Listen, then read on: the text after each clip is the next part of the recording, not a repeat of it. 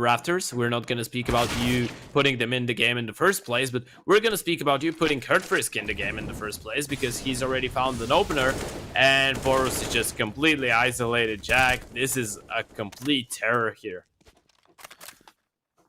Yeah, I mean, India Ray, they're going to take that bomb site, and well, it is going to be crucial. Backing away, it looks like Endpoint have their sights set on saving already. They find that kill at least, but it is still going to be the exact same result. Doesn't matter that they take away a rifle. They need to hang on to the rifles of their own. So really getting into a nice little angle if India Ray go for the hunt. But it's another nice round there from the T side, the CIS men. And again, it's that man Hurt Frisk that catches a nice timing. He just continues to walk up Endpoint. They're completely unaware on that B bomb site, and they just get caught off guard. They get caught sleeping a little bit, and they can't afford to do that too many times. No, they can't. They really can't. We spoke about it. You are on a map where 9 rounds on the CT side is considered mediocre, right? It's considered just enough. Not even good. Like, really good. So, of course, it does really depend. With a lot of teams, it is different. There's teams that are better on some maps on the T side, on the CT. It really depends on what kind of a matchup it is, but this is huge so far. Like, I mean, this is huge. This is a 4-1 lead, potentially a 5-1, considering that now it's just going to be the half buy. Yes, in this half buy, there are 3 rifles that could do the damage, but Endpoint are looking really shaky. These rounds aren't even close. Yeah, well, they still have the same rifles in this round. Surreal has one of them, Crucial with another, as the conversion happens on middle. Crucial is still alive, but not for long, as Face Crack takes him down. And Mighty Max is alone in a 1 versus 2 scenario. The damage was done, though, by Endpoint, but I don't think it's going to be enough to get this one over the line. It's the actual fake being thrown out here now by Face Crack as well. So even in the 2v1, they're not just going to go together and trade. They're gonna send the fake. Mighty Max now realizing that it is a fake indeed, and he will definitely know now as the bomb is going to be planted. He might go looking now. Imagine Mighty Max just thinking, "What a nerd." They just see what fake in a 2 versus 1. These nerds. But you know it works out. Being a nerd is not always a bad thing. Most of the time it's even a good thing. And for India, Ray is doing the job right now. 5-1, Jack. Another buy round for Endpoint. This time is a pretty solid one. You have the AWP full util rifles for everyone, but it's a 5-1 already. After only 6 rounds. What's the chance of Endpoint just getting 9 rounds in a row now? I think that's going to be the only half that they're going to be happy with. They'll be delighted with that 5-1, and if they can get a 6th here, it'll be absolutely huge. As Endpoint, they're going to take control of the middle. They're going to have that under lock and key. They don't have too much information towards the alley just yet. Hurt Frisk is going to be walking his way out, and he doesn't know where he's being shot from just yet. That's the advantage of using that silenced M4. Surreal going to deploy a smoke, but the molly is going to force him out even further. 2 players in towards Donut could mean some problems for India Ray. Florian takes down Crucial. There's the up down. Surreal getting that kill onto Davcost, and Richie dropping Florian now means Railway and Face Crack. They're nowhere near this bomb site, and the bomb is dropped. They'll have to go and try and recover it. Nice shots there for Face Crack. Surreal close by. He's found a double. Now the little jump peek out, spots out where Boris is. Face Crack. This is beautiful from him. Spectacular stuff from Face Crack. Oh my god. That's absolutely insane. I can't believe it. I can't believe what this man has done. He's just played some deathmatch. That was a one-man show. That was a 1 versus 4. I don't care there was two alive. Type that in as a 1 versus 4. Face Crack just getting fight after fight, headshot after headshot. There's nothing that you can do. Everyone has a plan until they get shot in the face. Face Crack 2021. Beautiful. Beautiful stuff from Face Crack, and he played that expertly, just to perfection. Surreal He's invested now. Actually, Railway isn't going to take the shot. Surreal, though, will take him down. Now, they have the information that there's 2 players towards mid. And now they will have to rotate over towards this site. India Raid are already out, but Endpoint getting into positions to commit to the retake, and it's that man face crack. 11 kills already. Davkos dropping 1, Hurtfris with the next. Richie and Crucial, they have rifles to work with, but in a 2v4 it's going to be difficult. Face crack trapped in the corner here. He will be taken down. His reign of terror will be ended. The bomb is only tapped. Richie being spammed out, swapped to the Deagle, gonna try and take the fight, but now he leaves Crucial alone. They know exactly where he is. He's being spammed. The Molly is gonna force him back even further. 9 HP. These nerds. I mean, he's been completely locked out of the bomb site. They're gonna go to B with the bomb. Oh. That could come back to haunt them though here. Wait. Okay, no, it's not. It's not. Actually, Crucial doesn't realize. He was just going for the save. He didn't realize they're going B, I think. But look at him. Look at him. Like, how don't you call them nerds at this point? This is the second time. First time, it's a 2 versus 1. They fake A. Now, it's a 3 versus 1. They smoke him off. They know where he is. And because of the possibility of him getting a spam kill and getting lucky, they just go like, yeah, you know what? We're going to run all the way B. We don't care. But that's 7 rounds on the T side. I want to ask you now, Jack. Is this half salvageable? Is this one savable? Can they make this one look not bad, even if they end up winning all of the rounds until the end? Yeah, I think it is still salvageable, but it's gonna be like you're fighting such an uphill battle. I mean, look at the money on the side of the D side. So like, it's not as if you can destroy the economy, and you know we're looking now. India 8, they're clear favorites to take this map. But let's not forget, at one point on Inferno, I think we were looking at like 20 point something odds. Like it was. Imagine you're, for example, Face Crack's brother, if he has one, or his father or something, and you're like, I think my kid has got this. I'll put 10 euros on this. If you thought that India 8 are gonna be. If you thought that India 8 were gonna come back in this one and you got them at that price, you'd be rubbing your hands together. Crucial, he's going to be rubbing his hands together as he finds 2 quick kills. Boris drops her frisk, and now this means Endpoint, they're not out of it. They're still putting up a fight. We know they can just turn it on when they need to, and well, they've turned it on now, and they definitely need to keep that switch on as they will pick up their second round. But it's no good. We talk about it so much that it's no good winning 1 round. You need to put consecutive rounds on the board. And to be honest, I'm looking at this. I don't even know how many is good enough. I think possibly 6, maybe even 7 you need, like, to make this one doable. But Endpoint, I have seen their CT side and how they play it, and it's definitely possible that they can do it. But let's not forget they are playing with a stand-in. You know, they're without Thomas, so it might make it difficult. It might as well. In India, Rare are doing a lovely job so far. I think that they've been extremely dangerous, really well-rounded as a team and as individuals as well. So they're not going to make it easy. There's the full B execute. They might go for a bit of a boost here. Mighty Max, actually, he's just setting up the bait, but he gets a double. And now that's going to open up so much space for Boris to work with. Actually, Flowen decides to check for it, but doesn't get the kill. Railway is going to do it for him.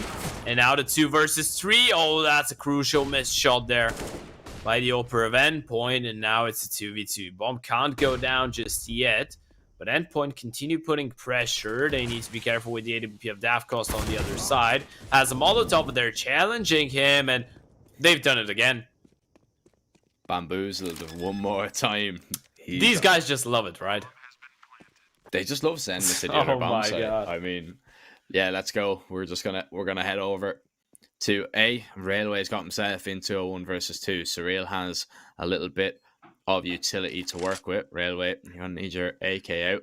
He's hearing the steps now as the smoke will go over towards Con. The Molly, I don't know where that's going to go just yet. It's going to go towards main. Railway will strike though, and Richie will be taken down. Surreal does have that kit. He's going to tap the bomb once again. Railway is going to bait it out, realize he's off it. Surreal, he's going to stick it this time. He's going to be playing around the right side. He's not going to be seen, but Railway wins it, and that is such a kick in the teeth to Endpoint. They looked like they had won that round, you know, it looked like they were in complete control of it. And then all of a sudden, Railway gets 4 and Indie Array, they will get an 8. They confirm the half win.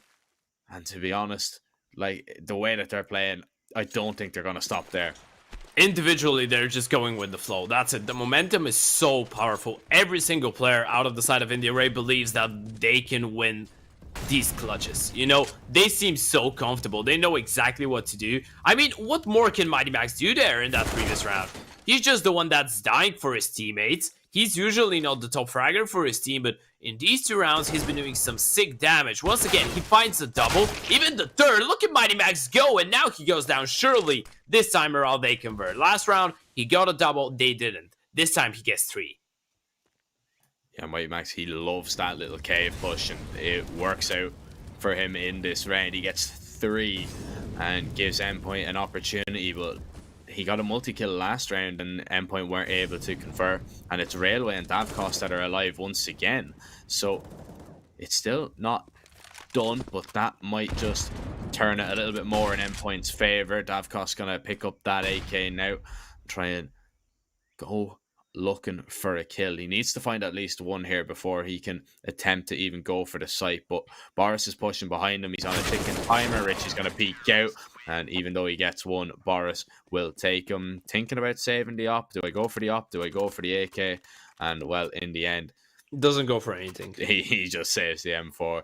I think Surreal was calling to him that he had the op saved, so in the end, it's not going to matter too much. They will at least save the op. That would have been the worst case scenario if they didn't bring the op into the next round, but they do. And we see now Endpoint finally pick up a 3rd. I think they need 7, to be honest. I've made up my mind. I think they need the next 4 rounds, but it will be difficult. Aggressive play out made here from India Ray. They're going to try and take some control of Railway, getting into position, and he's been so good on the entry. Oh, Richie, though, setting up the bait, manages to get the kill and deploys a smoke to deny any refrag. But look at that. Even though Endpoint lose, or rather win the previous round, now their money is not looking great. And India Ray damage is what they're looking at, but their economy is absolutely terrifying as well. So this round could potentially be the returning point for the CTs. And her Frisky's been dropped. Mighty Max continues to be really effective on these CT side pushes, and look at him go. Mighty Max, this is how many? This is 7 kills for Mighty Max in 3 rounds.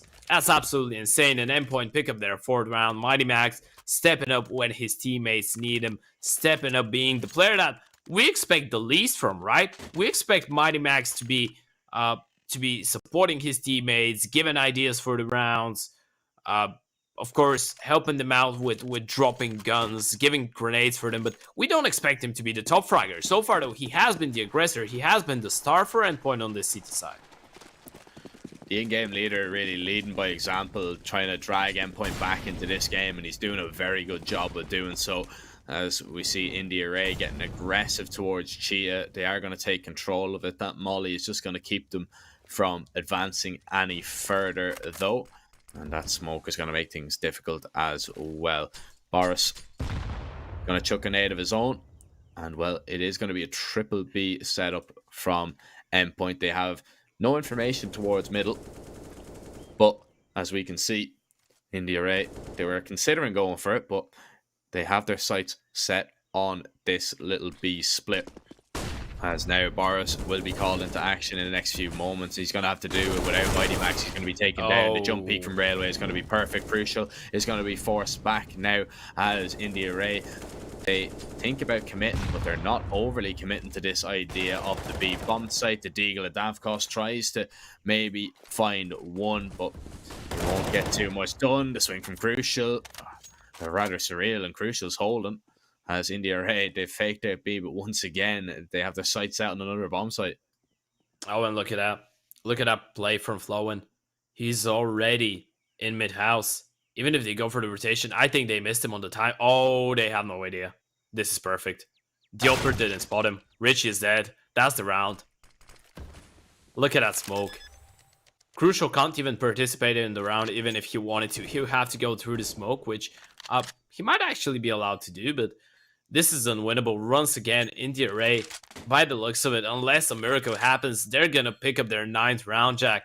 This is starting to look worse and worse for Endpoint. Yeah, it's not looking very good at all for the UK side. And, well, in the past few days, they were crowned the domestic champions after winning ESL Prem. But they could be on the brink of an elimination here in the Pinnacle Fall Series main Swiss, and without winning a single match.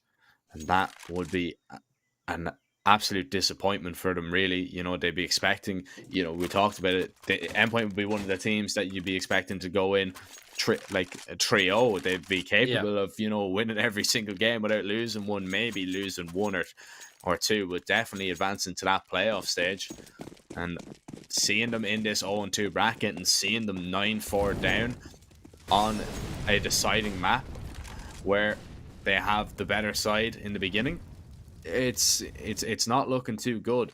But they still have a chance to recover it. They can still get 6 on this CT side. India Ray, though, they're only 1 away from getting into double figures. And it might be just a little bit too much for Endpoint to chew.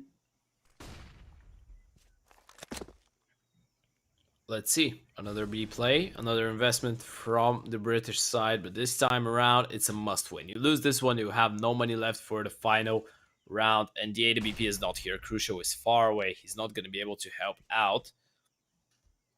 And as we can see, the CTs are taking a bit of a defensive approach, but this has allowed Crucial to rotate back and try to support him. Mighty Max takes some damage, but the utility is good to slow down the India Ray players.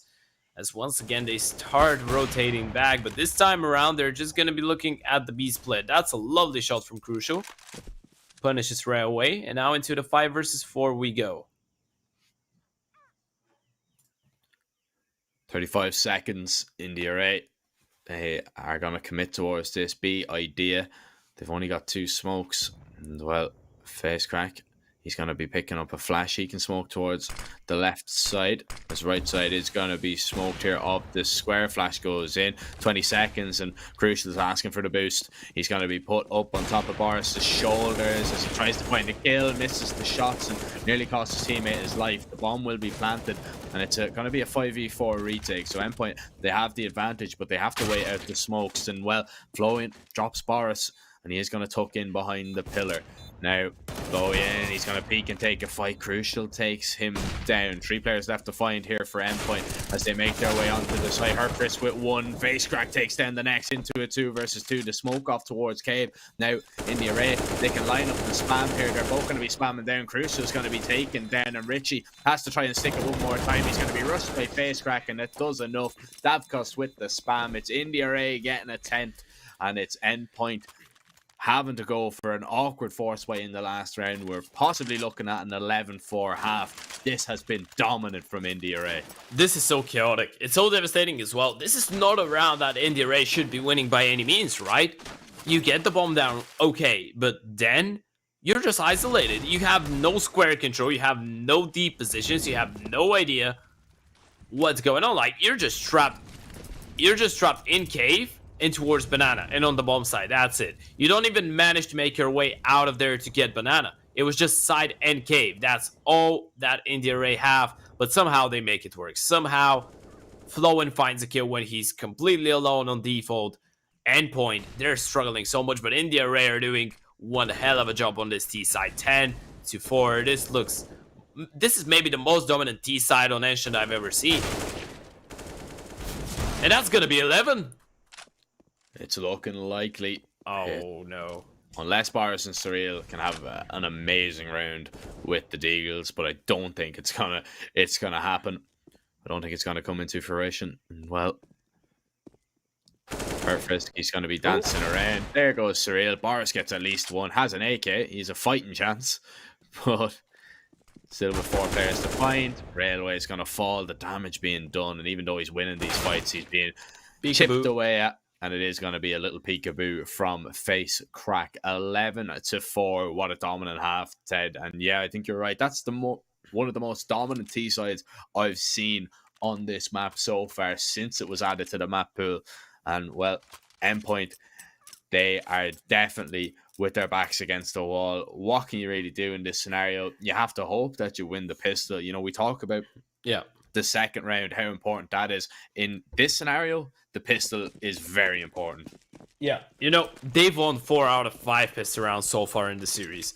It's time to make it 5 out of 6 if they want to have a relatively realistic chance, but I don't think this is what they were hoping for at half cost. That's a nice way to open things up. We're standing here speaking about what the hypothetical chances of Endpoint are, and half cost just shoots one bullet and gets a kill. Now, India Ray, though, they are taking a lot of damage. You see, Hurt Frisk and Face Crack are pretty low. There's staff cost taken down by Boris. He's got that P250, and he's making it work so far. He's softening up these players. Richie has lost his life, though, as well. But everybody on India Ray is under half HP. They have the advantage. The bomb is going to be recovered. Well, Railway trying to get into position. Boris tapping. There's the kit dropped. Hurt Frisk now thinking about going to recover it. He will have to go and get it later on in the round. Mighty Max is going to smoke off Donut. The Surreal will find the next. Face Crack low from that earlier engagement. 3 HP. Boris is going to tuck into the corner. There's no way the Face Crack's going to be expecting it. That's a free kill for him. And it looks like Endpoint will win that pistol. Loyan walks through the smoke. Boris is ready. It's a 4K from him. He had a very quiet first half, did Boris, as he picks up 4 in this pistol and gives Endpoint just a glimmer of hope. That's their 5th pistol round since the beginning of the series, but they will need to capitalize on it. They need number 2 100%. There is no room for mistakes here for Endpoint, but at least that's a nice start, right? There's a long way to go, but this is a nice start. This is how it was meant to start for them if they wanted a chance in the comeback. Now they will have to deal with the forest buy, which will consist of 4 Desert Eagles and an MP9 for Flowin.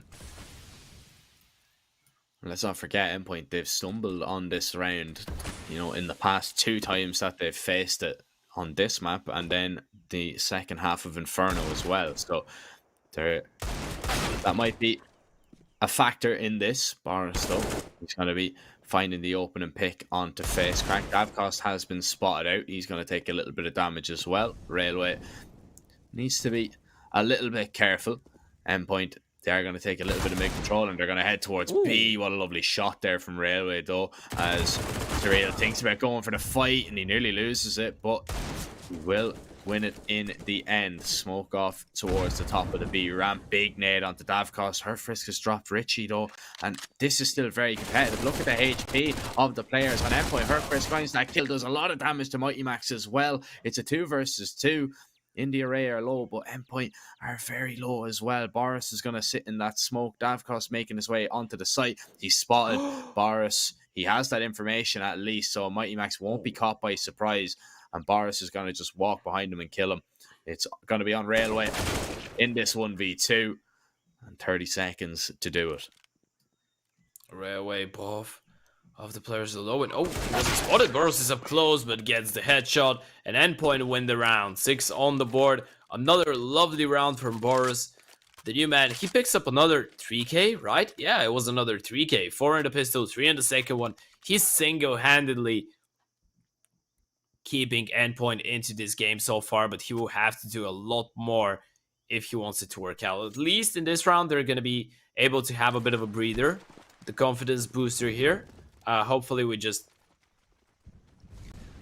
manage to get over with this one as soon as possible, because you know, nothing too interesting is probably gonna happen, considering there's just a couple USPs. Yeah, a couple of the Eagles P250s there and left and right, but no armor, no nothing. Maybe just a couple kills there. Flowin gets 1, does some damage, decent stuff, but should be no troubles for Endpoint. No, it shouldn't be. And well, Boris is just going to be picking up some of those confidence kills. And Davcost to maybe recover something. Dinks up Surreal, but it isn't going to be too much more to find. Now, This is what I'm more interested in seeing. They buy around out now, and if Endpoint win this, they're back in the game completely. Yeah. This is the point when we need to see how good this T side really is, because this is the ultimate test, right? We can speak whatever we want. We can praise them for winning the pistol, the second round. Now you're against the utility, the M-Force, and the AWP of Daft Coast, most importantly. Now we're going to see how Endpoint are going to approach this T side, because buy rounds are really, really tough when you're on the T side here, and they're tough because of that. Look at Railway, look at where he is. Richie has no clue whatsoever, and this is a free opener, and look at Railway go. He wants to take a second one. No refrag whatsoever, and that's a massive kill to find, not because it's 3 versus 5 only, but because it's Boros as well that's out of the server. Yeah, Boris was kind of beginning to cook with a little bit of gas, wasn't he? I mean, he was beginning to pick up a little bit of steam. Well, he's down and out. They've lost one more player in the meantime as well. So it's Mighty Max and Surreal in a 2v5. It's really them against the world here.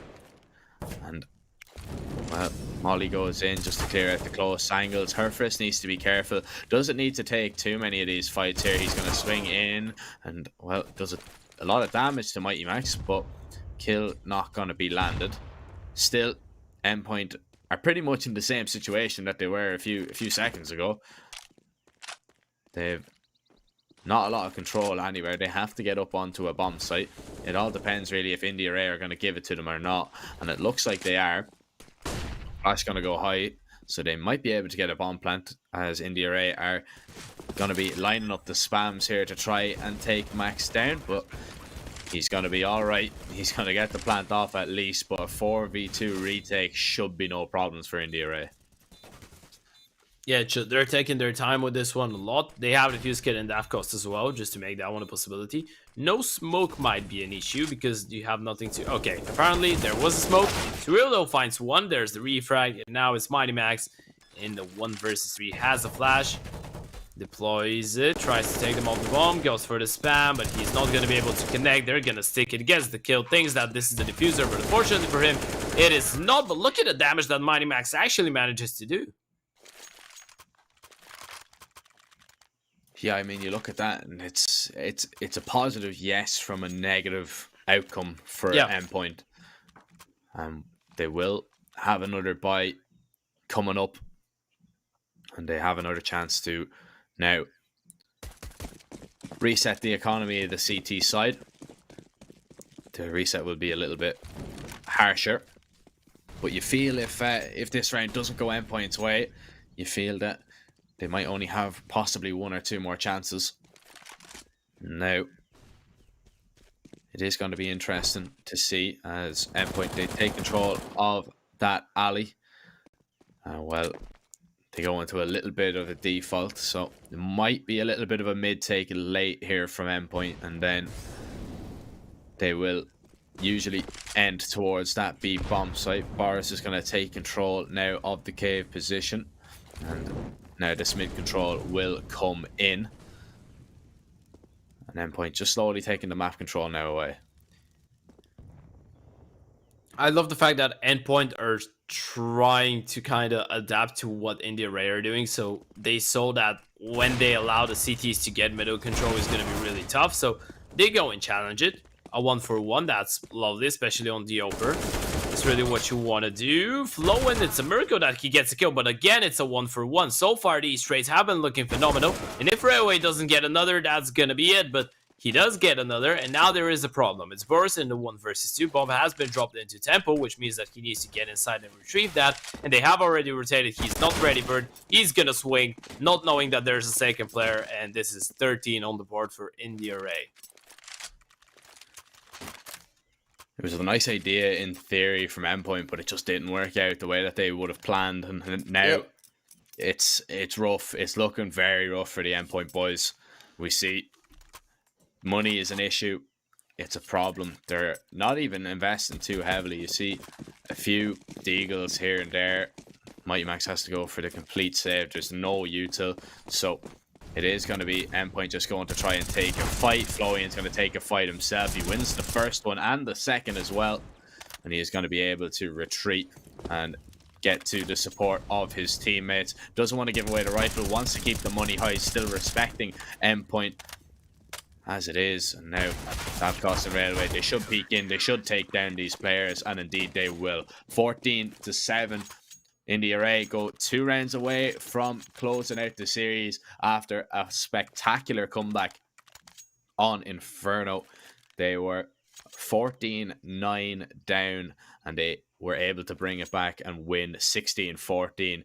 Spectacular first half from them, 11-4, and now they're only 2 rounds away from taking this whole entire series. Absolute madness, Ted. And they've just won a clean round, right? Look at the money on the CT side. Yes, it's not looking that great, but even if they lose here, they're going to be able to reinvest. They just won a round with 5 alive. I know it's just the eco, but nowadays this is really not that often when we see a round like that. And look at Railway. Once again, he's pushed all the way into middle. That's so much information. Unless Herfrisk falls here, the CTs are in such a good spot. There's the scout trying to bait it out. Oh, they're setting up the bait perfectly. And Railway, he continues. Even after the smoke, he's going to continue challenging. Might want to make his way out of there. And India Ray only 2 rounds away. And look at that from Flo. And what a way to kick things off. Yeah, the spam through the smoke is perfect. Takes out Crucial. And now, Endpoint, they've taken that mid control. The bomb is dropped outside B, so they're going to have to go back. And they'll probably go for a little bit of an execute B split. As Herfrisk deploys that smoke. Keeps Boris at bay. And India Ray, they only have 2 players here. So, I mean, they have to get somebody to rotate over. They are taking the initiative, though, pushing out, right? They're getting the information on mid, and now they've rotated the 3rd player over. And Endpoint, they're going to be going into a pretty much stacked bomb site. Facecrack's going to walk close, though, and Richie will take him down. Railway with 1. The flashes are good. Herfrisk peeks out. Mighty Max is able to get a trade himself, but Herfrisk still on the site, running around, just firing ahead. Spots out Mighty Max. Mighty Max, not a lot he can do. Buying time, Herfrisk is, and it's going to be the spam through the smoke to finish it. 15-7. India Ray get onto map and series point, and they're going to have 8 tries at it. You know, at this point, I just believe that this is absolutely undoable. India Ray are playing some phenomenal CS. Individually, they're not giving any chances to Endpoint. You see, all of these fights, they're being so confident. This is just India Ray showing what their potential as a lineup is. And maybe in the same time, us seeing that the problems in the side of Endpoint continue. And they don't know exactly what to do to deny them. Facecrack gets 1, gets 2. This might be the end. This might be the final play. And he might do it all alone. Facecrack with 3. Herfrisk with the last 2. And that is it. Endpoint. They're going to be bitterly disappointed as they are eliminated out of the Pinnacle Fall Series. And I mean, what a comeback from India Ray. I thought that one was done and dusted on Inferno. Endpoint, they're going to be looking at that and they're going to say, you know, they had plenty of opportunities to close that game out and close the series 2-0. It came back to haunt them. They weren't at the races at all on Ancient. Their CT side was picked apart by a very strong India Ray team, but congratulations, of course, to India Ray because they stay in the event. They are still going to face an elimination game tomorrow, but they're still not down and out just yet.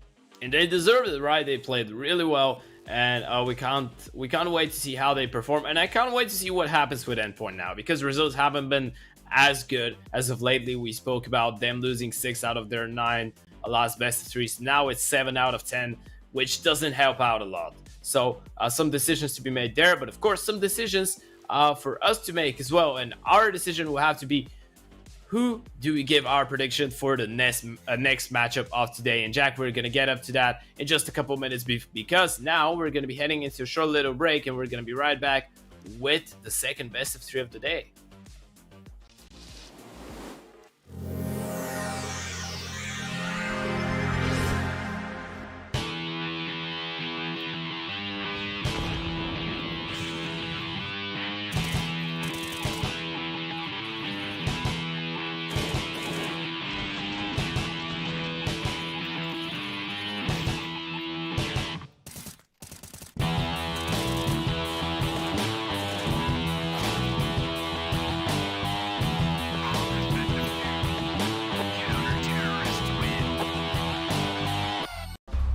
all have them.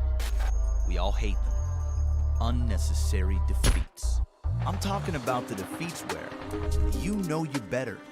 You know you're winning. Until I should have been more focused. No. Scratch all the excuses and focus on the next game. And this time, awaken the GOAT in you. Oh my God, he's got all four!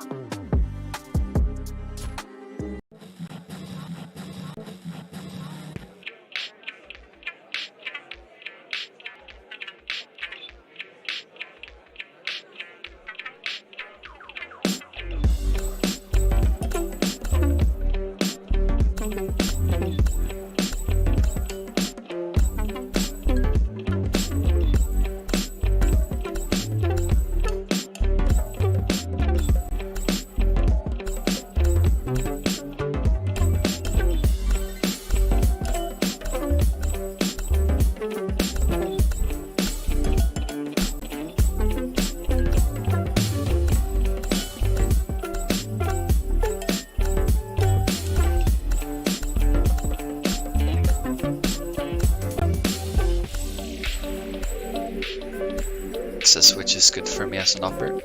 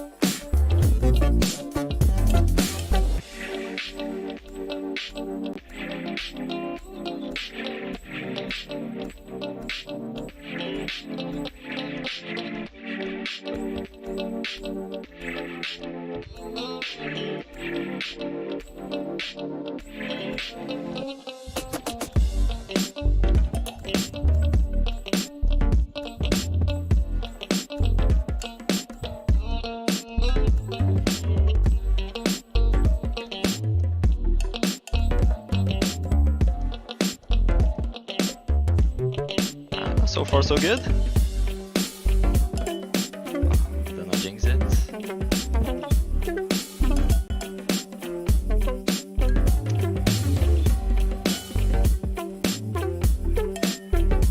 Step miss.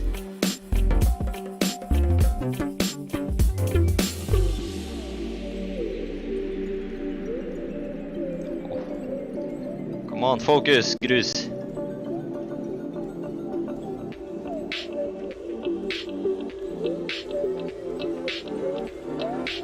I can already feel my arm being tired.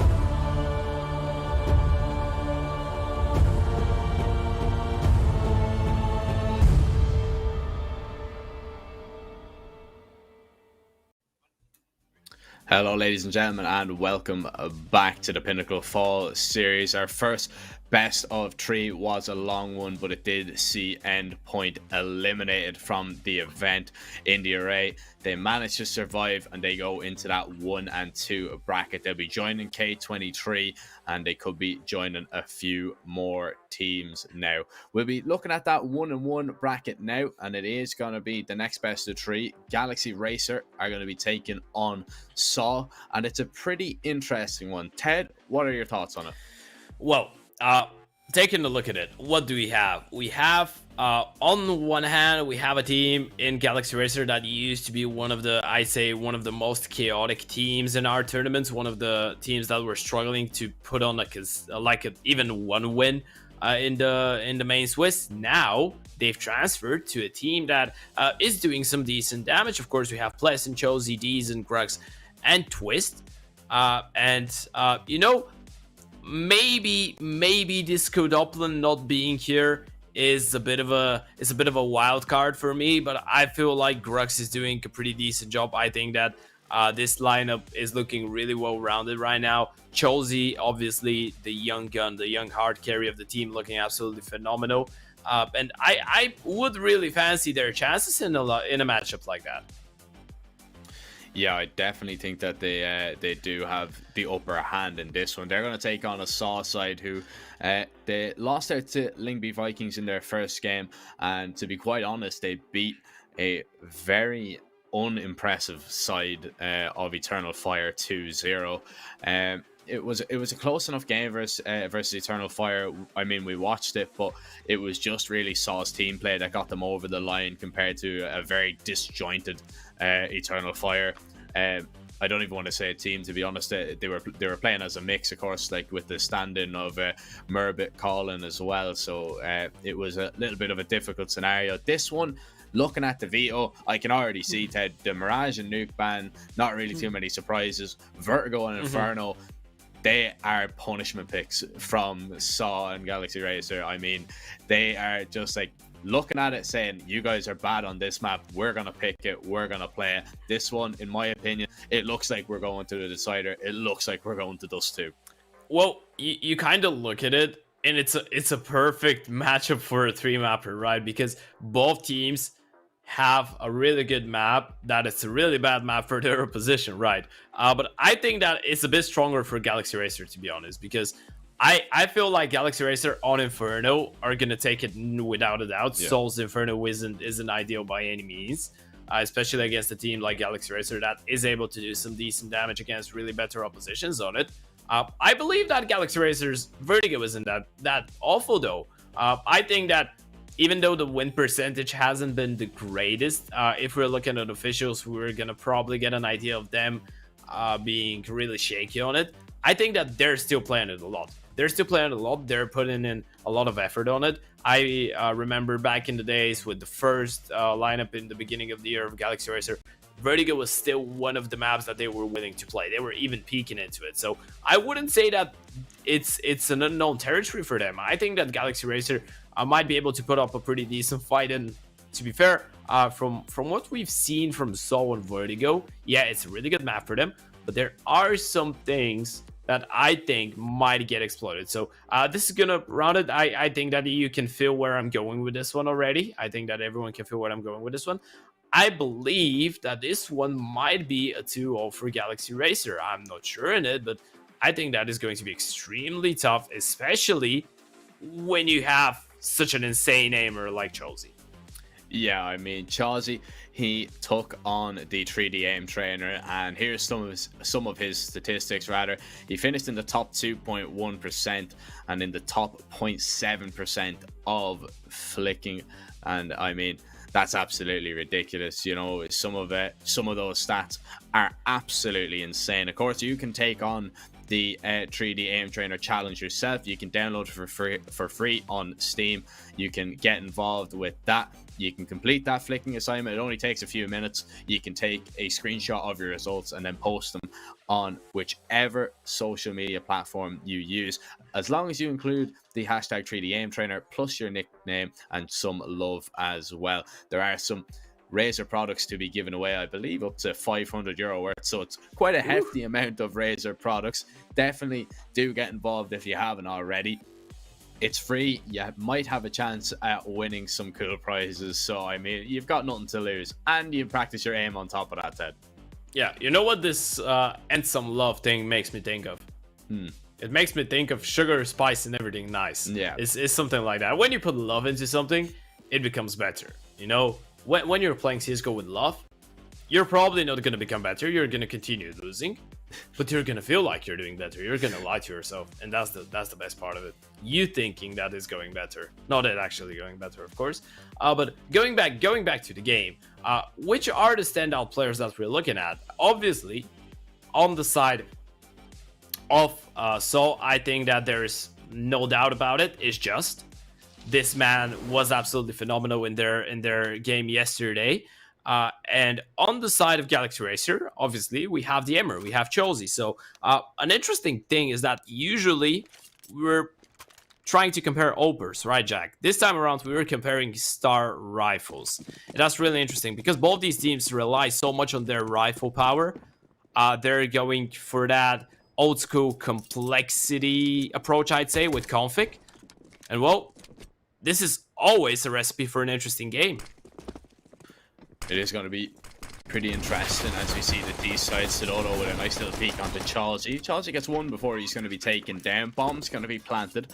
And now Saw are going to fall away into their post-plant positions. These are on a little bit of a flank, but the majority of the retakers, they're going to be coming from CT themselves. Well, Deezen, he's biding his time here for the moment. Plesson walking forward with a lovely white out USP. He's going to be taken down, just looking for Sidoto. Finds that as well. The bomb was only tapped. Nobody is stuck in a Saw. Are going to swing the site. Grux will find that kill. It's Muterius now left defending. Time is ticking. There's not a lot left. They have to pick up the kit and they have to get onto the bomb. Muterius still hiding now. Is going to peek out. If he takes him off the bomb, he's won it, and he has done. Plesson will go down. Saw are going to win the round, but everybody falls. And that was such a nice effort from Plesson, right? Gets the 3K. This round kind of feels like it's unwinnable for Sol, but this play around the smoke from Materials, that was absolutely insane. You know, he won so much time there, and they didn't even realize where he was in the end. So, a pretty nice start for the D's here. They managed to get the pistol round in their favor, of course by coming through from Galaxy Racer, but they will need the pistols and the scout to do the damage. They need to make it work. Well, it is gonna be difficult in certain scenarios, especially with Sidoto already dropping Plesson, as Saw they begin to take a little bit of ramp control. Gross is going to be mollied out. He finds one kill before he's going to be taken down. He had no smoke to extinguish that Molotov, so he had to swing and fight. He's trying to deploy his smoke to give his teammates just a little bit of breathing room. Smoke the site, make it difficult for the T's to get up and plant. Story is going to get up and punch the numbers in regardless. Well, Saw now get into their post-plant positions, but Galaxy Racer, they're not really too enticed to go for this at all. They'll hang on to their deagles, they'll hang on to the scout on Chelsea, and they'll bring it forward into the next round. Yeah, you want to have that. You want to have that back to bonus for round number 2, because you know that you're going to be ecoing no matter what. Like, if you go for the round, you're probably going to lose all your players. You're going to be on an eco. So you want to make sure that you can still do damage with this one. You're going to have the 2 Deagles and the Scout. So onto a flying start on this T side. Of course, we'll have to wait for the guns to show up from the CTs to go to any conclusions. But so far, so good. Things have been looking great. Of course, taking a look at the Pinnacle odds, they are in favor of Galaxy Racer, and we discussed it, and we agree with Pinnacle. Yeah, I mean, I would give Galaxy Racer just a slight edge in this one, but as I said, I really do think that we are going to see all 3 maps in this series. I really do think, because unless Galaxy Racer can pick it up, it will be difficult to overcome Saw. I think they're just that little bit stronger on Vertigo, and Galaxy Racer, they might be just a small little bit out of their depth, but we'll have to see. It's all just speculation, you know, Ted. I've been wrong many times before. And No, what- that's not. I don't actually don't believe that. it. No, you No, don't believe no, it. no. I'd never admit to it if that was true. You know what I mean? You know, I'd never admit to that, especially Okay. on record. Yeah, I think you're just saying that so people think that you're just an open-minded person, but you know what the truth is. You wanna just pretend that you're a normal human being like everyone else, and we know that's not true. We know that you're special. Very true. In a good way. In a good way. One of a kind. One of a kind, Ted. Yeah. Don't you forget it, mate. Yo, I don't know many people that can drink. What was it? You told me. You told me just before the start of... Do you know what this guy told me? He drank like... What was it? 2 gallons of beer or something like that? 2 gallons of beer. Or 3? 2 kegs, And that mate, was, it was. and that was just for breakfast. I mean, I'm not judging anything. And 15 sausages with it? I'm just saying that's talent, mate. They call it the full Irish, mate. That's the full Irish breakfast. I don't see what the problem is. No, Anyway, there isn't. anyway, bomb down, and the Eagles trying to put up a little bit of a fight. It's going to be Story swinging right through the smoke. Farming Cash with that Mac 10 fade, and well, 4 kills for him. Look at that. Look at the money in the bank on Story. 9.5k, and he still has that Mac 10. He's going to drop that over. He's going to pick up an op. He has absolutely farmed in that round, and now we have the first buy coming up. We've got Chelsea on an AWP to maybe give him a little bit of a challenge. Galaxy Racer will be hoping to get their first here. Yeah. You know, I just realized I had a stinker. Why is that? All this time I was hyping Chelsea for being a star rifler, and then I just remember, oh wait, in recent memory, he picked up the AWP. So yeah, now Chelsea is the primary opener, and he has been for some time. I just brain lagged apparently. But yeah, this is going to be an interesting fight between Story and Chelsea. So far though, the CT damage from the grenades is absolutely insane, and they're gonna go for a bit of a boost. But by the looks of it, they're thinking about finding success elsewhere. And saying elsewhere, I mean the B-bomb side, as they're starting to reposition themselves. Of course, they want to open up some space for Meteorist to play around middle.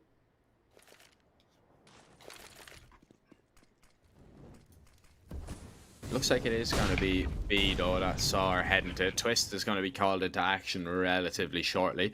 He's trying to play, and he's going to be flashed in. Gets that kill onto Story. He was low HP, but he gets the information that there's another player there as well. Deason playing around elbow. He's going to get the first look for a second, and he's found both. Roman, the last man alive, is blessed and drops Meteorist. Roman trying to put up a little bit of a fight. But he is going to have to tuck in towards the plat. There is going to be a flank coming in as well, and Brooks will take him down. Chelsea doing a little bit of damage as well. The flanker being rewarded for that lovely little flank, and it is going to be Galaxy Racer's first round. Makido, he threw down the challenge to Chelsea, didn't he? He's got some pretty similar statistics. I think Chelsea just about beats him, but if you think you can beat both of them, you can take on the 3D aim trainer yourself, and you can download it on Steam. Get involved. There are some Razer products to be won, so definitely go ahead and check that out. Yeah, who doesn't love a bit of a prize, because they can shoot heads well in the server. That's lovely. So is the CT side now for Galaxy Racer. First buy round went to plan, and also need to find an answer to it. Money after this round not going to be looking great for either side if they were to lose it. So far, so have it extremely slow. You know, this is one of the watermarks of Soul, right? This is one of the things that you know you're gonna be watching if you're looking at a Soul game. It's really slow tier rounds. They're big fans of this. They're not an aggressive team, quite the opposite. Really passive, really methodical. And so far this has been doing a good job of just baiting out some utility from Galaxy Racer, because by the looks of it, they've used most of it to try and deny any fast plays, but Soul rarely go for these. Now though, they're gonna start grouping up for the execute.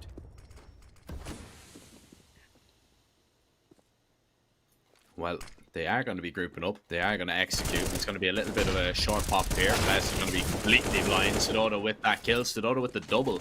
Decent trying to find to himself, and he has. He's got Story and Just, but the bomb is still in the possession of Saw Mutiris now. Takes Brooks off that headshot angle. Shawzy putting up a fight. Deezen is rotating back around as they think that he's going to be on the flank, but he's going to be making his way, joining his upper, who is on a rampage at the minute. 2 found, 1 more left. Stododo, 10 HP. He's going to tuck in behind the sandbags. I'm not too sure if they heard him. The flash will go high. Both Galaxy Racer players under half HP, but this 10 HP is going to make it difficult. The bomb's going to be stuck here from Deezen. Stododo is going to peek out, takes him off the defuse, and now Chelsea has to walk on and walk towards the sandbags. He's going to step. Stododo playing this perfectly, and it's a 4K from him. Saul get 4. What a round from Stododo.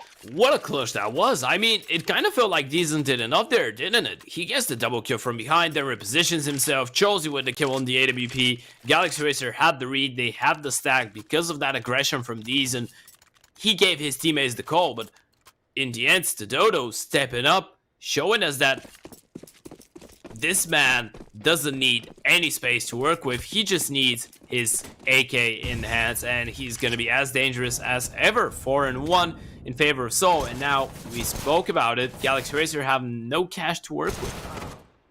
Yeah, absolutely nothing. And Roman, he's found the 2 opening kills. It should be relatively smooth sailing for Saw in this round, and well,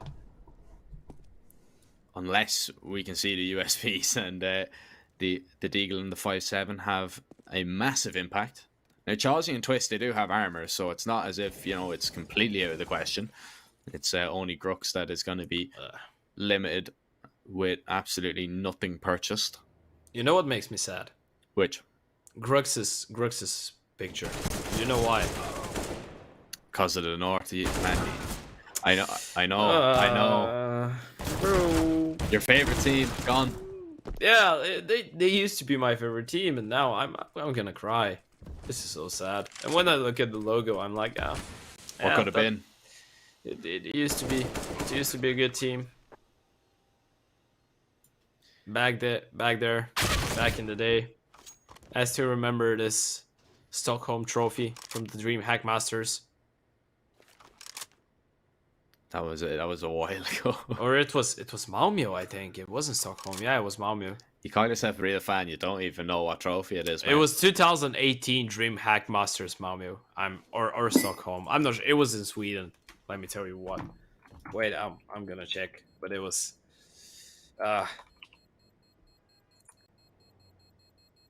wait. Yeah, it's Stockholm. I got it right the first time. Yeah, screw you. Sorry I ever doubted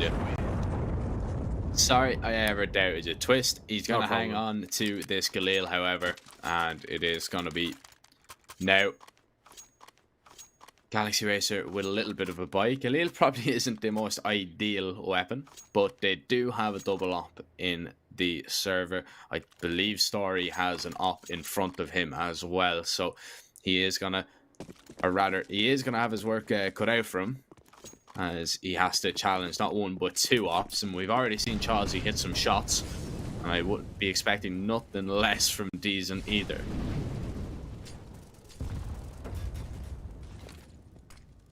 Again, a bit of a slower approach from Soul. They're not challenging way too much, although Story is looking for an opening through the smoke. They're trying to put some pressure towards Ram, but once again, they are being really quiet with their intentions. Stododo goes for a peek, makes some noise. Pleasant gonna hear all of that. If he goes for a peek, though, he might get dropped by the upper. There's a late re-smoke. By the looks of it, Galaxy Racer realizing that's how we're gonna be playing slowly. We're just gonna get all the map control in the world for basically free.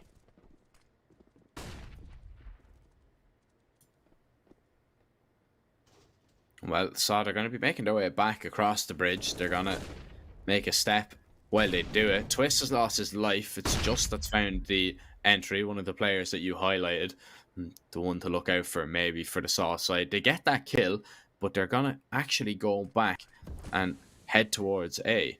So Galaxy Racer, they haven't rotated very many people over. Of course, Deezen hasn't seen much towards B anyway.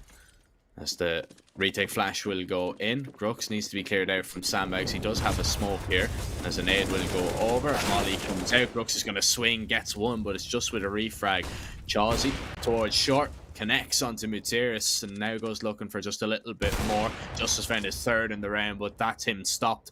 A story. Now it's up v up on both sides, really, isn't it? 2 up here, and Chawsey swings with 3 in the round. Galaxy Racer get a second, and it is going to be the Galaxy Racer ops that prevail in that one. Yep, the double AWP. Looking absolutely fresh, and this is exactly what Galaxy Racer needed. They needed to win a round that's going to reset the economy of Seoul, not allowing them to get a bomb plant, and now they will be able to catch a breather. Or they won't, because Seoul decided to go for the forest buy, AK, Galeo, Mag-10s. Apparently, we don't want to allow the CTs to build up the economy. We do understand that. I would have understood a half buy as well, but yeah, that does make a bit of sense. And let me throw that one away. Galaxy Racer will have to work for this round as well.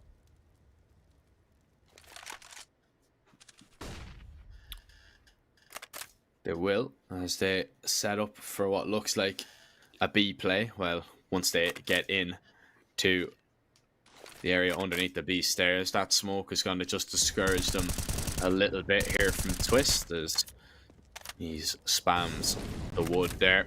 Needs to be careful as the flashes will come in. Here comes the execute. Twist is going to be fully blind here. Story tries to take him down. Twist will at least get one, but Roman's found the kills. There's no smokes on the site, which makes it easy for the CTs as Pleasant finds a double. And now it's Dodo looking to try and recover that bomb. He has done so, and he is going to be able to get the plant down. Down to 31 HP. A double up on the retake could make things difficult.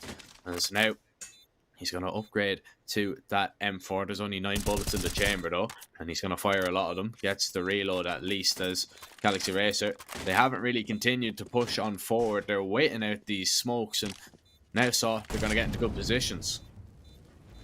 The 2 AWPs are going to make it so tricky for the retake. One of the ops thrown away, but the time is running low. They need to get a player onto the bomb, and they will. Chawsey, he's going to be trying to stick it in Grux and D's, and they picked him off. A lovely late retake from Galaxy Racer. It did feel quite shaky in the end, but they managed to make it work, and that's 3-5.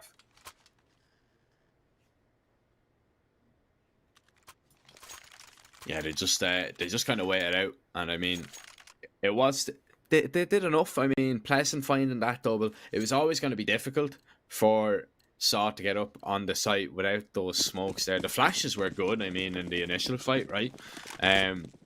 Twist was completely blind. I'm actually surprised he even got 1 kill there.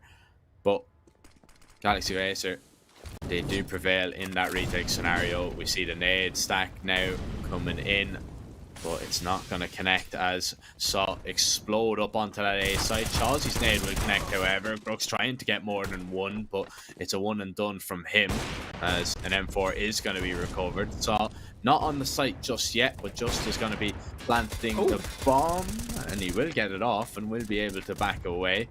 Some more nades being thrown. Deason dropping Stododo. Mutiris is the man with the armor, is the man with the M4, but Twist will take him down just with the Julies. Can only get 1 more, and it is going to be a Galaxy Racer round. You know, I love to see the E-House doing some damage. What is the skin on the 5.7? That's sick. I think that is part of the is it part of the operation? Yeah, it's part of the Riptide operation.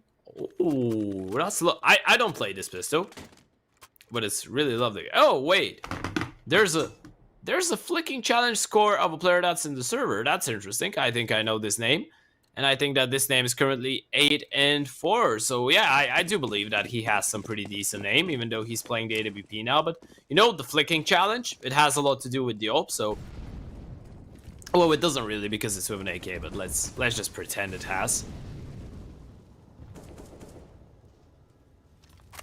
Might see some flicks from him later on. We've already seen a few. Well, Gargles sees Stododo find this opening pick. Grux tries to walk through that smoke, but Stododo was already close. He's made his way up tarp. He's taken a lot of control. He's taking a bit of nade damage now as well. But the advantage gained, and now Are Saw going to commit to this execute? They will throw the smokes. They will throw the mollies. They are going to make their way up. Pleasant already on a flank. This time Justice going to be holding for... They know Galaxy Racer like to send a few in from the rear. Now, Materius puts that bomb down.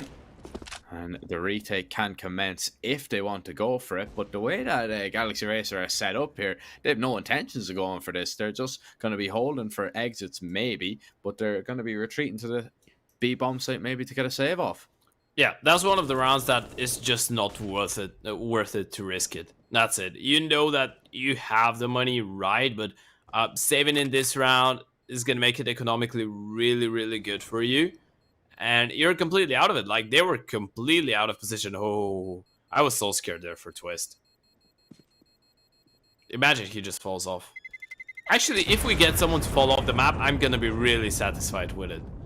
Do you reckon we're gonna see someone jumping off the map? Nah, I don't think so. I mean, the last time I seen somebody fall off the map in Vertigo was... there was a Gamer Legion were playing. Ooh. And Era was scoped in, just see around there where Twist is looking. Just he was trying and you were casting this. Yeah, weren't do you we? remember that? And he was scoped in, and he tried to get like a wider angle, and it was an overtime as well. It was a really important round, and he just walked right off the map. Oh, I was really scared for a second there. When you said last time I saw someone falling off the map, I was thinking you were gonna say it was when you were playing with me and I fell off the map. I was sweating there in my chair for a second. No, definitely not. I wouldn't do you like that in a broadcast, but Stododo doesn't care what he does to anybody on the broadcast. Apparently, as he finds a quick double Grux, he's gonna able to get a refrag. Nearly caught with a nade in his hand. Roman is going to be forced away. Grux needs to smoke that Molotov now, and he will be able to do so. Takes a little bit more damage though before that molly is extinguished. Now, flashes go in, Saw take the site, and they've been very, very good at taking control of this A site. Galaxy Racer have really struggled to keep them away from it. Yeah, they have, and look at the flank. Once again, there is a middle player that's laid on the flank, and so they're just waiting for it. They're making noise. There's the kill for Materius. It's in fact a double kill, and now Dizon is going to realize he's been completely screwed in this scenario. Nothing that he could do. It would be a miracle if he even manages to get out of there with the AWP, but he might actually get a bit of a window. No, he didn't. There's one, looking for a second, but surely he goes down here. There's one more. Dizon finds a fort. Oh, no. It's actually only the 3K. Yeah. Number 4, not there. Man, if he found that kill there onto Roman as well, he could have ran the defuse. There was so much time there. You think? Yeah, he had a kill. There was so much time there. If he actually got that kill onto Roman, if he somehow hit like a wild no-scope, he would have won the round. That is a little bit fortunate for Saw. Chawsey going to be bringing out an op now for Galaxy Racer once again, but he's going to be the only man on a rifle for the Swedes. Now, we'll see how Saw are going to approach this one. Materius with a lovely mid-flank last round. This time he's going to show a small bit of presence, but I'd say he's going to fall back as, again, Saw, they kind of set their sights on taking control of that A ramp. They've already got Stododo in a really aggressive position. They've spotted out Pleasant now towards short. Well, they're going to rain in some nades. All 5 players are going to be committing up to this A site. Roman is going to be able to find the first. It's actually the spam to take him down. And now the execute should come in. It should, and unless they get fortunate with the spam through the smoke jack, I don't really see a way back in this round for Galaxy Racer. This should be another save. I've lost count already. They've saved in so many of these rounds, but the problem is that they're not... It's not like I'm trying to criticize them. There is nothing else that you can do. You're just completely out of the bomb side, out of the round. We can see that they're sending the Digos up front to try and do some damage. They send him Hunt, and you know, it's still not gonna change a lot. I mean, at this point, so we're feeling so comfortable. Yes, okay, you do a lot of damage, but in the end of the day, you find no kills, and even if you were to find a kill, it wouldn't change anything in the round. Now, the thing is, I don't believe they've seen Chalsey's up. I don't think they're too aware that he had something, but they realize now that he had a weapon because he was the only one that didn't try and stay and fight there towards 8. They know he saved something, but they don't know what it is. I don't think they were aware. I don't think he fired off a shot even. So now we go into this next round. We see this buy come in. Chauzy's going to be purchasing up on the nades. He's the man with the majority of the cash left in the bank after this one, but he's going to be hoping that Galaxy Racer can pick up this round. 80 rounds for Saw. It's already a good one, and to be honest, the way that they're playing, I wouldn't be surprised if they pick up 11. Look at that molly damage onto Grux and Blessing. That's insane. It tags them so much. They're both around the 50 HP mark, and so they haven't spotted anyone. They've done so much damage. Once again, being extremely slow. But look at Materis. They have no idea. Oh, Deezen. Does he get the timing? Oh, he misses it barely. This is all timing. Deezen, does he spot him? 4x3. He has no idea. Materis has got a free kill. That's the B-bomb side is absolutely free. He's gonna hear it. Deezen is out. He's so stressed. He has no idea what's happened to him. Materis gets one, but he is going to be taken down. It's Twist alone for the moment. There's 4 Saw players barreling up onto that B bomb site, and Twist will get taken down. Crooks and Pleasant, they were pretty low from earlier in the round. Chelsea, the only full HP player, he does have the op, and he finds the first, but he's instantly refragged. Crooks on an aggressive angle finds that kill. Story left in a 1 versus 2. He's the man with the op. Probably a better weapon to be using would be an AK. Just clears under the B stairs here. He's going to be taking out his knife and walking back. There's 20 seconds. There isn't a lot of time, so he does have to run here if he's going to commit up towards A. And now he realizes it. Jumps across the bridge. He is going to be heard, of course. And Pleasant and Grux, they're going to be getting into position to try and deny this. The flash goes in. Grux is going to be dodging it. Story head down. He's going to at least get the numbers in time, but nothing more than that. It is going to be a 3k from Grux. It's going to be a 5th round for Galaxy Racer, and you felt that they needed that one. Yeah, he absolutely did. I love the way that they played here. Grux just decides to push onto the side. Even if it's a fake, there's not enough time. So even if Grux goes down, just his teammate there, it was Pleasant if I'm not mistaken. Yeah, it was Pleasant. He had to just hide and stay alive, and that was going to be the round. So Galaxy Racer playing this one quite well, and it was actually Grux with that kill in CT that he got, and Chelsea with the AWP that made it doable here. After that play from Materials on middle, I didn't really think that Galaxy Racer would have a chance in the round, but they managed to prove me wrong. It's the 5th round on the CT side. They might have a chance to make this one look just relatively close in the end. Already though, we're seeing the damage done to Grux and Pless, and and that's every round. Yeah, every round. And now Chelsea, he will find a shot through the smoke onto his Story. Not too many rounds we do see that happening.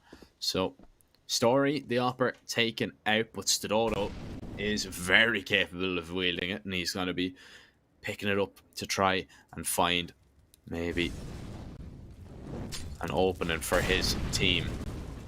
But now we can see Materis is just getting into position. He's going to be lining up a molly.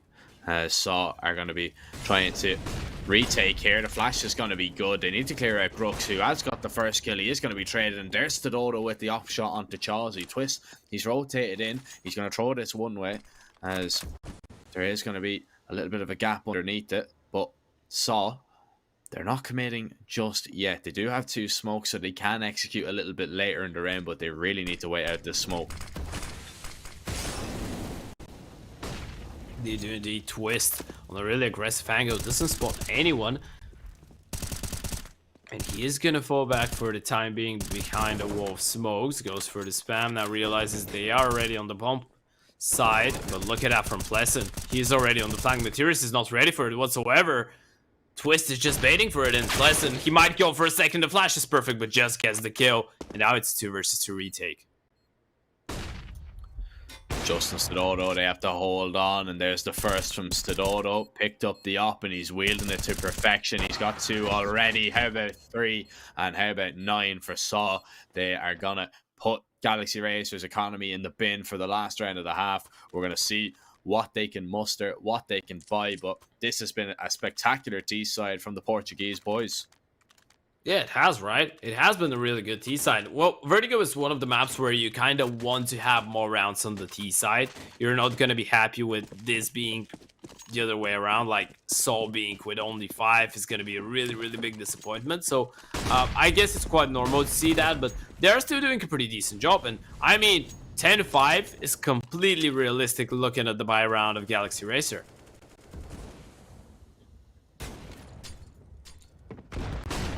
You'll be thinking that. The aggressive play there as we see the flash goes deep. Well, saw they're already out middle. Matthias and Roman, they found 2 kills. And although there's some aggression coming from Galaxy Racer, it was a nice idea. It doesn't really accomplish much because Saw are going to be able to get up towards that B site, and there's going to be nobody defending now. Into a 3v5 retake scenario, no kit. They only have the Eagles and an MP9 to work with. It's going to be very difficult. There's a kit underneath Heaven that they can actually pick up if they get onto the bomb site, but look at the amount of utility that Saw have. They can just keep flashing, they can just keep smoking, they can keep Galaxy Racer away for as long as possible. Yeah, and with this weaponry, it's just an impossible round to win. There should be just going down. Chelsea finds a kill, Pleasant finds another actually, but that's just some damage to do. Not gonna change the outcome of the round probably. And yeah, there you have it. That's gonna be a 10-5 half for the likes of Sol. They managed to win it in a pretty decent way, double digits from the get-go, as they're looking probably forward to closing out their map pick. And Jack, making what you spoke about reality. And I'm speaking about the punishment pick veto right now, and we're seeing that come to fruition. Yeah, it's going to be difficult for Galaxy Racer to come back. Now, I would argue that a lot of teams do prefer the T-slide on this map. So you never know what might happen. Of course, Galaxy Racer, they have the choice in the beginning. They're not going to be happy with 5 CT rounds, of course. They would have liked maybe a little bit more, but you never know. If you get going on the T side, sometimes it can be difficult to stop. As we've seen there, Saw they got going, and well, Galaxy Racer could barely keep it under wraps. As we see a little bit of damage done to Galaxy Racer. Roman's going to be finding the first kill as Galaxy Racer try and explode up. The flashes are going to be good as Saw just push in and mow everybody down. There's a clean pistol from the Portuguese boys as they get an 11th, and no bomb plant means that it is going to be a difficult force if Galaxy Racer go for it, and it looks like they will, Ted. Whoa. That was a bit of an answer, wasn't it? That was a bit of a statement from So. They were like, yeah, you're right. It's a punishment pick. We're taking this one, and we're getting it over here in just a couple minutes. Okay, they go for attack. You know what? I respect that. I respect that because you probably realize that with this scoreline, but it's really subjective, right? It's really subjective because a lot of teams would have went for the eco in this scenario, just because they didn't get a single kill, because they didn't get a bomb plan, no money whatsoever. But because of that reason, some teams might go for the force as well because they won't have a lot of money in the next. Like they will have approximately 4.4k a person, which isn't that low, but it's going to be 512. The CTs are going to be building up that economy. I get the idea behind this force buy from Galaxy Racer, and I love the fact that So go for the tag because that makes it look like they realize what's going to happen in this round. They know exactly what the plan is for Galaxy Racer, and that just shows some great awareness.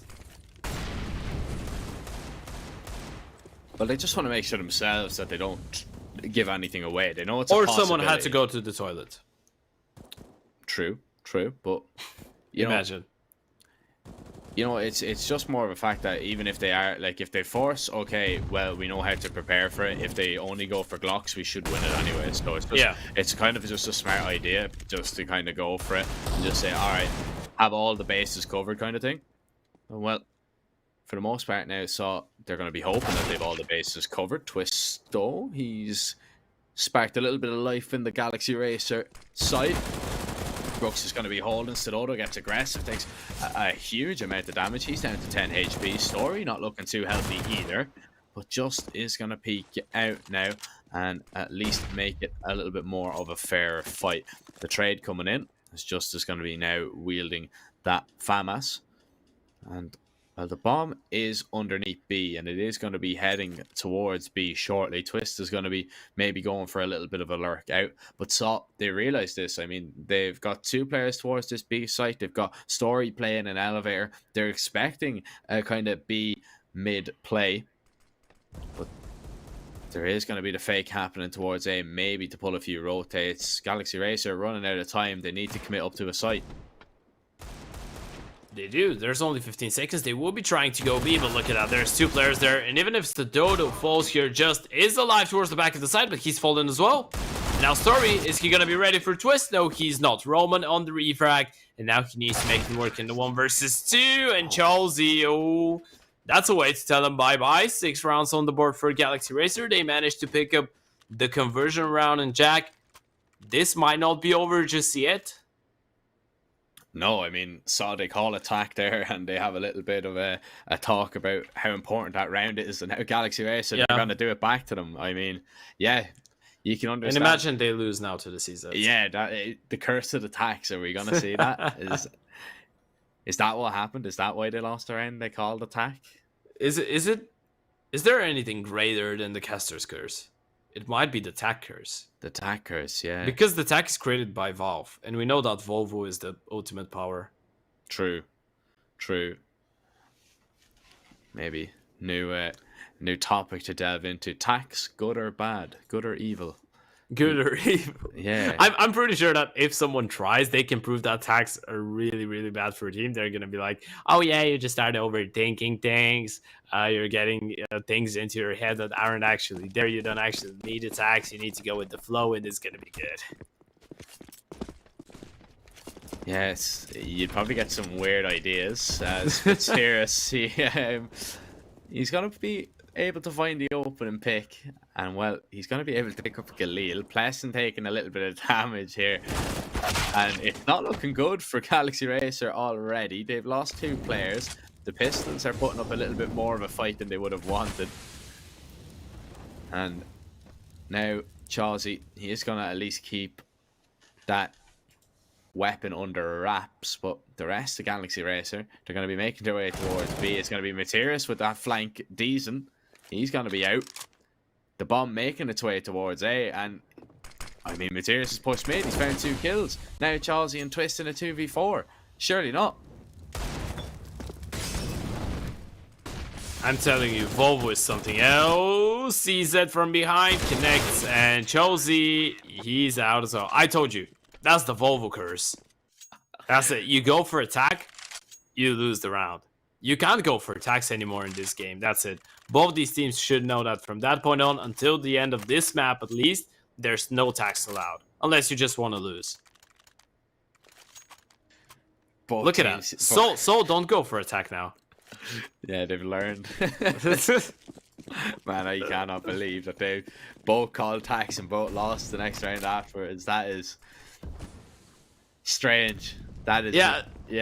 You know, what do you get out of this? Like, is it them really overthinking stuff too much, or is it them being extremely nervous? Like, I don't know how this is possible, because normally you wouldn't even call attack when you're playing around like that, right? No. When you're just against the Pistols, second round, third round, but they do, which impresses us so much, and then they end up losing the round, and it's like, we expected so much. I'm trying to think of the last time that I've seen attack called, after a round like that. You know what I mean? Like, so I'm trying to just remember. Was there a round after the pistol, or was it 2 rounds after the pistol? It was the round directly after the pistol. Yeah. I don't think I've ever seen attack called directly second after round. The pistol. No, I don't think so. Not since I started casting. I don't think so. That's so strange. And Saw now have the superior weapons, and they're going to be putting them to good use here towards the B side, trying to fend Galaxy Racer off. There is at least going to be a plant here for the T side. Pleasant now with his Deagle, looking for a kill. The flashes are so good for the retake. And Stododo and Materis, they make it look easy. Saw, they only lose 1 man. 13-6 is going to be the score. We'll see what kind of shape the Galaxy Racer economy is going to be in, but it's not pretty, is it? No, it's not. It's not. And unless Seoul go for a tactical timeout here, this should be done and dusted. Like, I feel like now they go for the force on top of that bomb plan just because it's 13-6 already and you have nothing to lose. Like, what, you're going to allow them to get a 14 and then try to go for the comeback, which I think is not going to help out a lot. At least if you get lucky here, if you get fortunate and you had a nice idea for a round like that, it's going to be 13-7, which is completely fine. But of course, no, it's not completely fine, but it's more doable than 14-6. That's what I mean. On the other hand, though, if Seoul win this one, it's pretty much GG's for Vertigo.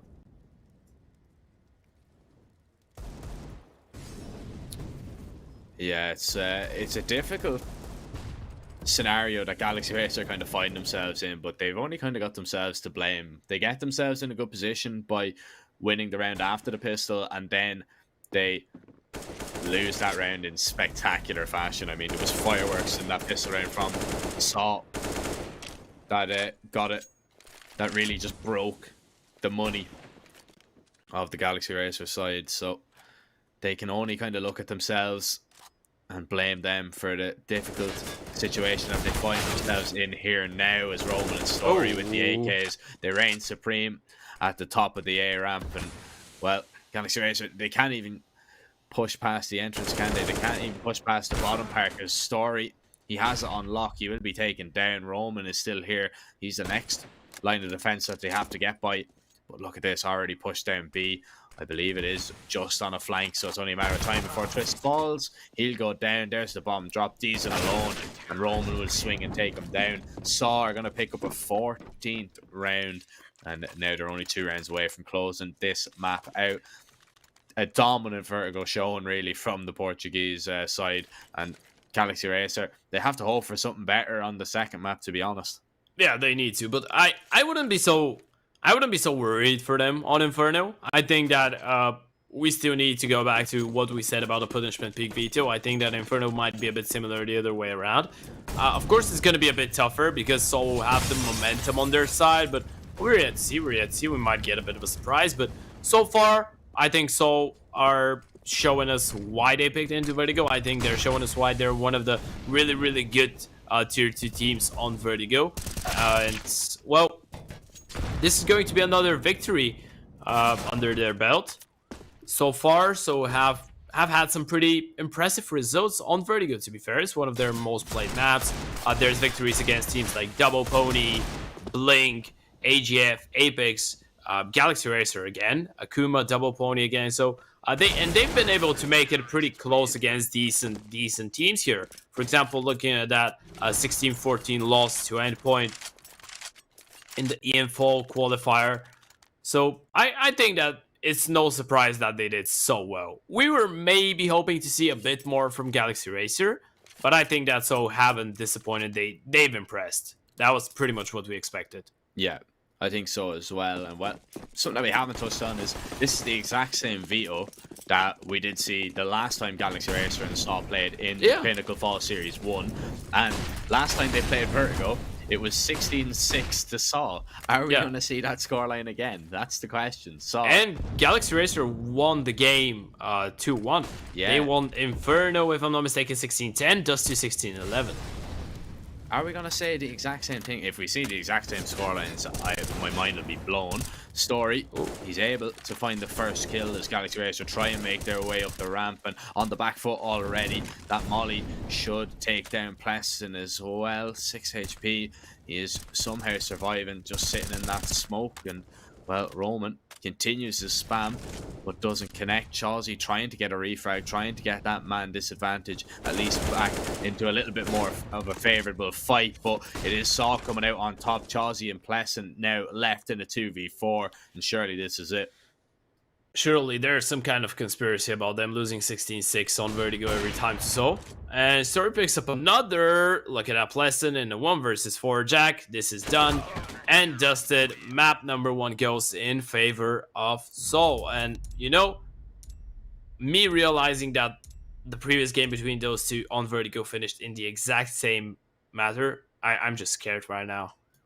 Yeah, I'm a little bit shocked myself, but Saw They shot Galaxy Racer. They take that one 16-6. We'll see if Galaxy Racer can turn it around on Inferno, or are Saw going to take the series 2-0. We'll send it to a short little break. We'll be right back with map 2.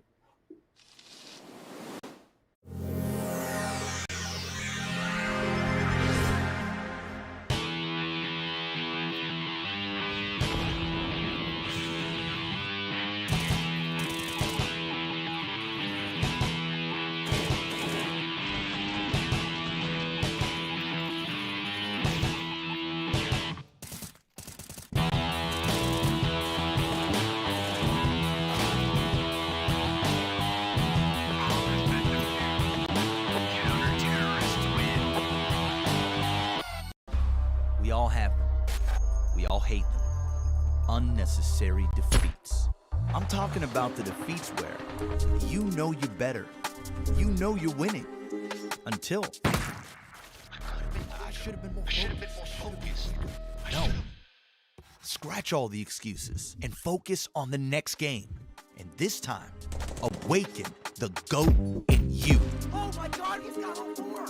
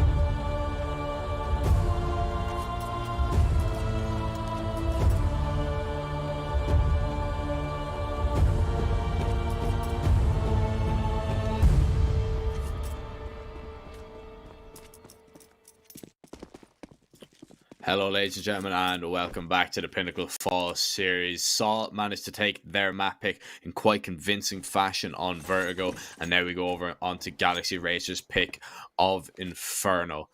As we now see them start on the T side, Pinnacle still have them as the favourites, even though they are a map down, which is pretty interesting. But you know, looking at how well the Galaxy Racer have played on Inferno, and that it is one of their best maps, you can kind of understand B play coming in as Galaxy Racer make their way up. Saw try and fight as much as they can, but it's going to be decent to take the site.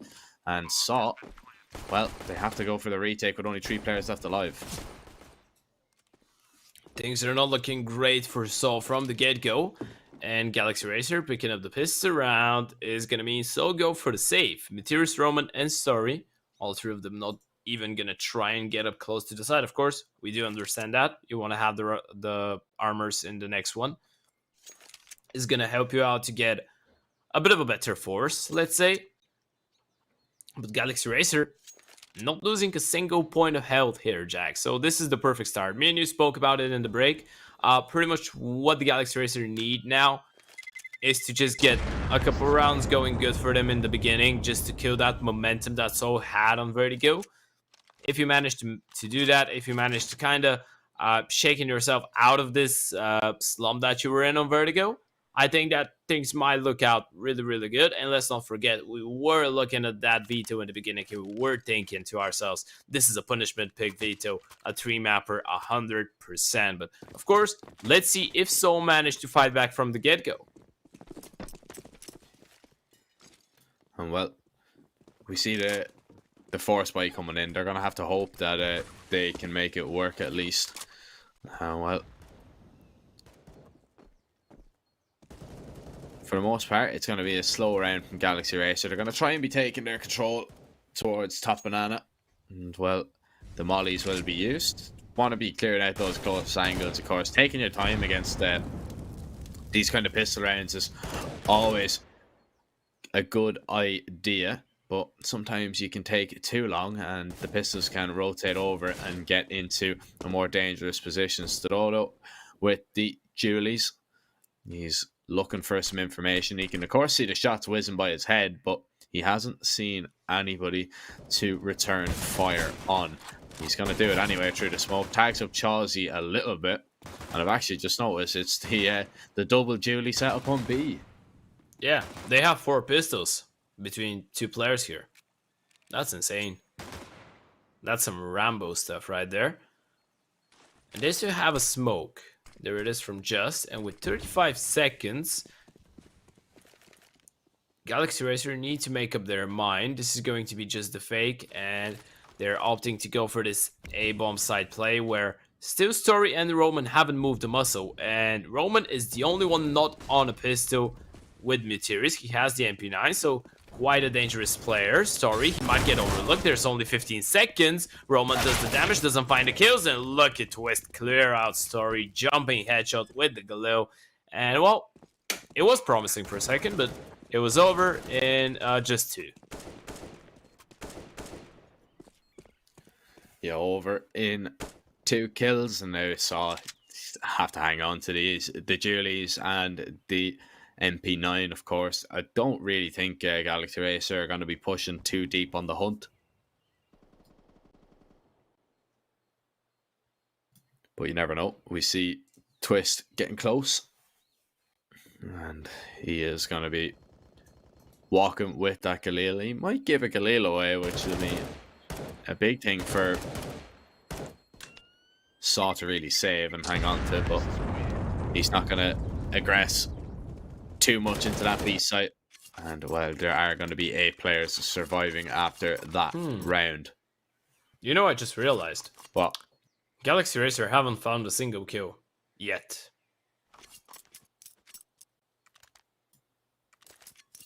Or rather, Soul haven't found a single kill. Yeah, I just got really confused. Yeah, I do apologize. I was looking, I was like, I do apologize. I brain lagged, but Soul haven't gotten a single kill just yet. This is plenty of time though. Yeah, How many rounds can Galaxy Racer go without losing a member? What do you reckon? This one as well? They definitely have a chance, but it's going to be difficult. I mean, I don't think so. I think they lose at least 1 or 2 here, to be honest. I think when they go into this B-bomb site, it's going to be difficult to get rid of Stododo and Just if they do commit to it. And, well, Story is going to be able to rotate over. Flash goes in. Here comes Just. He gets the first, and Pless will take him down. Stododo trying to put up a little bit more of a fight, but he will come to and fall to the same fate. So they've completely rotated over towards this B site. Galaxy Racer now have a clear path to A. Yeah, they do, but by the looks of it, they're looking to just slow down and go back B, which could be the wrong decision here, considering there is a bit of a stack going on, and Materius is going to push. Now, this is the good news for Galaxy Racer. They're going to get pushed, Blessing gets the kill, and from that point on, there should be no troubles whatsoever to pick up those kills. Some pretty decent damage done, but nothing too substantial for the side of the Swedish team as they pick up their 3rd round on the T side. And, well, Jack, it's big boy time now. Guns are out. Let's go, baby. The double. No, it's not the double AWPs. To Dodo. Go for a glass cannon, please. Please. He's surely not going to do it. Okay, just a nope. Just a single one.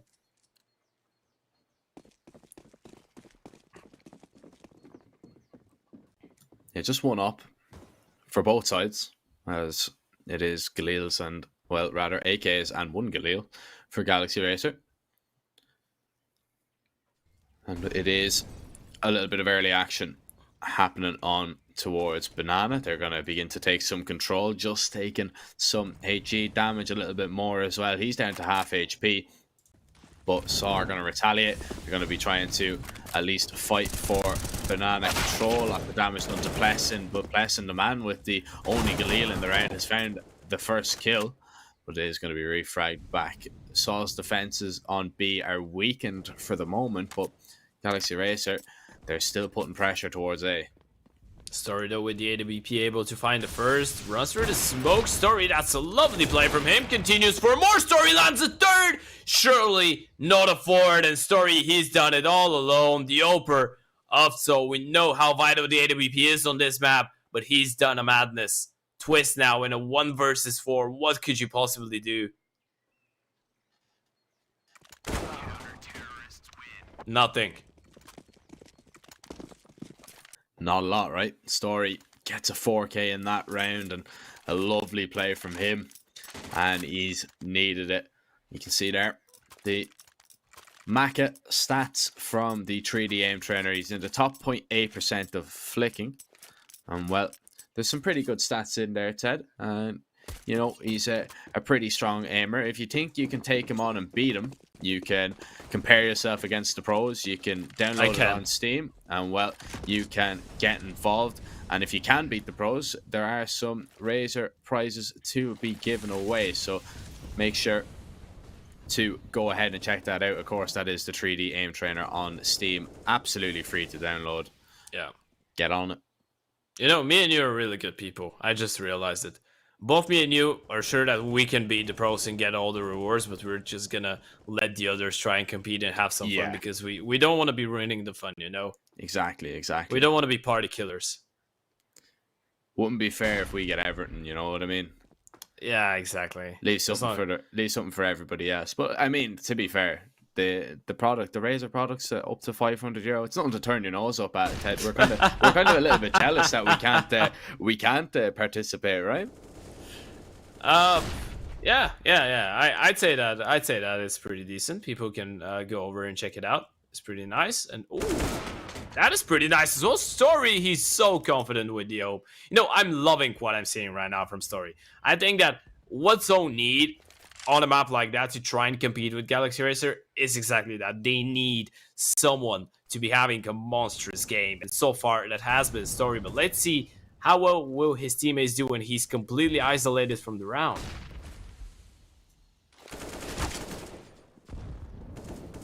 Well, 20 seconds, not a lot of time for Galaxy Racer to get out onto this bomb site. Jazzy will find the first roam and trying to put up his defenses. He's using that smoke to his advantage and he's found a double. Bomb will be planted. Rome is still alive, buying time for the rotates to come in. Runs out of ammo and nearly caught in a reload. Diesel finds that headshot. Stododa rushes onto the side. He'll fall as well. And Galaxy Racer somehow win that round. I thought there was absolutely no way they'd get past Saw's defenses, but Galaxy Racer, they come out on top. They nearly win every single fight, bar one or two, and they are able to get that round over the line. Back to winning ways, a 4-1 scoreline by coming up here for Saw. We know what's next, right? They call attack and then they lose the next round. Yeah, 100%. I'm calling it now. I'm calling it now. They're going to lose the next round. 100%. You know why? I think I got it. I had my chance to think about it in the break. I think how it works is when you win a round and the enemy team is gonna force and they're playing for a reset and you call attack, then you lose. Like if any of those isn't met, if any of those requirements isn't met, you're gonna win it probably. If all of them align, if the stars align, you're losing this round. Watch.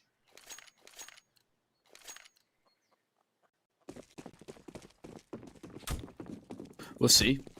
We'll see if it is going to happen. We'll see if this attack curse is going to continue. I mean, I'm interested to see on that. I'm not really a superstitious person, Ted, I'll be honest. But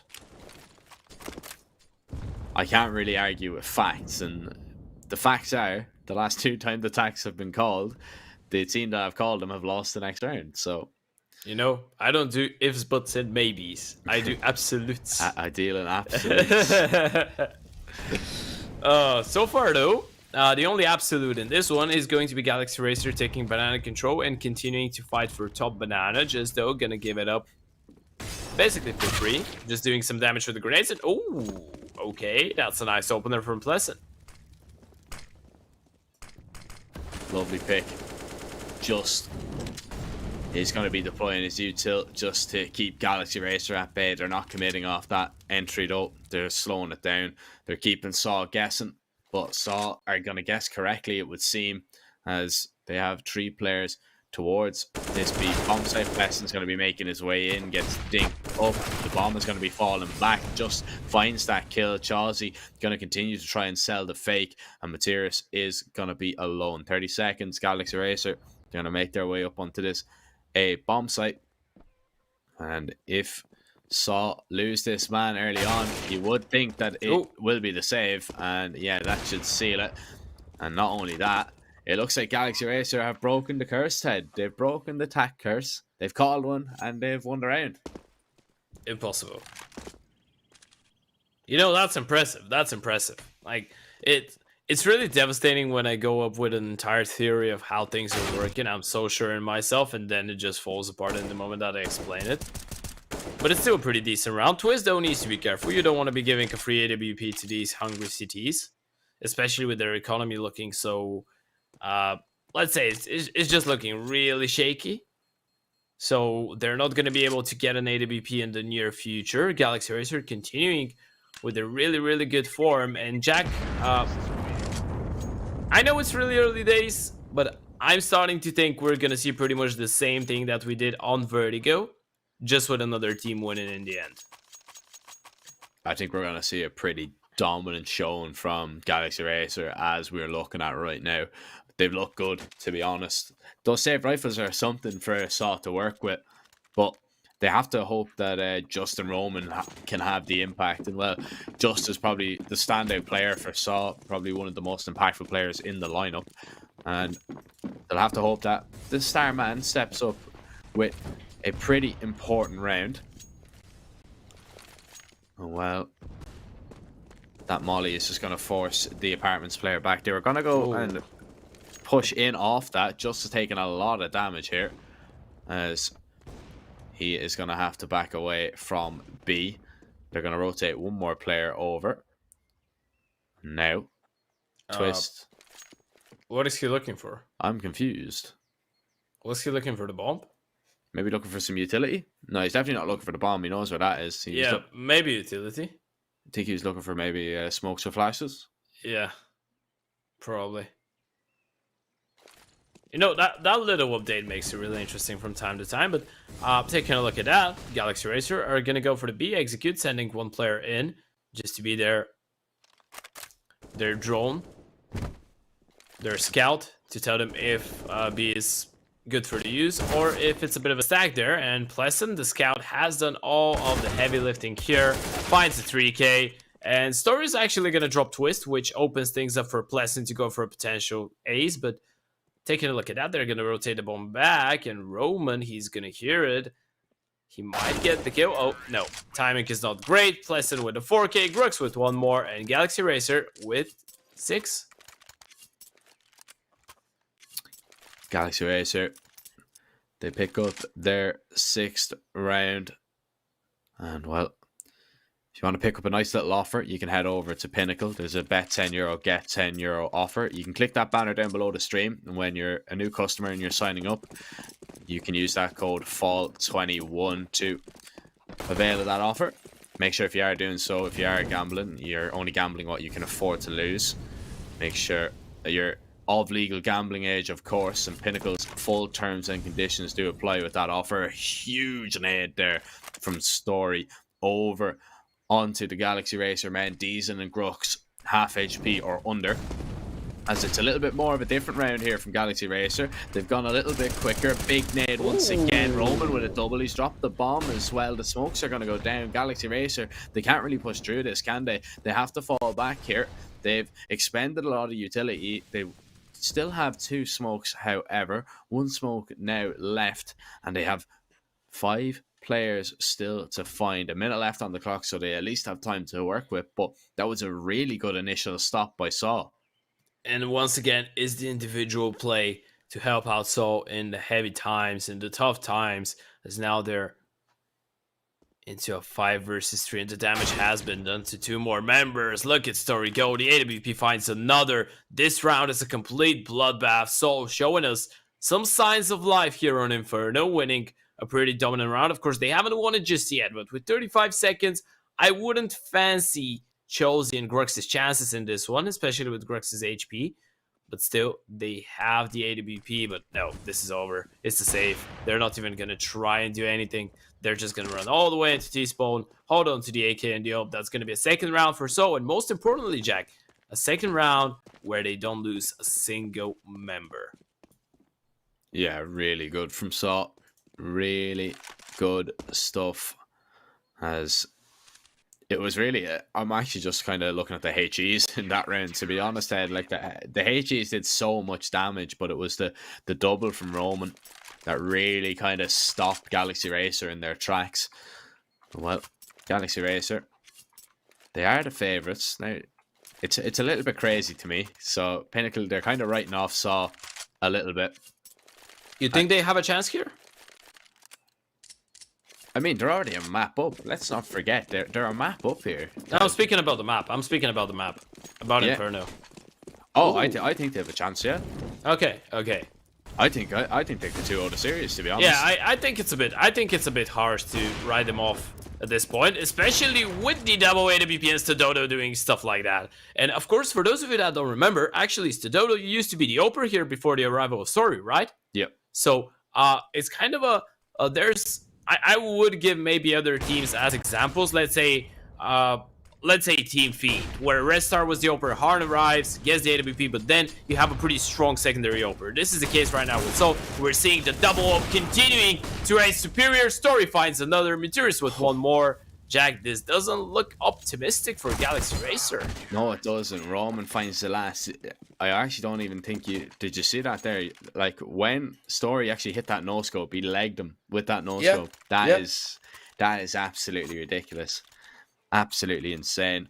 You can see Charles's results from the 3D aim trainer there. He's going to have to hope that all that aim training is going to help him out, because right now Saw, they're picking up a little bit of steam, and he's going to need to be called into action. If you think you can beat Charles's score, you can download that 3D aim trainer on Steam. And if you can beat it, there are some Razor products to be given away. So definitely check that out. You can download it for free, improve your aim as well. It's definitely worth checking out. As we see the double up still in play for Saw. We see the Force Spy coming in here from Galaxy Racer. Limited on weaponry in some cases. Limited on utility in more places. And, well, they'll have to rely on the smokes that they have, the flashes that they have, but most importantly, they'll have to rely on the AKs to get them and really force their way onto this site. In fact, they will, and by the looks of it, they might be looking at a bit of an apartment spot in just a couple seconds' time. And this is going to be the case. The flashes from middle to come through. Deez and Twist and Grux are going to storm their way out apartments. Of course, the first player going to jump over short. Oh, this Molotov is going to slow it down, though, but the smoke has been deployed. This is perfect timing for So. It really is. They're slowing it down here. Roman close here as the apartment spot comes out. Roman gets the first, but it's a one and done for him, I'm afraid. Grux with that refrag. Mateus flashes through, going to push onto the site. Spots out Plesson, needs to back away through that smoke. He tried his best to get through, but Galaxy Racer, they put up the defense. Chawsey with a 3k. Oh my, Chawsey ripped Saw apart. This is a Galaxy Racer round. I don't care what you say, Mateus. You have to go save, mate. Chawsey has had his way. And that's what the 3D aim trainer can do for you. I mean, wow. I don't know. That's case in point right there. He has absolutely destroyed Saw. And I'm a little bit disappointed that we didn't get to catch it. Maybe we might get to see it. But, man, that was absolutely insane. And it was all headshots as well. It wasn't like them missing the shots, apparently. It was him just headshotting person after person after person. I'm not sure if we can see a replay of a moment that we missed, but that was insane. That was an insanely impactful triple kill from him. When it felt like Galaxy Racer started to crumble, when it felt like the pressure started getting up to them, they had no money had they lost this previous round. Chawsey steps up in the best way possible with the 3k. And now, So are back on their back foot. Of course, they still have the money for the double up for the M4s. But now Galaxy Racer are going to be feeling a bit more calm because they managed to deny that winning streak from the city side. Yeah, it was looking a little bit shaky there. You know, we seen the ops have a nice few rounds. And then, you know, we thought we were going to see something else as well. We thought we were going to see Saw continue on that. But now, we see there, of course, the nade's going to be dropped over as Just is going to get into position to throw them. So, it's the retake top banana nades, which is just going to force Galaxy Racer back a little bit. One player is going to stay. He's just going to deploy a smoke. Grux is actually going to be backing on. It's going to be Pleasant to try and take the contact and get some info. 45 seconds. And they are just standing and waiting. Now, Story is in a good position. He's going to be a fast rotate. However, he is going to be smoked off. So there's not really a lot he can do other than hope for a shot through the smoke. Here comes the execute. Twist on the lurk. And well, we'll see if Stododo can hold. Oh, the Molotovs are absolutely perfect. The entire bomb site is just covered in fire, but Stododo, he's found a gap and just peeks on the back of the flash. Gets one, gets two, tucks himself in, just misses the shot. This might give them a chance, but Stododo not gonna miss. And Story has arrived. This round is just going in favor of Soul every day of the week. A really swift recovery. Yeah, that's what they needed, right? I mean, they'll be disappointed that they lost the round prior, but they get back to it in ways at least, and they put Galaxy Racer's money in a weird situation. Yeah. Well, I'd say that if weird was another way to say terrible. Yeah, I mean it's strange because you're gonna have a few people on Glocks, you're gonna have a few people on Deagles, and yeah, well, we usually know how these rounds go. It's usually in the favor of the pistols, right? Yes, that's exactly what I was gonna say. Brother, I'm telling you, Pleasant just goes out, headshot Materis. To be honest, I don't doubt it. I don't doubt it. I'm not gonna. sit here and continue to, or think about, rather, to deny what the Pistols can do, because I've seen it happen many times before. Are we going to see it here once again? Probably not, is the answer. No utility is going to make it difficult too, so they're just going to run and jump through the smoke. Story with the first, Roman with the next. Whoa. And, well, into the blender they go. Pleasant does get his deagle shot, so you got what you wished for there, Ted. He hits the headshot, I told you. but it is going to be a saw round. Yeah, it is. 5 rounds on the CT side. So we're starting to actually make this one look pretty closer compared to Vertigo. They've won 4 out of the last 5. And this one that they lost was prior to just... It was just thanks to Chelsea, who managed to go into a rampage in the round and get a 3k. But so far the CTs have found a pretty decent way to counter Galaxy Racer. I feel like they don't go too over aggressive. They go for these little details. As we can see now, Sorry going for the peek towards second mid, but Solar being a bit passive aggressive with their approach, if you know what I mean. Like, they know when to take the fights and when not to take them. They're neither too defensive or up close and personal all the time. And this is really good.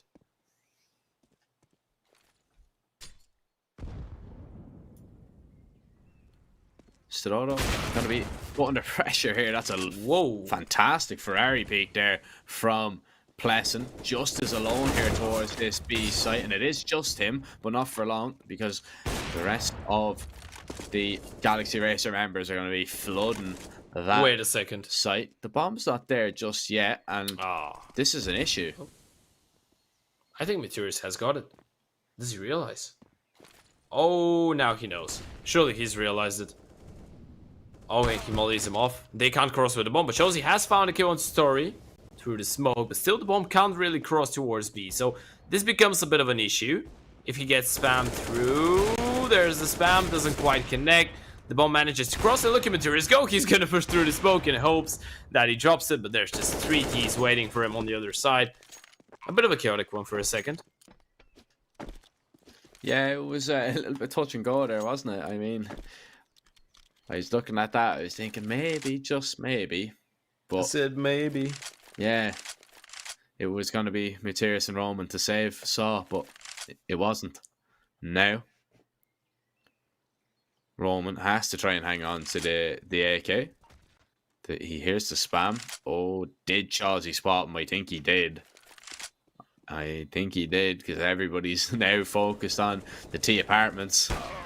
And he's going to peek right into him. Chelsea will take him down. A little bit of an unfortunate timing, but it's another big round from Chelsea. I mean, another 4k from him. Galaxy Racer, they're really relying on him, like, in the later stages of the first half, to pick up the rounds. It's really all been on him, the last 2 anyway. So I don't know. It's a little bit difficult to say, but I wouldn't write Saw off here, to be honest, mate. Yeah. The thing is that you look at the 8-5, you're like, yeah, that looks great. But the fact is that it looks great. It looks that great because Chelsea is having a really good map so far. And unless he goes huge, they're struggling to put on consecutive round victories. But I say that Twist and Pleasant do all the job in this one. And Galaxy Racer are looking really good in their task to reset the economy of the CT side. I was saying that Meteorus finds a double, and now it's an entirely different round to play. Oh, and Story spotted Grux. Now, he panicked a little bit there. Chelsea dropping Meteorus. Oh, Grux gets the better of him. The FAMAS just not the weapon. The AK wins that fight every day of the week, I'm afraid. Now Roman, he is going to walk slowly onto that B bomb site, and he is going to be able to at least save, because I don't know, to be honest. I don't think they're going to go for the hunt too heavily. We see Chelsea is the deepest player, or the closest player rather, to Roman. A 9th round for Galaxy Racer. It's still a fantastic T side from them. Take nothing away, and I'd like to see where Saw's money is going to be at after this round once we see everything. I'm not too sure. I think we're looking at maybe 2,900, Ted. I could be completely wrong, to be honest. You know, this is their second round in a row. So, 24? Yeah, but there was the trades though. There was Oh, like yeah. trade rounds before and after that as well. Yeah, it's 1900. either it's Ooh, okay. that's Okay, not what I yeah. was expecting. It is. I was thinking because of the trades is going to be 24. Yeah, it's 24 for the next. So in this one, 1900, things are not looking good. Absolutely not. And because of that, I feel like we might be seeing double digits in the first half. But still, you know, when the save alarm starts ringing, there's nothing that you can do. At least they would be extremely happy to have maybe a rifle in this one. Unfortunately, not gonna happen. And now it's just a couple upgraded pistols, the MP9 in the hands of Meteoris, and we should be seeing a 10-5 half unless someone decides to go huge.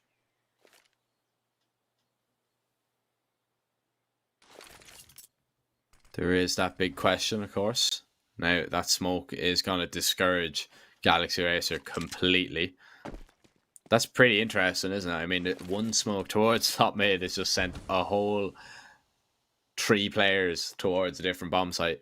They've dropped the bomb, yes, but they're going to go back now and they're going to take towards B here, it would seem, and they are going to commit towards A later on in the round. They do like to do this, throw in these little fakes here and there, as they're going to just be baiting out utility. They know that it's probably weak utility on the CT side, so there's no real smokes to delay Saw anymore, or Galaxy Racer anymore. They can commit into this site freely. Did you see how smart that was from Meteoris? He flashed into apartments so that they think that the CTs have control over apps and they're gonna go back B. This is really smart from Soul. A really smart set piece, and now the place comes through and there's 3 CTs here. Just is going to swing, gets the first. Grux will take him down. Dodo tries to back away. Story on the boost, gets one. The spam is going to do a little bit more damage. They're going to go for the reboost, but the smoke is clearing. That wasn't the play.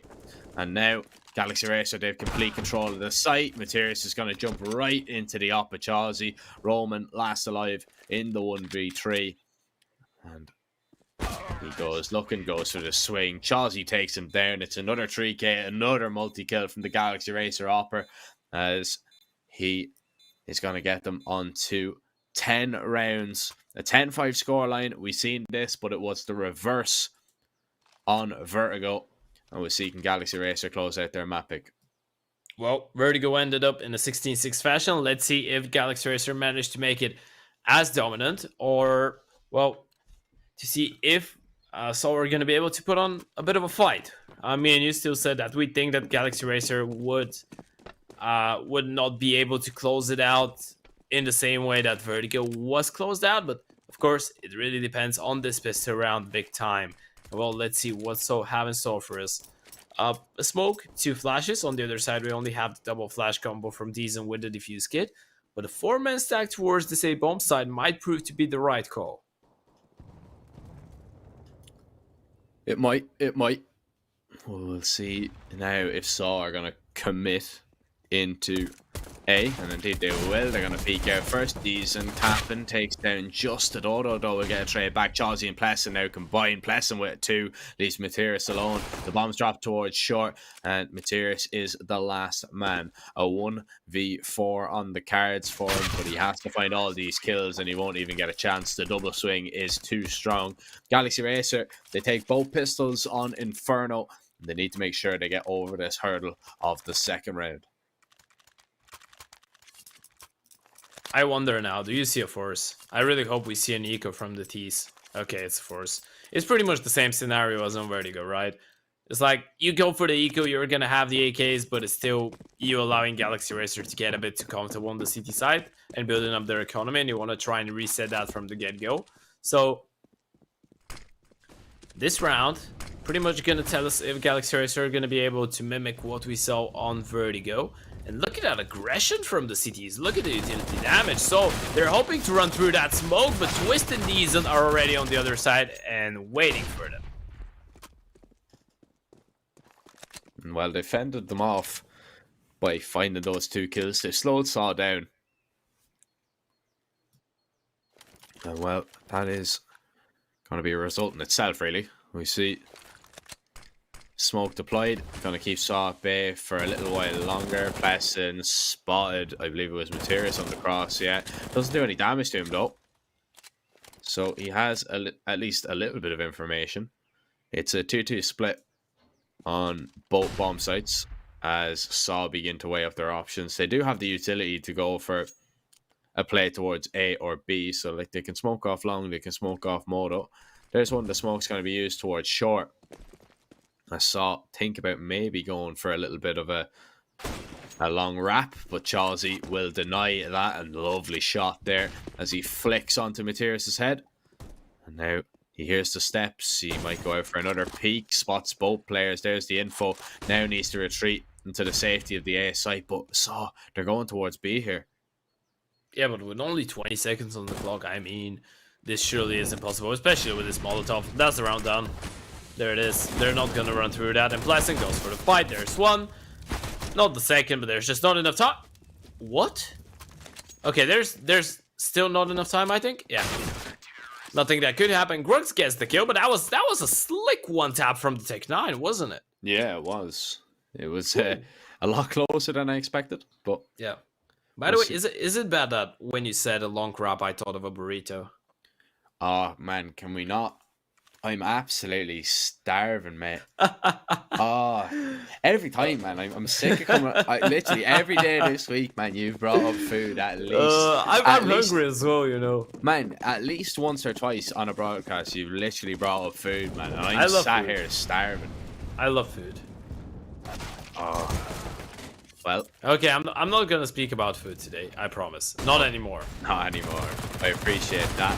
As Galaxy Racer, they try and gobble up these eco snacks, but it's not going to happen.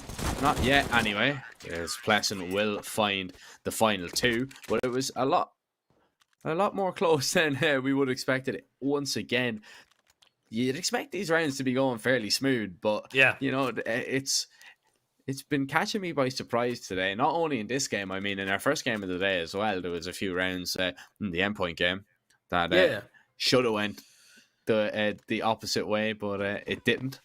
Now we see Galaxy Racer and Saw both on a bye. 13-5. It's a dominant scoreline so far, and Galaxy Racer, they will look to extend it by a few more and get to it in 2 of taking this map and sending us to a decider. Yeah, and at this point it does seem like it's impossible not to go to a third map, and I can only tell you those 2 is behind the corner, especially if the CTs manage to convert this one. But so far, Stiletto has found the opener, and there is no one to help out towards B. Now the double rotations will arrive, but will they be there in time?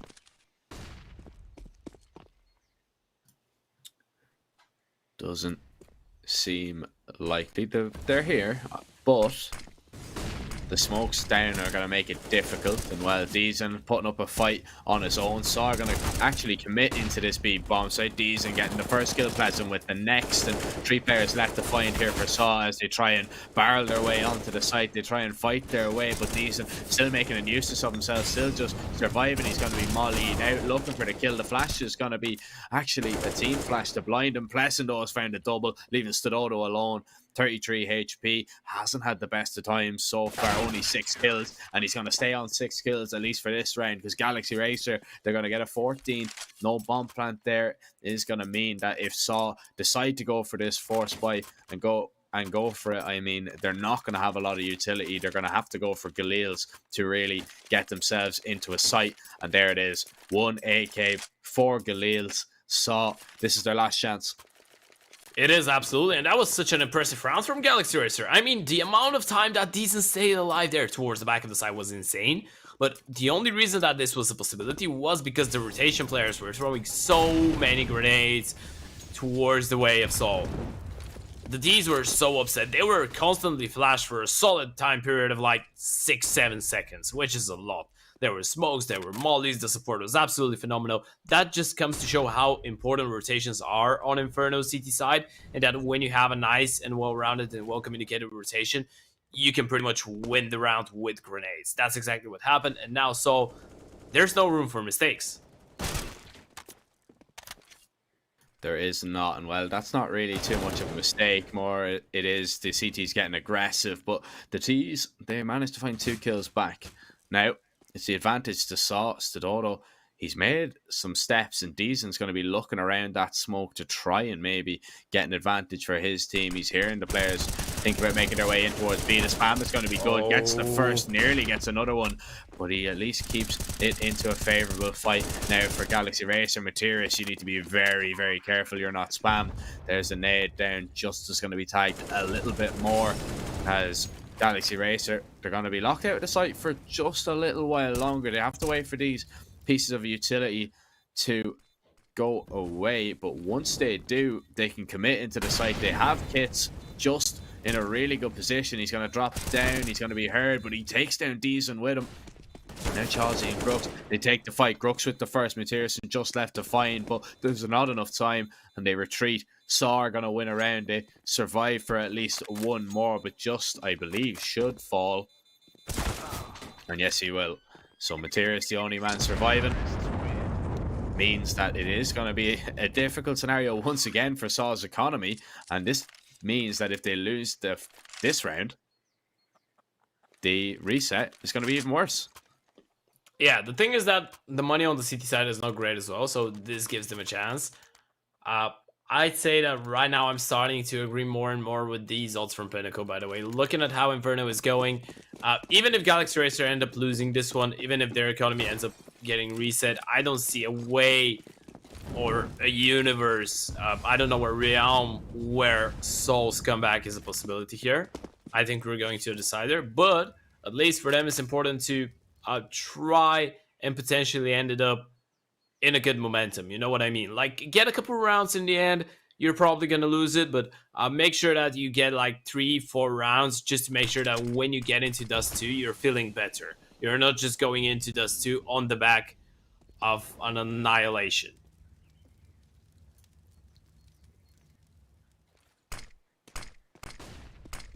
We'll see if they can build a little bit of confidence. Or is it just going to be Galaxy Racer just closed it out, as you said? And well, it's going to be the A defenses called into action here. That flash gives the information at least, so they might know that the A player is coming. Blessing with the first. Roman is going to take him down. Grux tries to put up a fight, but can only get one. Chelsea caught out in the open, still manages to find the kill. And Mateus and Stododo, they have to fend off this retake with a man disadvantage. There is a kit down on the site. Chelsea has a kit himself.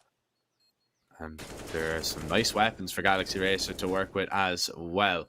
But the problem is, Materius, he is in towards Boiler, and he can start flanking now in the next few moments. And here it comes. Chelsea and Deason, they're not going to be ready. And there it is. Stododo and Materius combine. They find a kill apiece. Twist has to back away and save. And again, it's a lovely play from Materius to get this one done. And it was Stododo actually to pick up the first. So even if there was a chance of Materius getting Chelsea and then the second player turning around and getting the fight, when Stododo gets the first, that just means that the round is over. Because Materius has guaranteed at least one kill, and there's nothing that Twist could do in this scenario. 14-7, no money for Galaxy Racer whatsoever. Only the Hero AK in the hands of Twist. And to be fair, even though it's quite the dominant showing, he hasn't been having the best game of his life. Of course, we can close our eyes about this one. I think he's doing the IGLing, isn't he?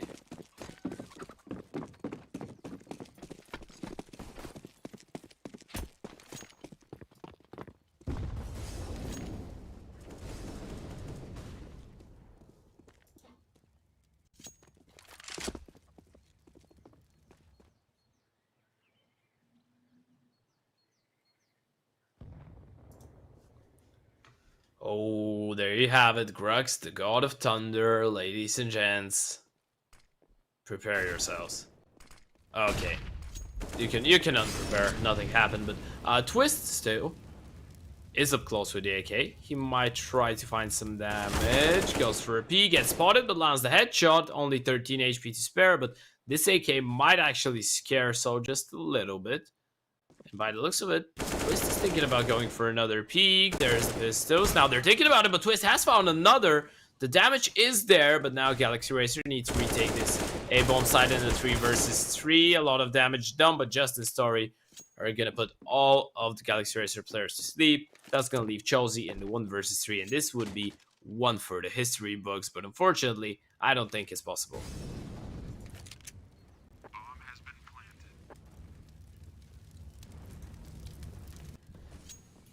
I don't think so. I don't think so yet. Now, Dazzy, he's going to be taken down, and it is going to be Saw picking up an 8. Well, now Saw, it's a long way back. I mean, it's a good few more rounds to go, and it's only a few mistakes away from the map being over. But they are still putting up a good fight. I mean, 3 rounds in a row. Now, possibly get a 4th. This would be put them in a really good position. They don't have to deal with an off either on the side of Galaxy Racers. So that in itself is a little bit of a bonus. We see here Stadodo. He is going to get aggressive. Deezen going to give up Banana here for the moment. So Saw already taking a lot of map control. Oh, there's the reaggression. Deezen doesn't spot anybody. Tries to jiggle and get some information. He's going to walk in front of the ball in. That's going to lead him to his death. A mistake from him. He was hoping to get a flash and go for a fight, but the flash from Saw was a bit too good. And now into a 5 versus 4 we go. Another man advantage for the T's.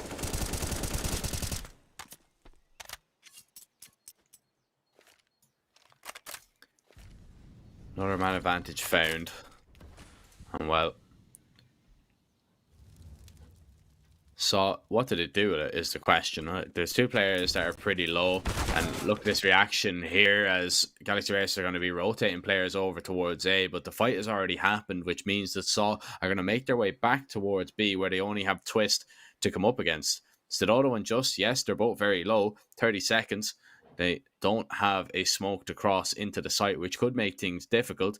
And are they going to be ready for Twist here? Twist gets the first and the second, nearly gets the third, but Mateus will come out on top. Now, Galaxy Racer have the best chance to get themselves onto 15, as they have only 1 player to find. He's 48 HP.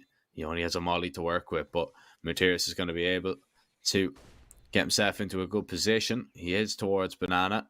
The bomb is planted for him, of course. He's going to clear that out, realizing that both players are now coming from CT. They are up on the site, however. There's no kits in play either. They have to deploy the smoke. There's the molly that comes in. It's on it. Smoke is going to be there. Tap defuse. He gets off it. There's no time. Galaxy Racer, they're not going to win it. I was wondering to myself, there was it ticked on way too long? And that confirms it. Saw are going to win a 9th round. I thought there the Galaxy Racer were going to just pull that one through, but the Portuguese men come out on top. Yeah, it felt like it for a second, right? It felt like this was the round. Because, yeah, obviously Saw won 3 in a row. We were starting to give them a bit more attention and give them a bit more credit. But that felt like it had to be the round, especially with Twist picking up that huge double kill there from CT Spawn. In fact, though, they wasted too much time. And now Galaxy Racer simply can't afford to have the economy for a decent buy and a defuse kit, and that can't show in the previous round. Now they have the hero rifles, they have a bit of a hot buy with the Deagles as well, but Jack Solar just 1 away from making it up to double digits. And this was supposed to be a really easy map for Galaxy Racer. I don't think it's easy anymore. It's not easy, but that will make it a little bit easier in this round at least. The kills found with the pistols. Planson has that AK as well. Now, Twist needs to find this one, but Mateus gets the better of him. Planson might catch a time in here. He's going to be spotted. And now the molly will go in and actually is going to force Mateus to get aggressive, but Just is going to find him regardless. Deezen with this Deagle. Saw are going to get into double figures, you would feel, because I don't think Deezen will be able to pull off this 1v3. Stadodo confirms my suspicions, and well, Do you believe in the comeback? I knew you were going to ask me this as well. I knew it, but I don't know. What I know is, right, Ryan needs to hit the 3DM trainer a little bit more often. Well, 17.9 isn't that bad. It's just not that great as well. It's like, meh. I'm only messing right I now. think he's been playing a lot of CS recently, to be fair. He has. Yeah, it's such a shame that he's still so bad. Oh my. What? Oh my. What was that? Blame What? production, Ryan. Blame production. They told us to do it. Aren't we following a script right now? I thought we were. I thought we had a script to say that Ryan is bad. Isn't that a part of it? That's it. That's it. Oh man. Okay, never mind. We are back in the server with people that managed to actually get a decent score at the 3D aim trainer, like Chosy himself, but he is currently maybe a bit struggled, a bit forced to play more rounds than what he might have hoped for. So putting up a pretty decent fight and going for the middle play with the flashes. This is absolutely phenomenal. Pleasant gets one, but Chosy is absolutely isolated from this. That was a 4-man stack, but Pleasant doubles up and doubles down with the HE. Down to a 3 versus 3 we go. Yeah, but we see Saw they're doubling back. They're heading over towards this B site. And, well, there's nobody there just yet. Twist is the first man rotating away. And now, Story, he's heard it and tries to catch a time. And Chosy is so aware, though. I mean, he knows exactly what is going on there. The swing through the smoke does a lot of damage, but just takes him down. Lesson tries to swing through. He hears the steps that Auto spams and does so much damage to Chosy as well. 8 HP. There's absolutely no way he's going to even consider going for that retake, especially not with the money situation that Galaxy Racer find themselves in. Sidodo, he's walked right in and he's given Chosy a chance. Surely not, though. Time is ticking. There is kits down, but no, he's decided against it. He's backing away. Better off saving the up, and rightly so. But Saw, they're going to pick up another round. Galaxy Racer, they make it incredibly close, though. They do, and I almost wonder. That was a big moment of miscommunication, I think, there in CT, right? Who was the player that tried to go through the smoke? Was it Pleasant? It was Pleasant, right? Now, Pleasant tries to go through the smoke on shift. Chosy's just running behind him throwing grenades. That's not well communicated. Like, and the thing is that Chosy isn't even far behind. He's right on the other side of the smoke. So when they hear him, they might think that this is the player that tries to go through. That's the reason they start spamming, because they hear Chosy on the other side. Otherwise, they're not going to start shooting through the smoke. So a bit of a miscommunication, maybe. Pleasant not sharing with Chosy what his intentions were in this scenario. But it is what it is, and Galaxy Racer are starting to struggle big time now. Only 3 rounds between those two. Jack, let me remind you, that was a 14-5. It was a sick lead. Now it's just almost nothing. I mean, there's 3 rounds in the difference now. But you would assume that this one would go the way of Saw. Flash goes down. Deezen going to be spotted on the retreat. Sidodo can't get the kill just yet. The nade is going to be perfect. Lands on Deezen. Just is going to get the next. And Chosy's going to be forced back with the op. Story needs to be careful. Pleasant close. He dinks him through the wall. Going to go for the kill if he can get it. But it's instantly refragged by Twist's nade. He's going to be ran down, however. And Chosy's going to be alone with that op. They can't just take it out of his hands. Just is going to be spotted. He's going to be trapped in the corner. It doesn't matter. The pre-fire is going to be good. And Saw are going to be even better. 12 rounds for them. They get to within 2 now of Galaxy Racer. And this is a little bit of a problem for the Swedes. They're kind of stagnating a little bit. They can't get this one over and done with. We've already seen, Ted, a few 16-14s, a few mad comebacks, haven't we? You're doing it. You're doing it. I'm just saying, man. We've already seen some. Are we going to see another one? I'm asking you. I think yes, by the way. I do really believe that this one might be going to distance to all 30 rounds, and we might see Seoul getting the series 2-0, but they will have to deal with this by round. If they do, then I believe.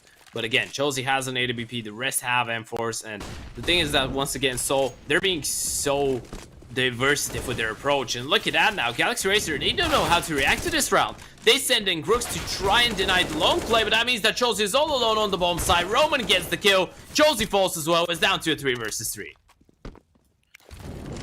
The bomb's going to be planted.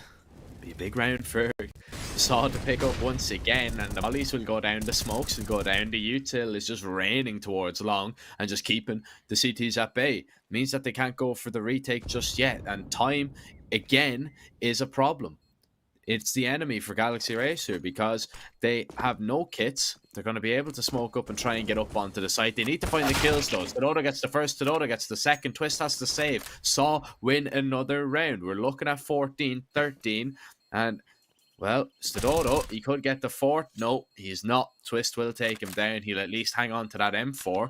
Looking to see where the money will land Galaxy Racer. And there's definitely not going to be an op. And I wonder, is there even going to be a buy? No. Surely, this is just a half buy. This is just a couple pistols in the AK. You don't want to throw it out of the window.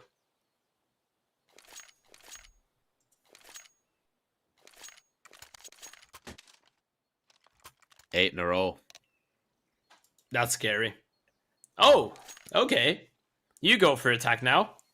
That's interesting. You know, I like the fact that they go for attack. I don't like the fact that they go for it so late, though. You know what I mean? Like, you were 14-5 in the lead. It's 14-13 now. I think after you lose 2 buy rounds, you go for the attack. You don't wait until you lose 4 buy rounds or 3 and then attempt attack and be like, oh guys, we can actually lose this. Yes, you could actually lose it, and this is not looking comfortable whatsoever. So we're looking really solid. And you know what I'm loving about this one is that for So, it's a team effort. For Galaxy Racer, it kind of feels like either Pleasant or Chelsea have to step up. So, all of them are just in the margin of 4 kills. 4 kills, all 5 players in between those, from 14 to 18. Everyone is delivering when they have to. Everyone is hitting their shots when they have to. And there hasn't been rounds where they don't have a signature thing that they're doing so far. It's always something different. It's always a different round. Now they go for the default because there's no money, but they have been going for a lot of these different executes, rounds, calls that are just keeping Galaxy Racer guess. They don't know what to expect. Yeah, and I mean, if you can keep your the CT side guessing, if they've no read on you whatsoever, it's so difficult to defend, and that's exactly what Galaxy Racer are kind of figuring out now. It's like they have no idea what's going on really at any given time. Yes, they have the information, but they're so good at just, even if the initial call goes wrong, they're really good at reacting and calling on the fly. Yeah. Like, they'll make their way into the A bomb site. It's not going to go their way. They're going to rotate back, and then they'll take a 3v1 on the B site, and they're just so reactive. They're playing really nicely. And well, if they can continue this form in this round, they'll be back on level terms. But they are going into pretty much the stacked bomb site here. Twist is the man with the AK. Not only that, he's going to be putting up the fight early on. He's going to drop the bomb out in the open. Finds a double. Twist needs to get the reload off. And now they have to commit into the site here. Materis finds this kill. 20 seconds. They need to go B. Brook still boosted. Not bound just yet. And he's going to get the first. Gets the second. Materis now last alive. Needs to ace the round in order to save it for Saw. Chawsey is coming quickly on the flank.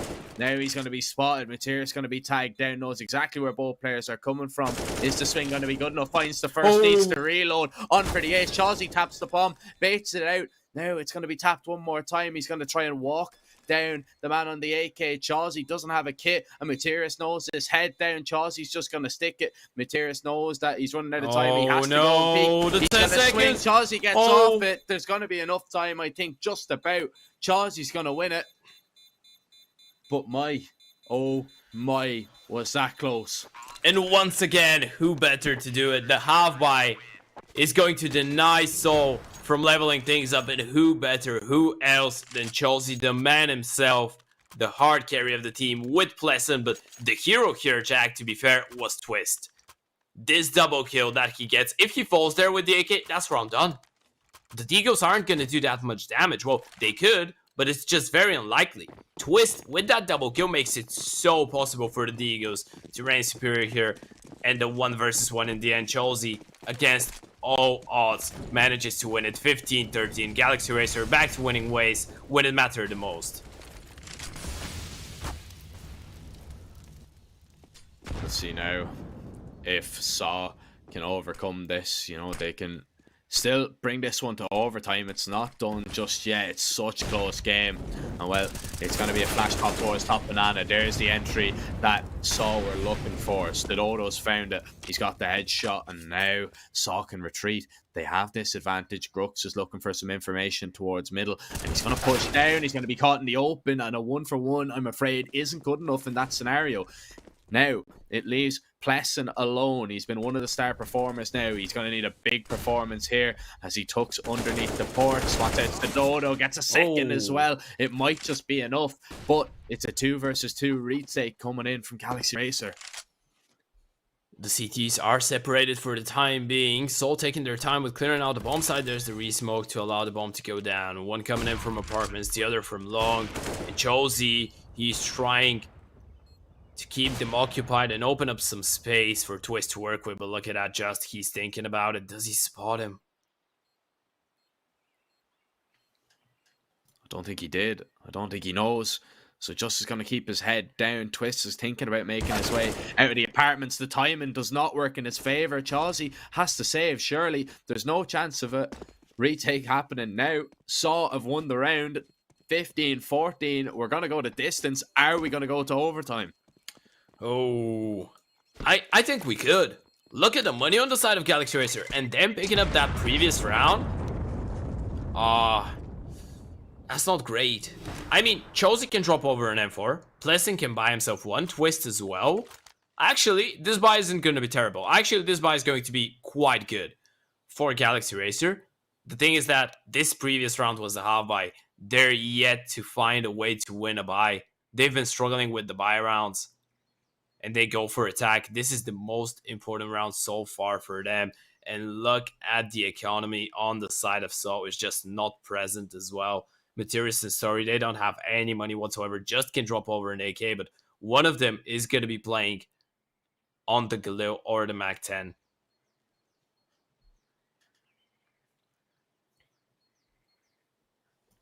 It's not going to be pretty. No. It all comes down to this. Yeah. That's it. This is it. All of it. All of it. From a 14-5 lead to 15-13 to one round that's going to decide potentially the fate of these two teams. Because if Seoul force it into an OT, this could be ending in 2 maps. All AKs on the side of Saw, as we see. Now, Stododo get aggressive. Chelsea's going to be boosted up, and there's the pick. Maybe that is the kill that they needed to now start the round to get them over the line and send us to a decider. As we see. Now, Saw, they're going to be not panicking, but trying their damnedest to get that kill back. They need to find something now. The smoke has been heard. Roman might be aware of the player towards Archers. No, he's not. He was completely tunnel vision there towards the player towards Moto.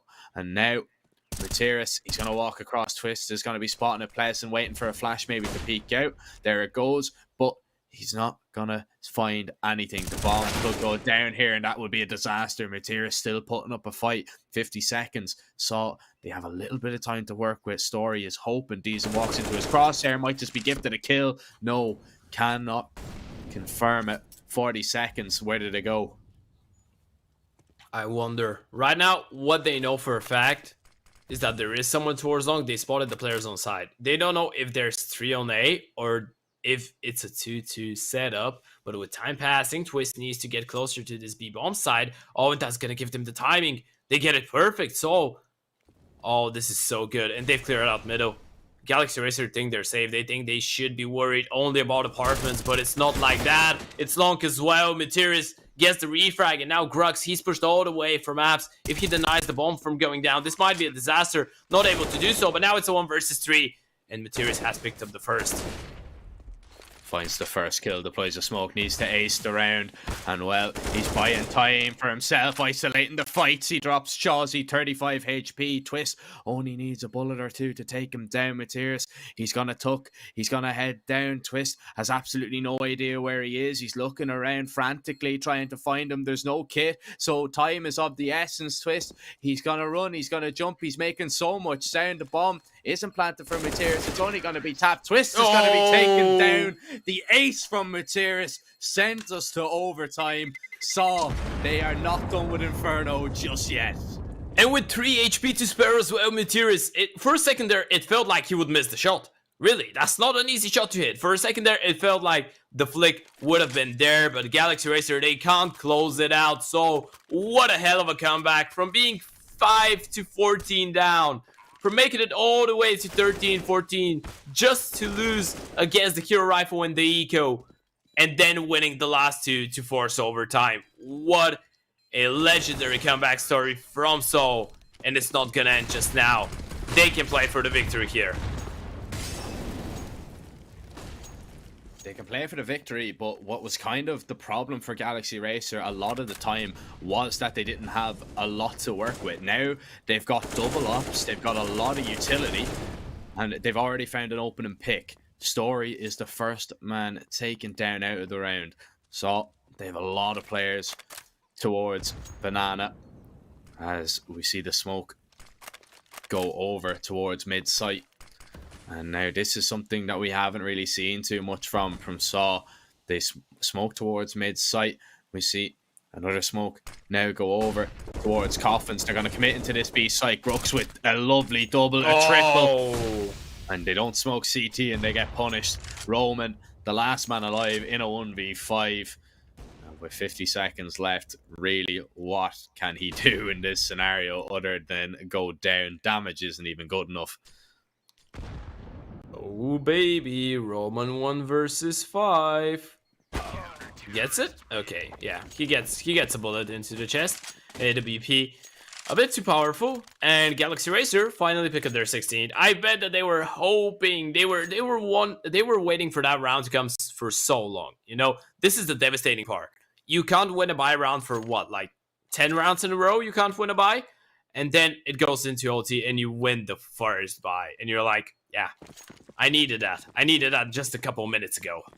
But you know, it doesn't work like that. As you mentioned, they didn't have such a nice buy during relegation, and now they have pretty much everything that they can hope for, and we can see that Pleasant is looking to pick them apart once again with this aggressive play towards middle.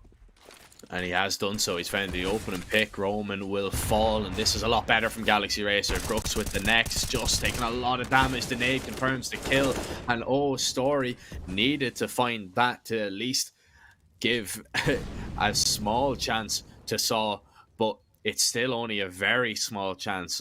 I'm talking marginal. Like, look at this, a 2 versus 4. The bomb is in their possession because Galaxy Racer, they don't know that they've dropped it. It was a nade to take him down.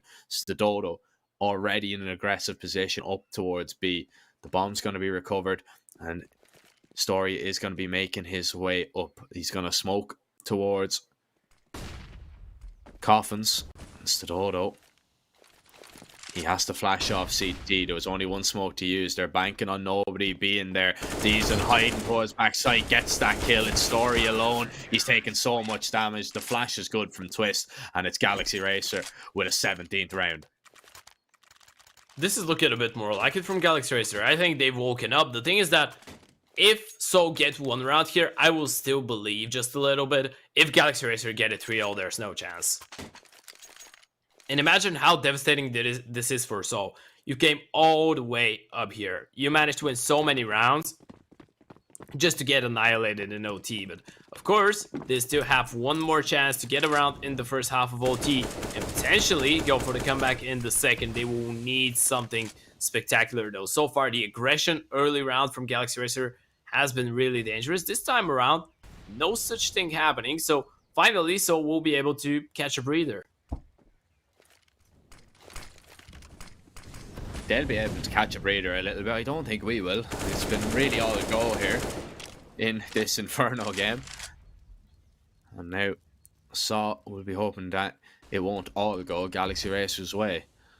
Seeing this, they've worked very hard to get it into this overtime, and it would be bitterly disappointing to see them shut out. And if they lost 19-15, I think they'd be very disappointed. But they have a chance to change that. It's here. It's going to be flashed out towards long, but it's Pleasant again with the opening pick. 31 kills for him as Saw change up their approach. They make their way towards B. They're going to come very quickly. The Molotov delays. The util being deployed is going to cause Saw a few problems. Season has to drop a smoke. He burns a little bit. There's so many players here belong to Galaxy Racer. Just will get that kill. Deason is going to be low. Blessing boosted up. Can't get much more. Just with a double. They still have to find Deason though. He's still hidden behind the site for the moment. He's going to peek out. He's going to be taken down. Grux on the flank. Gets one. Can he get any more? He's the last man, so he'll have to. 20 seconds. The bomb's not down just yet. And Grux is already here, ready and fighting. 16 seconds. He's delaying so long. They need to get the bomb down. They need to get it planted. It's going to be dropped over. Story going to be planting safe. Roman just waiting for the peak, waiting for the swing. Grux, he's got a nice fight onto the low HP player. Takes him down. 2 more left to find. As he goes and looks towards CT. Nobody's peeking. Saw sitting in a lovely crossfire. But Grux is trying to flank and undo it. He dinks up Roman, but it's not enough. A valiant effort, a nice try from Grux, you have to admit. But Saw makes sure that the clean sweep on the CT side does not happen. Oh, and the side player does the most, right? He tries his best in this scenario. If I'm not mistaken, again, it was Deason. He stays alive for so long, but all of his rotation players just die one after the other. They try going for the fights. They try going for the boost. No one is fortunate enough to get a kill and make it possible for Deason to play. So he's kind of a hostage right there towards New Box and the smoke. And so, in the end of the day, they managed to win a round. So now they have a chance in the second half to try and scavenge the win. But Galaxy Racer, let me remind you, their T side was absolutely phenomenal the first half. A lot of this has to do though with, again, Soul not having the money.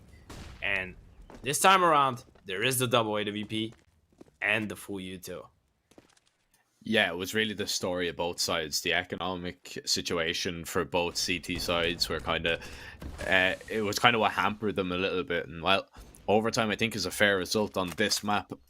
Well, I would be interested to see if Saw can tie it up here. Natiris looking towards Boiler. Grux nearly gave him what he was looking for, but no opening pick to be found just yet. The fight on Banana is going to continue, and well, it's going to be shrapnel in a lot of the Galaxy Racer players. Chawsey, Twist, and Pleasant not looking as healthy as they started the round with, right?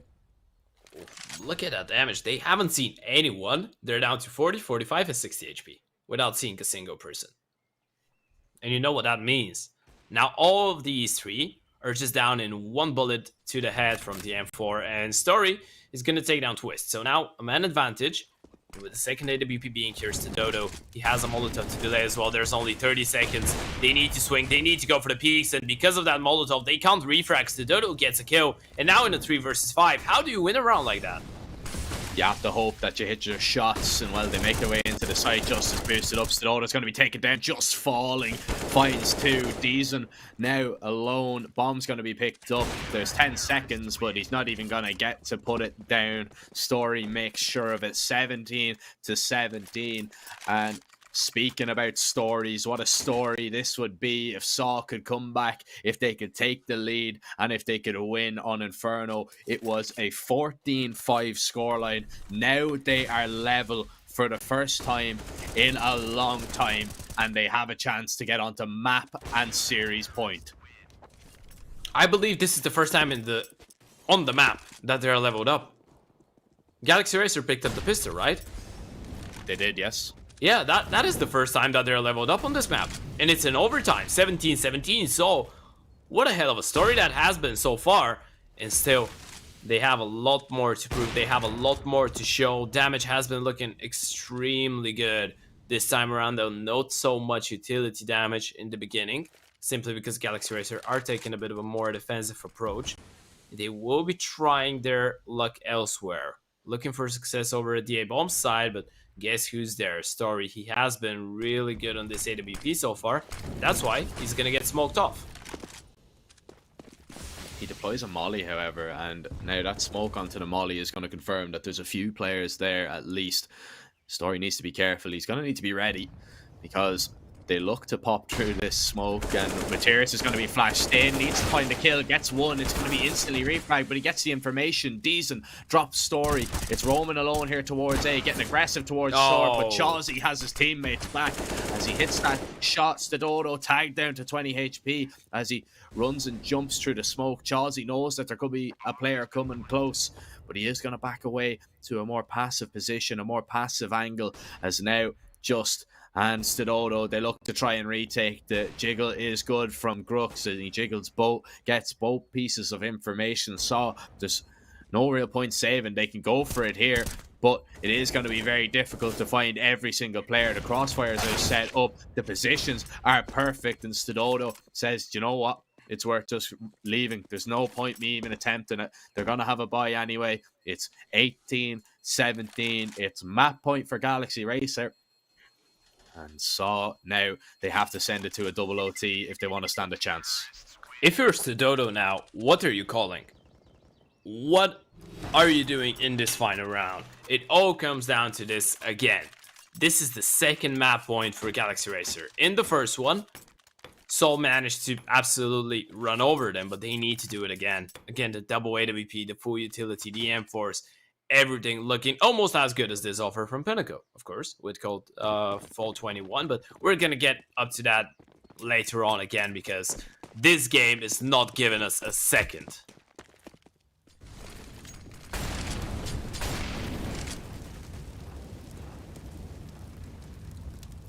Well, Twist looking for the open pick here. Needs to be careful though a little bit. The Saw players, they're doing a lot of jumping around the place. Just now it's going to be holding. Materis looking towards Boiler. Isn't going to be able to get that kill. So no opening pick found. Stadodo taking a little bit more damage as well. Now Molly goes towards short just to keep the T's at bay. Grux has got himself into a really good position. Materis, he hasn't spotted the player towards the apartments, but that will confirm that there's at least one player there. And so they're kind of thinking, do we rotate more players over? Do we stay towards B? The decision is Stadodo and Just are going to man the B site. And well, they're going to have to man it pretty well. They will be called into action shortly as Galaxy Racer, they flash and they take a little bit of map control away. Oh, and Just has a smoke on 40 seconds. If he deploys that smoke, if Stadodo gets a kill and then they drop the smoke, that's perfect. He needs to drop it. He needs to use it now, but he is not. He wants to go for the fight. Now he smoked it. Just goes in front and they need to run through that. Just gets only one. He's gonna get pushed into CT. Stadodo all alone towards that B-bomb side. Finds a gap in the smoke, but doesn't manage to capitalize on it. And this might be the end for Saul. It might be the end of them on this map only. Galaxy Racer, they win this round. They get a decider. They get a Dust 2. As we see Plesson holding Materis making his way up and out of the flash is going to be good. And Materis has found the kill. We're not out of the woods just yet for Galaxy Racer. Molly's forces players out of position. There's going to be a smoke thrown onto the bomb. The retake is still commencing. Time is ticking. It's of the essence. Grux and Twist find one apiece. Roman last alive needs to find Chawsey, who's hidden. The time is ticking. Surely there's none left, and it's going to be Galaxy Racer winning Inferno 19-17. It was a massive comeback from Saw, but Galaxy Racer are able to close it out. They're going to send it to a decider, and well, ladies and gentlemen, we are going to send it to a short break. We'll be right back with the final map. It's going to be Dust 2. We'll see you there.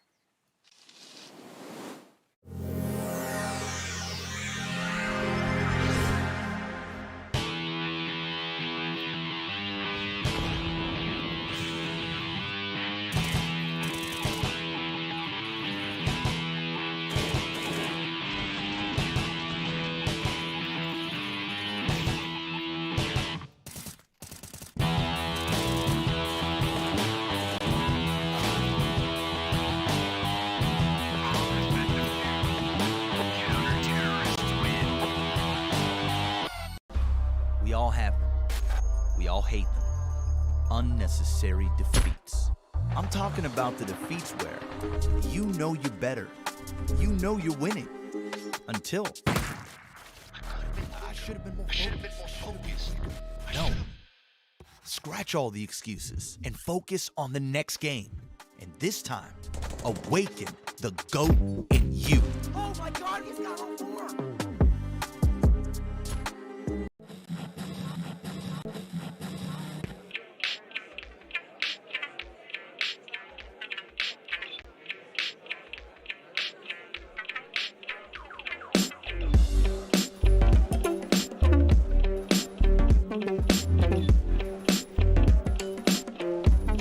I also can't miss too many shots on this because then I'm gonna lose bullets and I will have to reload, which I gladly would dodge.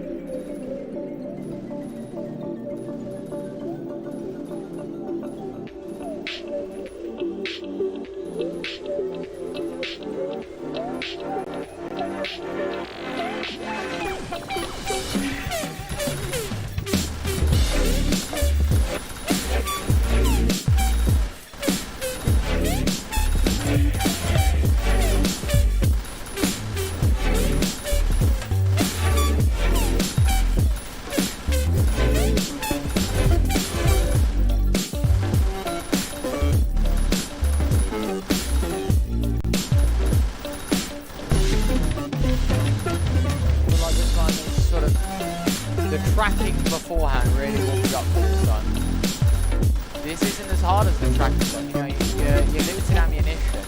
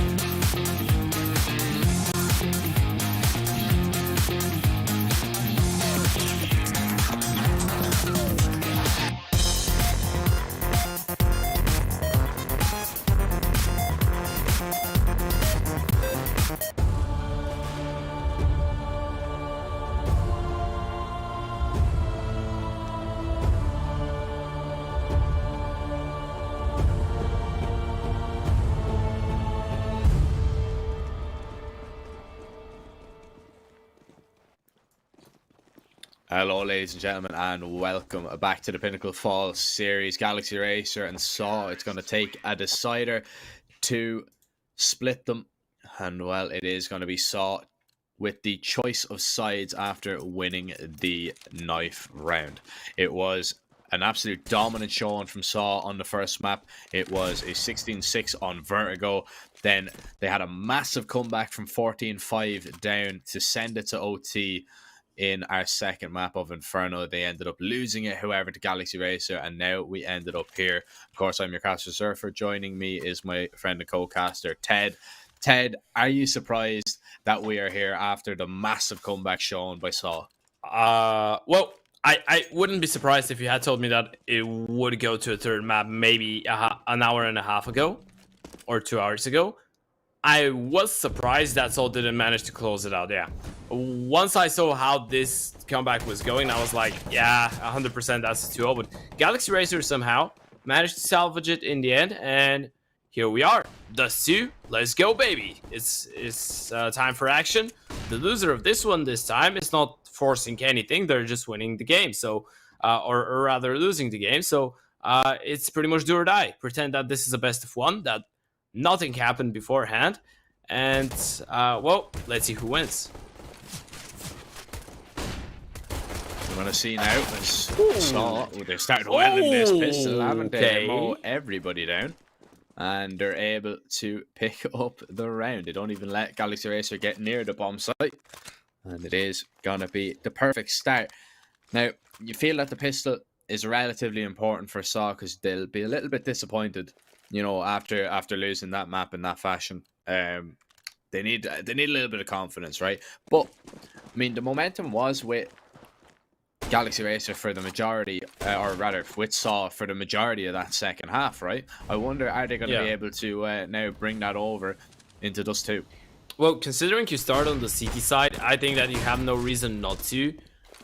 Because right now, yeah, normally you would say that Dust 2 is one of the most fast-paced maps. It's C-sided and so on. But I think after this update, Dust 2 becomes one of the... I'd say it's a... We could say it's a CT-sided map, in my opinion. It gives so much freedom to the CTs, this update of Suicide, and the fact that they can easily go and fight for middle, for lower. It gives them a lot more possibilities, let's put it that way. So I feel like if the CTs manage to pick up the first couple rounds here, we might be in for a pretty good showing from them. But on the other side, we have a Galaxy Racer side that is not too unfamiliar with playing Dust 2. No, definitely not. They've played it, I believe, 10 times in the last 3 months. Only won it, though, Correct. three times. So it's not the best of records, but I mean, both teams have a pretty poor record on this map. So it's last time they played it, it was a 16-11 victory for Galaxy. That is true as well, as we see Saw trying to get over the hurdle of this round, but it's going to be the force buy from Galaxy Racer working out in their favour so far. Mateus in a 1v3 needs to win it, as he is going to be spotted out. He's already got the first kill. He's going to get a second. 6 bullets in the chamber as he moves forward with the FAMAS. Now, Grunt speaking around the left side. Has to swap over to the USP. He's tagged him down to half HP. USP should be able to do it, and especially because he's found the headshot. Fantastic recovery from Mateus. But it shouldn't have got into that situation. Yeah, it shouldn't. And now, because of that situation, Galaxy Racer will go for pretty much another reinvestment. Josie has the money to go for an AK, so does Grux. The rest can go for Galus if they want to, but you did so much economical damage to the side of Soul, there's no reason not to go for it, especially with the bomb plan, and we can see that the 2 AKs have been brought up. In fact, 2 Galus as well, and the Scout for Twist. So, pretty much, the T's are gonna have a better buy here, despite of losing 2 rounds in a row.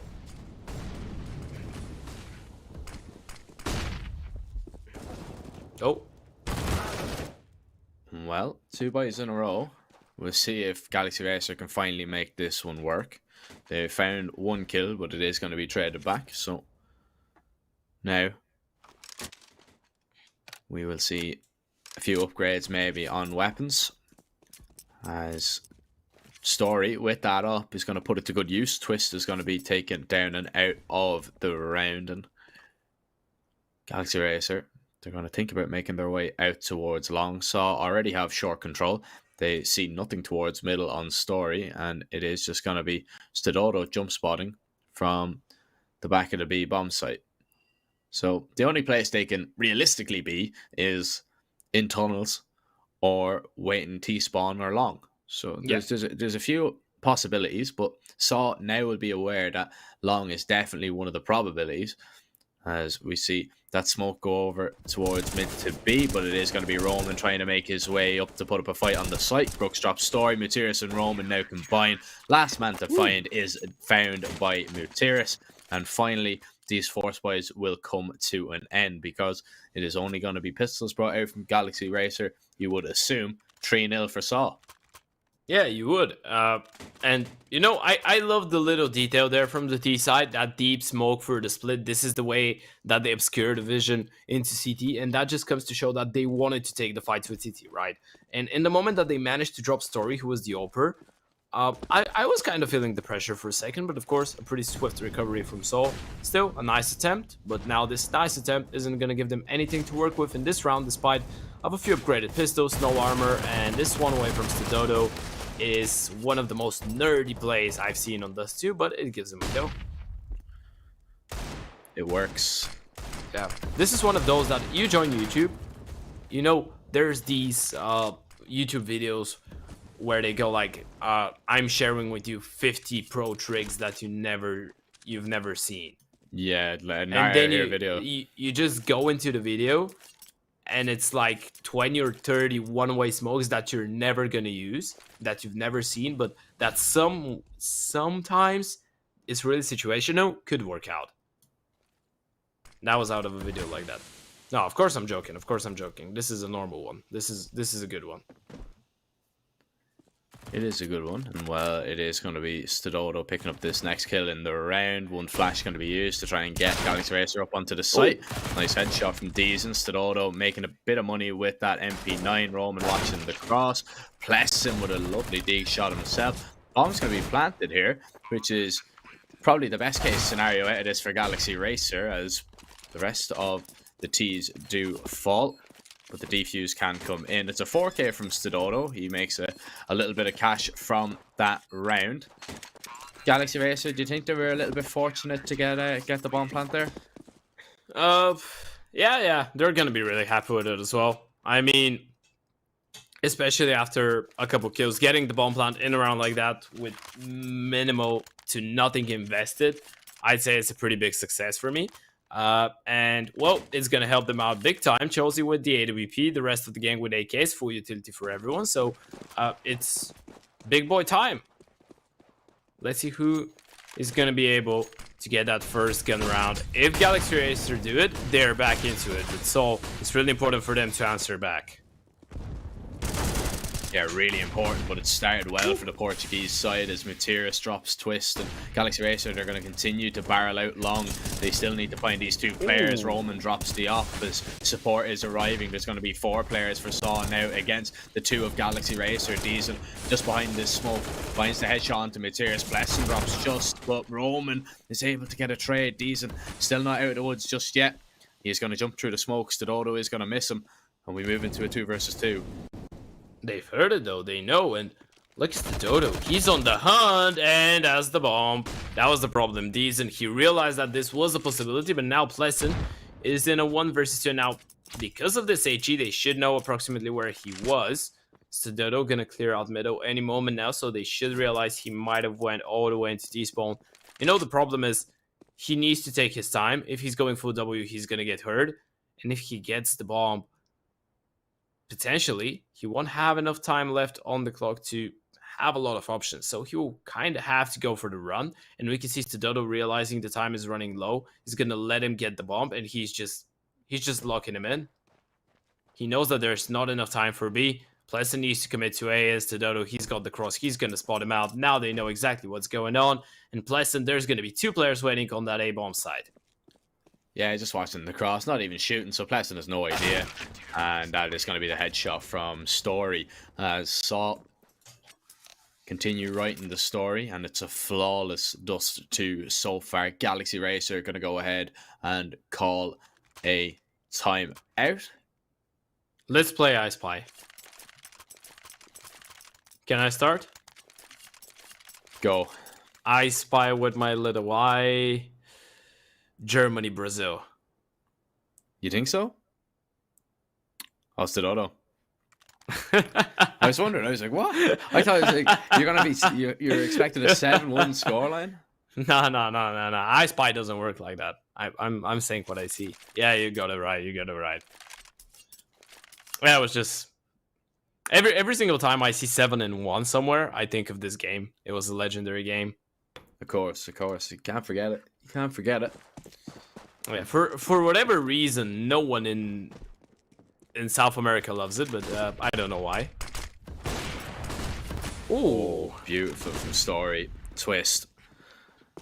He's going to be the first man taken down once again. He's given up the entry a few times now, and that's might come back to haunt him.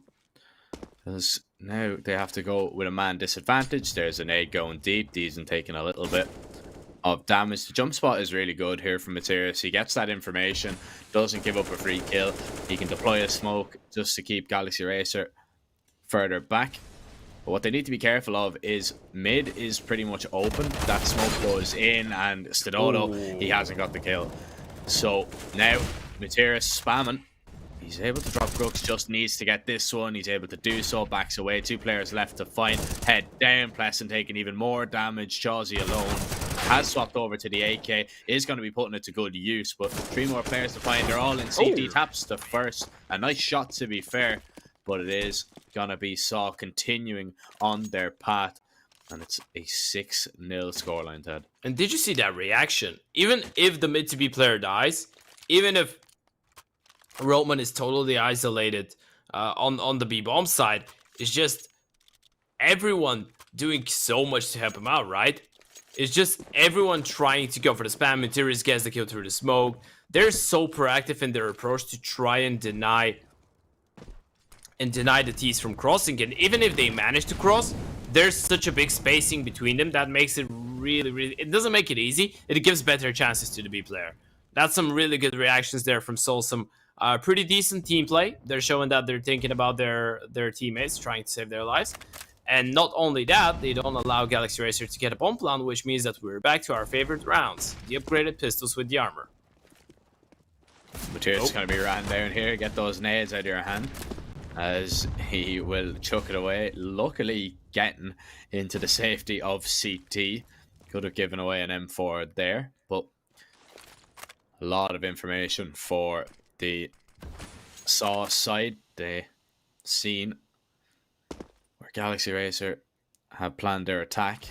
Stadodo hasn't spotted much more else towards mid, as we see smokes go in towards this B site. It's going to be the fake, and it is going to be the pop out towards short. They should be able to take these and down. Stadodo is going to take care of him. Now the short pop comes. Materius is low from that earlier exchange. Flash in front. Materius is going to, in fact, be blind by that.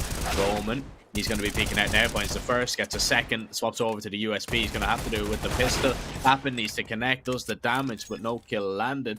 Bomb is going to be planted safe.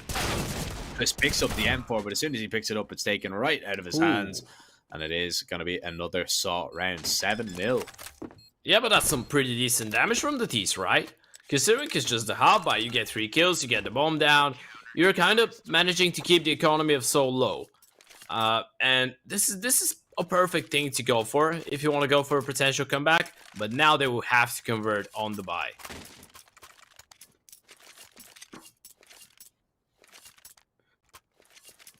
Well, that offer popping up on your screen, the Pinnacle offer, the bet 10, get 10. You can take advantage of that by clicking the banner down below the stream and signing up using code FALL21. And, well, if you are doing so, make sure you're only betting what you can afford to lose. Pinnacle's full terms and conditions do apply. And, of course, you have to be 18 years of age or over, or whatever the legal gambling age is, wherever you are. Now, it is this buy round. Galaxy Racer, they really need to start getting on the board, don't they? They really need their first round win, or this one might begin to slip away from them. And Saw played very well towards the end of Inferno. This momentum that they built up here, though, is absolutely massive. Yeah, exactly. That was what I wanted to say. Like, so were the better team on Inferno's second part of the map. Like the second half of Inferno, they were the better team. It was just in the overtime they were a bit unfortunate, and Galaxy Racer managed to get a couple really good individual plays by people like Chelsea and Pleasant. But overall, Seoul did a really good job. And what we're seeing here is them realizing that Inferno slipped and not being too upset about it, because they're showing us the same dominance. And unless this buy round works out for Galaxy Racer, this one could be over in an instant. Oh, but look at that. They fake it out. It's not short. It's the B split, but Materius has dropped Pleasant. And now they don't have a smoke for the cross. They need to be wide open, and Materius picks up another. Josie with the refrag, but look at that. Dodo goes for another. And, well, if you thought that it was over, Just is still towards the B-bomb side, and he's going to pick up all the kills that he needs. He will indeed. And it is going to be Saw picking up an 8th round. 8 in a row. Okay, something's not right now, for sure. Sorry, look. Maybe the odds have frozen. Yeah, I think they've frozen. I think so. Yeah. Saw 8-0. They're the clear favourites here. I mean, yet to win a round. Galaxy Racer really, really struggling. And it is now gonna be Chelsea to find the opening pick, something that we haven't seen too much from Galaxy Racer. And now what do they do with it?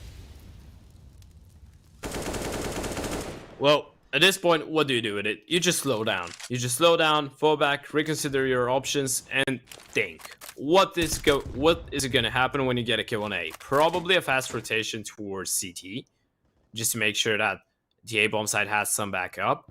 The player that had to go back and play short, in this scenario, Roman, is going to stay long. And of course, there's going to be one rotator and one guy on short. Some aggression might come through. That's exactly what's going on. And they've left B. So a bit of a bet here from Seoul. And, well, it's not going to pay off just for now. Oh. Okay. Okay.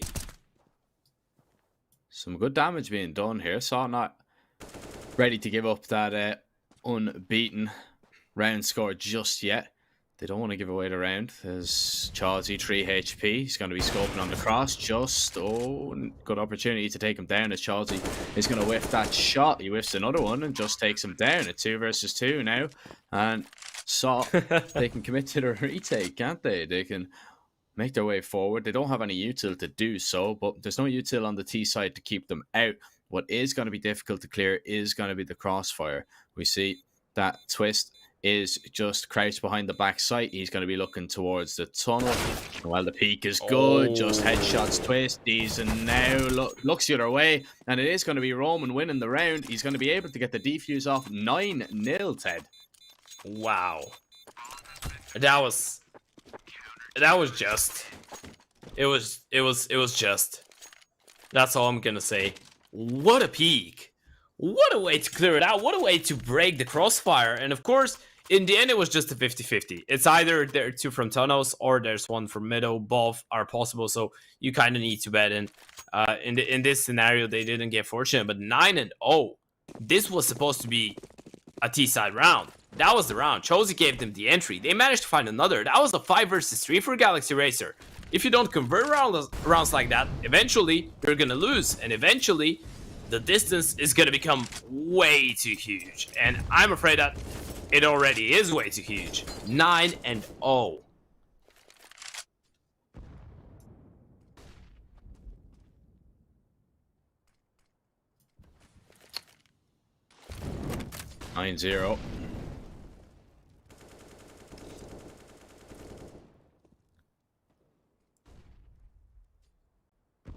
And we do see now Galaxy Racer begin to sweat a little bit. This is where they really need to start winning rounds, and especially because they lose that one in such a disappointing fashion. They get into a post-plant situation, they have the advantage, and then all of a sudden Saw are just able to claw it back.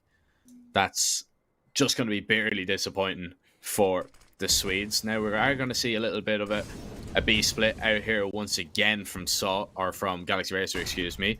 Sidodo's going to be flashed. He gets the information. Doesn't know if he wants to go for a peek. He's waiting for the fight of his teammate. His teammate will fall. Sidodo gets one, but he's going to be ran down. Some good flashes to get up onto that B site, and it is going to be finally a Galaxy Racer round we do see. Okay, that's a bit more like it. These flashes from Pleasant were absolutely insane. I love the fact that Seoul actually wanted to let go of the B-bomb side. They wanted to go full win on the middle battle. And if there wasn't 4 players coming in from mid, that might have worked out. But with 4 players coming in from middle, with Pleasant just throwing flash after flash after flash, it was just pretty much impossible for them. So finally, Galaxy Racer finds some success. I was just about to say that I want to see them attack maybe this B-bomb side a bit more, because the last time around when they tried to go for the split, there was already a couple players that were in CT to deny it. Whoa. Okay. Free haircuts for everybody.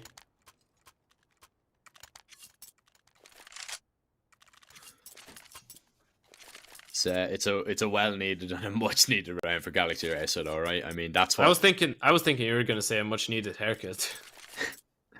No, that'd be on me. If any of these players want to give me a much needed haircut, please sort me out. I can give you one. We can join a 1v1 aim map after the game. I thought you were going to be talking about what's called your haircut, and I was going to say I'm all right, thanks. But never mind. So they're going to call a timeout, and well, what can they do? They are going to be a little bit annoyed that they maybe gave away the flawless, the 16-0 dream, but being realistic, that was never going to be a possibility, right? I think they're going to be upset because they win 9 in a row and now they're playing for a reset. And they have players on Pharmacist in a pistol. Yes, that is an issue. That's a big issue, but we see Sidodo getting aggressive in towards under. He's going to be able to recover an AK for himself. He's going to give the advantage to Salt. But I don't know if he's going to be able to get out of lower tunnels alive. That's the only problem. Oh, I think he is. Yeah, he's out of there. Mission accomplished. And Roman has found another. Oh, looking for number 3 in the round. Doesn't manage to do so. Chosy to shut him down. But unfortunately for Chosy, he doesn't have an AWP in this one. So the low HP will be a bit of a problem. And with having so much map control now, this is going to be tough to walk into. Story with the op looking to take the fight. Gonna spot one. Oh, fires a shot. Doesn't manage to connect. Now they will continue trying to fight with him, but still they need to be careful.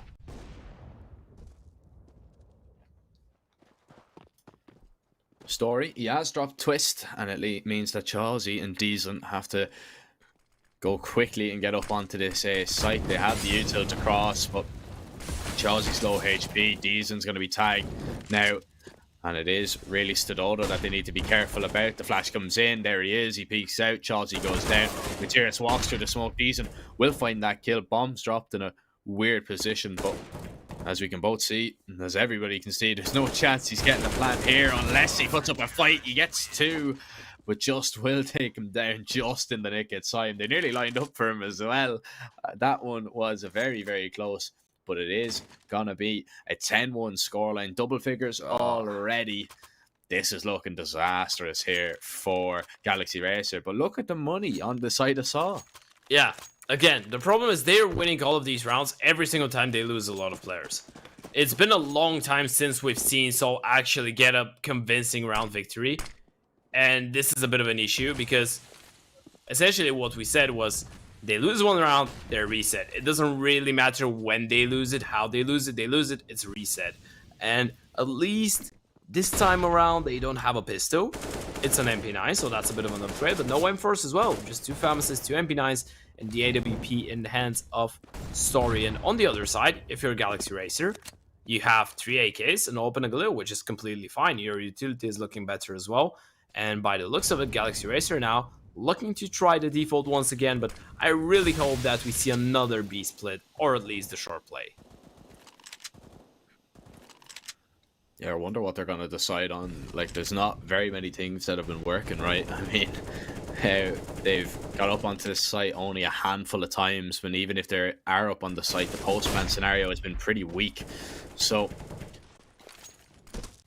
we'll see. 50 seconds. They have a little bit of time to decide, but they will be pushed and pressured now for a decision coming in here. There's a single flashbang on nearly every single Saw player. Bar Roman has just used his 35 seconds, and well, not a lot more to delay here as Saw prepare for the bombardment of this site. The flash out towards middle.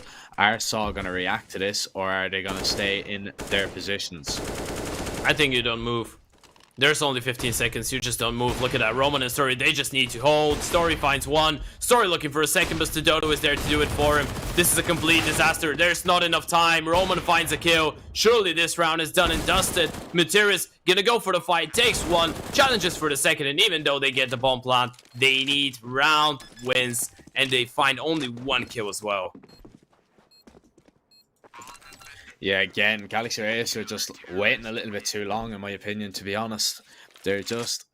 If they throw that fake maybe about 10, 15 seconds earlier, yeah, okay, they might have forced to rotate, but I think you hit the nail on the head. You know, they just don't need to move. It's 15 seconds. If they go towards A, if it is a fake, you know, and we're caught rotating, we'll lose the round. So just stay where we are. We'll just hold our positions and hope that we're right. And well, Saw do win another 11-1, and what a shot from Story. Doesn't matter that he's flashed, he hits it onto Grux as Galaxy Racer again on the back foot. Yeah, and it kind of feels like they haven't been off that back foot throughout this entire map, right? Every single round, and look at that twist. This is a desperation play. It really is. Give me a flash, I'll run through the smoke. This is just a desperation play. It doesn't work out, and Galaxy Racer once again are just with their backs turned against the wall. They have nothing to do. They have no ideas. They're just hoping that the CTs do make a mistake in who Materis. Only if he knew how fortunate he was with that cross. And Chelsea is missing shots. This is not looking right. That's a 12-1 in my book. It's looking likely Plessin, the last man standing, and the bomb dropped completely in the open. Plessin in towards CT, finds the first. A little bit of damage is going to be good, but only one kill is not going to be good enough. They need the rounds, and they need them to come now. We can see a 12-1 scoreline is going to be difficult to come back from. Spotted now is, or rather, popping up on your screen, Gruce's results from the 3D aim trainer. He's in the top 1.1% of flicking. If you think you can beat him, if you think you can take him on, download the 3D aim trainer for free on Steam and share your results if you can. There are some Razer products to be given away, so definitely check that out. As we get into this next round, it's pistols for Galaxy Racer. It's a little bit more of a faster approach, and it's a little bit of a beast split. Stododo under pressure. He's going to find the first, and well, swinging through the CT smoke, maybe to offer some support, is going to be Roman. Finds one, backs away, and it's all gone wrong for Galaxy Racer. That just screams dominance, you know. At this point, I feel like Soul are just... They are really patient. They are really cool, calm, and collected, but when they see a chance, they just run over and they just annihilate Galaxy Racer. They're so confident right now. Confidence is just sparkling out of them, and you know, there is a reason. There is a reason behind that. Because they've started winning comfortable rounds now, and don't even pay attention to that because I think that one's glitched, but so are the heavy favorites. If I had to guess, do you want to try and make a guess what the odds are right now without looking at Pinnacle? I'd say... I think 25. I'd say even more. Oh, what a shot there from Chelsea. Okay, 24.9. I'd say they're a bit ridiculous, all right. As we see Galaxy Racer, they get the opening pick, and it's not very many times that we've said that in this half. They have the man advantage. We'll see now if they can do anything with it. Never mind. There goes the man advantage. Oh, nearly at a man disadvantage there. Story peeks towards long. Materis needs to be careful. The spam just tickling him a little bit and doing a little bit of damage. As we move into this 4v4. A lot of time for Galaxy Racer to work with. Do you think they head straight for a B play, or do they decide to test out A a little bit? I think you drop a player into City and you go B. Or you just try to bait it out just a little bit. But of course, we're yet to see. Dodo might get a bit of a peek here. And as the bomb carrier, but oh, a missed shot. Gonna give Grux a second chance. And now Grux gonna make his way out of middle. This is the B split. And Roman is caught completely out of position. This is a bit more like it. Galaxy Racer could win their second round here, and it does seem really likely, unless of course Story and Materials put up one hell of a miraculous play, and this could be a great start. Oh, Materials, I don't think he spotted him. There's the flash though. Twiz gets the kill, and Twiz gets the double as well. 6 and 14 for the first half for him, 12 and 13 for Galaxy Racer. Even though they win this last round, I really don't fancy their chances, to be fair. No, not at all. Well, let's see. They have to hope that they can put up a fight. Of course, they're not going to be eliminated if they do lose this. Best of 3. It is the 1-1 bracket. They will face an elimination game tomorrow. We've already seen India Ray make their way into that 1-2 bracket as they took on and defeated Endpoint today. Earlier on, that was the first game of the day. And well, now we'll see if Saw can close this one out. A pistol is a good place to start. They managed to take the CT. Can they take the T pistol?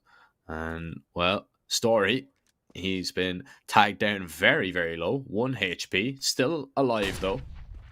As Jazzy goes looking for a few heads, but he won't find very much. Not yet. Smoke going to be deployed. Now I wonder, is it going to be the short play out here from Saw in this round? Oh, apparently yes, so make their way up, but there is still one player in lower, so it is open to go both ends, and this might just be the fate. Look at them go, they're second guessing themselves, and the bomb still top middle. They're waiting for a reaction, they're trying to make Galaxy Racer do the move, and it's going to be the B split. There's the smoke, there's the flash. Galaxy Racer totally out of position for this one, but Twist is going to be able to find the first. Brooks hiding, and he drops the bomb, needs to find a kill onto Roman, won't be able to do so as Roman just about gets through the window and needs to get the bomb plant down. He's going to tap it, they're going to rush the side. Twist is going to be taken down, Just and Roman both fall though, and Galaxy Racer will at least win the pistol. They needed it. No bomb plant means that if Saw want to go for the force buy, it's going to be Deagles and Deagles only, pretty much. But if they save, they can bring out the AKs in the following round, and I think that is more what they will be inclined to do. Yeah, of course. You have a pretty comfortable lead, 10-round lead. You can give it up. Like, you want to have the AKs. You don't want to throw this one out of the window, just risking it for the biscuit. There is no reason. We can see only Roman with 1 Desert Eagle because of the kills that he got in the pistol, so I feel like the T's are going to use this one maybe as attack, maybe to try and talk over things. People actually used to do that a lot back in the day. Do you remember when I think you didn't have so many tactical pauses? Or the coaches could still speak in game, I'm not sure. So people would use these ecos, especially on Dust 2. I have a memory of MSL using that when he was back with North. But that was one of the first iterations of North, like 3-4 years ago. He was just standing in T-spawn with everyone. They were kicking the ball and they were discussing strats.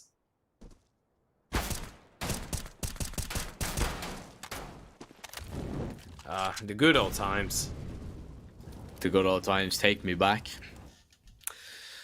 You know, they might not have to take me back. We have a LAN major coming in just 2 weeks. Yeah, I don't true. want to go back. I want to go to the future, mate. Yeah. Hopefully it's more to come as well. As some nice movement there from Stododo. He eventually meets his maker in the CT, and that is Pleasant. Right, Roman, the last man alive.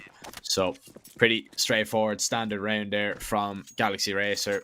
They were expected to win that one and win it very easily. They did. Saw now have their AKs out for the first time on this T side. They only need 3 to push this one over the line. But today has been the day of the comebacks, Ted. I don't know if it's going to happen again.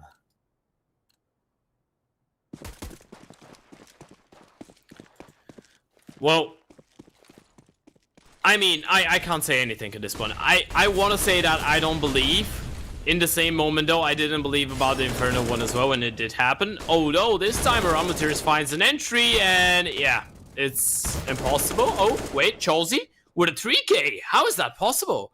A 2 versus 2 now, but look at Roman. If he gets the timing right, he might get a double. There's one. Oh, turns around for the second, but doesn't manage to land. But now, Story knows exactly what's going on. In a 1 versus 1, he is low on HP, needs the after plan to work in his favor. And Twist going towards long might actually be perfect for Story. That's going to give him more time. That's going to open up the distance. And now Twist going to make his way into CT spawn. And Story, he should have heard him. There's the flash, and there goes Twist. Up close and personal, Story loses the fight. Instant headshots from Twist, and a 5th round for Galaxy Racer. Yeah, 5th round for Galaxy Racer. As we see, the bomb plant is going to help a little bit. Saw it make it close as well. And now they do have the economy to go for another buy again, but do you just go for the half buy here? You know, you're talking about not forcing it all the time. Do you actually invest heavily? That's what I want to know. And looks like I have my answer. 3 AKs and 2 Galeals are going to be bought here on the max loss bonus anyway. And if you get a bomb plant, you'll be able to get another round like this. And well, it's only going to need 1, you know, especially if they win this one. The money is going to be a small bit of an issue for Galaxy Racer should they lose it.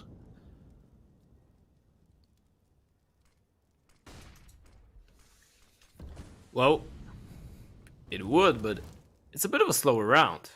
Both teams not wanting to risk it that much, and we can see that Seoul are being really proactive with their calls. They're trying to switch things up all of the time. Now they will try their luck elsewhere, but apparently this presence towards tunnels didn't mean a whole lot to them. They're gonna start making their way up short once again, probably. At least they get middle basically for free. The problem is that they have no idea what to do with it. They're waiting for Galaxy Racer to give them something, and it's just not happening. There's the mid-to-be smoke again, trying to force a reaction, trying to bait Galaxy Racer into going for a play, but nothing like that happening. Deezen, though, is kind of isolated. And with 3 players on the other side of this, and Twist going down, if Deezen doesn't stop this play, this round could be collapsing right in front of his eyes. He finds the first, gets the second, nearly gets the third as he puts up a big defense there towards long. Chawsey missed shot, and it's not very often we say that, but it's gonna be a 2v2 now as we try and see if the bomb can cross. Just gonna throw it, spots out the first player. Bomb is dropped in no man's land, but they're able to get it. Just deploys the molly, but he is gonna be now leaving Roman in a 1 versus 2 situation. Gets the first and the second. It's beautiful from Roman. My God. He jumps up on the boxes, finds a 3k, and gives Saw their 14th round. Look at the money on the side of the CTs. It's absolutely shattered. It's in the bin, whatever you want to call it. They're going to have to force, but it's not going to be pretty in the slightest fashion, Ted. That's devastating. And it's the clutch as well. It's Roman. He's been so stellar throughout this entire map. 19 and 11 for him after this one. And look at the buy on Galaxy Racer, Jack. Grux on a Famous. Same for Twist. And Grux has fallen already. There's the AWP, the contact play. And now it's just 2 pistols, a Scout, and a Famous to deny. Pleasant, what can you do? It's just flashes all over the place. This is impossible. He's already done. He can drop his gun. This round is over. Stadolo takes down Twist and Chawsey and Deezen. Now, you're looking at this, you're thinking, oh, well, at least they can save the armor, at least they can save the pistols, but they won't even save any rifles here. Like, it's just not a good situation for Galaxy Racer at all. Saw well on their way to getting their 15th round. Deezen is going to be the next man taken down. The Deagle, I don't think, is going to be enough to stop Saw in the following round either. 15-5, and what a response, to be honest, by Saw. The Portuguese men, they went 14-5 down in Inferno. They managed to bring it all the way back to an OT. They lost it in an overtime, and now they put on an absolute performance against Galaxy Racer. 15-5. They're putting on a clinic here in Dust 2, and we could only have one more round on the cards. Yeah, and you know, that's a deserved victory for Sol there. Map number 1, domination. Map number 2, a comeback from being down 5-14 into forcing overtime. Map number 3, this. And now you're going to have the best chance that you can hope for to close out the map and the series. You're up against 3 Desert Eagles and 2 Scouts. No defuse kits, 1 Molotov, just a handful of flashes, smokes, and HEs. On your side, you have 4 fully equipped Ts. If Materia Swansky can even throw away that Galil, same for Stododo, they can go for AKs, but 4 fully equipped Ts with an AWP, with full grenades, everything that they can hope for. What is the play? You're asking the wrong person there, mate. I have no idea. The double scout, you have to do the damage. Double peek towards middle and hope that somebody is going to walk out, but we'll see. Pleasant going to get into that Xbox smoke and get up towards short. It's going to be 4 players towards B for Saw in the beginning. As Galaxy Racer, they're expecting an A play here. They're heavily stacked towards that site. And now Saw just explode out onto B. It's only Grux that really stands in their way. Yeah, but they're taking their time once again. They're thinking about a potential mid push. They're thinking about every single possibility. They don't want to get caught. And that deserves respect. They realize how important this round is, or rather, how easy this round is to convert normally. They know that the buy on the side of Galaxy Racer is not sufficient whatsoever. So that's the reason they're being so careful with this one. They don't want to get to the point where they do a mistake here and they allow Galaxy Racer to get a better buy and start winning some rounds. I know it's 15-5. I know it sounds absolutely insane to say things like that, but this is how they're thinking of it. This is how they approach it, and I love it. I love it. You're giving Galaxy Racer full respect until the last second of the game, and maybe that's why. Twist with a lovely headshot here. Goes looking for a little bit more. Needs to be careful. Actually tags up just. Does want to over peek into that op though. That's going to be an issue. And well, Galaxy Racer, they're going to be making their way close. I don't think this one's over just yet. 2 quick kills now go in favor of the CTs. The Molly forces him out. Story with a double. Chauzy though is here with a scout, and he drops Materis just as low. Pleasant coming from behind. He's got an AK on him as well. 13 seconds. Saw need to get onto the site. They need to get the bomb down just with 1. Story's going to fall. Just the last man alive. A 1 versus 2. 12 HP. Now, Pleasant has armor. Grux has a 5-7 to work with as well, and they're going to double up here, which is going to make it even harder. 4 bullets in the mag here for Just. Taps the first 2, taps all 4, only connects with 1, and Grux will connect with his 5-7 to take him down. 15-6. We are not done just yet. The bomb plant is going to mean some good money for Saw, bar on Roman, so they will at least have another go at this to try and close it out relatively quickly.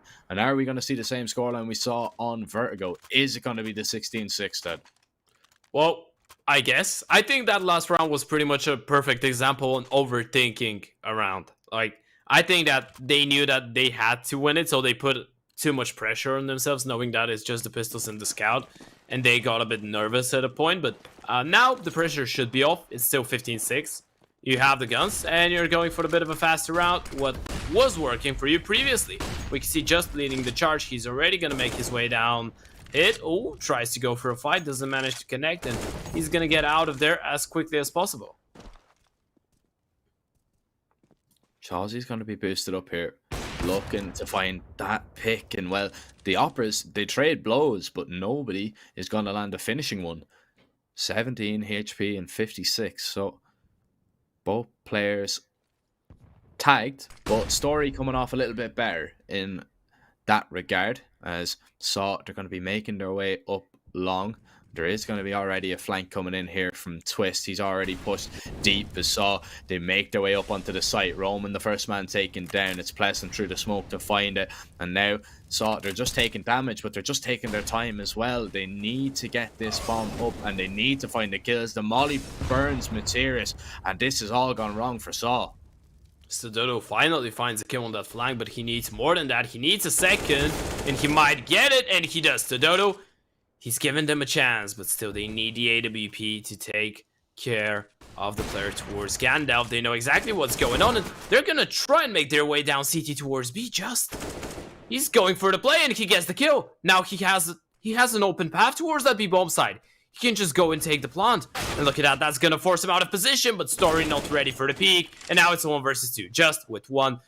Looking like he knows exactly where Chelsea is. Oh, he doesn't spot him just yet. He's going to punch the numbers into the bomb. And, well, Chausy's swapping over to the Deagle. Just takes him down. And that's it. 16-6. Saw are going to close it out. And they're going to go 2-1 in the Pinnacle Fall Series. That one was a long one in the end. But Saw are able to close it out. What a fantastic series, to be honest. And, you know, Galaxy Racer, I thought they played all right in Inferno, but Saw were just a much better team today. Yeah, it felt like we would see a punishment pick from Saul, then a punishment pick from Galaxy Racer, and a close Dust 2, right? Yeah. That was what we were thinking, but Saul had other things in mind. They annihilated Galaxy Racer on the first map. Then on map number 2, they were down 5-14. They managed to force overtime and make us believe that they can go for the comeback. Well, we were worried about their mentality after losing that one in OT, but on Dust 2, they showed us that there's nothing to worry about. They are through in the 2-1 bracket, just one victory away from making it to the playoffs, Jack. Yeah, that's it. One victory away from the playoffs, but there's two sides to the coin, because that means Galaxy Racer, they're only one loss away from elimination in the Pinnacle Fall Series. They'll be playing that game tomorrow, as we have a quick look at the leaderboard and really the standings, as we see Eternal Fire and Endpoint, they've already been eliminated, and, well, Galaxy Racer, they're going to be hoping that they don't follow the same. Well, ladies and gentlemen, we're going to be sending it to a short little break. Coming up, though, we are going to have a very interesting game. It is going to be Skade taking on Unique. It should be taking place in around 5 or 10 minutes, so make sure you don't go anywhere.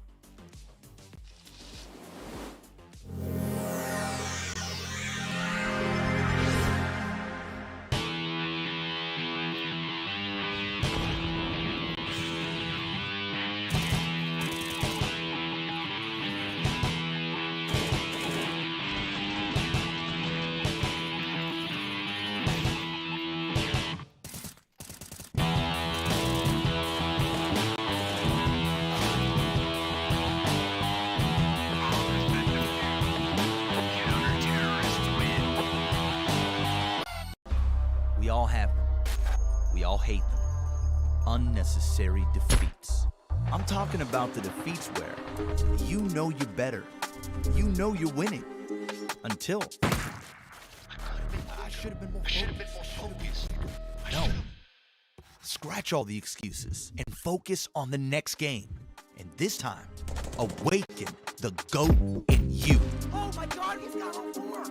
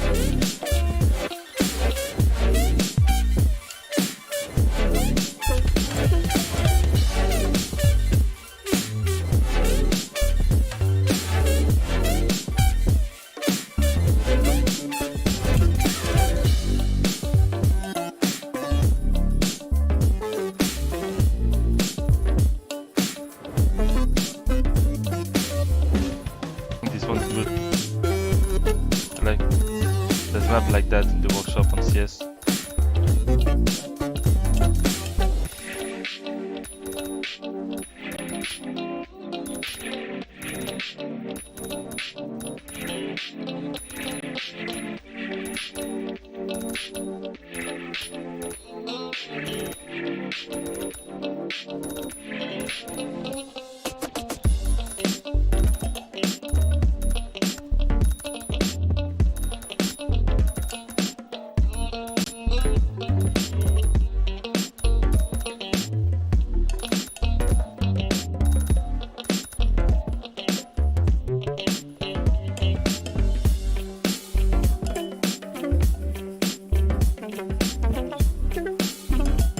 It's like farming eco kills in CSGO. Of the Glocks rushing. Should be very good at that, I think. Too close.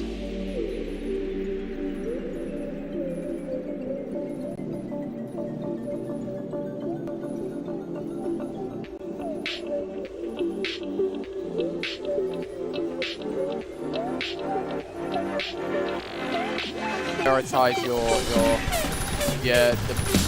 I guess the robot, this cylindrical dude running towards you. Prioritize him closing in.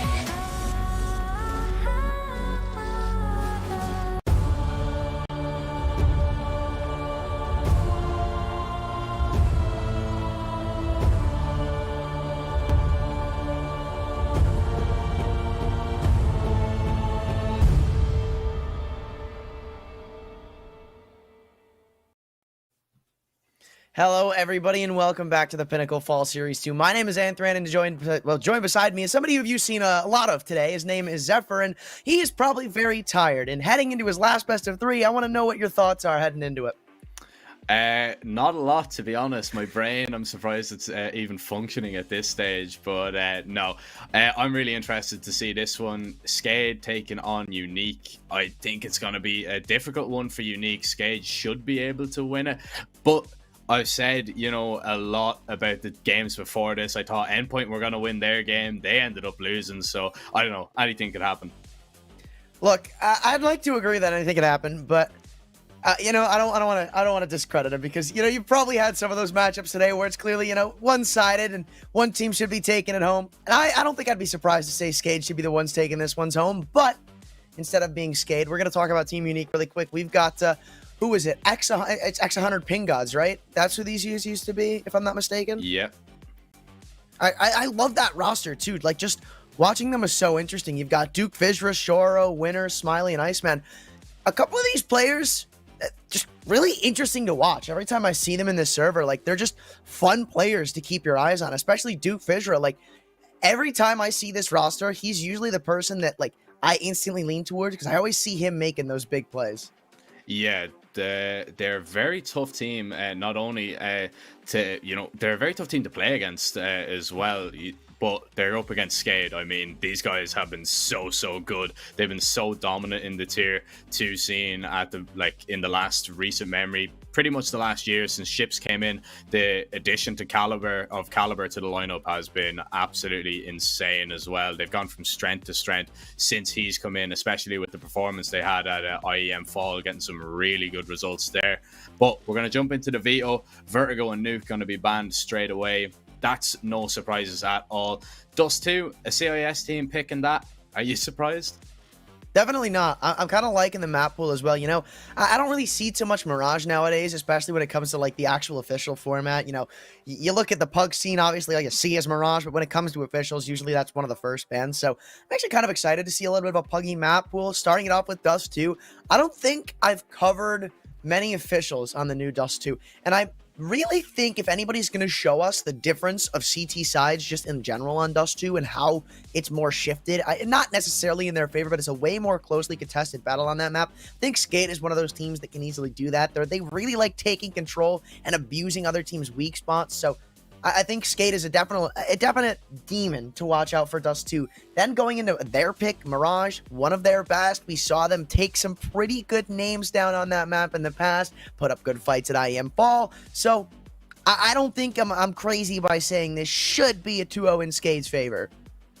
Yeah, I mean, you're looking at that and you think, oh yeah, it should be. Then you look at the last map and you're like, oh, it's Overpass. That was one of Skade's staple maps for so long. They were so dominant on Overpass, and it's always difficult playing against a team like Skade because they don't really have a permaban, bar maybe Nuke. Nuke is kind of the only one that they do. They can play every map in the pool, and they can play it to a pretty high standard as well, so it's always going to be difficult. Overpass is a good map for Unique, I will say that. My team has actually played against them, and they're pretty strong, to say the least. I think we got like 16-5 or something, so yeah. Who's your team? Coalesce. So we played against them. They're tough cookies to crack on Overpass, but I think Skade might be just a little bit better. Yeah, I don't think that's too crazy. I'm not gonna lie to you.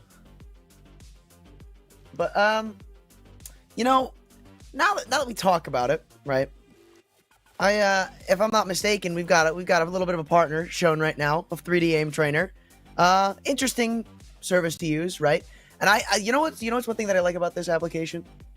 What's up? It's actually on Steam. Yeah. I hate applications that are like aim trainers that aren't on Steam.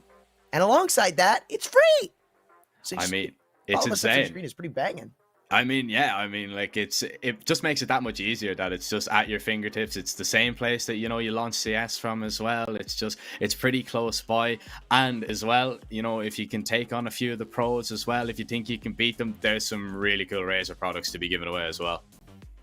Yeah, that's just a bonus too, right? Not only do you get to train your aim, not only is it free, not only do you get to have some experience against the best of the best, you get some products on top of it too. I mean, look, I've used Razer in the past. I like it. I pretty decent, right?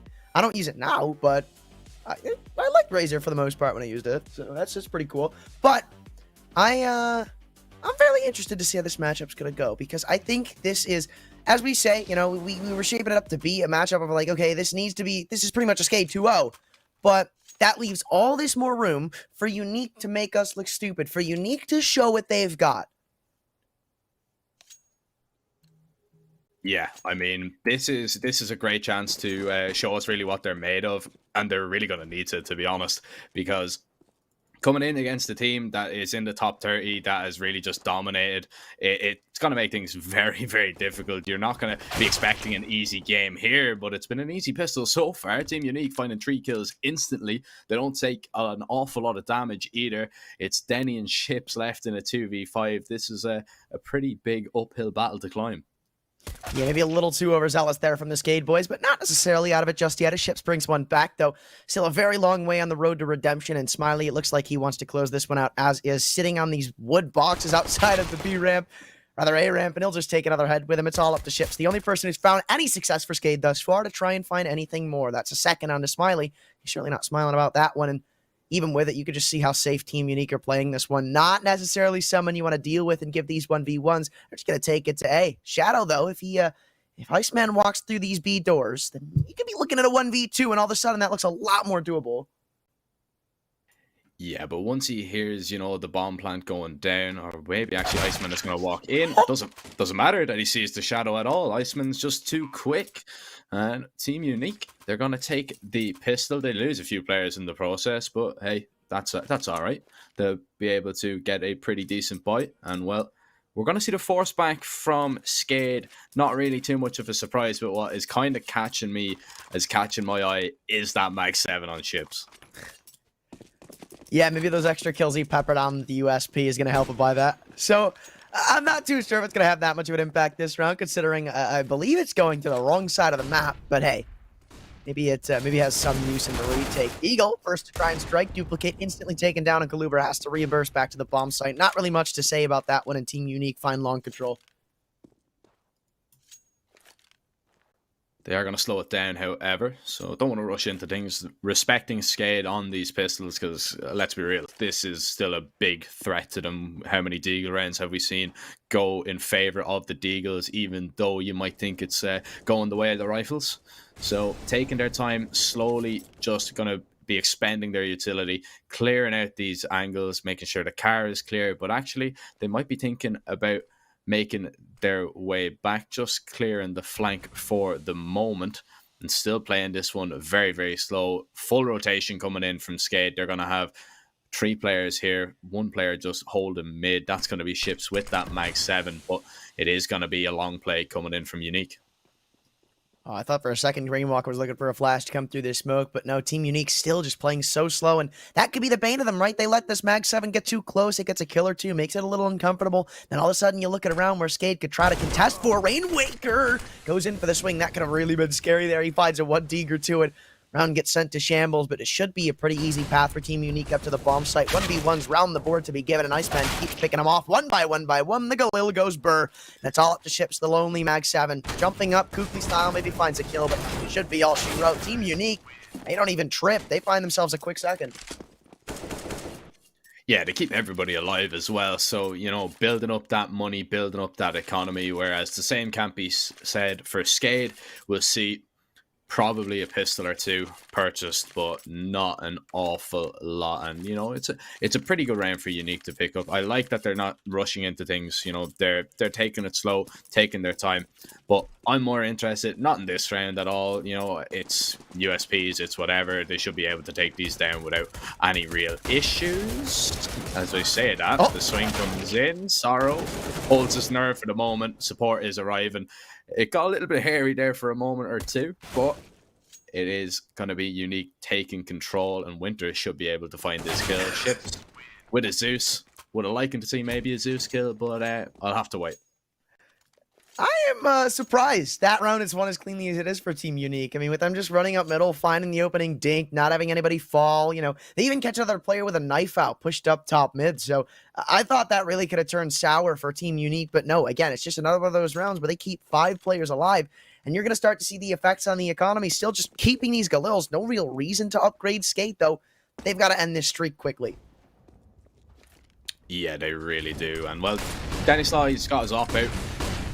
The all reliable, his trusty weapon of choice, and we'll see if he can have some nice impact on it. Ships, already we've seen him get very, very aggressive towards these lower tunnels, and I wonder, is that going to be just a running theme of this CT side? Winter, though, he's able to dispatch that threat very quickly. The Ships is out of the round, and Unique now have the advantage. Skade kind of kept guessing here. They don't really have a lot of information to go off. They have given up long. Yes, they have short, but they don't know how many people are in tunnels, which is a real issue. They kind of rotate it over to focus a little bit more on mid, but Team Unique, once again, just playing slow towards long. And it's big that Denny Slaw can bring that kill back. Make it a little more comfortable for Skade, who are down in a 4 versus 5. And I don't know if I'm the biggest fan of Ships constantly trying to pepper in this lower aggression. Sure, as the CTs now on Dust 2, you do need to get a little bit aggressive in middle. You got to try to put some force in. But Ships keeps giving them these 1v1s, and that could have been a big opener for Team Unique. You can see they took long control for free off of it, but Now, looks like we're going to see some calm restored to the Skade defense, who keep bringing kills back one by one, and it ends up in a 2v2 as the smoke settles. Health not that great for Team Unique as they try to hit up towards B. Currently, with both defenders on A for Skade, they're going to have to go play this retake, not the most optimal of situations, though I don't even think there's a smoke to block off the doors. They know there's a man in the corner, and Sorrow picks him off through them. So Skade, well, they had a little bit of a shaky start, but they're going to be able to pick themselves back up on the first rifle. Yeah, it's not the most ideal of rounds for them. They would have liked to keep very many players alive, but only with 2 surviving, I mean, it is your first round on the board. They're going to be happy. The pop up on your screen, Maka in the 0.8% of flicking. If you want to challenge him or take him on, you can download that 3D aim trainer. If you can beat him, there are some Razor products to be given away, so definitely head over and check that out. That's, of course, the 3D aim trainer on Steam.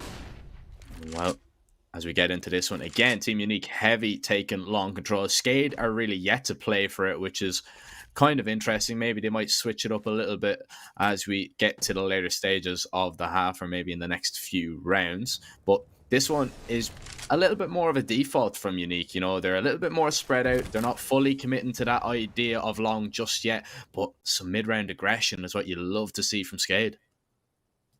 Ships. If Ships falls here again, then it's just kind of a facepalm moment, and it looks like he will, depending on the fights he takes. Duke Vizra, the man who I talked up in the pregame, can't find it, or neither can Sorrow. Man, as I almost condemned Ships for his lower tunnels aggression, he'll walk away with 2 opening picks for Skade. That's a lot more cleaner. And even though they didn't have the best of weaponry coming into this round, sure, a couple of rifles, but that SMG on Duplicate, it's turned out fairly well, and they continue to just stop this long takes. It's now that they have the util back in their hands, it's not going to be as difficult to stop. Caliber getting flashed in, everybody's blind looking for one, everybody lines up for him, but he can only come away with the 1. Now into the 2v4, it looks like it's all she wrote once more as Ships gets a 4K, beautiful stuff from him and Skade. Now we're just 1 round away from tying this game. Yeah, and that's really the danger when Skade have the rifles. They can just cause you all sorts of problems, even, you know, not even that round, but the round before it. When you think that you have control of a round, Skade can just turn it on and they can just begin to take it away from you. Now Unique might be feeling a little bit of the pressure, but they do have another bit of economy to invest in this round. And, well, Smiley going to go for that glass cannon. He's going to need to make it really work as Flash goes in towards long. Dennis thought this time gets aggressive, but the shot is going to miss. He's going to back away. Well, what is more interesting to me is the double up. I mean, Ships has one as well. Dennis thought still yet to connect with his. I wonder, will Ships be called into action towards middle? Well, I'm glad to see him change it up a little bit, because you could really see Team Unique adapting to how aggressive they like to play in mid. They're starting to have a couple of players going on the default, wait for the pushes to come in, and I mean, that's been where a majority of their opening picks come from. Again, Ship's going to be the one to give it away. Duplicate good on the trade. They've been able to take up long with that aggression. Dennis Law on the AWP, a lot of faith in this man to find kills. And of course, he delivers, looking for more, and they're all getting pinched in left, right, and center, but I don't know if I'm the biggest fan of them going up 1 by 1, though. Iceman makes it look easy, drops the smoke, turns back. Rainwaker could be the straw that breaks the camel's back. No, Duke Fisher, he's just going to shut down that cat hold. So Team Unique have control of A. Still a little bit left to go in the round, though. Oh, the spam through the smoke. Caliber, unlucky there, mate. There's not really a lot you can do about that, I'm afraid. Rainwaker, he is the god of the clutch, so, you know, it's not out of the question, but because he is backing away towards that B bomb site, you would assume that it will be the save coming in, and that's exactly what it is. Team Unique, that was a round that they kind of needed to go because they were struggling to keep a grip on the game. Now they're going to re-extend their lead to 2, and they are going to have another bash at it in the following. Looking at the money, it's all right. I mean, it's for Skade, it's in an okay situation. They'll probably have enough with Rainwaker, maybe dropping over 1. Denny might have enough, maybe, all things considered, a few hero rifles if they want. But good stuff from Unique, to be honest. They are really adapting to that. And to be honest, I'm surprised that Ships, even though he had the op, he didn't just push towards under. Just to spite you. Just, you know, pick up the op. Yeah, I just push under anyway. Or push into lower. Why not? Could have played behind Xbox or something. Maybe found that opening pick. But it's weird because we aren't really seeing too much coordination from the Skade defense. Like, we'll see ships get aggressive lower, but nobody's really behind him. Nobody's, like, flashing in for him. There's no smokes coming abroad. There's nobody pushed up catwalk to make sure he can't get flanked from both sides. So it's like Skade are winning a lot of 1v1 duels, rather in the rounds that they converted. They were winning a lot of 1v1 duels, and it's not like they're just outplaying Team Unique. That's why, for the most part, there was only a few people staying alive. And again, it's just 1v1s around the board. And that's going to start to favor Team Unique. These one-shot headshot rifles, they're very powerful to overcome. And with the weaponry you've got, it's definitely not going to make do. Duplicate, he's going to be spotted, but he will win that fight against Iceman, but he's going to be double swung there, and there's not a lot you can do about that. And again, it is now going to be Team Unique with control of long ships. Is going to have to rotate over. Denislot, he's in an aggressive position here, though. He's going to be just scoped in. Nobody is peeked out from Unique. Ships is going to try and get close and just play in an anti-flash position in case Unique decide to make their way out. But they're still a little bit undecided here. They're throwing a little bit of utility, throwing a little bit of fakes. They've got, I believe it's Sorrow just in towards mid, but Denislot, he might just be intrigued to go for a little bit of information, but Smiley hasn't moved for the last, I want to say, 20-30 seconds. He's just locked in on that angle, not moving in the slightest. And Denislot, is his patience going to pay off? It looks like it might. Smiley going to walk onto the angle, and Smiley gets the better of him, takes him down. Ships now left to defend. And they're all come running in. They aren't going to give him the 1v1s this time around. They want to make sure if he comes in, they've got the trade on lock. And through the smoke, he gets flanked. There's Starter with the little shots from behind. I thought he was up long, but no, he was on the mid flank. Perfectly timed from Team Unique as they excel to a 5-2 lead. But, I mean, it's just these 1v1s. That's really it. Like, we're not seeing coordination from Skade. We did in the late round, and it almost panned out well for them. The timing is really what caught them there. But when you see, I think it was Duplicate with the FAMAS posted up in long, he's, sure, you've got sort of a crossfire with the Opera from Carr, but past that, it's like, he can easily get swung in the, oh, what? What? Okay, I think I know what happened. That was the little jump towards Suicide and a nice little shot through the wall, or through the door, I think. That's what I think, right? Yeah, I think so. I think so. It'd be ridiculous if you could still wallbang I forgot. I was like, wait, the door is blocked. If you could just wallbang straight through all that cement, like, that'd be a little bit ridiculous. Lovely shot from Duplicate, though. There's Duke Fisher. Absolutely ripped off that angle. Nice little haircut for him. As we see Iceman meeting the same fate. Duplicate is giving everybody the short back and stomping. As we see now, Unique down to 3. Denislot tapping with the USP. Gets one. Looking for the double. Sorrow will take him down. Duplicate now going to be watching the cross. The smokes go down. Unique need to get up onto the site. Duplicate with a third. Nearly on for the fourth. As Winter is alone. He is going to be coming towards the A site. But it's Duplicate right now with a spring in his step. He might be able to find it. Yes, he will. A beautiful 4K from him. Picks up the AK as well. And, I mean, what a Deagle round. Okay. All right. What are you supposed to say about that? Like, they started off well. They make me just lose my train of thought with the shot through the door from Sui, and then just Duplicate picks up 2 beautiful 1Deags. Somehow, Skade walk away. They came into that round with 2 Deagles and a P250. That's it. Like, they had USPs other than that. And I still think the biggest reason Unique lose that round is because of Winter. So I think it was Smiley on the op posted up on the long corner. And sure, obviously, you know, he missed a shot. You got to cut him some slack, though. He misses the shot, and he's getting shot at. But Winter just kind of doesn't move. So, like, the entire point of Winter being with Smiley on the AWP is so if he misses a shot, if he gets overrun, they've got a rifle there to pretty much clean things up. But he didn't swing with him. So, yeah, I mean, look, man, Unique, you got to play more as a unit. Yeah, I mean, you know, you were criticizing Skade, saying it was the 1v1s that they were given, and then there's the little bit of the the lacking of team play there from Unique in this round. The flashes come in as Unique get out long. This time Winter will find a kill, but it's going to be instantly refragged by Duplicate. Ships now holding, waiting for the smoke to clear. Duplicate with one more from the pit. Sorrow has taken down Duplicate's support, and he has to deploy a smoke to try and stay alive here, but it is going to be given up. Already on the A site is going to be Duke Fisher. So Skade, I don't know if they realize there's a player already here. Denislaw is so quick.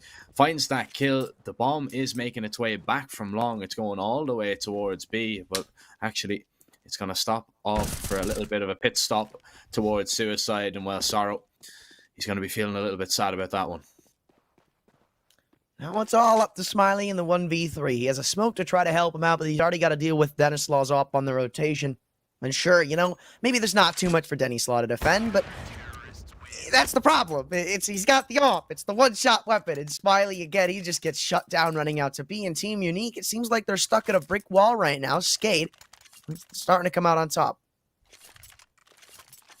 Yeah, they really are. And, you know, they're really kind of showing why they are one of the top teams in the scene, in the EU scene at the moment. You know, they, especially with that dig round as well. Like, I mean, the shots that were hit there, it's not only the aim, but you know, in these certain situations, they're not panicking at all. Even if they're going a man down, even if it's not going their way, they're relaxed. Ship's gonna go farm some cash here. Pretty free stuff from him. Finds a double. Duke Fisher takes him down. However, the bomb is dropped and Rainwaker has it under his control. A little bit of a quieter game from him, truth be told.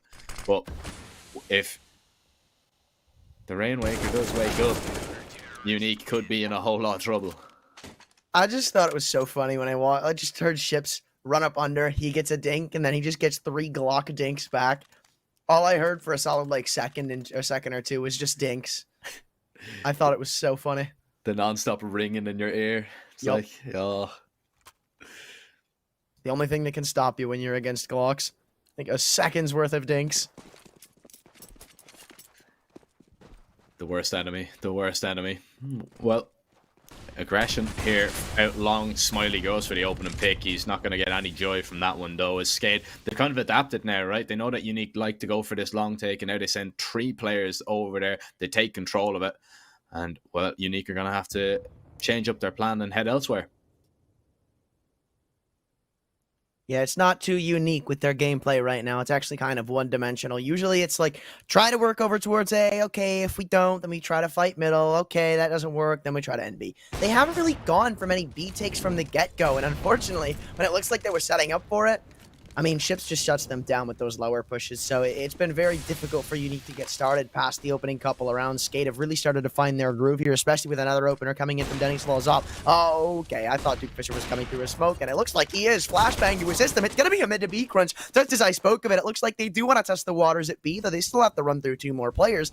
Rainwaker and Ships, I don't think they're going to let this ship sink anytime soon, but they may not have a choice in the matter. Running up from middle, they're perfectly lined up, but Sorrow doesn't care. Kill comes back from him, and now it's going to be all up to Ships. We saw him get a 4K earlier in the game. They keep giving him 1v1s, but thankfully, they're going to be able to equalize him before things get too far out of hand. Bomb now going down, and it's up to the retake for Skade. Caliber and Duplicate, they have a little bit of utility to make their way onto the site. You know, they have a smoke, they have a nade. It's going to be difficult to clear Winter out of that position towards Car. Sorrow just beside the boxes. The nade will go in. Both players now half HP. Caliber hasn't seen much. Sorrow's letting them pass. And, well, Unique have played that one well. They listen for the footsteps. They hit the shots. They regain the lead. And, well, they are not going to be able to save an op, which could be a little bit of a problem as we get further into this next round, because Denislaw, he has his trusty one to hand, and he's been a real nuisance towards that A bomb site. You know, he's been locking it down. Skade usually leave him alone, you know, to try and just hold one part of the map to himself, and he's very good at it, picking up at least 1 or 2. Duke Fisher going to get aggressive out towards long. Skade, they think about fighting it, but they just retreat instead. That's the problem with Skade right now, right? I mean, they're really lacking in the map control department, and when they do try to take some presence, they're not doing it very well. And it's like right now, again, if Ships falls here, then pretty much their mid-hold is all for none, and they're really uncomfortable. They have to give up long. And Team, yeah, this is just protocol at this point, right? You get that kill lower, we run up long. We know they aren't long, and they just play around that. They quickly take up towards the A bomb site, which they've historically had a lot of success on. Stanislaw still alive though towards Gandalf, and he finds the opening shot. The smoke going to be dropped as Duplicate tries to play around it. Unique, they are there, but they're waiting. They're buying time here for Sorrow, who has come with the flank. Rainwaker's heard him though, and now this flank could all be worth nothing. 9 HP. Sorrow's going to walk out. He takes him down. In the meantime, Duplicate has found that kill. Smiley and Winter into a 2-on-4. Caliber finds the headshot. The bomb's dropped. 40 seconds, and Smiley needs an absolute heroic round here. There's the first, looking for the second, but Caliber will deny. Skade tie up the game once again. 6-6 is what we're looking at, and we're looking at a little bit of a half buy from Unique. That was a 5v4. A 5v4. Let me pick up 1 kill on the side execution. It's at this point that both teams they kind of have a really readable start to the round, right? Like, either for Skade, they either like to put presence long, or they like to push lower, or take some mid control. Like, they don't really do anything on B. That's why you see Team Unique not really worried about tons of aggression whatsoever. They're not really peeking into B or trying to find those kills, because there's just no reason to. There's more focus on lower. And I mean, for Skade, it's like, if Team Unique aren't going for that opening fight in long, then it's probably going to be a mid-take. So it's like, we're not really seeing anything go on to B, which makes this game super one-dimensional. Yeah, I mean, it's super one-dimensional. It's easy for Skade to read. So, like, you know, you have to keep a team like Skade guessing.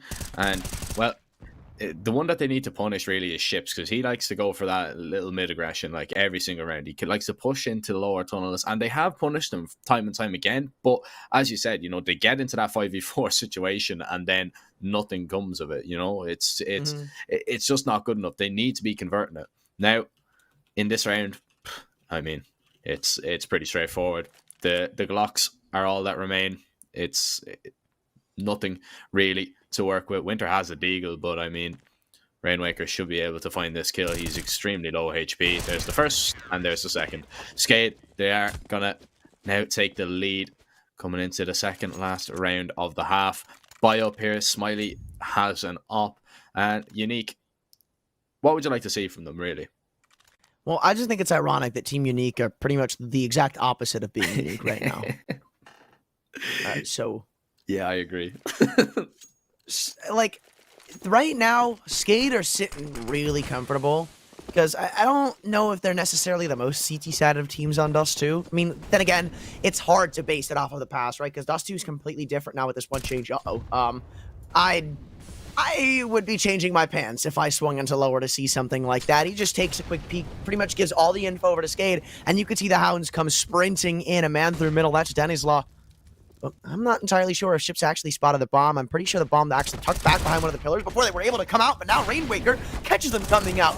Maybe not as many bullets in the A1S magazine, but it's good enough to find 3. Looking for more. The bomb is dropped in CT territory, so this one should pretty much be done as is. Ships brings a kill back on the nade, and it's all up to Smiley once more. AWP is weapon of choice, but I don't know how far he'll be able to get into it. Brings back another. Kaluber stuck in the door smoke. He saw the feet, and that's another one going back the way of Team Unique. It's all up to the 1v1. Duplicate from tunnels, and Smiley knows he has it on lock, and Unique bring an unwinnable round back into their home camp. Caliber, what are you doing, mate? Just swing. After the op can only shoot 1 bullet at a time. You know this. Just swing. He tried.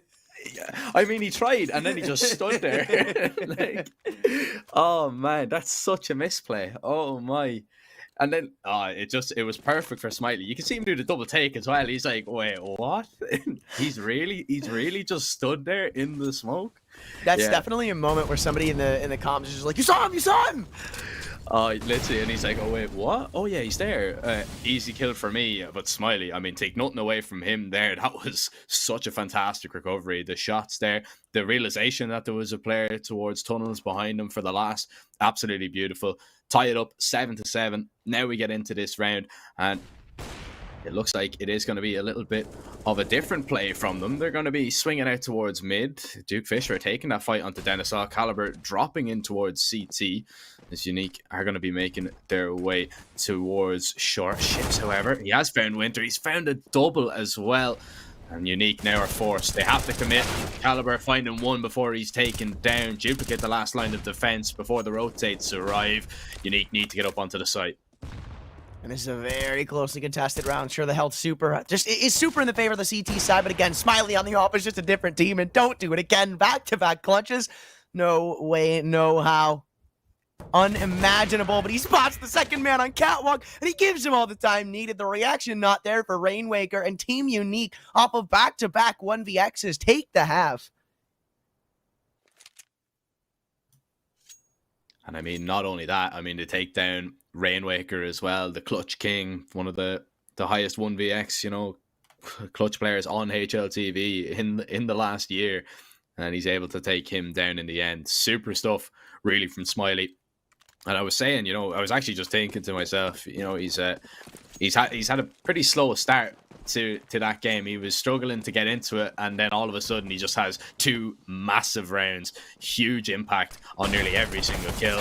And now, well, on the CT side, he's going to hope that he can have the same fate. Skade, they're just going to go completely and utterly stomping up short. Ships, however, he's not going to check for Sorrow. That's a free kill for him. Into a 4v4 we go. Rainwaker gets the next. The bomb's down. Unique in a 3v4 retake.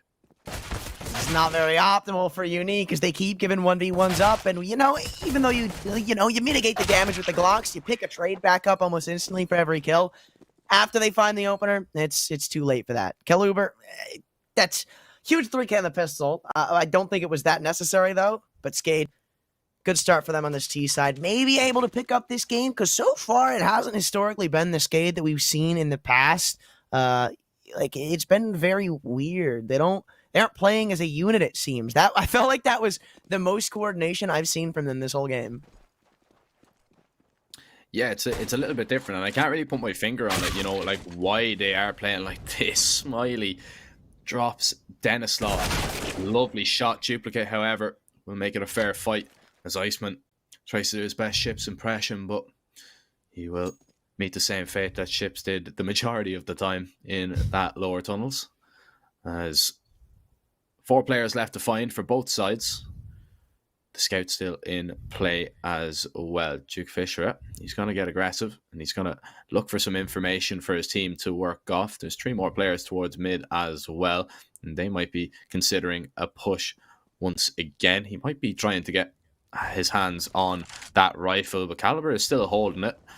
Well, Duke Fisher, he picks up the scout, but he takes a lot of damage. What a pick, though, from Winter. Duplicate is down and out. Advantage gained. A minute left on the clock. Skade, they need to try and pull it back. Oh, and they're being heard running through lower. The scout to assist with the 5-7. All it takes is a tag, but Rainwaker breaks them both apart. Sprinting up through the mid doors, Duke Fisher brings back 2 on the Deagle. What is this round? It is flip-flopping every which way. And now, again, it's another clutch situation. This time, it's in the favor of Skade, as it was a 1v2 turn 1v1. Kaluber's only up against the Desert Eagle, and Sorrow gets the flashbang kill. It's a perfect bait and switch, and Unique win the force by picking the lead back up. I've absolutely no idea what I've seen in that round, to be honest. I've no utter clue. Just tit for tat. Just weird Counter-Strike I'm seeing. But nevertheless, Unique aren't going to care. They come out on top. And look at the money. Look at the buy. Ships is going to be dropped over an AK. Rainwaker taking the hit on that one. Giving the IGL the rifle to maybe get something going for his side. If they fail to, however, they're going to be reset, and Unique will have a really good chance of picking up those 2. And, you know, both of us kind of agreed it's probably not something that we even considered. You know, looking at this one, you would expect Skade to be closing this one out pretty comfortably. But there goes the AK. Has absolutely no impact. It's lying on the floor of tunnels, and Rainwaker is going to have to go and try and collect it. Good opener, though. For Team Unique, can't really be understated. That they've not necessarily done too much, but demanded respect from Skade nonetheless. And now Smiley spots them coming up catwalk. Perfect stop from him. He doesn't commit to that fight. He waits for his team to come in. The flash is good, and everybody's blind as they come sprinting up into the welcoming arms of the Hamas is Kaluber. only can bring one back with the 50 caliber pistol, leaving it all up to Rainwaker. We talked about how he had to recover the AK, but I don't think he'll be able to recover the round or come anywhere near it. Definitely not. Well, that confirms it, especially because he had no armor as well. Sorrow picking up the last, and 4 players surviving as well. Massive boost to Unique's economy, and this should be a pretty straightforward one coming up, as we've got only Glocks to deal with. And now, Unique can have their stellar start to the CT side. Skade, they'll be hoping to just maybe do a little bit of damage in Dreamland here. You get a bomb plant, but it should be not allowed at all. Duke Fisher is going to be getting aggressive with that MP9, and a lot of damage done, but no kill landed. He's ended up being taken down. Oh, hold on a second, surely not. Winter tries to get a hold on the round. Iceman is going to push forward, and yeah, that's more like it. I got a small bit worried there as I heard the Glocks just swinging and dinking, but Rainwaker with a Glock to work with, 4 kills to get. This is a miracle waiting to happen. Yeah, I was shaking there with you. I was like, hold on, that MP9 just gonna take it down, and they kept just slowly but surely working that map controller, working the picks. Okay, Rainwaker, let's relax. You only have a Glock. Remember this, please. Y'all come sprinting in. Okay. Now look, I've seen a lot of clutches in my day, but that one might have taken the cake. If it came in. That would have been probably one of the best clutches I've seen ever. Yeah, like that one is. How has that gotten to that situation? How has he found 2 kills there with a Glock and then dinked the third player as well? What? Man, I don't know. It's just scared, man. They're just a different breed, built different. I mean, Rainwaker, we said he's been quiet like this map, so I'm glad to see that. Maybe that might be a spot where for him to be able to turn up and actually be able to come alive in this game, but only being good for 1 at long. Maybe getting a little ahead of myself, though Team Unique still look to fight for this control. Sorrow and the Opera of Iceman, rather, Smiley, both posted up. Both Operas are here, actually trying to continue contesting. Getislaw's picked off another. You know, sure, there's still a man to contest, but I don't know if it's going to be all that they need. Okay, never mind. Just keep picking them apart. It's like nothing, apparently, for Team Unique. Like, there's still a player hiding in pit, scared for his life, but then one flash and he just finds a multi-kill. Like, come on. It's absolutely ridiculous. The bomb's dropped here, but I don't think they know. I mean, well, they definitely know. Well, they do now, but I don't think they knew that. It looked like they were going to go for a mid to B crunch. Somebody's like, hey, guys, bomb's down.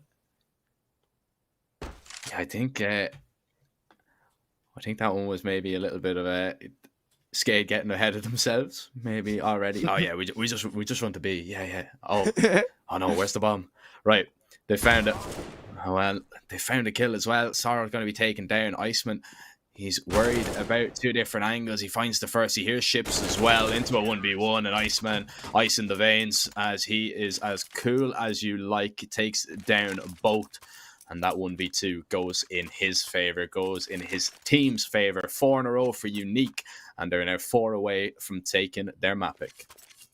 Good for them, though. I mean, them being able to stop that bomb from going down is huge, because their money isn't the greatest here. Yeah, they've got the full investment, but if Skade had gotten that bomb down, you're seeing an investment back, and you're seeing them continue to weaken the economy of the CT side. But because they're only going up against the pistols, they should be able to farm a good bit of cash. I say should, because Duplicate's just running out long, completely blind.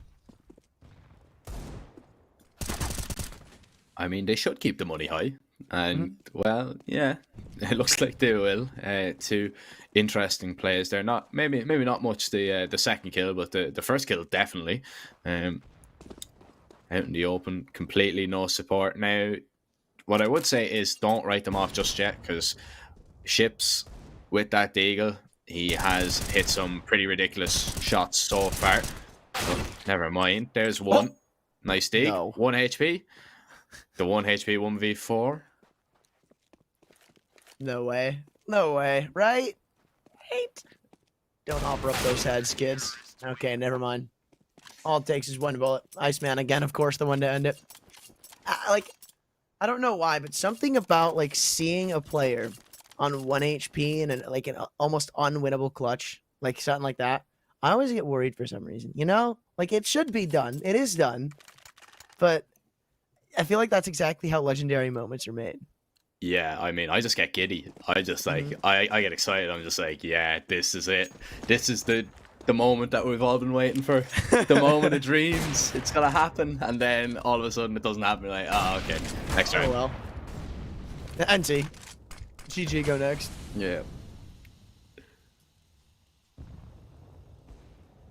I like to see this from Team Unique. They are definitely switching it up. A 4-man tunnels take. Like, sure, you show more mid presence as a CT now in the new Dust too, but look, I've been waiting to see an innovative crunch like into tunnels, and I'm glad we started seeing it now. Soro gets for the pick and long, goes in for the re-peek off of the flash. No, okay, discipline from him. Just staying back with the AWP posted up. Flash comes from the T side, but it's nowhere near the mark that it needs to hit, and it's just annihilation from Team Unique, man. Ships again left in a 1 versus 5, wondering, where's my team constantly disappearing to? Why am I continuously left in these clutches? And even with the footstep herb, this one should be done. Like, Unique have looked, it's like night and day going into their CT side. Their T side, it was very all over the place, you know, just strung out, strung thin. Nobody was really playing together. Now, hell, it is a 1v5 and Winter doesn't take the fight. Like, what says discipline more than that? I think it's also the respect that they have for ships. I mean, you know, they know that it's not done just yet, but Duke Fisher will make sure that it is done and dusted at least. 14-8, a 6-round lead, 2 left to find for Unique to take the map. And I mean, ships are they're gonna go for the force here. I mean, yeah, they kind of have to. I think 50-8, it's a little bit too big of a mountain to climb. So they need to make this one go. But looking at the utility that they have, it's gonna be extremely difficult. What, 2 smokes and a few flashes? You're not gonna get out very many places on this map with this. And well, there goes 1 smoke. And, well, they aren't gonna make their way out. Duke Fisher with the first kill. Denislaw will fall. But Duplicate, oh, fantastic double with the Galil, showing that it can still pack a punch, even if it's not quite as good as the AK. And now the advantage is in Skade's favor. Okay, but now they have to slow it down. Don't want to continue pushing into these bomb sites. That's the exact way to give this round back to Team Unique. Going into the unknown with not necessarily the best approach, but definitely spell disaster, rather. Is Team Unique there? Also playing it slow. Nobody wants to get aggressive right now. It's very cowardly from both squads, just wanting to make sure they can lock in this round. And Unique, it looks like they finally might break the ice here. The Sora wants to walk up catwalk. I don't think he'll be flashed in. It'll be a complete dry swing. Can he find any of these kills? No, he can't. Dink is good, but not enough for the kill. Winner brings another one back, and with health very low on a couple of these players, you got to start to get worried because the Tech 9 could be the end of Duplicate here, and yeah, it is. 2v2, sure, it's a retake, but I'm still a bit worried here for Skade. As we said, the util isn't that great. They're going to regroup and head up catwalk. 1v1's potentially to be had as Kaluber wants to get a little investigative. Yeah, I mean, they're going to be pushing up towards short. And now it's the double up here from Unique that I like as well. You know, safety in numbers, and they're going to play together. Lots of util to use. And, well, they've got the mollies to clear out the positions. They've got the nades as well. Molly's going to go. Ships is going to have to move. Missed shot, though. Missed opportunity. Winter's going to swing, takes him down. The low HP on Caliber. They need to get on the defuse, though. The nade is going to kill him, but I don't know if there's enough time. Too late. They back away. They'll at least hang on to the ops and the M4 for the next round. The money is going to be all right on a few players as well. And everybody falls from Skade. That's a massive problem. I'm not too sure, to be completely honest with you, because Skade, they already went into that last round with a pretty bad buy, a couple of Galils, lackluster utility. I think they're coming into this round with a better investment, all things considered. Still, obviously, very big gap they have to try to come back from. 14-9, still 5 rounds in the back foot. At least they're coming in with more utility, but Team Unique, for last round, them playing it very passive, they're going to try to change up the pace here as they push in the middle. Pop shot. No, actually, I thought it was going to be good for one at long, but it was Smiley who converted. I believe that was in middle. As the B crunch, once again, pans out well for the CT side, but they need to pull rotations to A before things get too hairy. Yeah, the only reason I say it is because I don't know if lightning can strike twice, and, well, we'll see if it will.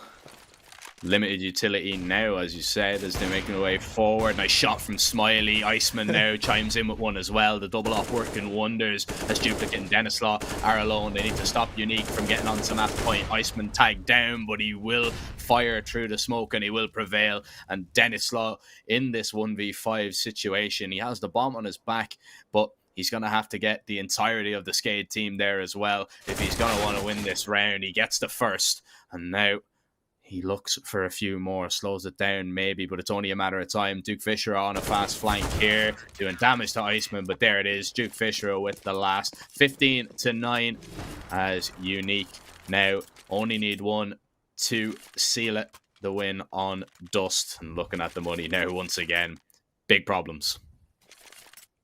Yeah, that's not a round they can afford to lose, especially missing the bomb plant in that one. That pretty much spells disaster as is. They barely were able to make the rifle round work when they had a couple of Galils. Now, you don't have a single AK. You even have Rainmaker down to a Desert Eagle. Sure, you got a little bit of utility, but, I mean, utility can only take you so far, man, especially when Team Unique are hitting their stride like they are. The double up setup is brought back out, and now with full mid control, I don't really know if there's much going for Skade in this round. They want to continue their adventure towards lower. They've spotted nothing in B. They should pretty much have this hammered in, that this is going to be a long take. A little spray is good for a lot of damage on a Duke Fisher, but they're just not ready for them to come in for the repeat. Everybody is falling one by one. They're picked apart. It ships in Rainmaker against the world, and it might just be up the ships coming in from the B flank, but he has everybody lined up. 1, 2, almost the third, but Smiley flicks around for both of them in the nick of time, and Unique win it 16-9. 16-9, Unique take Dust 2, and they pretty much shock Skade there on that map. Now, what can be said about Mirage? Well, we'll have to wait and find out, because we'll be sending it to a short little break. We'll be right back with map number 2. Stay tuned.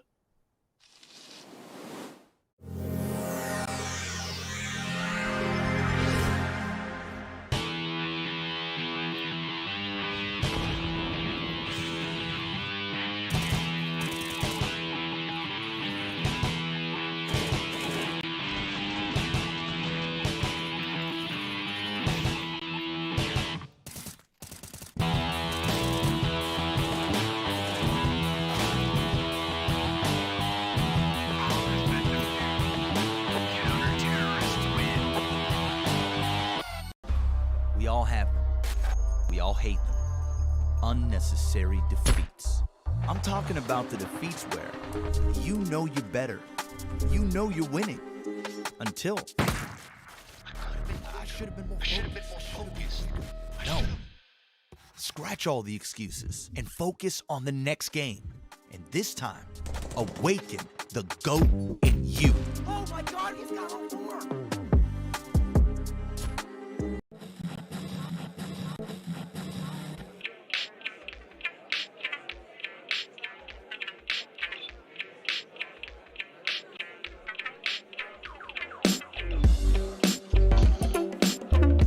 Nothing goes good.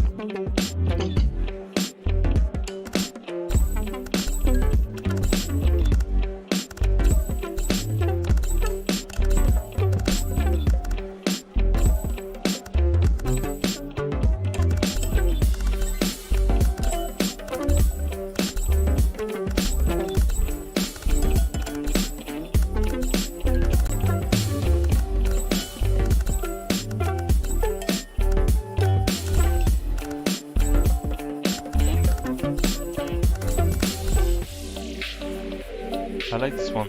Reading.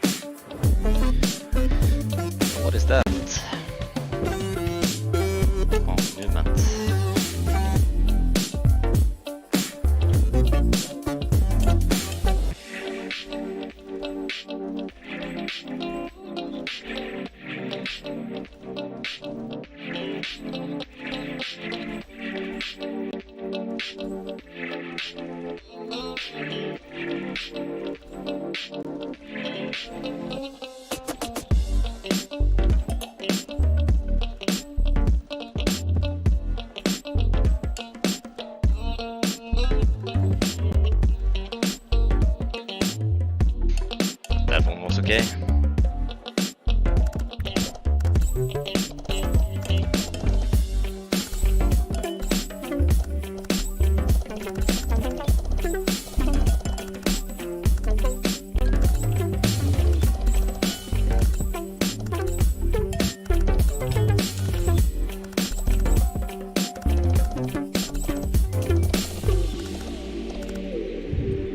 Bad.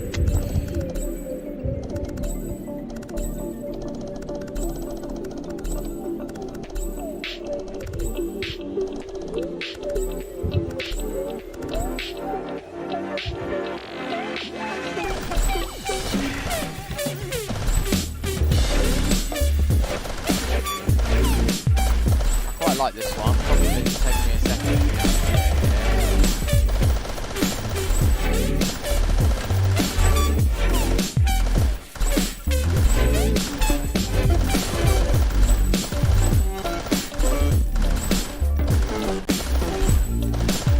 So I think each of them have like a different gravity, different movement speed. Collisions are on, interestingly enough.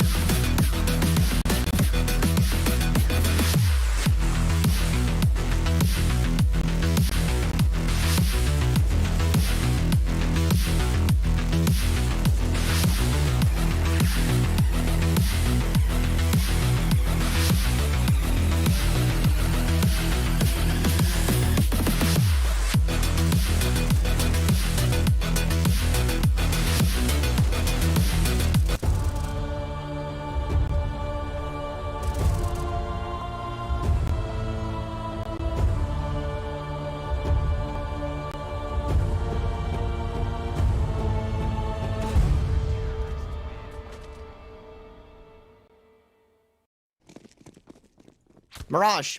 That's what we were talking about. Mirage. Don't have to think about anything else. Nothing else at all. Nothing else at all. Oh, Winter. That's beautiful. A beautiful one zap. The Skade make their way out. Rainwaker with a lovely double though. Answers right back. And the bomb is going to go down. 3v4 retake the kit in play for Sorrow, but Rainwaker is on an absolute tear. Finds 3. Duke Fisher and Iceman now have to find ships in connector. They have done, and they get themselves into a 2v2. Of course, it's the Ike that sinks the ship. As we go back into a 2v2, Duplicates posted up in Sandwich. He has his teammate Caliber and in towards ramp just to try and assist him there in case they come running in, but he's going to go for the swing in regardless. 1v2, all up to Iceman. He brought a kill back, but that's all she wrote. Caliber alongside him with that crossfire.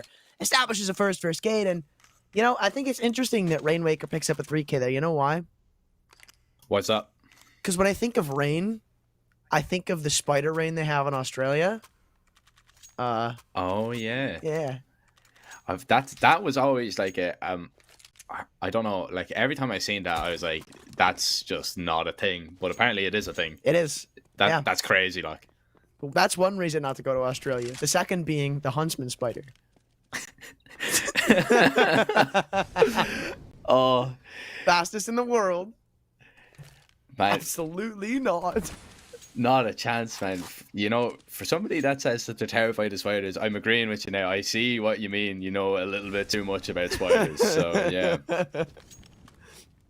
Man, I'm not lying to you when I told you, like, I was looking at a map of the U.S. because I was like, okay, I don't want to live in New York because it's too cold here. I was literally looking at a map and I was like, okay, well, I can't go to the coasts because those have black widows.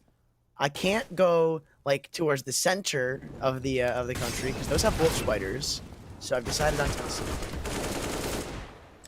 Tennessee seems like a perfect spot, but I mean, you can't go to the A bomb site because Sorrow's there with his deagle. He finds 2 quick headshots. Rainwaker gonna put the bomb down, and well, a fast flank coming in from Iceman here. Skade, they are in a bit of trouble here. Winter with the next Ennistal will fall. Here comes the flank, and it is the Iceman.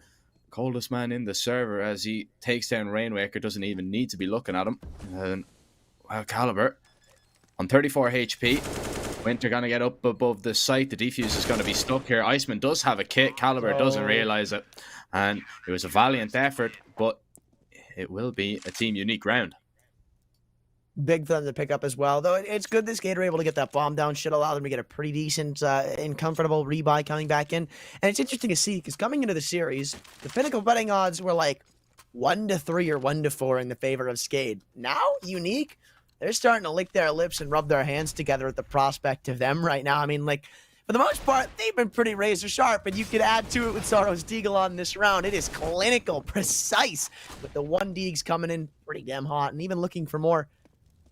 It's kind of crazy to think that Skade right now are just left scratching their heads as to what to do in some of these rounds. Rainwaker sprints out of Palace, and what is going on? It is 1 for 1 for 1. Back and forth we go on the A bomb site. The merry-go-round is in full effect, but now in the favor of Skade. Duke Fisher, though, will get into a 2v2. Ships towards under. You always have to check for him there. He loves that position. And now Duke Fisher, he's going to try and clear him out. He has done so. He's found the kill. He's picked up a kit as well. Looking, where is the M4? It's on the floor. He's found it. Pushes now forward. Caliber behind Triple is going to swing out and finds the headshot. Pretty easy this time. Caliber is able to clutch it up for his team. 6-0. Skade regain the lead 2-1. And we are going to see probably another force buy from Team Unique as we keep going back and forth. Force buy after force buy after force buy. I wonder, is this one going to be the last? You know, since I'm somewhat of a masochist, I think this force buy is going to keep going. You think so? 100%. You just wait to see Sorrow and Winter. Like, Sorrow, the S in Sorrow stands for the surgeon. Never mind. Jib gets other ideas. I mean, finds a quick double. They go down. Smiley has a scout, so he could at least tag them up and do a little bit of damage. Duplicate's already low, so that'll be an easy fight for the pistols to take. But, I mean, locked out of the bomb site. And probably the save on the cards for Unique. Skade will be finally extending their lead to 2. Yeah, and I like this from Team Unique. Teams don't do this as much as I think they need to. Like, you lose the opening couple of kills, you know, you forced up into it. You're not going to win the round, and you can pretty much assure that. You're already going for the save. Rather, you have a player like across the map, not even ready to rotate in. You just keep your guns into the next round, because you're going into the next round with pistols. You're not having much, considering you're walking into it, getting maybe $1,400. You can't really afford to add a pistol to tally. You'll be stuck down to the default pistols. Well, actually, no, I'm pretty sure they're going to be getting, what, 1,900? Because the extra loss bonus. But what I'm saying is you can't afford to buy the pistols. So keep these weapons into the next round and consider it a double save. You know, not a double save, but like an extra little bit on top. And it's an incentive to save. Because now you've got a scout, a deagle, and it's easy to work with. It's like you're repeating the last round, but for free. It's a good way of looking at it, actually. You know, repeating the last round, but for free. I've never thought of it that way, but it does help, and I would agree with you completely that, you know, teams don't do it enough. Mm-hmm. But, you know, it's kind of a thing as well. Teams, you know, they back their ability, so they're like, yeah, okay, we might have lost the opening duels, but we're good enough to get the kills. Aggressive play from the CTs out as Iceman finds that kill. The CC doesn't have enough bullets. He has to drop the smoke, but Rainwaker is found to farm and cash with that Mac 10. Now going to swap over to the AK as Skade are going to take the site. And here's a few of the saved rifles that they had in the last round. Well, the saved rifle and the saved armor on Duke Fisher. There goes the scout, and there goes Duke Fisher as well. Relatively clean there from Skade, but the buy round coming up for Unique next. Look, man, Caliber is currently 6-0-0, and I'm intrigued. When do you think he's going to die? When do you think is going to be his first fatality?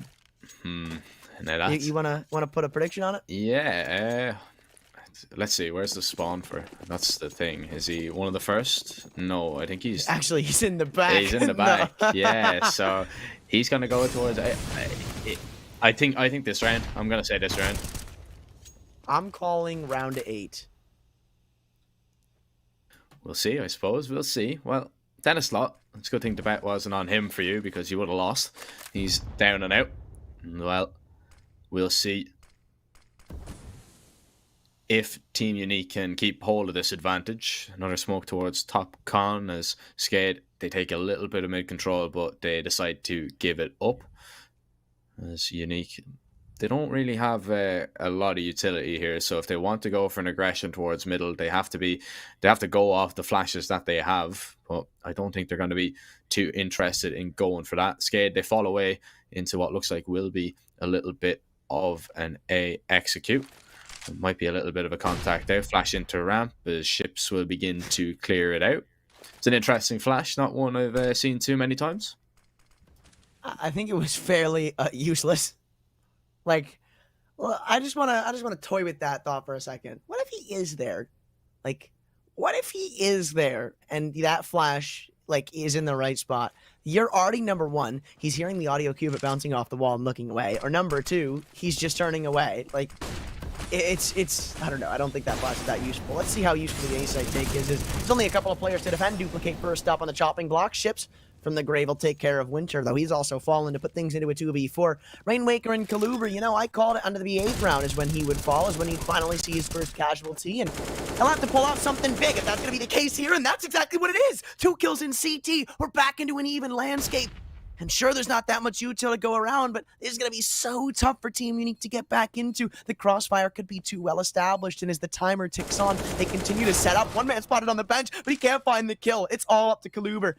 I challenge the call of Zephyr saying it would be quite some time, but the nade almost good for it. He will fall, and oh man, Unique, a breath of fresh air, as it was 1 bullet being the difference from Skade finding a 5th round. See, it was close, but again, close isn't, you know, the right call. And all I'd like to say is, I know what I'm talking about. You know, it's just, I know exactly what's going on. You know, it's not up to chance. It's not a guess. I knew that he'd put up a fight there, but you know, it just wasn't enough. Beautiful double kill there from Winter, even though he's cooking. And well, I mean, Caliber, to get himself into that position, he finds that double. Even one more, it was very, very close. Like, let's be real here, all jokes aside. a sliver of health on the remaining CT to get that defuse off. It was a valiant attempt. Now back into another buy round. Dennis Law has got an op out, and we'll see a little bit of mid presence shown by Skade once again. It's a worse investment from Team Unique into this round because of all the damage that Caliber does. Picks up 3 kills. Like, they can't save anything. Like, they have nothing. They really have nothing to bring into this round except the 1 AK on the back of Sorrow. Past that, it's a pretty crappy investment. You see a couple of FAMASs, little util. I mean, hell, the only person with a kit right now is Iceman, and he sacrificed the util for it. So as Team Unique bleed out this util to stop Skade from taking these choke points like Connector, like Ramp, it's going to hurt them heavily in the late round. It's going to be very difficult, all right, as we see. Actually, Skade, they're going to take a good bit of control, but they're just going to back away from this and maybe head into a little bit of an A play. But what isn't going to be going well for them is we can already see the positions of Winter and Smiley. They've got aggressive. They've taken control of the ramp, and now Skade, they're going to have to retake this. So if they want to make their way in, they're going to have to throw some flashes to get in there. They're going to have to maybe wait out the smoke. I don't see a world where they try and push through it, but Winter's decided to push through it. Smiley will at least get a refrag. 25 seconds. The bomb's going to be coming from ramp shortly. Smiley tries to get into a little bit of a safer position. He has done so. They need to be aware of the Connector player. Iceman drops ships. Smiley's going to be mollied out. Has to swing. Denislaw finds that kill. 10 seconds. They need to get up onto the site. And I think they know that it's clear except for the man in Connected. They just drop the smoke down. 6 seconds to go. There's no time for error. They tapped the bomb. What is going on? Oh, okay, it was a 1v2. That makes a lot more sense. But okay, Skade, maybe bleeding a little too much time off the clock there. I feel like after, because I see when things get set into full effect. Caliber gets that kill through the smoke, and he just says, go, go, go. We got that pick on A. We know there's probably a maximum of 2 players left. We know one of them is leaning towards middle, so it's probably weak. They go straight through. They find another player. They know he's tucked in under balcony, and they wait too long to throw the Molotov and go out for the actual fights, because by the time they find that frag, there's about 12 seconds left to get the bomb down. They don't have time to set up with all the utility, and I mean, in a round where they should have been favored towards the later portions, they take too long. I'm still in shock why Winter was pushing through that smoke, but it doesn't come back to haunt Unique. In fact, they get the round off. It's Smiley with a lovely double. The flick, he was so blind there as well. Smiley with a triple, gets spammed through triple, in fact, as Caliber takes him down, swings out Palace. But now it's Winter's turn, gets one. Dennis Law takes him, and Sorrow with the swing, with the refrag. What a round from Smiley there. Just dancing around that triple box, getting a 3k, and that flick, fully blind. Oh my, what a fantastic shot. These rounds are just so damn fast-paced. Like, I think that round took place in about the span of like 30 seconds, and then it's just done. Like, it's a blink and you miss it kind of game. Like, that's how these plays are happening most of the time. Skate, though, I don't know if I like this. It's a full reinvestment. It looks like they're going to try to do something fast. Once again, this time it's going to be towards B, though. Without that many smokes to put out pieces of fire, they're just going to have to wait out. That's a little bit of utility being thrown into the apartments. And Duplicate, well, he's about to test if they're going to respect this smoke or not. He has the audio cue of Duke Fizra, not waiting for a flashbang, just double digs him into Oblivion. Now the B-bomb site ever so much more weakened. Iceman, it's up to him on Catwalk being tested, though he can only find one. So the ops come in on a rotation. We're into a 3v3, but Skate have control of the bomb site. Chips is towards mid here. Now, if he falls, that means there's only 2 players left on the site, and now Unique know this. As the smokes go down, Unique, they have a little bit of time to work with. They have the kit, of course. If there was no kit in the equation, it would be a little bit more difficult. But they're going to be waiting out these smokes. Flash goes out, all 3 coming from Market door. It's going to be Caliber holding, but instantly both Skade players fall. They get a bomb plant out of that scenario, but it's not going to be enough, especially when they have that post-plant 3v3. They would have looked for a little bit more. You know, when it gets into that situation, you consider themselves, you know, they'd be bitterly disappointed that they don't close out that round. But a really nice retake there from Unique. Yeah, it's not usually that clean when you see the retakes on Beast Site Mirage. Like, usually there's a kill or two that come in, maybe comes down to a close 1v1 where the last kill is traded out or something, but No, I mean, that was played to utter perfection. You could see Smiley just holding his nerves, sitting there, knowing that somebody's going to swing from the market pillar, or rather from Van Pillar. And that's really why that round goes well, because if he looks away for even a second, you have an instant mowdown from the last man on that B bomb site. But Team Unique just have faith in their teammates, know that an angle is going to be held. And I mean, they walk away with a fifth pretty damn cleanly because of it. And it comes to a point where we got to say, I mean, we can't keep saying, you know, that was an okay round for Skater. Like, yeah, you know, it was good. They got a couple of kills. They got the bomb down because, sure, it's a close game, but you don't want to let Team Unique start to hit their stride, and that's exactly what they're doing right now. I mean, we see what happened, you know, when we were looking at Dust 2. They hit their stride and they won the map because of it. Now, they begin to heat up a little bit. They're beginning to cook with gas as Caliber tries to put up a little bit of a fight and do some damage to Unique's economy. But in the end, it's only one kill for Skate to find. But they are at least, you know, there's some positives to take, as in, they're back on a buy here. They can get Dennisaw out on an up, and I think that is going to be, you know, the real factor in this. I think they need Dennisaw on the up. I think they need him to start performing, because they really need to challenge Smiley and Iceman, who, you know, they've had pretty much free reign, especially Smiley. You know, he's had some big rounds, some important, impactful kills with that up. They need to challenge him, and I don't think the AKs are going to be enough to do so. I mean, you can see a clear difference between the start of this game and now. Like, Team Unique, they went into this game very respectful of Team Unique. They were very slow and passive. They didn't want to give up 1v1s. They didn't want to do, like, they didn't want to be too over aggressive. Now, they just don't care. Like, they're knife out running through underpass. They're hardcore fighting in middle, peeking into the B apartments. Like, this is now them making Skate play their game. But now they've got to realize we made a bit of a miscalculation with the A-bomb site being wide open. The only thing they can do is hope to win this 5v5 retake. Util completely gone for this T side, with all that being accepted by a Molotov. And, well, they have so many smokes, so many flashes. How will they be placed? So far, fairly well. Both choke points picked off, and Ships is going to be picked off in middle. That flank, absolutely useless. They know three of them are lined up in ramp, but they can't seem to find the kills. And this timer, it's starting to get to a very deadly margin. Kills come back and forth. They know Galuber is up in the apartments. It's planted for ramp, and Dennislaw through the smoke's going to find the frag. No more time on the clock. Sure, they find the frags, but they don't get the round. Skate pick it up.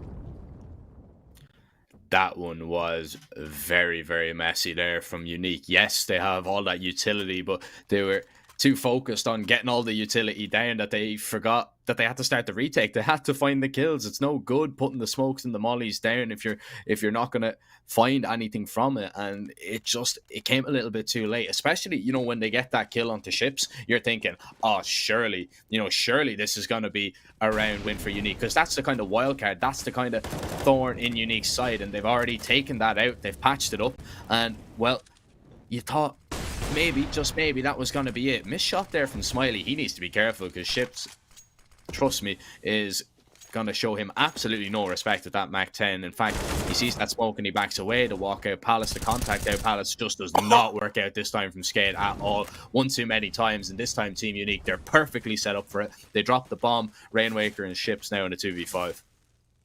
Beautiful stuff from Team Unique there, man. They are just set up so perfectly on that A-bomb site. Pretty much all of their avenues covered, all their T's crossed, all their I's dotted. It's like nothing was really left open there for Skate to try and punish, and the contact palace play was most certainly not it. Though, it can be attributed a little bit to that first shot being missed on a Duke Fissura, right? He gave up the headshot angle. He did give him an honest and even 1v1, but after that, Skate just got shut down in their tracks. Team Unique, they are feeling it, man. Another one of these rounds where they keep 4 or 5 players alive, and it's going to be another save coming in from Skate, so I can't see that changing anytime soon, and this will be Team Unique walking away with the half guaranteed. It should be. I mean, it should be. Right? I'm not writing them off just yet. I mean, we've seen that round from Duplicate. This time he doesn't have the Deagle. He has the Tech 9, but still, Skate are capable of pulling around out of the bag like this and, you know, pulling the rabbit out of the hat. We might see it. We might just see it. Now, it looks like it's a B play being set up for it. The molly goes in, the nade goes in. Duke Fissura is going to jump up. The flash goes out. There's the first kill. Now, the op needs to do some work. Iceman is here. Smiley as well. Rainwaker with a lovely shot. Smiley with the next. As now Rainwaker and Ships, they spam with the Deagles, and Rainwaker gets the kill looking for the op, but it's being held down by Sorrow. He's going to be ran down by Sorrow. Ships alone in a 1v2, and Sorrow will get his second as well. Skade, they make that close. They don't get a bomb plant out of that one, but they do a lot of damage to Unique's economy. They're going to have to give a few rebuys here and there. I don't know if it's going to matter too much in the long run, but there is that half win guaranteed for the CIS men. Yeah, I really don't think this is going to mean anything. I mean, sure, Skate do a good bit of damage to the economy, and they may be able to get a little bit of momentum going behind them because they're like, okay, you know, just charge out B, we win our aim fights with pistols. Now let's see what we can do with the rifles. For money reasons, it's not really going to matter. Team Unique have a full rebuy. For map control reasons, they're not going to be scared to shy away from stuff like that. But as we said, could be them getting their stride back on, at least if you're Skate. A good pickup for the first, but the trade is instant, so nothing to be won off of that. Nothing ventured, nothing gained, really, as we see the bomb is just dropped in T-spawn. So Skade, they really haven't made up their mind at all, and it's just really one player to every part of the map that they can. And Sorrow, he's going to be looking around the gap in that smoke, and now who's going to see who first is the real question here. And Sorrow should see Caliber before he sees him, and Caliber just gets away in the nick of time. A nice shot from Sorrow, drop and duplicate. Beautiful headshot. Means that now Skade are down to 3. And Smiley, this man, he's been a tough nut to crack, really, hasn't he? Well, I don't know if he's going to crack here towards this B site, but in fact, Skade, they are not going to be trying it at all. Instead, they're going to make their way towards this A site, but Sorrow in an aggressive position as well. The flash in towards ramp is going to give it away that they have the control. The steps as well. 30 seconds. Skade running down the clock here. This is not going to be good. They're walking out of the fully stacked bomb site, and every angle once again is going to be held. Denny Slaw full contacting out with the EWP. That's a beautiful opener.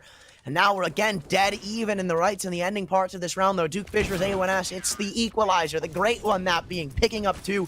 And off of that, Team Unique, they glide their way into a 9-5 scoreline. Even looking for the 10th here, they shouldn't be too bad to contest for it. Like, I really want to see a statistic of how many times Skate is even getting the bomb down in this half, because, like, they just aren't. In rounds that they're losing, it's not because, you know, it's some of them are, you know, close coming down to the wire 1v1s, but for the most part, it's just them getting shut down. Like, they can't build up money. And, like, look at the buy. In the last round, you have 2 players with 1 flashbang. You have a MAC-10. You have 2 Galils. Like, what is going for Skate right now?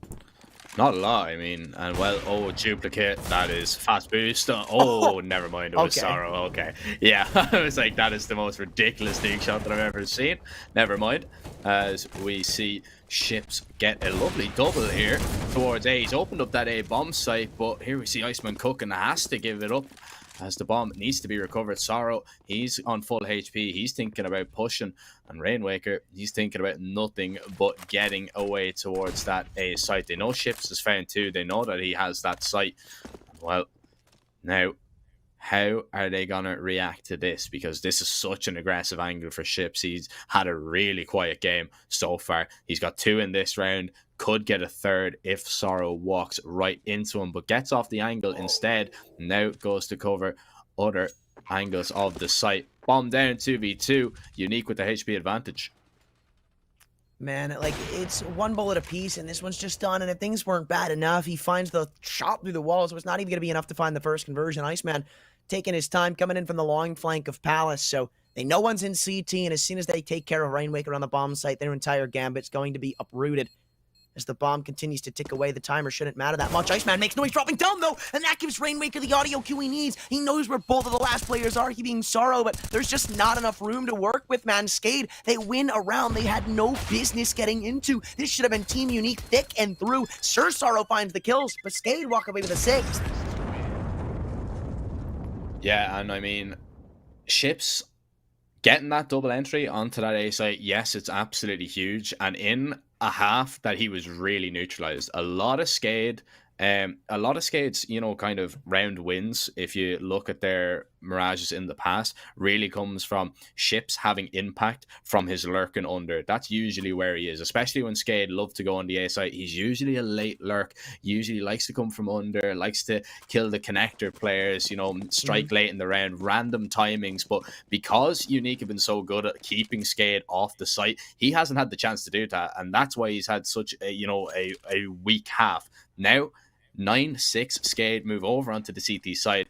I feel that they do need the pistol and the conversion round to stop Unique, because Unique, they have been picking up steam. They're going to make their way out towards A, but perfect start here from Skade. They shut that down completely. Duke Fisher and Winter, the connector push, the second prong of this attack now is left to be undone, and Winter is alone in a 1v3. Yeah, that's a way to shut down momentum. That's a way to kick a team in the behind there. Is, you go on A. You can really see Team Unique are playing off of the momentum there. It's a full A take. They're not scared to just sprint out to the A ramp, sprint out through smokes or whatever comes their way. But when Skade are just like, yeah, that's enough. You're just going to stop dead in your tracks. You're going to see, I'm not even going to say you can, you're going to see Unique change up their play style and play a lot more respectful on this T side. I feel like just because of that round alone. And even Rainmaker ends it off with a beautiful one-tap, 3 kills from him. And it looks like the Rain Man has woken up here in the second half, up to 15 kills. And we said Skade need the pistol, but they also need the conversion. They want to tie this game up before Unique can get the rifles back into it.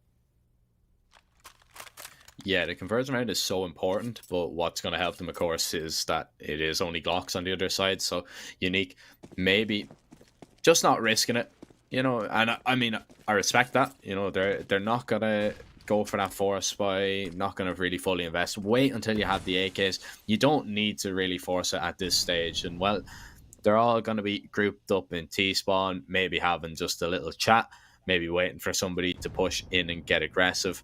The French timeout, they like to call it. And well, we will be waiting just a little while longer until this round gets underway, supposedly. But Unique, what are they discussing here? They're just sitting. What is going on? Yeah, what is that, man? You see it? Yeah. Like, Iceman. Can we get a view of Iceman, please? I want to see what he's doing.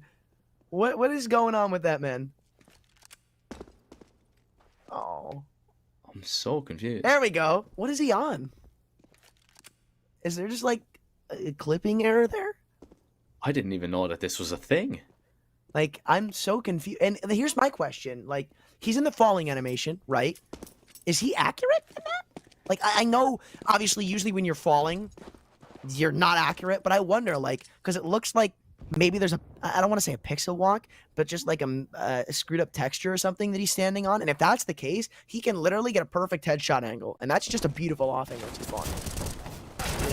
That's a strange one, all right. I mean, I'm not sure. I'll have to double check that. Definitely something I'll be looking at later, just to see. That's a really interesting angle. If it is, that's a boot up the practice server kind of moment. Yeah. Let's see. Hold on a second.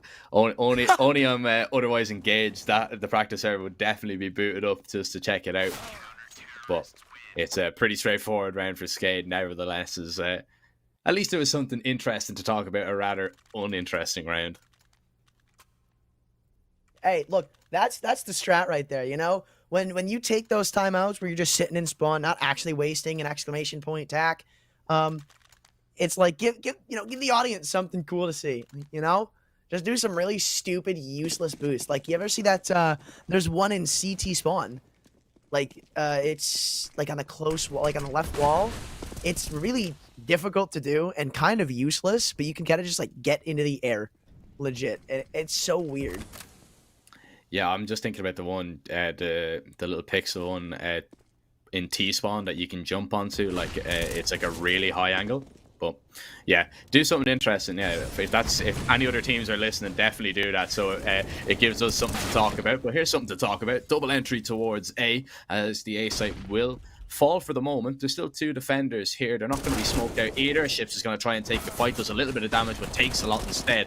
And he is going to be tagged down to 0. Caliber trying to put up a little bit of a fight as Duplicate rotates around towards CT and looks for the kills. Finds the first, there's the second. Smiley takes him down though.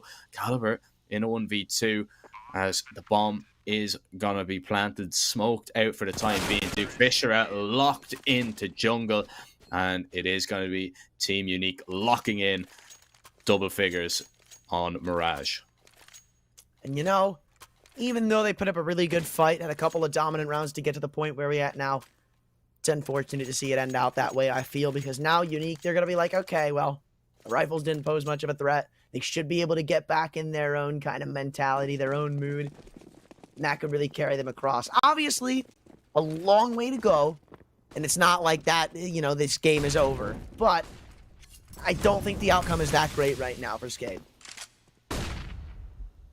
No, not what they're looking for. Definitely not. You know, they are going to be a little bit shocked. You know, I was a little bit shocked with the Dust 2 result, to be honest. I didn't think Unique were going to take it, and I'm even more shocked to see Team Unique, you know, put up these numbers against Skade on this map as well. Let's not forget, you know, if Skade make too many more mistakes, that's the series. They're one map down. You know, they need this.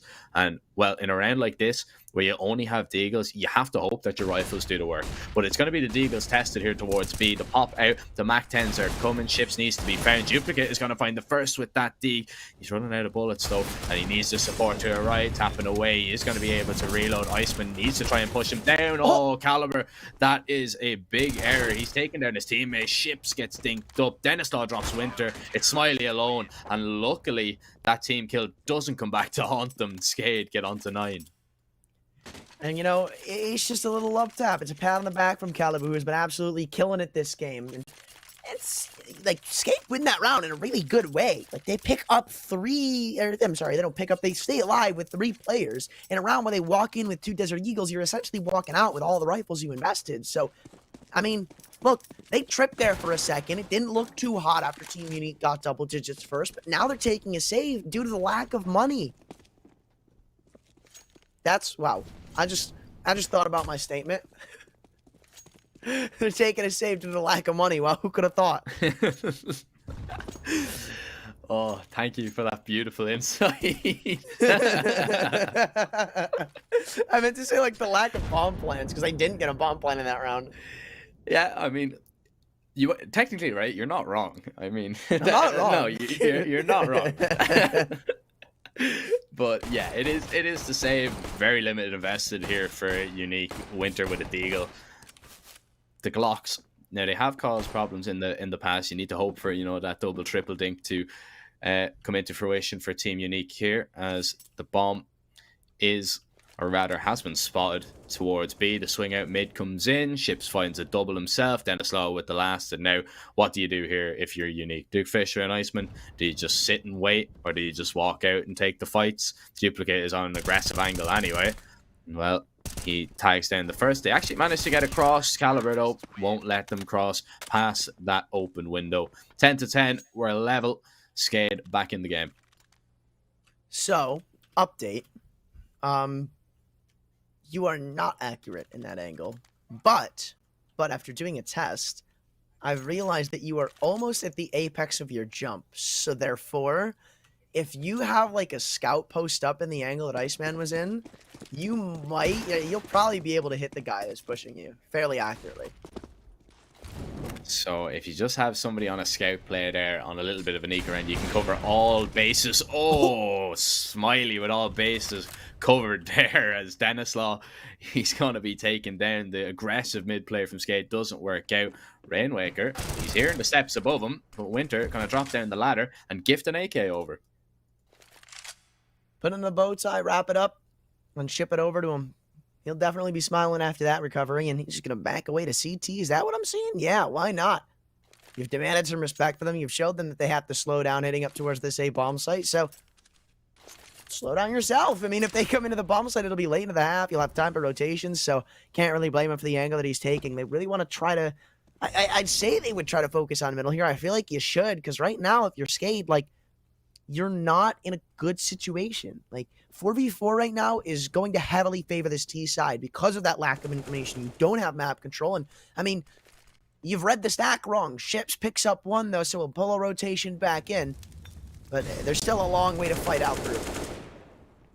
Oh, the spam through the smoke is good. Iceman gets that one, but Duplicate peeks and drops the bomb. 2 players left to find on the B site, and Duplicate, well, he's doubled up. He's duplicated his kills, and now Sorrow alone with 25 seconds. Surely he doesn't even consider going for this. I mean, the money is a huge issue. Yeah, just tuck behind the mid boxes, wait for the next round. Skade, they're going to take the lead, and Unique, they're beginning to stagnate a little bit here. You know, they're really struggling to get past Skade in these last few rounds.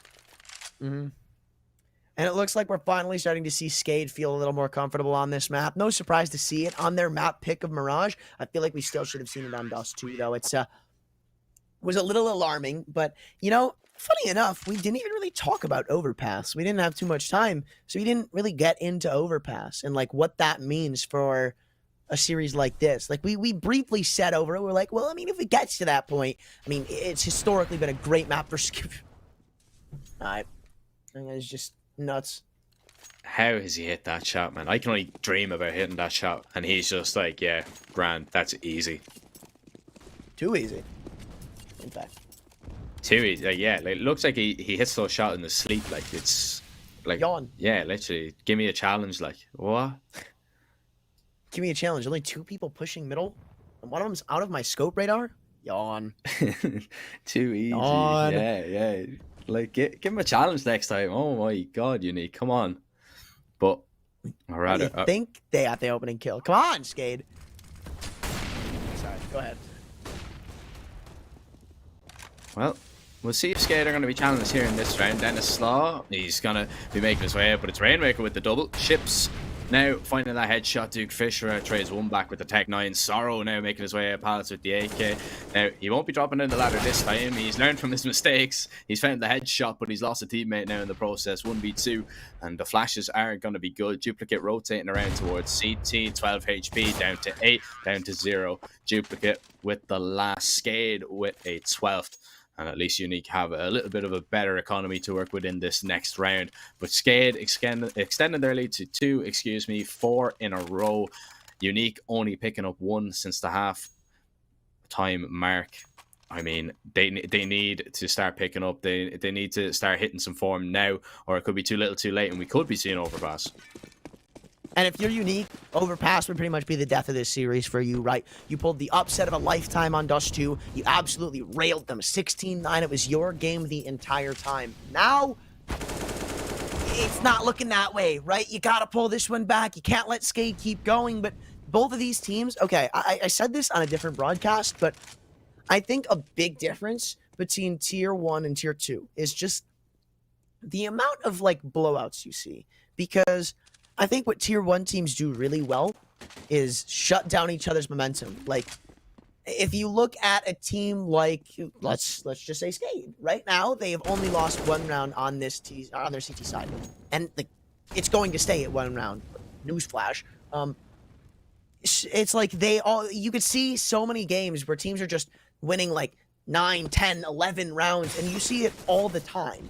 And I feel like that's because something that isn't too heavily like done at this level is teams like playing against another team's momentum. You could see as rounds progress and as teams keep adding up the rounds that they have in a row, they just change their style of like more and more and more and more aggressive, you know? Yeah, something that the Tier 2 scene don't really do enough. And once you kind of get the momentum, it's really, really hard to get it off that team. And that's what we're seeing here, right? But Unique, they do have a chance to kind of stop that momentum now from carrying Skade over the finishing line here on Mirage. The peak is going to be good there from Winter. Finds the first, but he's into a 1 versus 2. The HP is going to help, though. 11 and 12. He's going to peek out, isolates the fight. Caliber taps the bomb. Now Winter realizes he's off him. Has to tap it one more time. Time is ticking. Flash is good. Unique are going to win the round, but there's going to be no ace for Winter, so he's going to be a small bit disappointed about that. And now I'm the one big braining this, right? Because I came into that round, quote unquote, saying, oh, newsflash, Skade are going to win. But in reality, I knew it. I was cursing it intentionally. That's my job on the mic, to curse things, right? Every time I say something, the opposite will happen. I said this, right? So Ted did this in the last game, all right? And I was saying to him, right, with great power comes great responsibility, and you're meant to use your powers for good and not evil, all right? So we've been gifted this caster's curse, and we're meant to, we're not meant to use it, knowingly, willingly. So I don't know. Disappointing.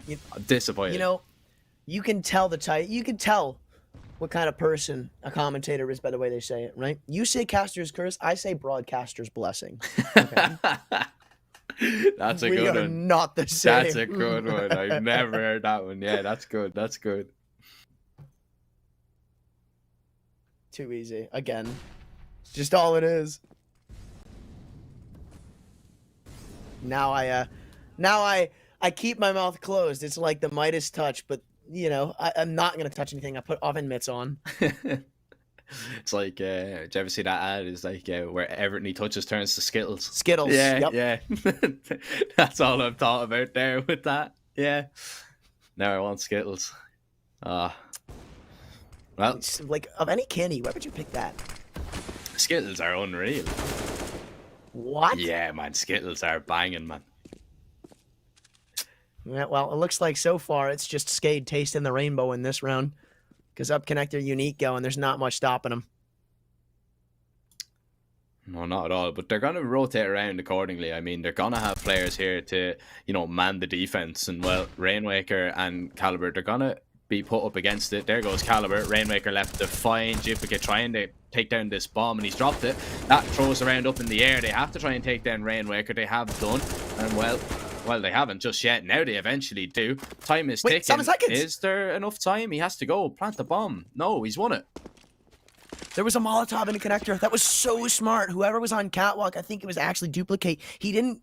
He played it smart. He didn't stick around for the fight. Even though he knew the timer was low, he also knew the HP was low for Team Unique. So he throws that Molotov top connector. He expects his players to die on the A-bomb site because they're getting crunched from every which way. So he just runs away. Right? Why commit to that fight? You know they can't go up connector. You know the bomb is stuck. And, like, Skade just won a 1v3 by sitting still. Like, they just took the pacifist route to a 13-11 scoreline. Yeah, like, but I'm a little bit confused. The bomb carrier was just taking that fight willingly towards short, like, and nobody was offering any kind of help to him at all. Like, nobody. It's like, surely that's, yes, okay, I understand you have to take down the players on the site, but there's a player on short and you're very aware that he is there. Why is nobody turning around, like, at least one person to go, all right, we'll take this fight together, we'll take him down? Duplicate is just given free reign on that fight. He's able to drop that molly, wins the round for Skade. A little bit of a misplay, maybe, but Duplicate, I mean, well played to him. That's just big brain. Yeah, good. That was smart stuff. But, you know, speaking of things that we can't get off our minds, I can't get off my mind how underrated of a candy Tootsie Rolls are. Mr. Skittles, man. Don't know what Tootsie Rolls are, to be honest, mate. We don't have that. What? We don't have that in Ireland. No. No way. That can't be true. No, we don't, man. Are Tootsie Rolls in Ireland? There probably is some of them somewhere. If you go to like an American sweet store, like, yeah, there probably is, but I've never seen them. Like, they wouldn't be, you know, in a news agents, like, they wouldn't be in down the shop. If I went to like the supermarket, like, I wouldn't be able to get them. That's fair. And if you did, they'd be expensive, I assume. Oh, definitely. Imported candy. Yeah, definitely. Like an arm and a leg for a few sweets. What even are they? They're like, I can't, like, I can only compare them to American candy. Like, you know, you obviously know what M&Ms are. Yeah. Imagine like something almost like probably like a little bit bigger than that. It's like a little log of chocolate. Oh, and they're individually wrapped. That sounds beautiful. A lot of people don't like them, but I love them. It's kind of you love it or you hate it kind of thing. Mm-hmm. Well, Skate are going to be loving how this round goes. And Unique are going to be hating Mirage. Yeah, hating Mirage, yeah. It's Caliber trying to put up a fight. Now, actually, it's a post-plant situation. It's a 2v3. And the aggression comes in. Smiley drops down a slot. Ships is going to peek out. Missed shot this time, but the swing is good and Unique. Now, they have a 2v1 against Rainwaker. Now, I would say that this would be in Unique's favour, but I was going to say it's the god of the clutch they're up against. Rainwaker doesn't even get a chance to breathe. Duke Fisher and Smiley combine. 5 kills between them give Unique a 12th. Unique are just so good at dealing with these chaotic situations. Like, time and time again, we see them in situations that they're just not favored in, where the timer's against them, where the amount of players alive is against them, where the map control they have is against them. But they thrive in the chaos. We've seen so many times where there's just these super hectic situations that they look calm, cool, and collected in, and it's something that can't be understated. It just went on a 2v4 and sent Skade to a full USP eco. They're going to be pushing up middle, and this should be a farm from them, but a couple of shots missed. A lot of room to try and work with. Smiley getting pushed down. AWP so far only good for one.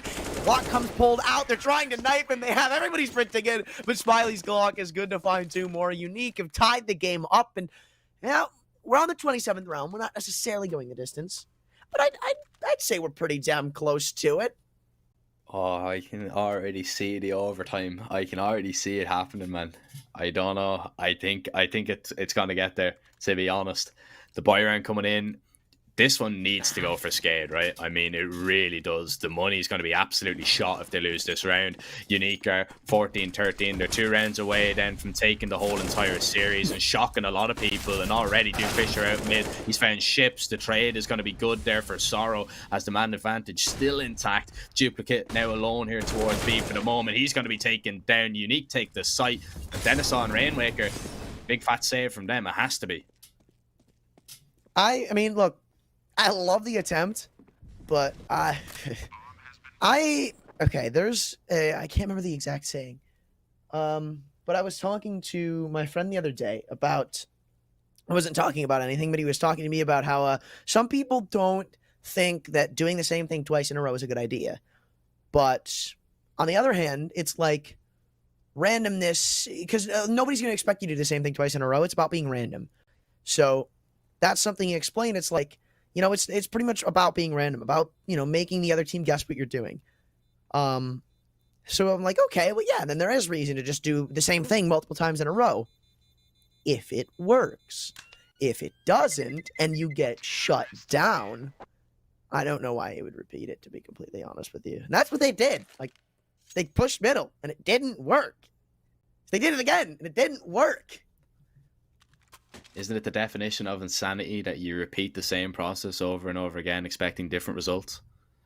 Mm-hmm. Yeah, well, maybe it's a little bit insane to do that.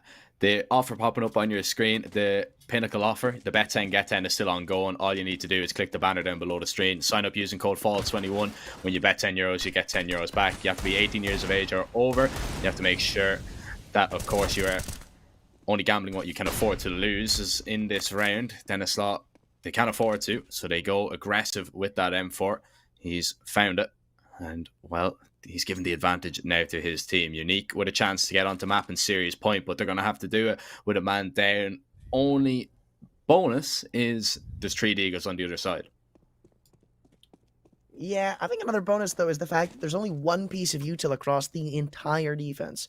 And I believe he's over towards B, if I'm not mistaken. No, okay, at least he's in window, so Rainmaker could probably chuck in that Molotov and maybe deny a bomb plan if he's lucky, or slow down the cross, make them take some weird pathing.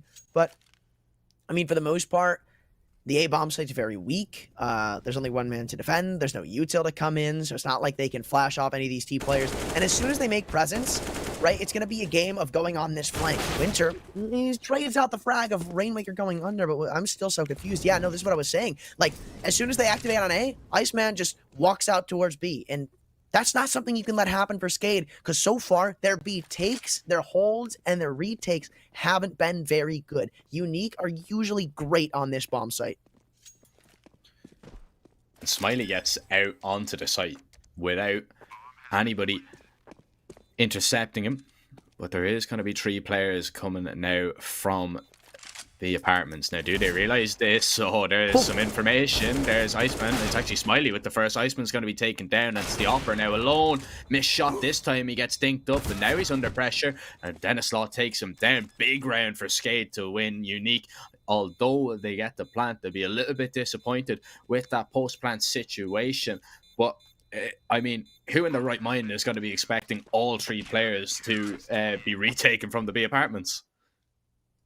Nobody. That's why it works. Exactly. But, man, oh man, this game has overtime written all over it. And boy, am I excited for it. I think overtime is going to be a super fun thing to see. I would love to see a map 3 too. Yeah, me too. I mean, Heck W. CS on my mind, CS all day since 8 a.m. this morning. But yeah, you know, OTs galore. It's been a day of a decider, and to be honest, I actually would be disappointed not to see this one go all three, because it's been such an interesting game.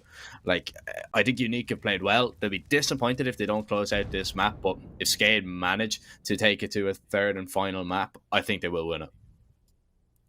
Yeah, it's like there's a lot of times where as a caster, like, you have to make a boring game interesting. So it's like you'll watch a game of two teams going back and forth, but like they're just both turtling on the bomb, so you're like, oh my god, he killed somebody. They actually did something. But this is one of those series that it's actually interesting to watch, right? It's a mix-up of whether they are going to be going super fast. And, you know, there's the super exciting plays mixed in. You got clutches alongside them. You got some super fast rounds. You've got some really methodical ones too. So, I mean, I'm with you on that boat of this is genuinely a series that I would love to see go 3 maps.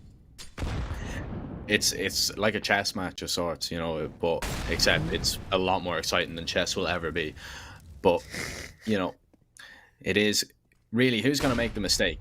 And in a 14-14 round, you don't want it to be you. There it is. Dennis Law, the first man giving away the opening pick, but Caliber trades it right back. Rainmaker 1. It's 1-for-1s across the map. Ships deploys a smoke, makes his way out as Smiley tries to get onto the bomb site with that bomb. Needs to be careful though. This player is coming from Connector. Smiley completely blind. The flash is perfect. Ships plays off it. Iceman gets the next kill though, and into a 2v2 we go. Iceman unaware that Duplicate is positioned there. It's Sorrow into the 1v2. Spots out Ships, knows where he is, takes the fight towards Con, but doesn't see that. The player Ships now no idea where he is. 4 seconds. The bomb, is it going to go down? Is there enough time? No. Nope.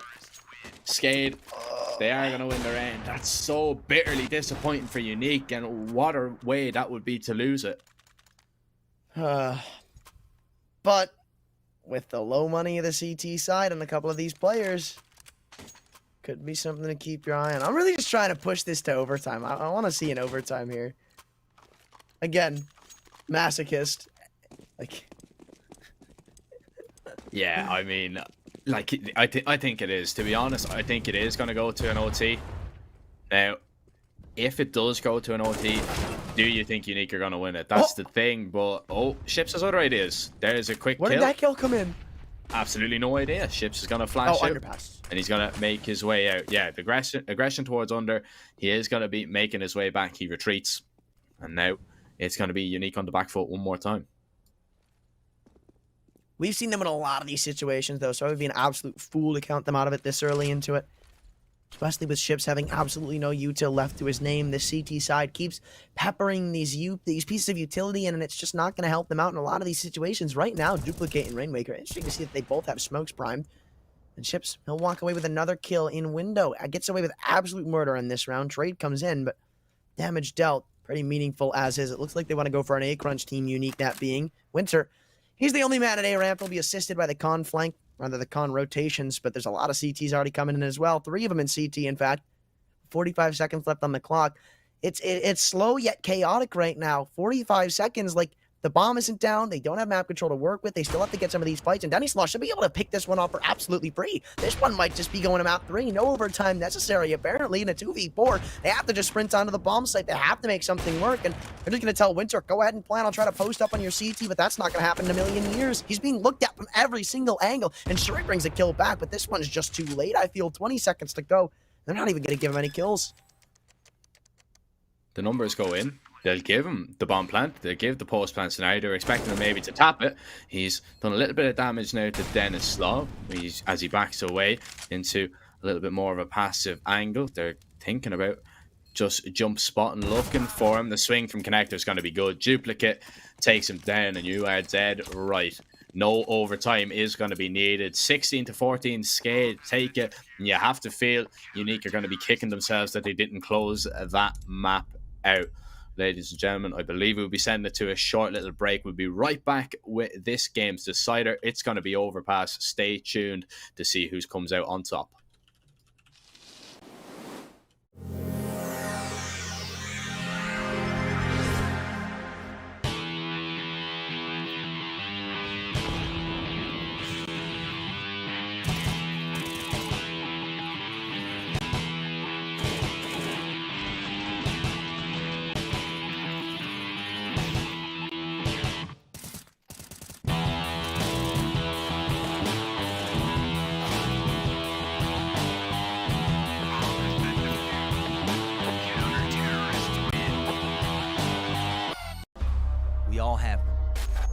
hate them.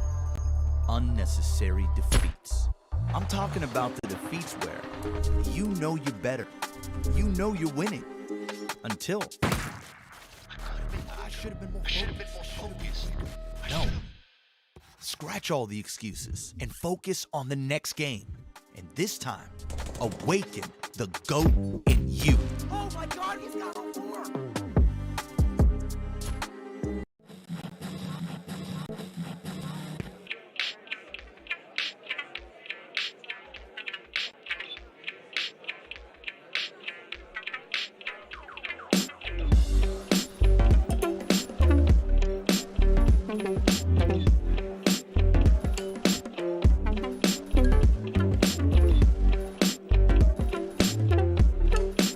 This one is harder. It's never fun to aim on boards, but if you can win these type of duels, it's very good.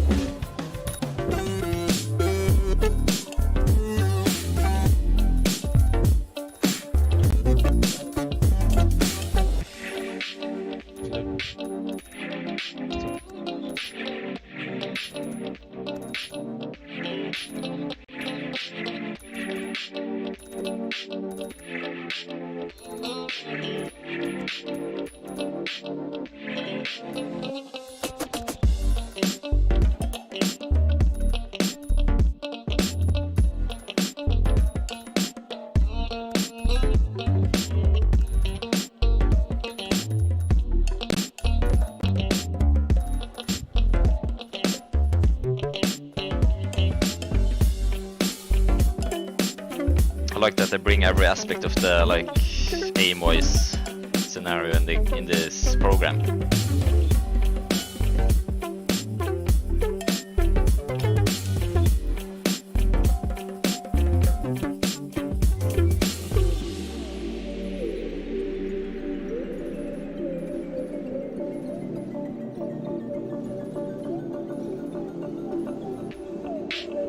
You can clearly see that I prefer taking those above.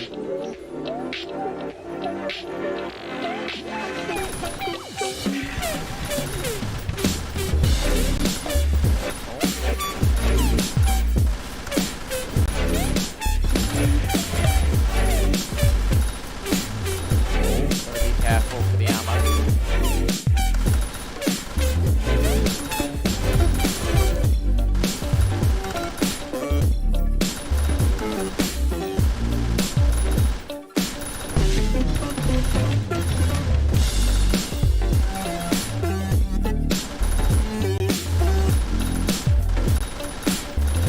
This one feels pretty good to me.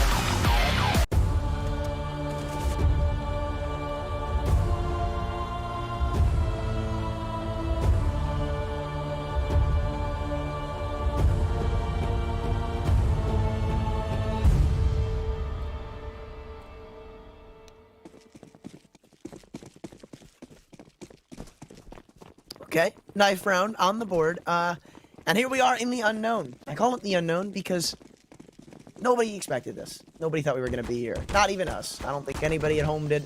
I definitely thought this one was closing out in 2 maps going into it. And then even in the second map after Unique had a pretty banging start. But no, we're on a uncharted ground for Unique that I feel they may not have the best of fighting chances in, especially when Skate are very, very comfortable on a map like this. Now, this is where I would actually kind of be...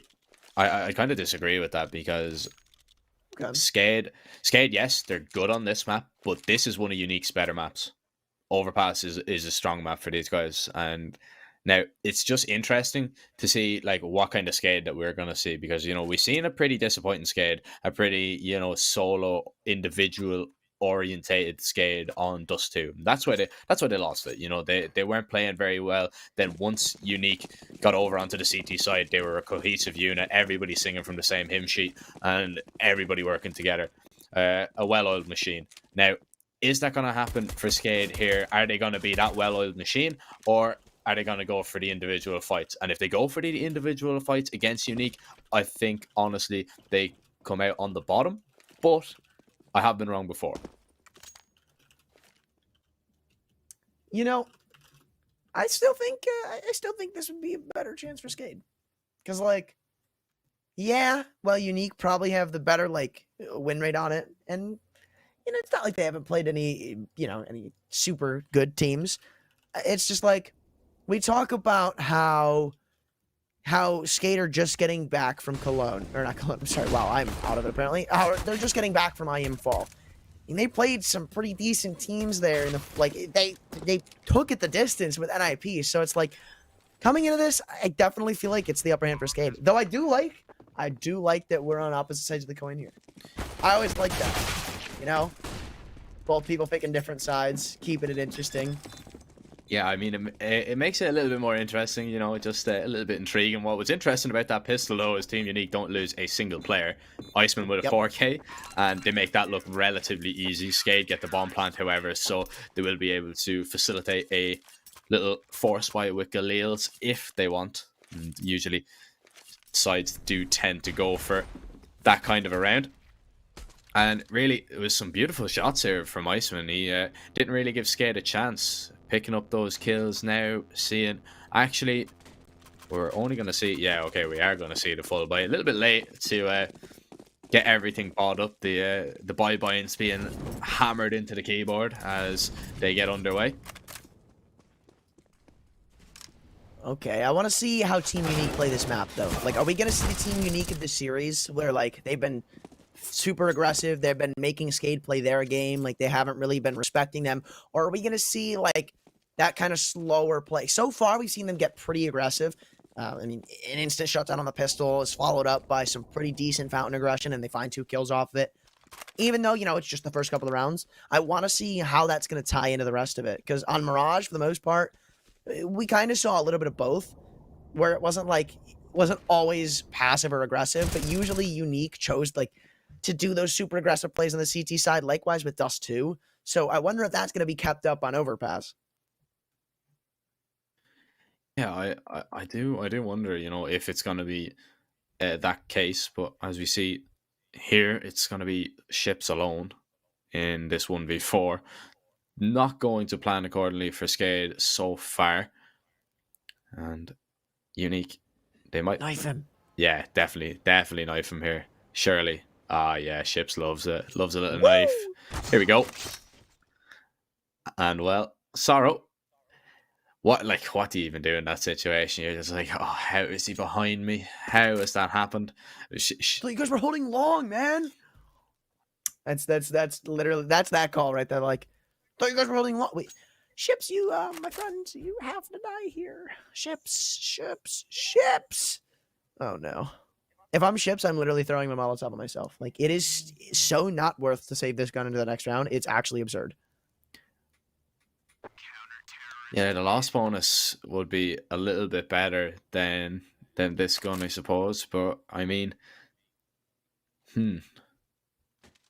Let's see. Well, he has that eagle that he can drop over, right? So that's for somebody that somebody else can pick up a deagle themselves. Yeah, Well, this is a safe. Like, if they were going into a rifle, sure. Like, I mean, you have the A1S. It's not like it's much different, but you're going into a safe. Like, and you're a good $500 behind everybody else. I mean, game is very forgiving to the T-sided economy, but you are still going to be missing something going into the next spy round. So that's why I'm confused as to why he didn't just try to like run in and get a kill or two extra on top of it. yeah. I mean, I can understand where you're coming from. To be honest, what I would have went for is like kind of what VP do. You know, when you have that M4 saved, you get like a few players to not buy any deagles, but instead just to buy the head armor, and then just let ships go, and just let's see if he can get any kills. If he can get the kills, he can pick up the rifle. Then players have armor to work with. Then you can make a round out of it. But this one going for deagles, I'm not really too impressed by that, especially because they haven't done too much yet. Ships will find one, but he's going to be tagged down, and Smiley will take him down. So yeah, now it becomes a little bit weird with Chips' money in the next round, because there's no way that Skate are going to be able to win this one unless Caliber goes huge. He gets only one. Duke Fisher are making a little bit of cash with that MP9, and I mean, throwing the guns away, yes, is going to help a little bit. Yeah, you're going to have to lob a few more of them over the wall, mate, to be honest, as long as pretty much scattered by them. Somebody is like walking out into their garden and just seeing 3 M4s. Like, what has happened here? You're expecting to see a football or something over the wall. You're not expecting to see all these M4s. And now he gets that kill. He's kind of like, oh, why they throw all those weapons away? Imagine he gets one of the kills and like he eventually finds that frag into the bathrooms player as well. Just insult to injury. He won't get anything more, but still got away with absolute murder there. I envy the person who now has to walk over to their neighbor's door and go, "Hey, my rifle's in your garden. Can I get that for me? Thanks." Like, yeah, like, oh yeah, not only my rifle, yeah, my team's rifles are over in your garden. Somebody's just been really irritating and chucking those all away. But I mean, Unique, they still have a pretty decent buy. Like, there's only one player going to be on an SMG. 5 AKs out here for Skade. As if Unique win this round, though, they'll be over the moon. I mean, like, they'll really be putting their stamp on this first half already. Is this a must-win for Skade? I'm not sure. I'm not sure. I don't think so. But of course, every little helps. I like to say that, like, you have a liberty on the T side of CT-sided maps, like Nuke, like Overpass, like Ancient, where you don't have to go on massive winning streaks or you get 5-6 rounds in a row. You don't have to have all that momentum on your side. Because, like, you sure can let Unique get like 4 or 5, even maybe 6 rounds, and you pick up like 2 back, then you cherry pick one here and there, and you're still calling it a good half regardless. Like, all you have to do is walk away with like 4, 5, sometimes 6 rounds on these maps. And when you have that T-sided economy, when you have we only have to pick up 1 round at a time, it's a little bit of a liberty you get that you don't have to be so worried when a team gets a super big lead. Because, like, sure, a lead like 5-0, 6-0 is super menacing to go against, but you pick up 2 rounds right back, and that lead all of a sudden is really not that great. You know what I mean? Yeah, I mean, yeah, you need to kind of get these ones. You need to keep the momentum up here. Now, Skade, they're on a ticking timer here. Look at this flank. I mean, okay. Right.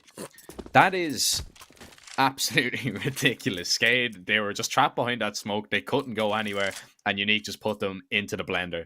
Literally, they're all mowed down, and that's a huge boost for Unique's economy. Look at that. I mean, they keep everybody alive. They keep the op. Sorrow somehow only still has an SMG, but it's not going to matter too much because he's only going to be up against a few Deagles in this next one.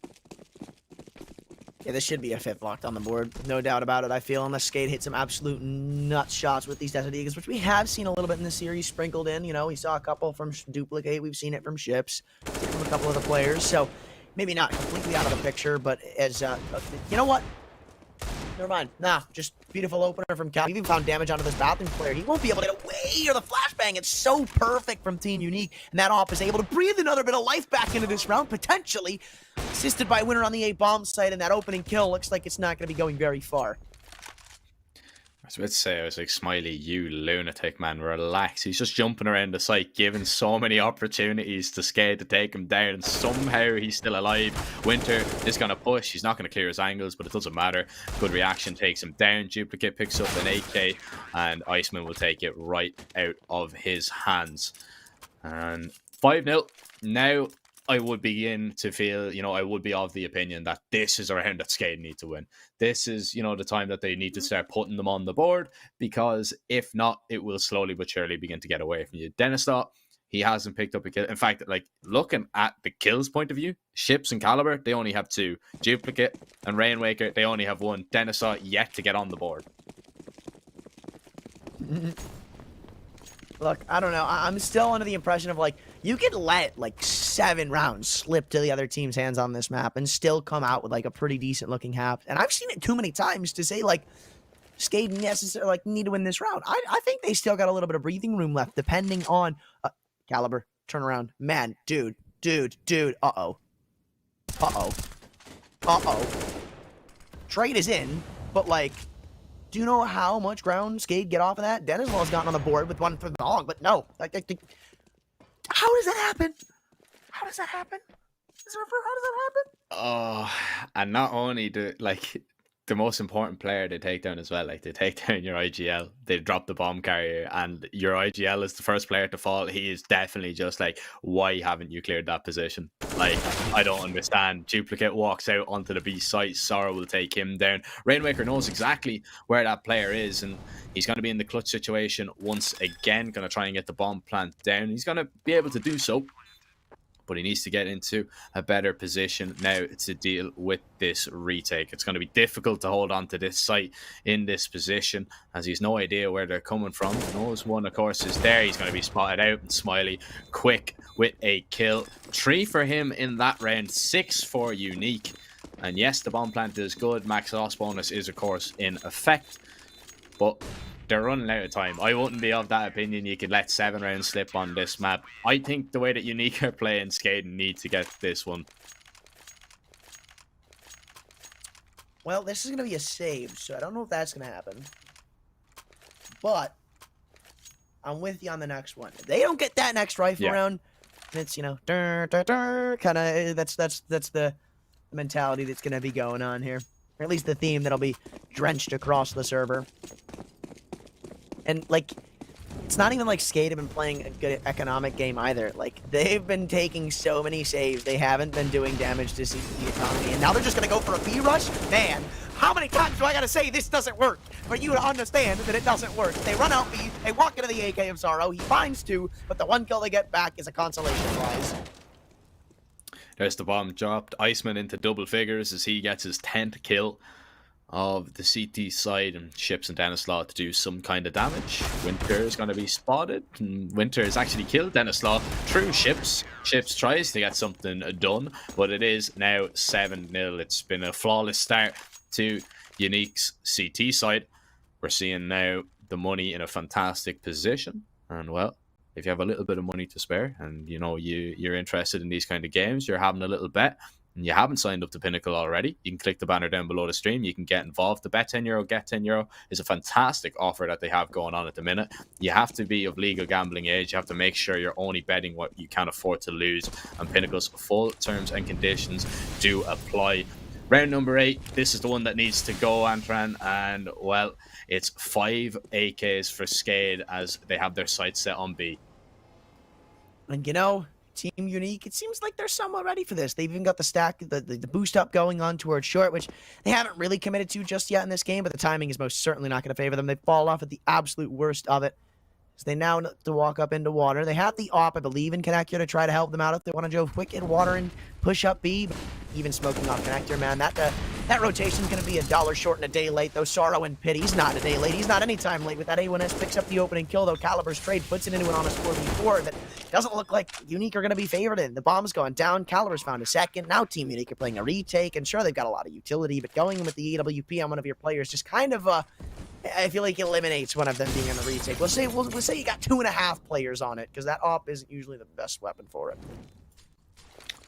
just the way that Unique are set up here, I mean, are they going to be enticed to go for this? I'm not sure. You see, Duke Fisher is really far away. Winter's got the first kill, though, to maybe kickstart it. Denisov's going to peek out, takes him down. This should be the save, but it was instantly that one player falls and all three fell. Just everybody at the same time drops, falls to the floor, Skade. They get on the board when they needed to.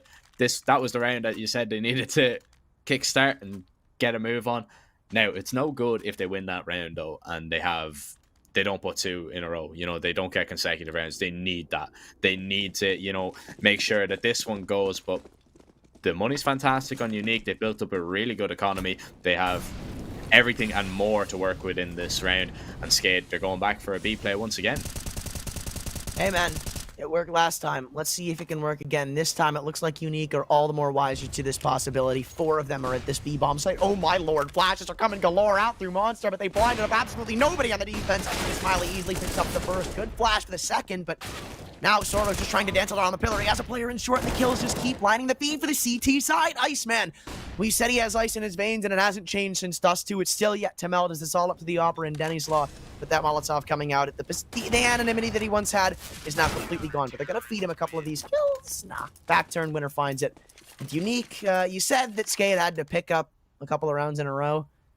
That's just not going to happen. And I'm with you on that. Like, they kind of needed it. Yeah, they cannot give this kind of lead to Unique. You know, this is not looking good for them. I've watched these guys on Overpass, and even though Skade, you know, in the past, this is one of the better maps for Skade. You know, it used to be one of their strongest, especially at the beginning of the year. They've kind of, you know, changed it up a little bit. You know, they still play it from time to time, but it isn't, you know, kind of their staple, what they're known for. But right now, Unique are just making it look like, not that they've never played the map before, but they're just making this one look very, very easy. I mean, they haven't really been bothered bar that one round, and Unique, they've been winning them with, you know, like 3-4 players alive nearly every single time, and it's just been a pretty disappointing performance from Skade. Duplicate nearly gets caught off guard by that Iceman push, but instead he will give at least the advantage for Skade. Maybe this is the second round, who knows. I don't know. I'm not gonna push that thought too much further because they still have to go through an AWP on Smiley. They still have to go through the B defense, and it's not even like there's a lacking bit of utility for the CT side, though. That's a big kill to pick up. Duplicate will lock in a big man advantage for this T side. Sorrow brings one back. He's only actually taken 1 bullet for doing so. Ships wants to creep up behind the smoke, but that could be the undoing of him, man. It looks like he was prepping for a flashbang to come in. They know it's going to be a B hit. They've turned around. They know one of the flashes is coming in, and through the smoke, Ships goes. Thankfully finds the kill, not by a big margin, though, so they still have to be worried. The flash is good to the Monster player, and any advantage they had walking in, they're not coming out with it. Nowhere near it. In fact, as Duke Fisher and Winner lock down the B defense for a 9th round. Let's just talk about the perfect support there for Unique. All right, It wasn't going their way, right? Let's be real. That wasn't going their way. They were coming out Monster, Skade. They were just pushing onto the site. Skade get a few kills. They get the advantage. You think, okay, they're going to take the bomb site. The flashes were just absolutely superb for Unique. Skade were completely blind, completely white. And there's nothing they can do about that situation. You know, you have to look towards the bomb site. It's not like you can play anti-flash coming out. They have to look. They look directly into the flash. A Monster Rush coming in again. Oh no, Sorrow's in trouble. He gets the first kill, swaps to the USB. Caliber drops him out. Winter and Water to find. Caliber's found the second. And I love this. The deep smokes there towards Graffiti and CT. Skade love throwing this round into the mix, and they've got a bomb plant out of it. They've got a post plant scenario. 2 players making their way through. Monster, Iceman, and Duke Fisher. Iceman's been found. 1 more left to find. Smiley now alone from CT, and he's going to be alone for the retake if he's even thinking about going for it. And this is the second, I feel. And this is what I was getting at earlier, right? Like, 9-1 lead looks super menacing. But, I mean, even just throwing a second round up there on the board, while it's still a big gap, while it still kind of looks a bit scary, it's like, it's Overpass, right? Skade pick up 2 more rounds, and what we were once describing as a almost unbeatable CT side now looks pretty average. Like, that's what I mean when I was talking about these liberties earlier of, like, you only have to cherry pick these rounds. I mean, yeah, they still let it get too far out of hand. 7-1, 9-1, bringing too many rounds back for the CT side. But it's like whatever if they pick up these next 2 rounds. So I mean, I'm still scared a little bit for Unique. Yeah, I mean, that's what they need to try and stop. Is like Skade. Now, okay, Skade, they haven't picked up consecutive rounds, but if they start building up that momentum, like we've seen how difficult it was for Unique to try and stop it on Mirage, and well, if you Skade, they start building up steam, Unique will be in a whole lot of trouble. Ships is going to be able to find the first. The flashes are going to be good. Duplicate takes down Sorrow. He's the next to fall. Winter is going to be ripped off that angle by Duplicate. Skade out onto the side. Iceman. Oh, that was a little bit wild. And, well, another Skade round. That one was pretty clean. It was kind of over before it even began. Unique didn't put up much of a fight towards B. And now this is what you're talking about. You know, it's possibly even a 9-4. I'd probably back Skade to even get a 9-6 here. And that's what I mean. Like, that's why I'm always so, like, quick to bite my tongue and say, I don't know, like, on these CT-sided maps, does this team really need X round? Like, do they, like, because you gotta think, right? In Counter-Strike, anything can happen. It's something big, and I'm not saying you in general, but it's something big that a lot of people don't really see. Of, like, yeah, a map might be CT-sided. Yeah, a scoreline might be looking really bad, but, like, it's not like just because Overpass is CT-sided, that doesn't mean you can't win T rounds. That doesn't mean you can't pick up 2, 3, 4 rounds in a row. So it's like, picking up 3 rounds in a row is not as difficult as it's made out to be, right? And it's not even that big of a deal, but in the grand scheme of things, it can be, like we're seeing right now. Yeah, I mean, like, I don't think anybody's writing off Skade just yet, you know, especially even with the 9-1 scoreline that we were looking at, you know, because they are one of the top teams. Like, they are one of the top teams in the tier 2 scene. We keep coming back to it, you know, and like you said, they went the distance with NIP, you know. Not very many teams do that, even in the tier 1 scene. So, you know, there is that respect there. Oh my, that was very, very clean there from Skade. But yeah, this is what you're talking about, like the 9-4. Now this doesn't look terrible. And it's all because they just get 3 rounds in a row. And Unique, I don't think they've even played bad. Maybe there was 1 round in there that, you know, they maybe should have done a little bit better. Yeah. But, you know, it's just been Skade picking up a little bit of steam and they're just running them down, running them over. Yeah, and you can also start to see that Skade have started to change up how they play. Again, that's a big thing that, like, teams that want to crack into tier 1, it's another one of those things that teams get good at, like being able to adapt on the fly and quickly changing up how you play. Like, they started to discover, even though I believe they hit B and it didn't work, they were like, okay, well, I think we maybe messed up like a flashbang. A flashbang was missed because I think they went out B 1 round, got the opener, and then a flash was good from the CT side. They pick up 2 back and shut him down. But they're like, okay, what if we do this flash better? That guy's blind. Now we have B. So they started to notice that, and they started to hit B because of it. And now Skade, I mean, off the rip, are stacking like 3-4 players on B. I'm sorry, Unique. Yeah, they're very afraid of it as Skade make their way up towards this sighted fish or drop ships. He's going to be the lurk. There's one more to find in connector. Sorrow makes his way out. Caliber is very, very low in those smokes. Denisaw swapping over to that P250 to find that kill. Now it's a 3 versus 2 here for Unique. Smiley with that shot, and now there's no chance of Denisaw really keeping them off the bomb. The defuse should come in. There's no kit though. The smoke is down. Oh, he's found the gap. He's found the kill. And now Smiley in a 1v1. Denisaw has the molly spots. He's off the bomb. How has Denisaw won this round? Oh my. Surely not. What? That should have been done and dusted, right? There was a smoke down. They missed it. They missed it completely. That is a big blunder right there. That sucks. That's going to hurt if you're Unique. You're going to be going back, like, you're going to be looking in through the VOD, like, okay, guys, what did we do wrong on this 3rd map? And then you're just going to be like, oh, well, you know, you missed this smoke, and I died because of it. Then they're going to be like, well, we probably could have done better. Because I still think this is Skade's game. I think Skade bring this back. I mean, that hasn't really swayed out of my mind. Like, I've seen too many times. I've seen this movie too many times to not predict the outcome. Like, yeah, it was a menacing lead. Yeah, it looked scary, and they did add on to it to almost an irreturnable point. But again, like, it's not over till it's over, and that's really what Skate are working with here. Yeah, I was just looking back at that replay there, and I have no idea how the smoke missed that badly. Like, that is like that is not a difficult smoke to land. Like, just smoke in front of the bomb. That's all you have to do. Don't smoke on the bomb, in front of it. Literally, just a little bit in front of it, and that is it. But somehow it is like falling down the steps, and there's a massive gap. Oh, crazy. You know you can molly the A site default plant from B. Can you? Yeah, it's a really finicky lineup, but I saw it recently when I was watching my buddy's advanced game. Like, if you stand on top of the B site box, you can, like, running jump throw a molly to land the default plant on A. That is ridiculous. It's really cool to see.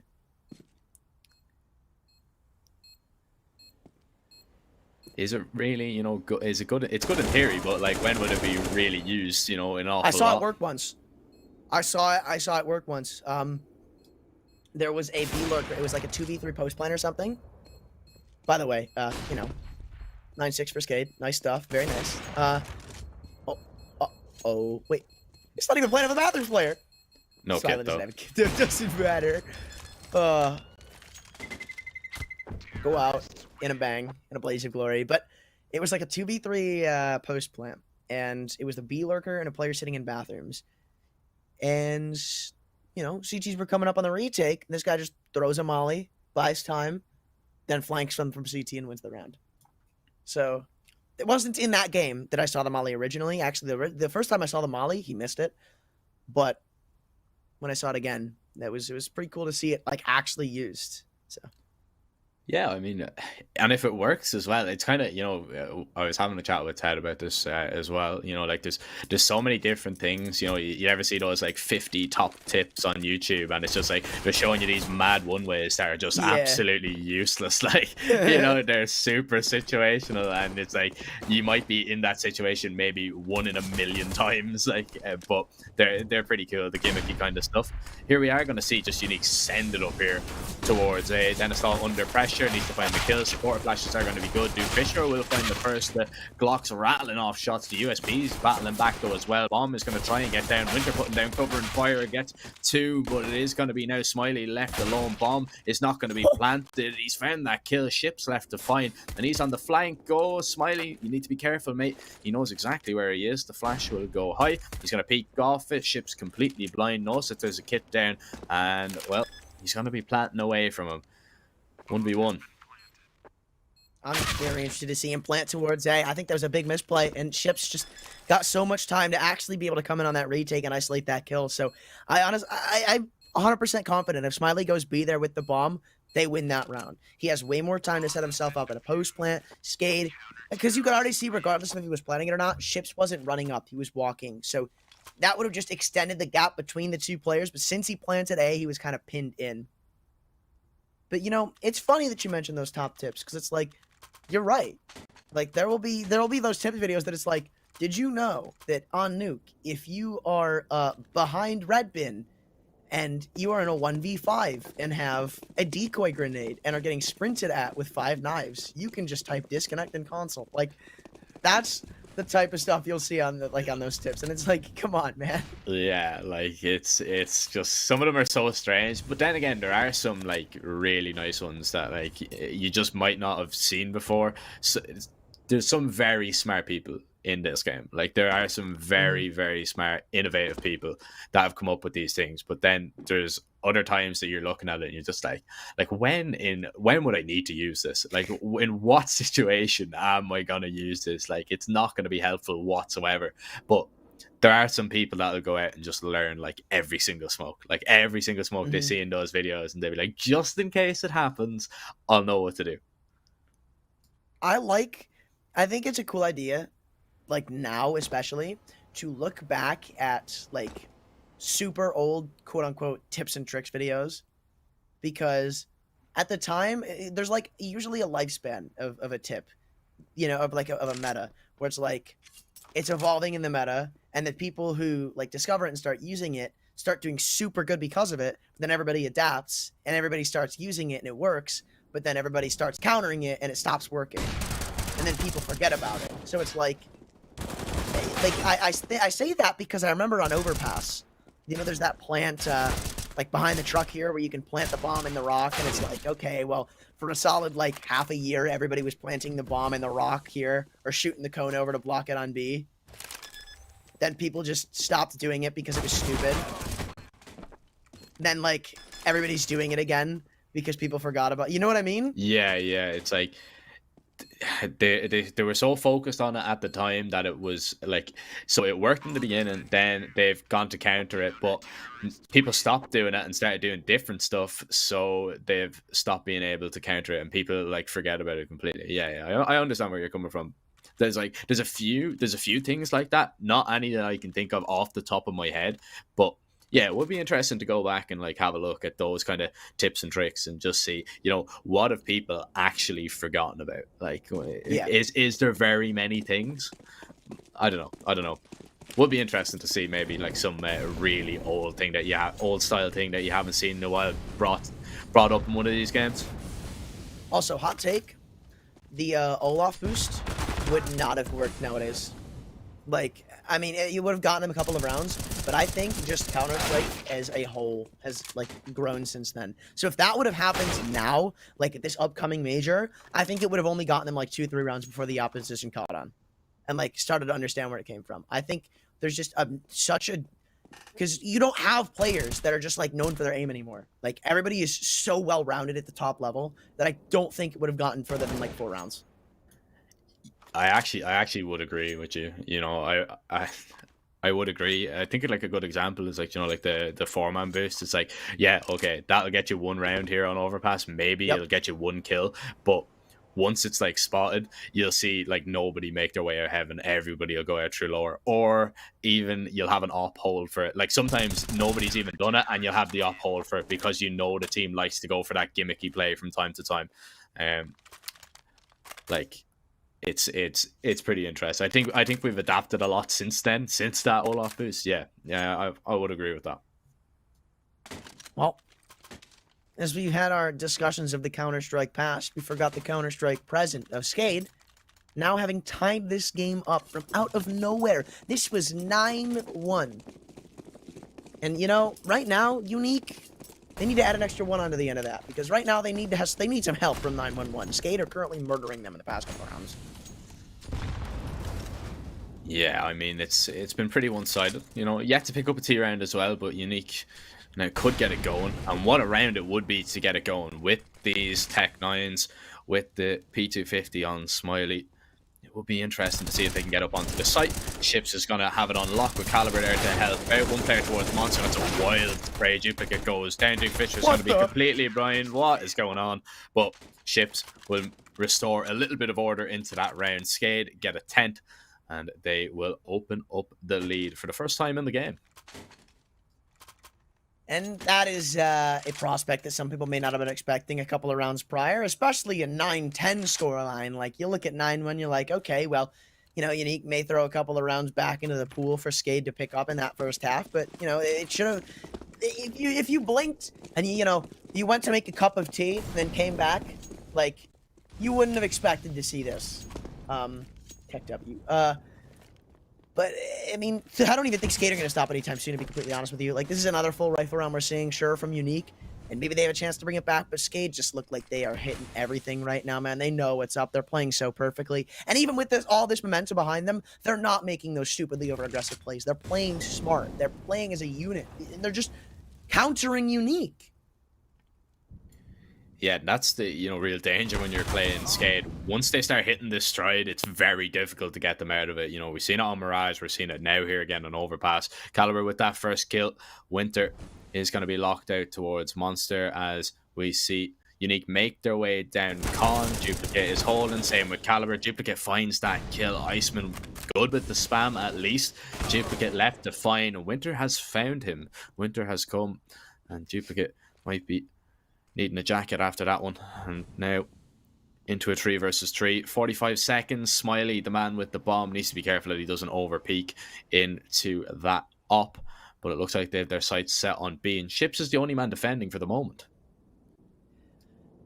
Yeah, and they've got a lot of faith in this B defender right now because they know that there's at least 2 players down at B. They know that this is probably going to be a B hit, but they don't want to gamble on the rotations in case they're wrong. So it's going to be all down to the faith of Ships, and it'll be mishandled. He can't find anything. Now 20 seconds to go. Sure, the bomb hasn't even made its way to the site just yet. 1 kill could be the undoing of this round, but they're outnumbered in pretty every facet of the word.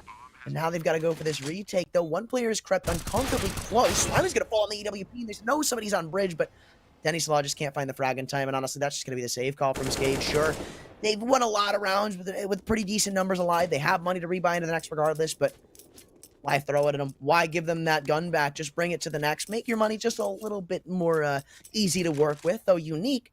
We spoke that this could be the round they finally break that, that they break that little curse that not being able to pick a round on the T side. They have, but it's got to be the start to something. You can't let Skade just clap right back with it and then get swept under the rug. And if that happens, I think Skate are just going to walk away with the map. But if Unique can demand some respect, take another T-sided round, then who knows? We could definitely see this series go either way from this point. Yeah, it really is all to play for. It really is. And, well, the odds, according to Pinnacle, they're giving Skate the heavy favourites, to be honest, with the momentum that they've been building up. Yes, you would agree, but I'd also agree with your statement. We need, if Unique, they need consecutive rounds. They need to make sure that they can push on and continue with that round they picked up. It's going to be very difficult, though. If it's just a flash in the pan, this could be over very, very quickly, possibly even 16-10. But look at this aggression here from Smiley. He's taken matters into his own hands. He's down to half HP. He's pushed very aggressively, looking for the opening pick towards that B site. Caliber with that MP9, thinking about the swing. He spots out 2. That one is very, very close, but nobody goes down. A lot of damage done to the T side. Skade, they are going to be now a little bit more worried and a little bit more focused on that B site. And that's going to help out the Unique squad because after spotting a couple of players in short, after spotting that off, after knowing there's another player there, after hearing the reload and all this stuff in water, you're going to keep throwing down your utility. And when you have very little util as is, and you keep smoking off Monster, or you keep smoking off Bridge like they're about to do, you're just screwing yourselves over for that late round take, right? You can't smoke off Bridge if, comes down to a very tense 1v1 or 2v2 and the bomb is planted for it. So it's going to come down to if they can win these aim duels, if they can hit their shots, and it's all very confusing. It's really up in the air because with 35 seconds to go, doesn't even look like Unique know where they want to hit. They could go B, they could go up A, but no matter where they go, it's going to be heavily defended. It's not if Denny Slaw just crosses the snipe. Rainwaker tries to put up his defenses. He's going to be taken down. Fisher are now going to take a lot of map control away from Skade. He's going to take the site and just hold it now. The smoke goes down and he just denies any of the rotates from getting up to really contest this. And Iceman's going to put it down. Fisher needs to be careful. That spam is pretty good. Ships will find that kill as 2 players push out bank. Iceman with 1 knows that Ships is still there as well. Watching the cross, missed opportunity from Duke Fisher. Iceman goes down. The retake is going to go for Skade. Now it is going to be an 11. They regain the lead. They keep 2 players alive though, so we will see what way their money is going to shape up after this. It's going to be enough for Unique to reinvest into the round anyway, I know that for sure. And the op is going to be dropped over as well. In fact, the double op saved, so that's pretty interesting. Maybe that's what is going to really push this one over the line here for Skade. That's what they're going to be hoping anyway.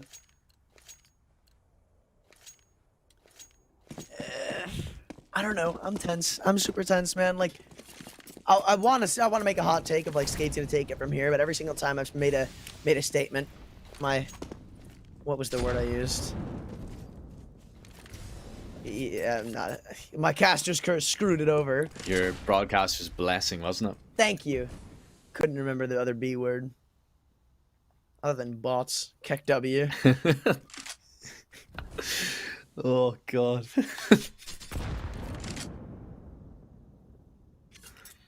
Hope that wasn't directed at anybody in this server. Definitely not. I don't think. We're gonna need a look at the scoreboard, Mr. Observer Man. Oh, it's outing somebody right here, right now from Unique and Skade. We'll see. We'll see after the round what way it's gonna be going to be shaping up. A minute left on the clock. Smoke going to go down towards Monsters. Unique. They don't have a lot of utility. It's going to be limited in what they can use to get up onto the site. One smoke, 3 flashes. Whereas Skate have all the util in the world really to delay. But not really towards this B site, as that's where the last smoke will go. And they have to hope that players rotate down. 40 seconds. Here comes the pop. Caliber is going to be completely blind. He's going to be ran down. Iceman is out duplicating the monster pipe. He's caught as well. Ships will at least get one and look for a little bit more, but he's going to be taken down. Dennis on Rainwaker try and put up a fight. Winter will drop one. And Dennis on the op tries to go for the wall bang. Won't connect. Unique well on their way to tying this game up. Okay, well, again, Unique have stumbled, but they picked themselves right back up and at a good time because Skate are going to be going into a save round. Backed up by this AWP, maybe you see a little bit of damage come in the CT side's favor, but all in all, Unique should be taking the lead back where they left it. And with how this game was on course coming into the second half, coming into the later states of this game, that's not really something I expected to see. Skate, they were able to bring it back, and they were able to take the lead for the first time in the entire matchup, but, I'm sorry, in the entire map, but it's just not enough. Like, they have to be able to continue that momentum. They have to be able to convert those closely contested rounds and then past it. Even if they can't, they need to be able to pick themselves back up. And again, it's like they don't even have an extra buffered round behind them. It's like they lost one, they won one, then lost one right back at them. So it's not like they have anything to work with.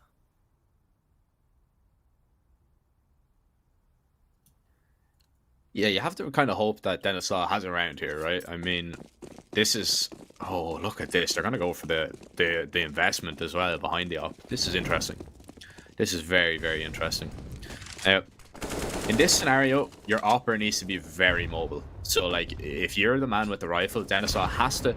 In an ideal situation, he gets a pick towards A, rotates around towards B. You know, you have to be unpredictable with this op and keep popping up everywhere. Like, Unique know you've saved it. But if you're Unique, do you take this slow or do you make your way out? They're going to actually just contact Dane. Iceman, the first man to fall. The double peek is going to be good. Oh, Team K. And, well, that is a disaster for Winter. They have to go and try and recover the bomb. But, as you like to say, that bomb is dropped in CT territory. Do they see it? That's my question. Because if Duplicate sees it right now, this round is done in my eyes. Like, they don't have a lot of utility, but they have enough utility to keep them shut out of this B bomb site or to force them to going in for it in the late round. And I love this. Like, Duplicate, yeah, he's just going to keep eyes on it. Everybody's rotated in for Skate. They like, this is their best opportunity to pick up a round with the weapons they've been given. They haven't really done so hot in the ecos for this whole series. So, past like 1 or 2 on Dust 2, this is such a big opportunity. And at a time like this, when Unique think they've got it in the bag and they can bring the lead right back up where they left it, it'd be so just detrimental to shut them down like now. And Team Unique aren't even speeding it up. They're taking it too slow, I feel, because sure, they've got utility to get back in, but without the bomb, without the man advantage, and without map control, they have too many odds working against them for my liking. 20 seconds, they make their way up. Rainwaker going to tag him. Dennis gets a pretty easy kill. And Smiley now left alone in a 1v2. 13 seconds. Even if he gets this kill, he still has one more to find. Hold on a minute. Now, there's absolutely no idea where the last player is. 6 seconds. You need to plant the bomb. And he decides to plant a little bit safer just in the nick of time. Oh, it was close. Scopes in, misses the shot. He was moving, and Rainwaker takes him down. A 1v1 clutch going Rainwaker's way. He's going to be able to save the op as well. A little bit of a misplay there, you have to feel. He was just moving a little bit, needed to settle himself, but in a tense situation, you can completely understand it. Oh, man. Like, Smiley has pulled off too many clutches like that in this series for me to have counted him out of that one, especially on, even on 3 HP, rather. He knew where that CT was coming from. It's just unfortunate that he kept moving. And, like, that's the difference between Unique being able to take a breath of fresh air and starting to worry. Because while they still have money to warrant a full buy, we have seen Skate a lot of times in this series shut Unique out of any bomb site, like pick a mix, whichever one, and deny a bomb plant from coming in, deny kills from coming in. And if that happens right now, Unique are sent packing. You're looking at 14, 11, maybe even 15 before Unique can get a really decent buy going. Yeah, it spells a lot of trouble really for Unique, especially if, Skate can win this convincingly. We'll see now, though, as this could spell trouble for both teams. Really important round. Like, I don't think I can stress how important this round is. It is just vital that both teams to get it over. And Unique, again, their sights set towards B. Iceman's going to be flashed up to try and find the entry. He's going to make his way out, and he's found it. Duplicate will go down, dancing around the pillar, and Sorrow spotted him, and the triple entry towards B. Skade completely locked out of the bomb site. Unique are going to tie it up 12-12. It's a save from Dennis on Rainmaker. It has to be. There's no way they even consider going for this, but look how aggressive, look how proactive Unique are being on the hunt here.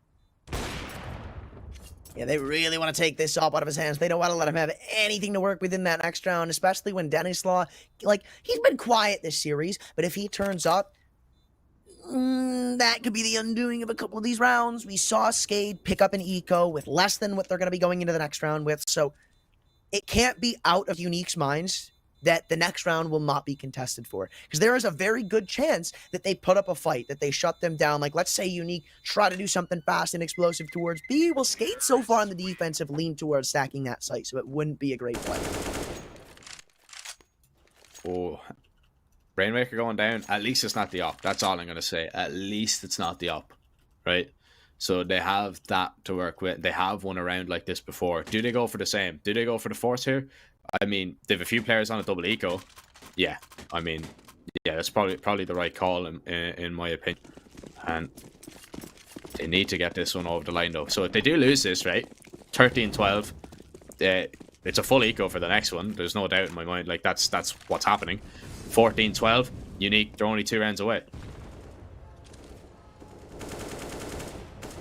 Yeah, this is, we spoke about how last round was vital, but I feel like this one, it might even live up to that caliber, because right now, let's say Skade do it again, they repeat the unthinkable, then it's pretty much back to square one, in the sense of, like, yeah, Unique can get an okay buy, but it's back to that situation of, like, Skade just have the favoritism with the weaponry, with the momentum. Now, again, yeah, they're just going to go in B. Once more, flashes are really good, and they historically have been. Duplicates Deagle. His Deagle's been good as well, picking up all 3. They all run into his 50 caliber pistol. There's nothing they can say about it. Now it's up to the off and the AK of Sorrow and Smiley. They want to continue pushing these players down. Duplicate, he's not satisfied with 3. He wants 4, but because of that overextension, he may have thrown the round right back into the hands of Team Unique out of absolutely nowhere. Rainwalker, he has so much information to work with, and knowing that they were B, he hears the footsteps going at Monster, and he's going to hold his nerve and stay on this bomb site for the time being. He's confident they're going to come B, and with low health on Smiley, you got to stay worried. Maybe Sorrow's looking the wrong direction and has his back turned to Smiley's planting the bomb, which isn't that uncommon of a reality. And then you're looking at Team Unique throwing away a 1v2 to a Desert Eagle. He has a smoke and a kit to work with, but not much more than that. Well, Unique, they're going to be making their way up onto the site very slowly, very cautiously, clearing out all the angles. We're going to see where the smoke is going to go down, and it's going to go down towards the mid site. So Rainmaker's going to get here for free. Sorrow needs to be ready, and oh, there's the kill found. Scope in though from Smiley. Lovely refrag, and it is going to be Team Unique getting onto 13. Skade, you know, I mean, really good round from Duplicate, right? He does really well with the Deagle, but he's just not expecting Sorrow there. I completely agree with that. If Smiley is alone towards Monster, and that's what he's kind of gambling on, right? He's gambling that the Opera is alone. He's already killed, what, 2 people there? Surely there's not another one. Surely he might be in towards short. You just don't know. He swings, Sorrow's holding. In a world, he gets that kill, takes down the Opera, then it's a 1v1. Now we see a full USP by here. Smiley hitting the first, spots out the rest, keeps going for the fights, and this should be pretty easy pickings for Team Unique. So 14-12, we're looking at last chance pretty much here for Skade. They're going to go for that full investment. 2,900 loss bonus if they lose. This is it. Yeah, this is, as you said, last stand, last chance territory. And if Skade dropped the ball right here, we've seen some pretty decent anti-ecos, rather, we've seen some pretty decent force buys from them throughout this series. I feel like it'd be too much to overcome. I mean, a couple of players bought down to $50. Denny Slaw, Duplicate, Rainwalker, Ships on 100, Caliber at 0. Like, this is breaking point, boiling point even. And they don't need, like, I'm actually really surprised to see this buy from Unique, because like, even Winter hasn't gone for the full investment. Like, he just sticks with the Mac 10. And it's not even like he saved it over. Like, he bought that. He bought a Mac 10. So I'm interested to see how this is going to pan out. They've already found the opening kill, but Ships has been able to recover the op. Yeah, the opening pick there, good. Like Denislaw, he's out of the round, and he's the danger man. You know that you were saying that if he wakes up, they could be in a little bit of trouble. And he's gonna be eternally asleep, so you know he's not gonna have much impact in this round.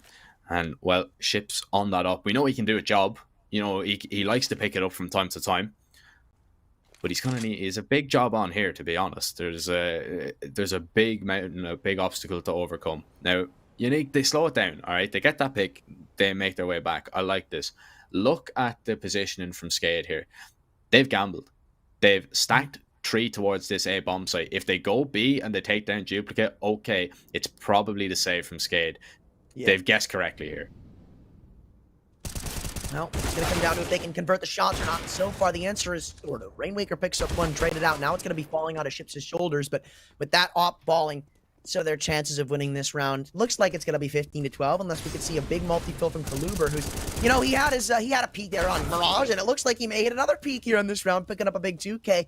And now Duplicate's all up to you, my friend. 1v1's around the board to be isolated. It's up to Sardo coming in for bathrooms. He's got the perfect read. He's got the perfect angle, but he can't get the perfect shot. And Unique find map, match, and series point to try to take it away from Skade. The underdogs in the series are getting ready to take it.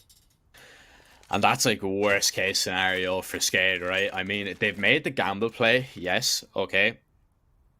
They lose everything. I mean, if they're gonna lose that round, they hope it's on B. That's what they're hoping there. They cannot afford to lose it on A because look at their money. Look at the buy that they have. 2 FAMASs, an MP9, an M4. Scout on Denisaw, he doesn't even have armor. This is a massive problem. Now, will be interesting to see how Skade are going to defend. They're going to go 3 towards B, 1 towards long, 1 towards connector early on, but he's going to be retreating, making his way back. A little bit of presence shown by Unique, but again, it is the B bomb site going to be under siege, under fire. Iceman's going to contact in. Jim get the first man to Paul Caliber looking for a double, and he's got it.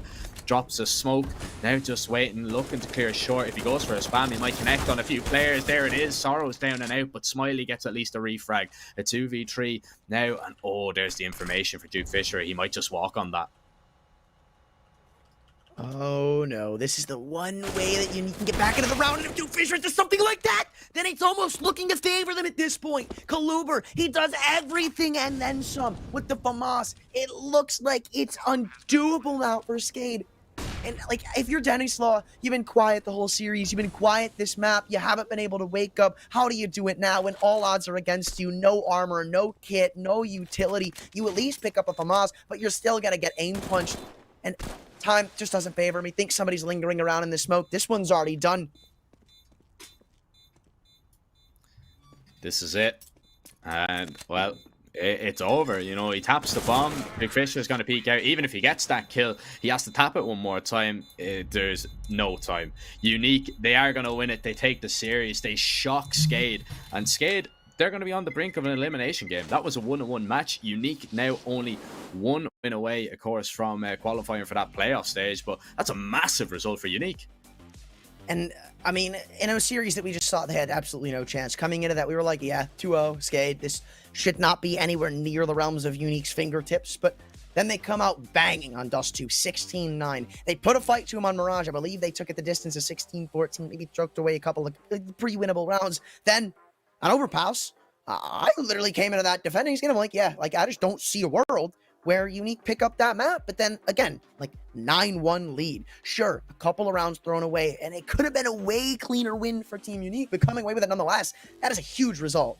Oh, yeah, absolutely insane. And I mean, you know, you were saying, you know, we were favoring them, and I was saying, don't sleep on Unique on Overpass. They are a good Overpass team, and they proved it there. Very close in the end, but I mean, Skade, they're going to be a little bit annoyed with the way that one has went, especially that first half. You know, they could have felt that they had done a little bit more, but then again, Unique, they probably could have felt that they could have taken it on Mirage.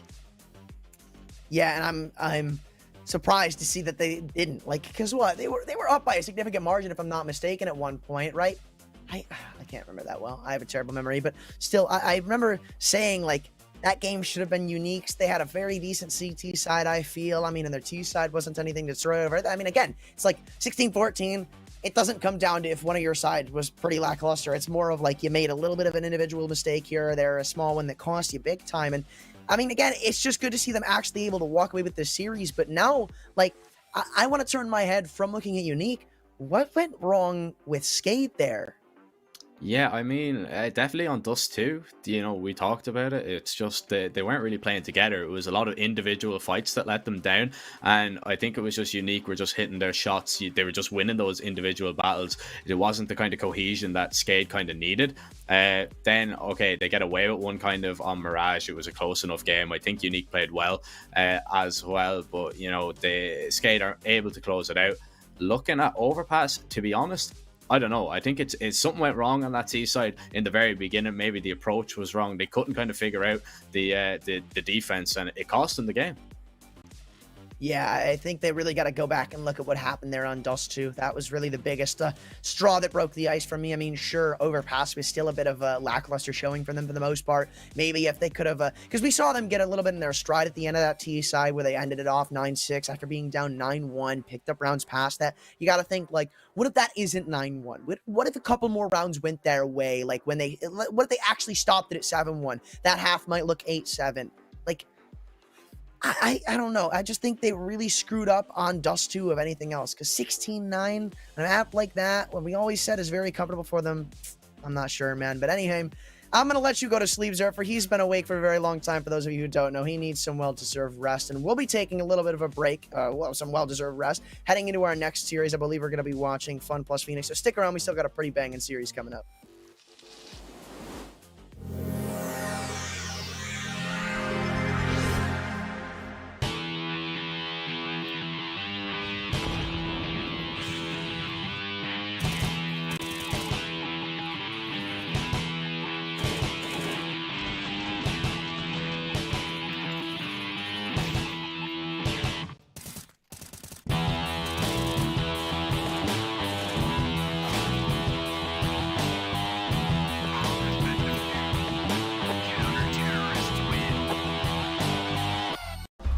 We all have them.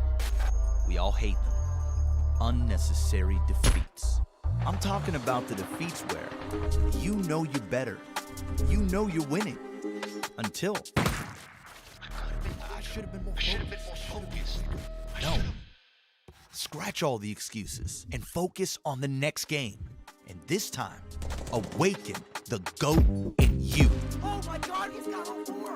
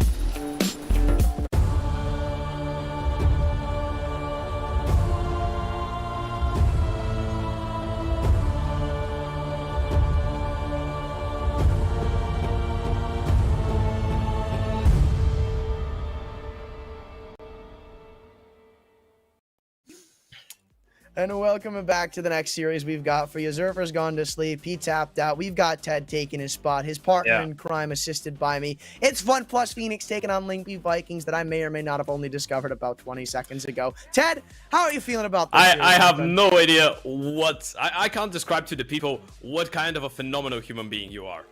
We're 10 seconds to going on air, and you're like, wait, who are FPX playing? I didn't get to look, man. Come on. No, fair enough. It was nice. I enjoyed it. But yeah, we're getting into the big boys games, right? Because so far we've been looking at 0-2 games, we've been looking at 1-1 games. Yes, some pretty decent upsets as well. But now it's time to see who's gonna make it through to the playoffs. And that person who will be joining Mao's NXT is our first couple of people to make it through to the playoff stage. And you know, I'm glad to see Lingby Vikings at least contesting for it, right? After their pretty damn good run over at Fun Spark, pretty much stomping everybody out on their way to a victory there. They've looked sort of lackluster, right? And I'd like to see them pick themselves back up, because the last time I saw them, it was in the Elise Invitational. It's a pretty disappointing finish for them for the most part. I almost chalked it up to a honeymoon phase, because they have that one great tournament at Fun Spark. Past that, they haven't really shown much. I actually am quite happy with what Lingby are showing right now. I'm one of the people that thinks that this is the best Lingby Vikings lineup I've seen, maybe since NATO Sapphics days. I think that Fasher and Wolfie joining the team, of course, Fasher coming for the second time, has revived them just a little bit. He has been the best performer as well. And I actually think that them picking up 16 victories out of their last 18 best of threes is quite impressive. Like, I don't remember the last time when Lingby Vikings were looking that solid. Of course, not counting BO1s, because who counts BO1s nowadays?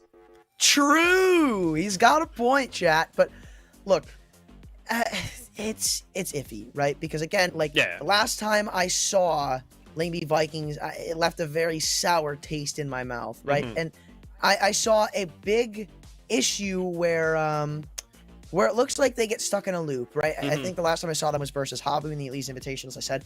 And it just got to a point where Lingby Vikings kind of were stuck in a vacuum of doing the same thing over and over and over and over and over again, and kind of hoping it worked. Yeah, I guess this is maybe one of the signature things about the tier 2, tier 3 teams that haven't played a lot of tier 1 events. They're struggling to get out of slumps, let's say. But on the other side, we have a team that's, I would say, with some players that are pretty experienced, players that know how to get out of those slumps. Speaking about FPX, of course, I'm pretty sure that most of you know who these guys are. And, you know, when you have people like Stiko and Emmy in the team, it's pretty much impossible to think that these guys don't have a solution to pretty much everything that can get thrown their way. Yeah, no, FPX are definitely one of those seasoned veterans. And, you know, I'm excited for the series, because I know we're going to see an Ancient. Watch Lingby Vikings, boom, pick Ancient, watch it. Yeah. Of course we slow it down. There we go. I was going to say, of course we slow it down when I try to call it out. But now, so far, I'm really liking this map pool, and I'm walking away loving this map pool. Inferno, probably one of my favorite maps to watch, especially from, like, just an ex-coach's perspective. That was always the first map I'd go over, because it's like, you need great coordination to work a proper Inferno. And man, oh man, it's so fun to see when teams are on point with that. Then Ancient, obviously, the new group to the new friend into the group, as we so to speak, in the active duty map pool. And I think it off with Vertigo if we go that far. It's a banger map pool, man. It ain't no puggy map pool. This is gonna be a hard-fought battle. Yeah, I hear you. I feel like it's a good map pool for both sides. Of course, it was this nuke, maybe FPX hoping that they can slick it in the map pool somehow, some way, but yeah, that's not gonna happen against Lingby. They Bird from Sky is a nerd. Like, Bird from Sky knows how to do his homework, and he's not gonna be picking nuke into these guys. But I feel like the map pool is quite fair. I think that both teams have pretty equal chances, and I actually want to ask you for a prediction, because I'm pretty interested in what you're gonna tell me. I think this is the most equal game we've had throughout this entire day. I'm going to say 2-0 FPX. Whoa. Because I'm confident in FPX's Inferno, and I've seen Lingby Vikings on Ancient. Now, that's not to say they've been bad on Ancient. In fact, it's one of their best maps. It's just, from what I've seen recently, like, there is a very exploitable problem on their Ancient of when things don't work, or hell, even when they are working, they just do the same thing too many times. So I saw a lot of times where they would just constantly go for these super aggressive fights in cave. They'd lose them, and then in turn, they'd lose the B-bomb site. So, I mean, they'd try something else that wasn't necessarily the best coordinated, and it just wouldn't work. So, I'm not too sure. I haven't seen the most structure from their CT sides of Ancient. When I look at veterans like FPX and, you know, those seasoned players, I just don't see a way that Lingby Vikings aren't going to get abused by them. Yeah, you know, this is one part of it. I think the other part of it, of course, is maybe how many maps both teams have played and how active they were, because I think this is one of the huge problems for FPX. But of course, we're going to speak about this in just a couple seconds. Antoine, do you know something about the 3D aim trainer? Have you heard of it? I think it's quite sick. I think it's quite cool too. Yeah, you can go over to Steam and download it and see how close you are to pro level. How close do you think you are to pro level? Better than pros. I come from the Twitch chat. I am better than pros. You do? Yes, I know everything. I am the all-seeing god that comes from the Twitch chat. Knows everything. Just a genius. Just a god in every way, shape, and form. Okay, so Like- you're one of those guys that can hit pretty much every shot on a major. Nothing's a problem for me. Okay, I get it. You know, confidence is a killer, so maybe you're just the most confident player out there. But speaking of confidence, we're gonna see who's feeling more confident on Inferno as we're ready to start with the pistol round. And as we spoke of, a fairly even map pool and fairly even odds, as Pinnacle says, 1.84 to 1.98 heading into that pistol. Lingby Vikings, not their map pick, so they get to choose the side they start on, which is the CT side. 4 of them going quickly towards B to try and kick off this pistol in aggressive fashion. And it looks to hard counter that of FPX for a second. I thought there were going to be 3 of them sprinting up Banana. Wolfie, he's not satisfied with just sitting, spotting a tag. He's just going to try to get way more aggressive. Maybe a little bit too far, because then he's going to pick him off for going up. Oh, but look at the setup. That's the reason that Wolfie is fighting and he's being so brave with it. That's because he has 3 teammates behind him, but look at Emmy picking him up apart. Fasher finds a quick double in return, but they're gonna continue challenging Fasher. Oh, that's a bit of an awkward fight, and he's gonna lose it in the end to Stiko. So now it's all left to Dafu. A pretty chaotic round. I love the setup from Lingby Vikings. Don't think it worked out in the way that they wanted, though. I still think that was really over-aggressive from Wolfie there at the beginning of Banana. I mean, yeah, sure. Okay, nice shot. NS, buddy. But, like, yeah, they've got the setup to help him with his aggression, but the problem is, like, what happened.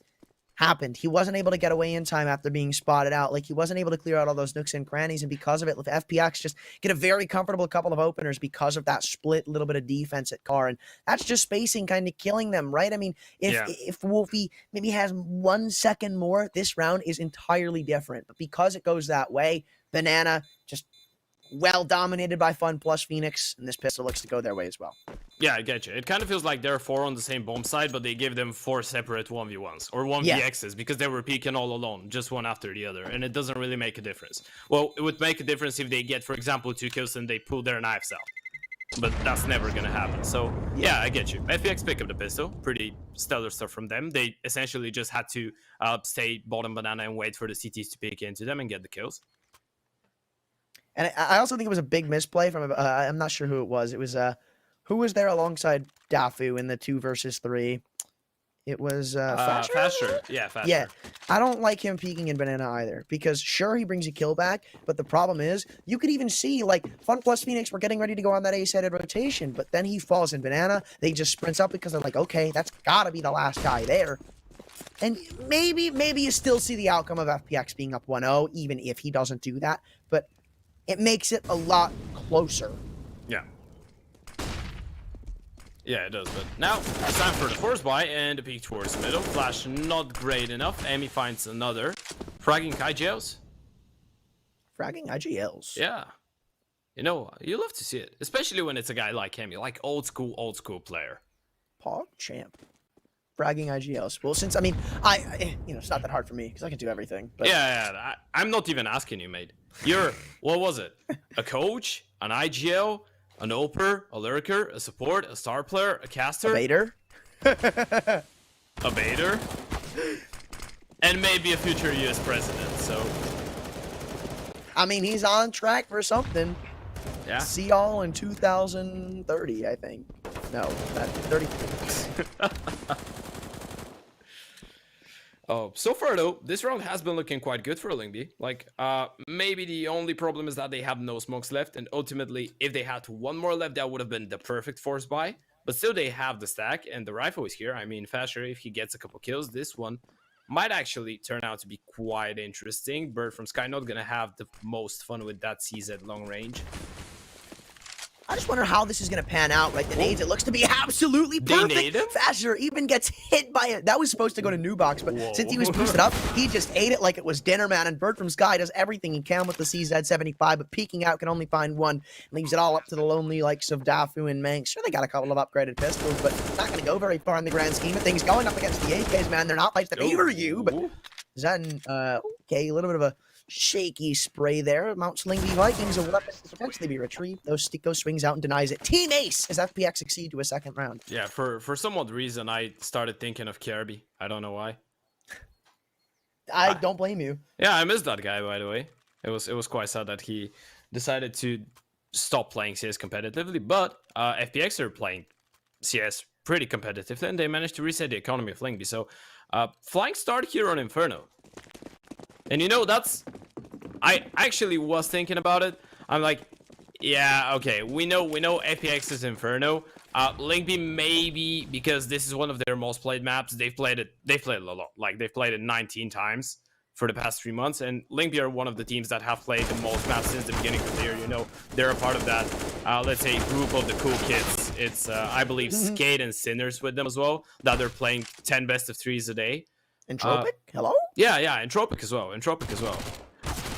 Teams like that, but Lingby have played Inferno a lot, and they've put a lot of, I have some like intel that they've put a lot of time on their CT side, but apparently FX have put a lot of time on the T side. And you know, now we're gonna see what is gonna happen on the first buy round. Of course, the AWP and Wolfie. I actually want to hear your opinion on that. What do you think Wolfie has brought into this lineup? Do you like him in Lingby Vikings?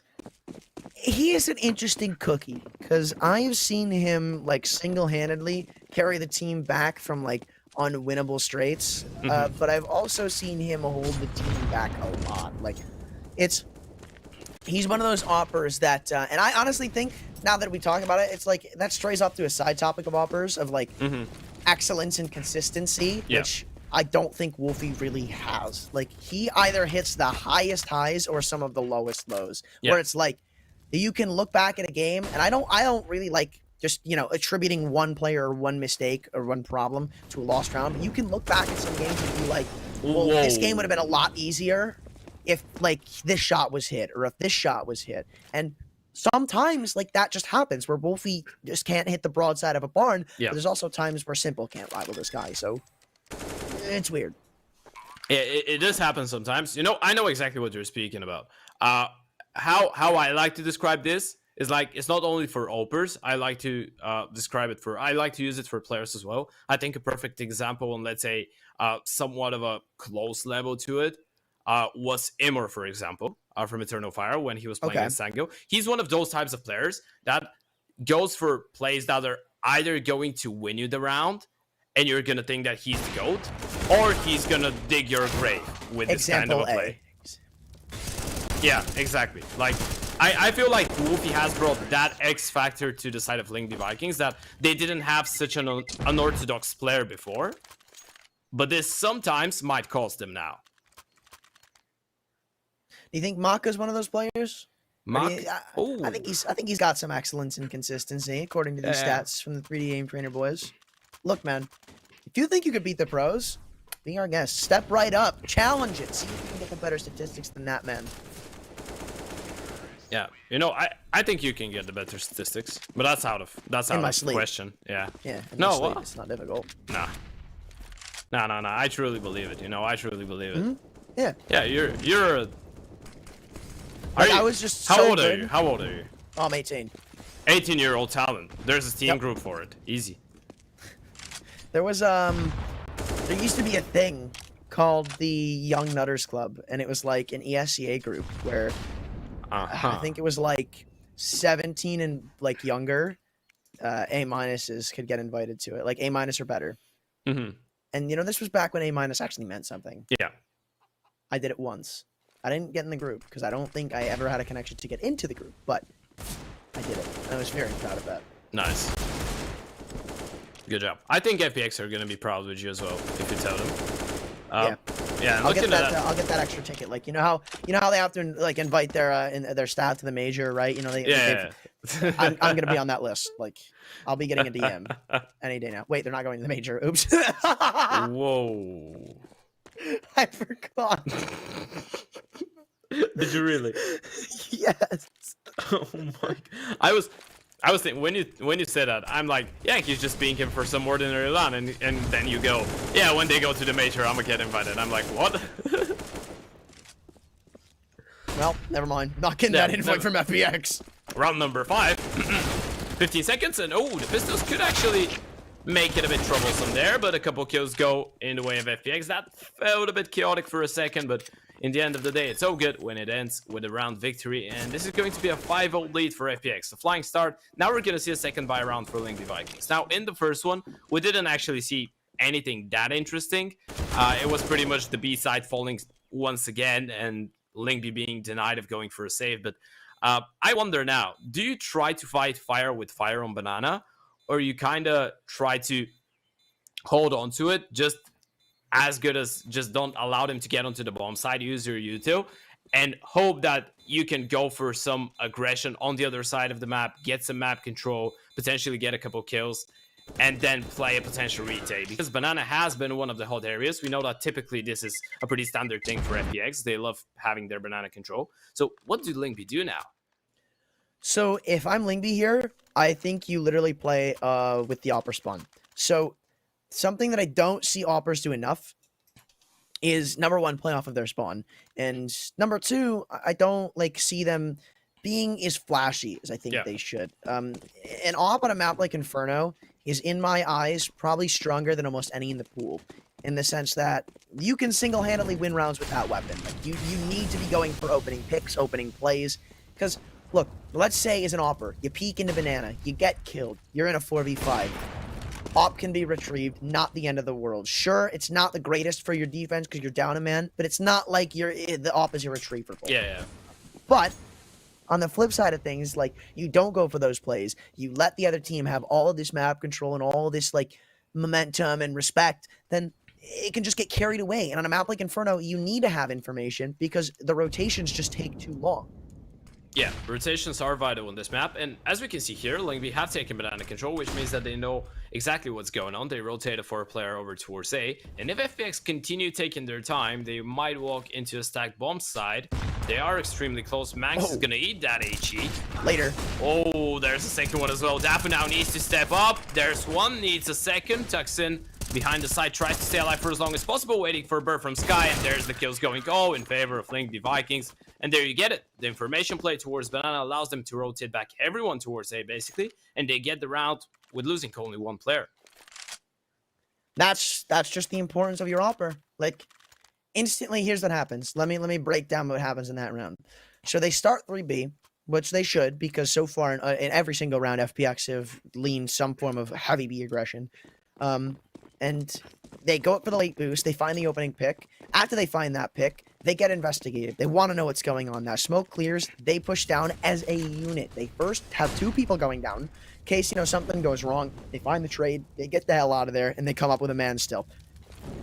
But they find nobody, so they just instantly get to go for that 4-man B stack, that A stack, rather, and after FPX takes so much time, they even have that flank coming in from Banana. So it's just vital that you have things like that constantly happening on Inferno. Like, whether it be towards B, whether it be towards the apartments, whether it be flashing and getting a late spot in the middle. Like, you have to have some indication of what's going on as a CT on this map. Yeah, exactly. That's why I always say it's like, in a 5v5 on this map, you either need to have control of bracket or car. Yeah, it's pretty much that. Like, if you allow the teams to get both middle and Banana, you're kind of screwed. But if you have Daffy, you're not screwed. What a lovely double kill there. And somehow he's still alive. He's just praying to his god right now. And he is still not going down. Look at Zen going for the contact play, looking for the refrag. But Dafu, he's just hiding for the time being. Should go down any moment now. What? Okay. No way. Dafu doesn't get more here. Right? Oh my god. That's a 4th, man. Fart League's 1 HP. Just go and give him the ace. Nah, lol. Stay mad. That's a W in my book. If you're Fun Plus Phoenix, you're giggling about that when you're like, yeah, no ace for you. Yeah, you don't really care. You lost the round, but like, if I'm in league or something, not even just in league, like if I'm at a pug and somebody goes, let me ace, I'm either team killing them or stealing the ace. Oh yeah, of course. Like, you're the bully. I can menace tell. to society. But if it's me on the ace, if someone steals it away, whoa. Problems. Getting kicked later. Man, oh man, I'm prepping myself up to be an absolute jerk. I'd say an absolute unit. I think we shouldn't say jerk, but we're into a technical timeout. So I'm gonna explain it to you like that. Whenever we get into a technical pause, there's a couple pretty interesting topics that I have prepared before the start of the game. All right. Jax loves them. Of course, we've been through a lot with him. But since me and you haven't spoken, I'm gonna start you off with the most important questions. With the Sounds most good. important. Okay, if you could have one superpower, what would it be? Damn, I've been asked this before and I can't remember the answer. You can't remember the answer, so you can't me think. remember what you think. I'd probably say mind control. What? Mind control. Mind control. Yep. So you want to make people do whatever you want? Well, I mean, mind control pretty much negates every other superpower. Okay, so you just want to be a dictator. That's not the word I'd use. I think that's what I'm hearing here. Look, man, if somebody came up to me with super strength, I would mind my own business in my room. But if somebody came up to me with super strength and said, "What are you gonna do, little pipsqueak?" Well, what are they gonna do when I literally make them go the other direction? Yeah, fair enough. That's a nice superpower. If I wanted to go for conquering the world, I'd probably go for exactly that. Mind invisibility control or super strength. No, you're not going for invisibility. You're gonna go for mind control. Trust me. Okay. Any other prompts? Uh, Actually, hold on. No, I got one for you. All right. Yeah. When you go to the bathroom, and Okay. you sit down to do your business, yes. and you're wiping, do you stand up or sit down? I knew that you would ask that. It's random, innit? Lucky bastard. It does depend. It's random, innit? I've been asked this question so many times. Yep. And every single time I just say it's random. That's it. Gremlin. Yeah. Oh. Interesting peek from the CTs. That could have definitely gone sour. Yeah, when you're together, you're stronger. That's why peak one after the Each other. together strong. Yeah, in a train. But Bird from Sky picks up another. A lovely double kill from him, and now FPX are starting to struggle just a little bit on the T side. Of course, this is only the half buy, just a couple pistols, so nothing too much to go off here. It's around that pretty much Lingby should be picking up without any troubles, unless Farlink manages to go for a nuclear play here, but not gonna happen. Wolfie to shut him down. 3 rounds on the CT side. Things are starting to look a bit better now for Lingby with time passing by. And the odds start to shift ever so much back to an equal standpoint. Still a bit in the favor of FPX, Yeah. I'm still saying, okay, hold on. This is still a pretty menacing scoreline, right? 5-3 going into a full investment. Lingby Vikings nowhere near out of the woods just yet. But a chance, most certainly a chance. If you deny the bomb from going down, you're very well looking at a tie game before you can get a full investment back from FPX. So big round for Lingby Vikings to try to convert. Yeah, absolutely. And we can see that now FPX actually, when they saw that Lingby will start trying to fight for Banana, actually decided not to challenge it that much. Of course, they don't have the utility for it in this round as well. The buy not allowing it. But Bird from Sky is being extremely aggressive, and I'm not sure about this play from Madden.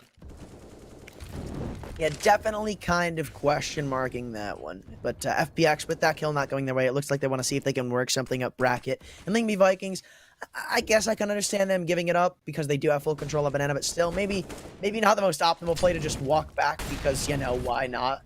It's I never really understood that in the sense of if you can literally just post up from I don't know, arch to the brackets peak, and if you just stay there until they make some sort of presence. But now, Bird from Sky, he's gonna be the one getting a little over-aggressive Banana, and he's found one on the Desert Eagle. Knife pulled out, stays alive for it. Bomb carrier as well.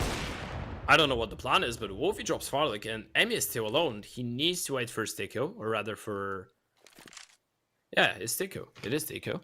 But Fasher, still all alone, has an AK, and Sticko has dropped Dafu in the meantime. This is going to make it just a little bit more interesting. Now, Fasher realizing maybe what's going on, he will have to go for a fight. Now he's thinking about his bag being opened. He's in a really tough spot, and he's going to hear them. Fasher, he's in a lovely position. There's one, needs the second as well. Tries to win time, goes for number 2, gets 2 headshots, and now he's just staying alive, wasting time for Zen. And there's not enough. Even if he gets the kill, he can't go, take the bomb planted. That round is over.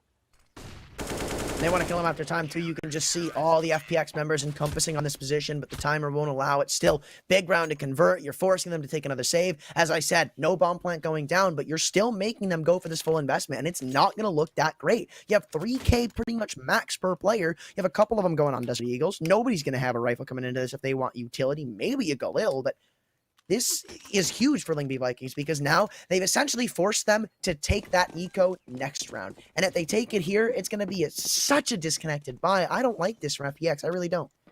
Well, I guess you're just going to try and maybe drop a gun for Zen in the next one. But look at Manx go. He's just going for the peak. You know, I love this. I love this. I'm going to tell you why.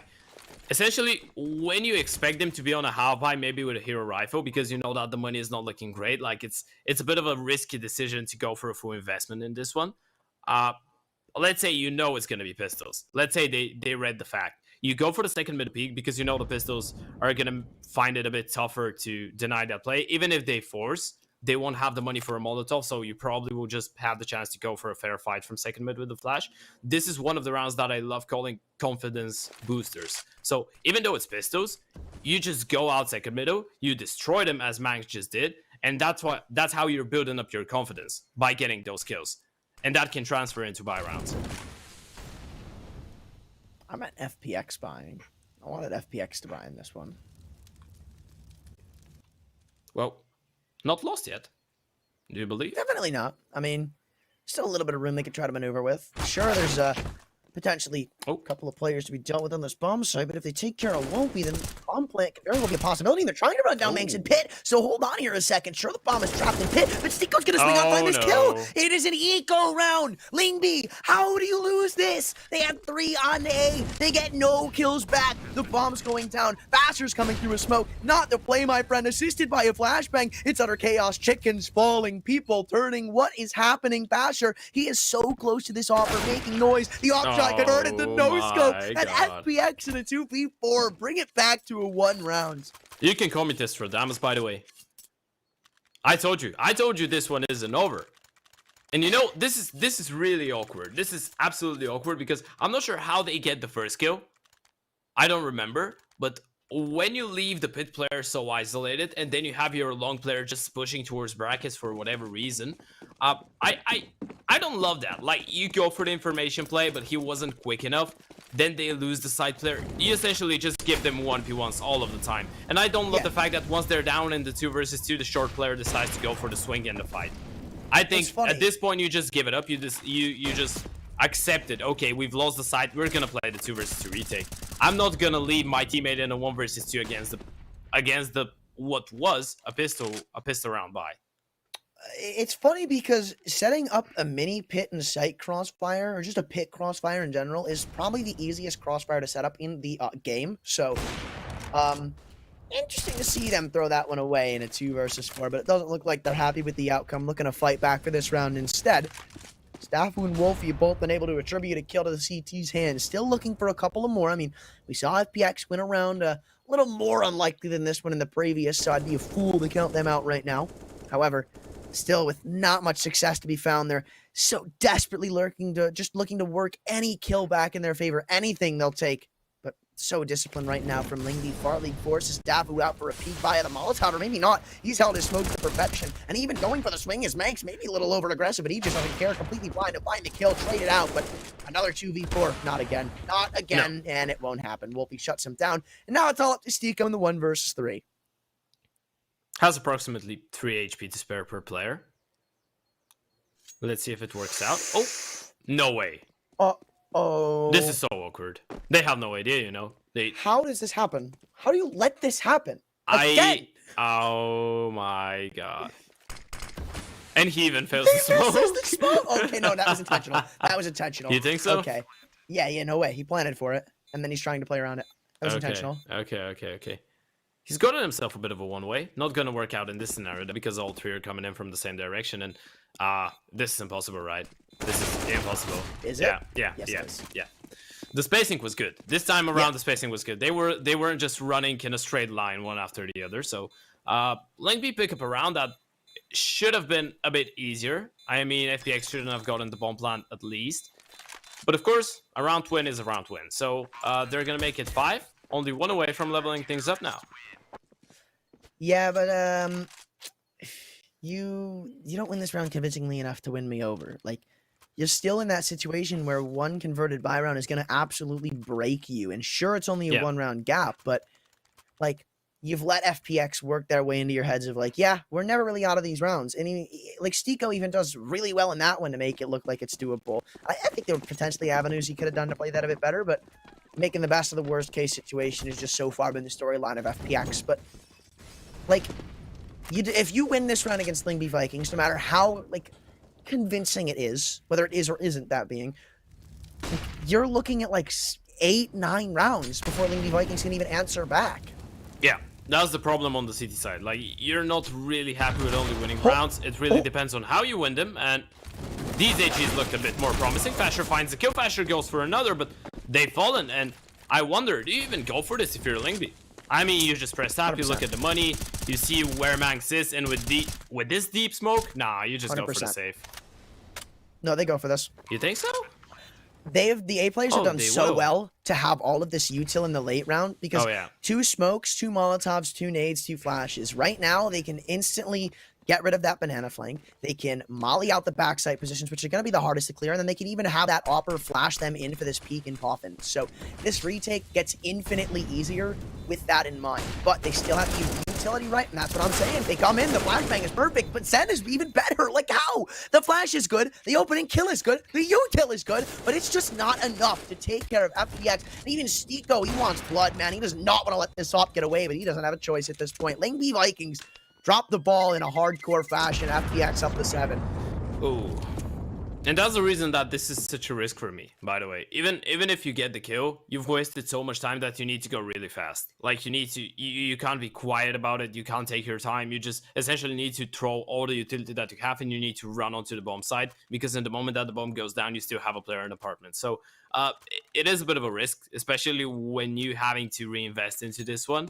I guess you have the hero way to be PF Wolfie, but he will have to be a bit more proactive, which, to be fair, he had, I think, 1 or 2 rounds where he got the opener, but it was a bit of a passive one like this one. We're yet to see him be extremely aggressive and upfront with the op. And so far, this is what I'm missing, actually, from him. Yeah, I don't know, like, Wolfie, he has to get aggro with this AWP, and I guess I'm glad to see him going back in for the repeat. Completely blinded, though. Nobody's there to support him. Thankfully, he's able to get away with his life. Molotov bounces in, but it's just not good enough. And FPX, oh, they're going for the classic deep CT Raptor sight. This is going to be very uncomfortable for Lingby Vikings in a second. No coffin smoke is bloomed in, so this is just Fasher falling with absolutely no train potential. Even Wolfie getting spammed through the smoke, and there's just nothing they can do. They know Bird from Sky still lingers in the backside. It looks like they have an idea, and, well, okay. Any little bit of leeway they had in that round is instantly gone. Yep, and Farlick is already 13-8. You know, I think that's a bit of a scary prospect for Lingby. Farlick starting to get some kills, starting to get up that confidence, because as we know, he is the best performer in the side of FPX, of course, statistically speaking, but he is the star player, of course, with Madden. They're the ones that are kind of the damage dealers on this side. So if you get these guys to feel good in the server, you're never going to be in for a tough, for an easy time. Yeah, that's the big thing, right? When you have these star players that are easily able to perform. But I mean, what I like more in a lineup is not having a star. Do you know what I mean? Like Astralis. Like Copenhagen Flames. Okay, I did say Astralis. I think Copenhagen Flames have a pretty similar structure, though. Like, because I look at Copenhagen Flames, and who would you say is their star? Well, that's what I'm saying. I'd say, Bam. I'd say maybe between Yabi and Roje. Yeah, one of those two. But it's not like, here's the thing. It's not like a star. You know what I mean? It's not like everybody a star. can perform. Yeah, that's what I like to see. It's who like, has a better Yabi day. can perform. Roy can perform. Hooksy maybe usually a little backed away from the play, but I've seen him do it. Yeah, that's what I like, and I mean, we're starting to see more of those rosters actually evolve in like the current meta of Counter-Strike. Like for a team, as an example, like G2, I feel like they're one of the first people to do it. Yeah, you can look at their roster and you go, Nico, hello, but it's like people also have to remember Hunter. Nex is an IGL that can frag. Jax is literally like known for fragging. I mean, Amanek is surely the only person that you could point to and say like he doesn't really frag, but still he can pick up the slack every now and then. So it's like, I think that's literally going to be the next wave in like Counter-Strike teams, where it's not having this one star. It's not having just like a Simple or a Zywoo and then everybody else who plays around him. It's going to be everybody who is a well-rounded player and people who can pick up the slack when their stars aren't doing that well. Yeah. So apparently you think the next meta is people starting to copy Astralis, an old school Astralis. Yes. Yeah. You know, I like that. I like that. But I think it's more interesting when there's these teams and the other teams. You know, teams that are more team oriented, teams that, for example, like although I'd say that Navi nowadays have a pretty decent squad, like if everyone's performing. But I'd say that teams with a couple superstars that they play around and teams that are really team oriented. That makes it a lot interesting when these two different types of teams clash, because you can see the pros and cons of both. So yeah, I think it's really interesting. But by the way, Zen is in a 1 versus 2. Yeah, we just saw Lingby Vikings pick up an eco. Yeah, you love it. It was a force. It was a force, but a really scrappy one. 7 seconds and he fakes the bomb. Man, look, if it was a 1v1, I would have been for it. But a 1v2, man, you just get that down. You just get money. Because right now, your eco, not looking that great, to be completely honest with you. Sure, they've walked away with the half. Wait, I'm stupid. This is the last round. Never mind. Go ahead. As many shenanigans as you like, sir.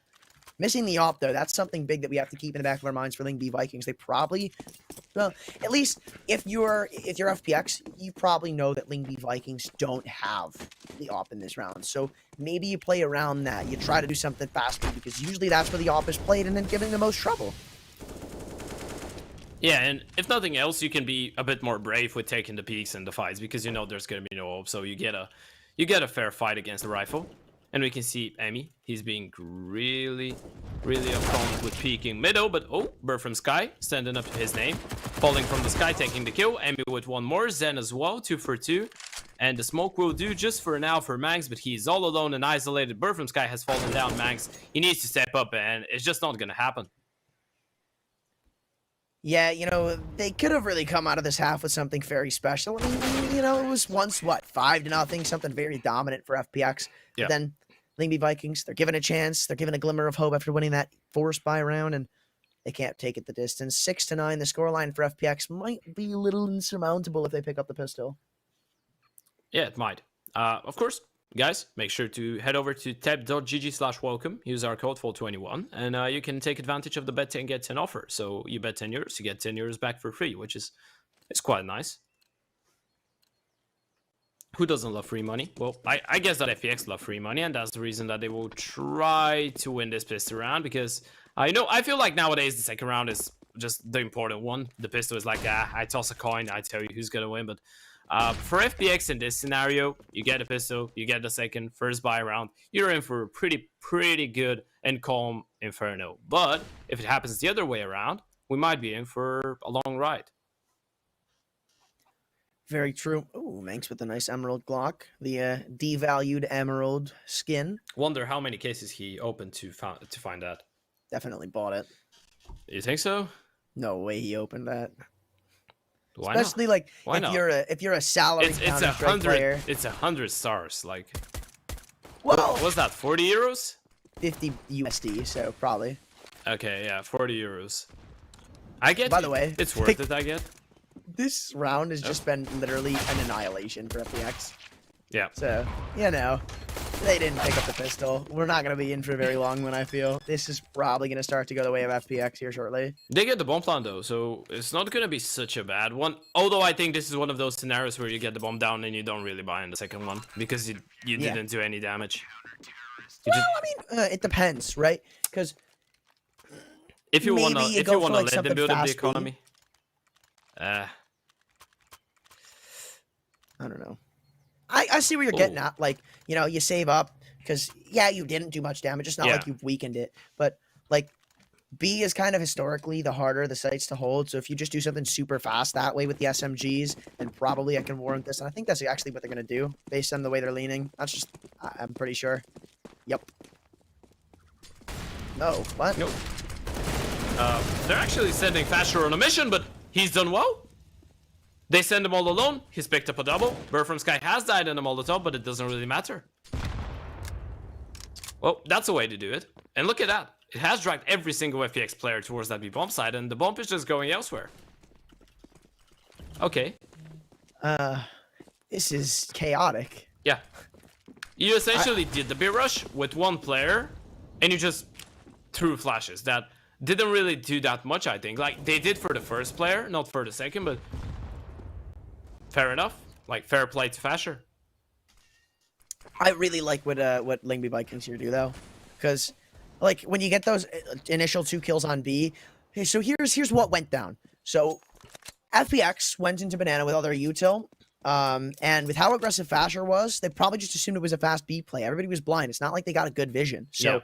when the chaos is ensuing, Fasher gets 2 kills. You just panic rotate those players to B. So for it, Lingby Vikings are like, okay, we're just gonna hit A, and it works out really well. You can see, I mean, nobody's home. FPX go for the full save at this point and try to work with what they can in the next.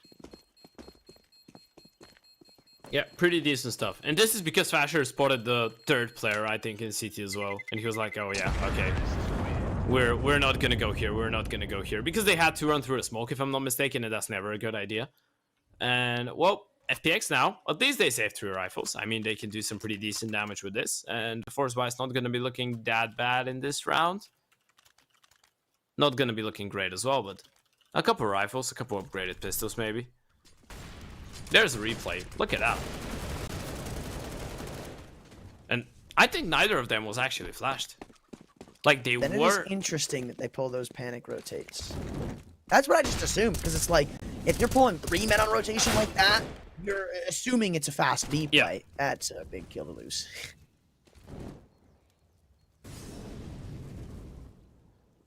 Well, I guess you just bet at this point. You're just like, yeah, guys, we just stack a bomb side. We're in a, what was it, 4 versus 3, so they're probably going to group up. It doesn't matter which side they go, they're probably going to be able to get in unless we're 3 there. So we just stack and we hope for the best. I think this is what they went for. Just a bit of a gamble, but... well, in this round, they might need something similar, to be fair. They have stacked 2 towards B, 2 towards A, or rather 3A and 1B. Okay, that's better. I was wondering there, and I like that. M is all alone towards B with a smoke, so he's just trying to slow them down, maybe bait them back into the hands of his teammates. If they go A, good. We're gonna have a chance. If they go B, M is just gonna fire a couple shots, warning shots through the smoke, and fall back and go for the save. But it seems like Lingby are gonna go for the first letter of the alphabet, and this is exactly what FPX want. Yeah, they are walking into the stack that may not favor them, especially with this timer starting to tick ever so much lower, because as time goes on and you run into sights against these pistols, all it's going to take is like 1 kill, unfortunately not going your way, something like that, and everything flips on its head. Everything to the smoke on a P250 alongside Sneeko. Why is it just smoke kills this entire round? Everybody's fallen. Wolfie, he's just going to cut his losses, say, man, I am going B. A is not my friend right now. And yeah, sure, maybe he gets a bomb plant, but as he's taking all of this time to clear out the angles, he's forgotten that somebody's coming in on a rotation. His name is Sneeko, and he doesn't have time to continue clearing. 6-5. He will be able to punch in the numbers, and it's a 1v2. They're both split up. It's utterly chaotic, but he's finally been able to find a little bit of a gap in this chaos to maybe potentially work some kills. He knows a man is in CT, but the big player of the round is going to be Zen coming in on the banana flank. If he can't find this kill, then things get scary, and Wolfie even picks up a headshot to add to the tally, but Zen will be able to walk away with the win.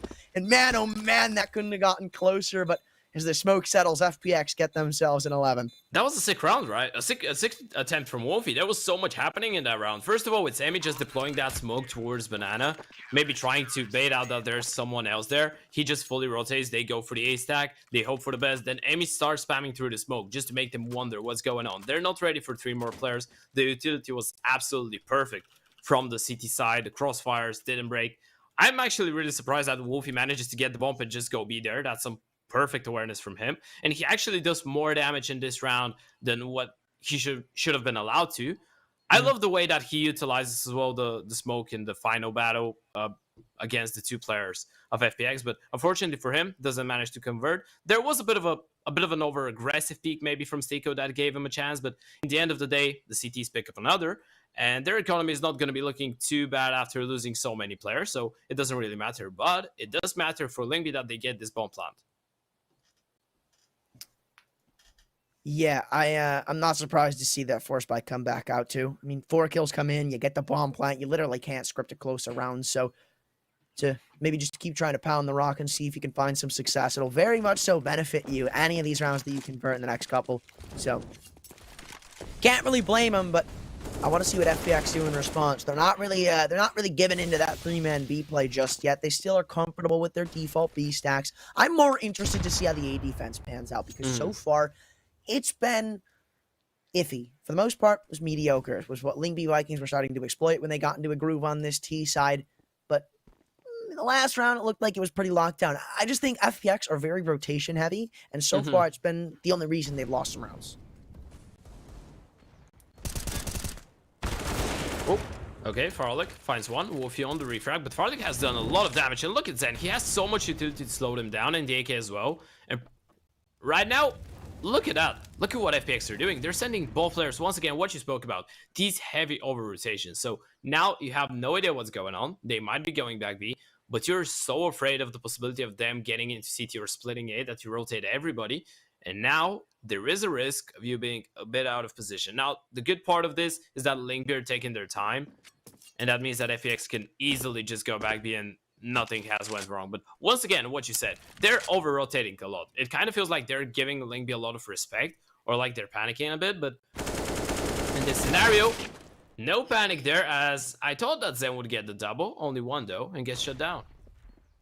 Now it's going to be all up to Stico, man. Sure, they give him the 1v1s, a lot of potential for him to pretty much win this round single-handedly, and as the numbers get punched in, he should know where pretty much everybody is. He knows players in apartments, he hears the scope from lane, and he knows there's a player on site. But little do they know, there's still a player in pit, but he's spotted out in the nick of time. Wolfie finds the frag, pushing down the site is Maiden and Emmy, and there's nothing to stop them except Bird from Sky on 8 HP. They have a kit, they're just sticking it, it's not even planted for them. This one's just done. Lingby Vikings, they burst to the A bomb site, they put it into an honest 3v3, but they can't convert past that, and because of it, FPX, they're starting to gain some pretty decent ground. And it wasn't even the guy with the kid that was defusing, by the way. It was the other way around. Yeah, that's an interesting one. It is an interesting one if Madden falls there, right? Because Amy's just sticking it without a kid. But, you know, they managed to convert. It was pretty awkward, the situation with Pitt, right?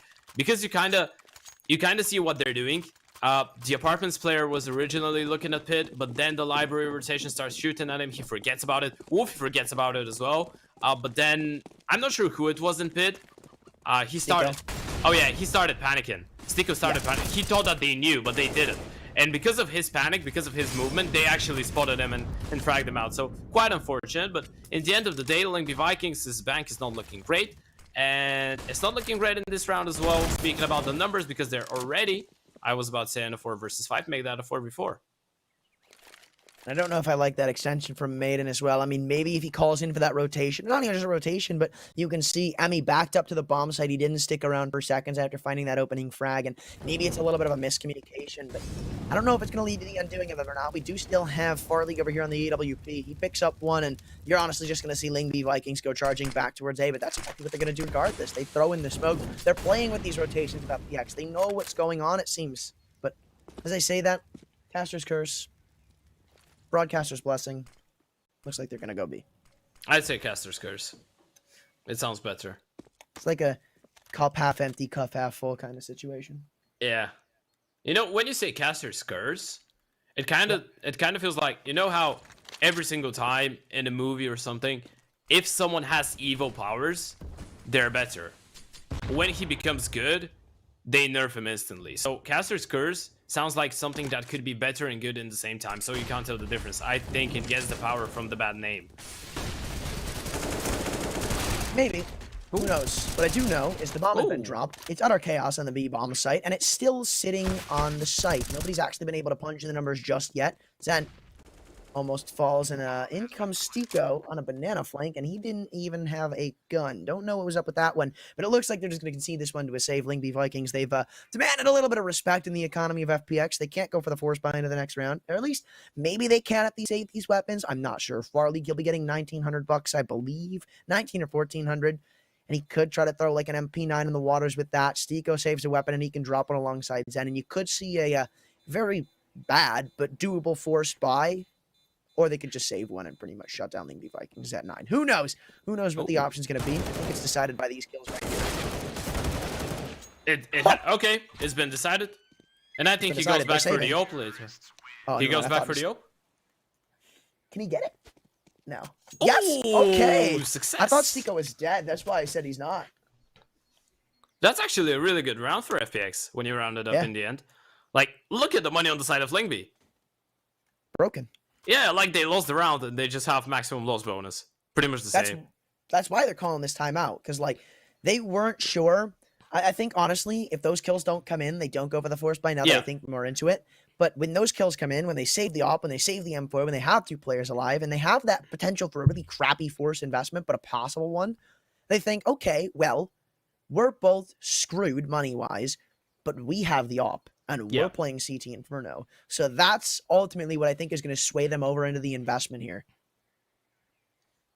Yeah, and the thing is, you didn't really have a lot of cash, even if you go for the save.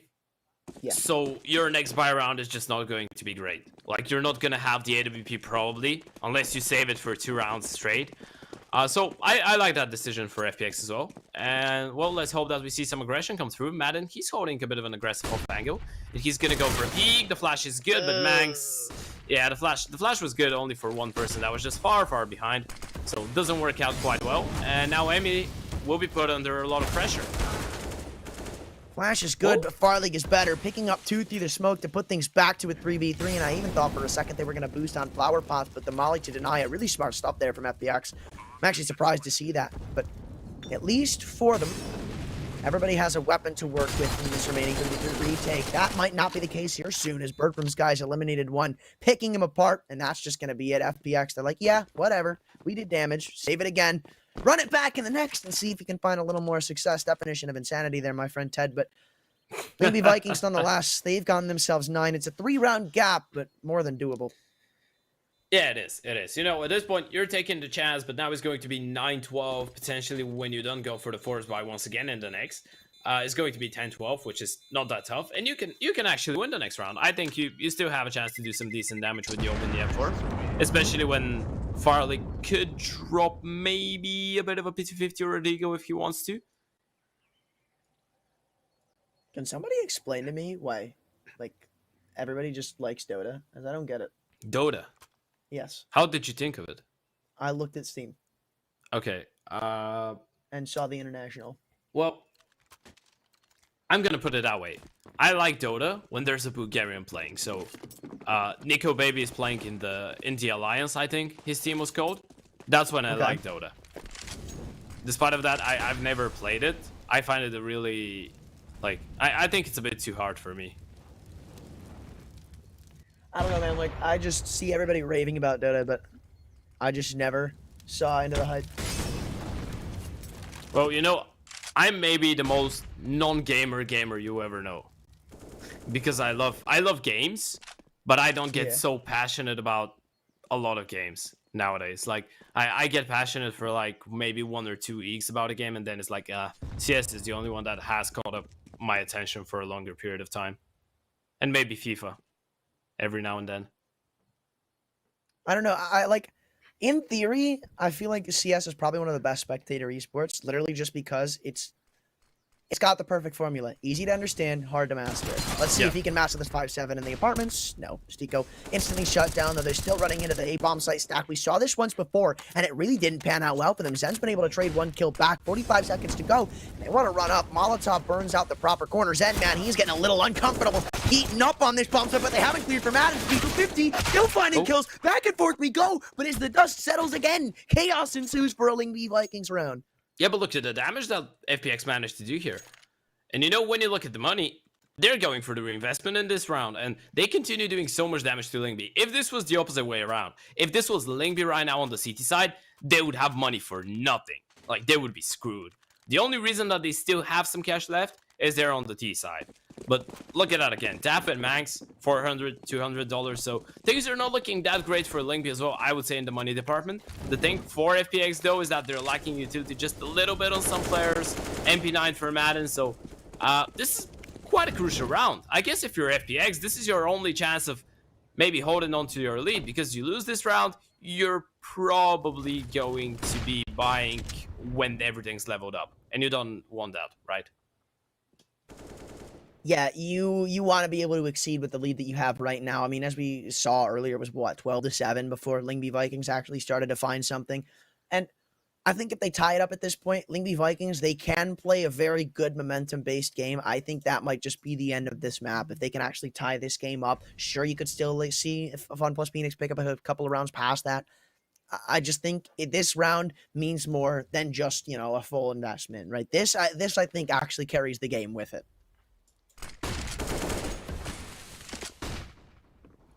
Oh, Bird from Sky. He's crossed CT.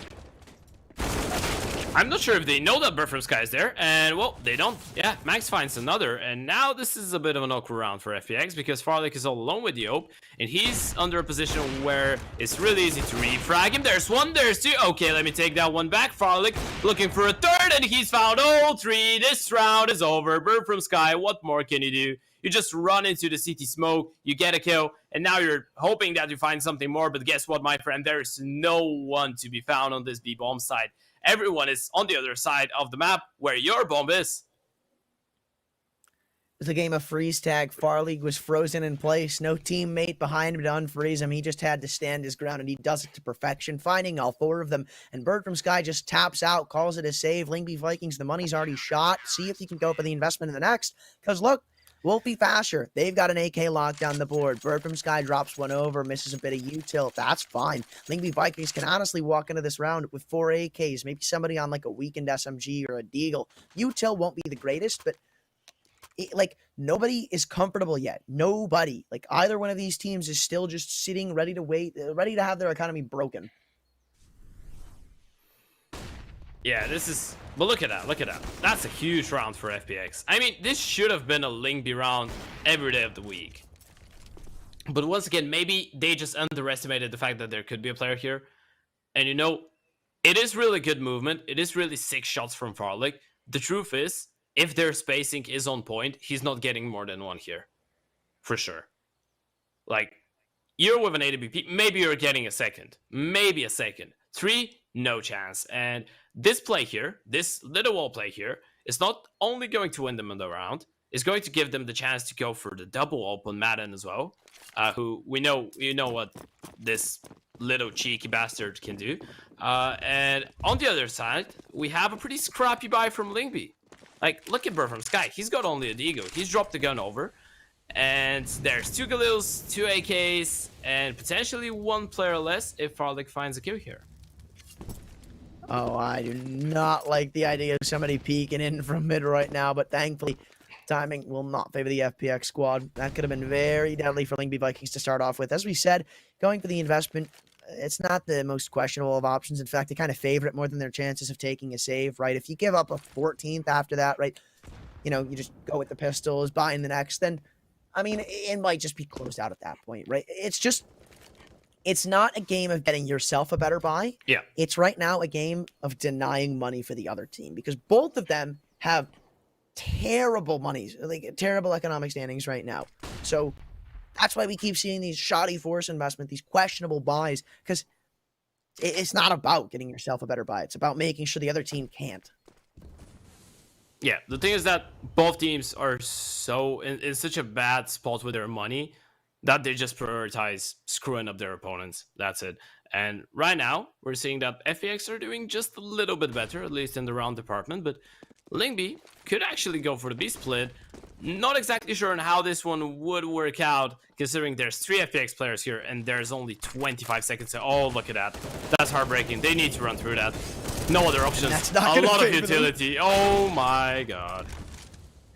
Yeah, that's a misplay and a half from the Lingby Vikings, boys. That might just be the final hoorah. That's definitely the tap out at that point. Oh. I feel. Wait. Wait on a second. Bomb's going to go down, and they're walking out with a 2v2. Bird from Skies wielded the AWP, and if that foo falls here, again, so do the chances of the Lingby Vikings, but it all comes down to the timing. We'll see go through this No. angle. It doesn't look like he will. Playing around, and Dafu's got the kill. 1v2 for Farley. He's the one saving. Now, Lingby Vikings, it was a 2v4, and they both had, well, I'm sorry, Dafu had low HP. But, like, how did FPX lose that? How? How How does did they that drop happen? that one? It all looks perfect, right? They go for the split. There's like, what, 20-25 seconds on the clock. They deploy a deep CT smoke. They molly. They have a double molly for Banana. They get 3 kills. They lose only 1 in the process. It seems like this is an unlosable round, really. They just need to win time, but somehow, some way, they lose all of the fights, and Link the Vikings win the 2 versus 4. I don't know. That was really awkward, but you know what's not awkward? Retro score on 3D Aim Trainer. Top 17.9%. Let's Elite! go, Retro. Elite! Yeah. Elite! Woo! You know, now I'm shouting elite.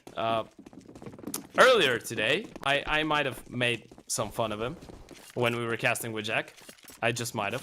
You're incentivized to. You know, you're the bully here. Oh. Am I? Yeah. Am I? You're the one kicking guys from faces for not giving you the ace. Okay, I never did that. You sure? Yes, you can't kick people on face it. From ESC, you can on premium. Who buys premium? You're playing ESCA. I don't play either. I don't bug rush.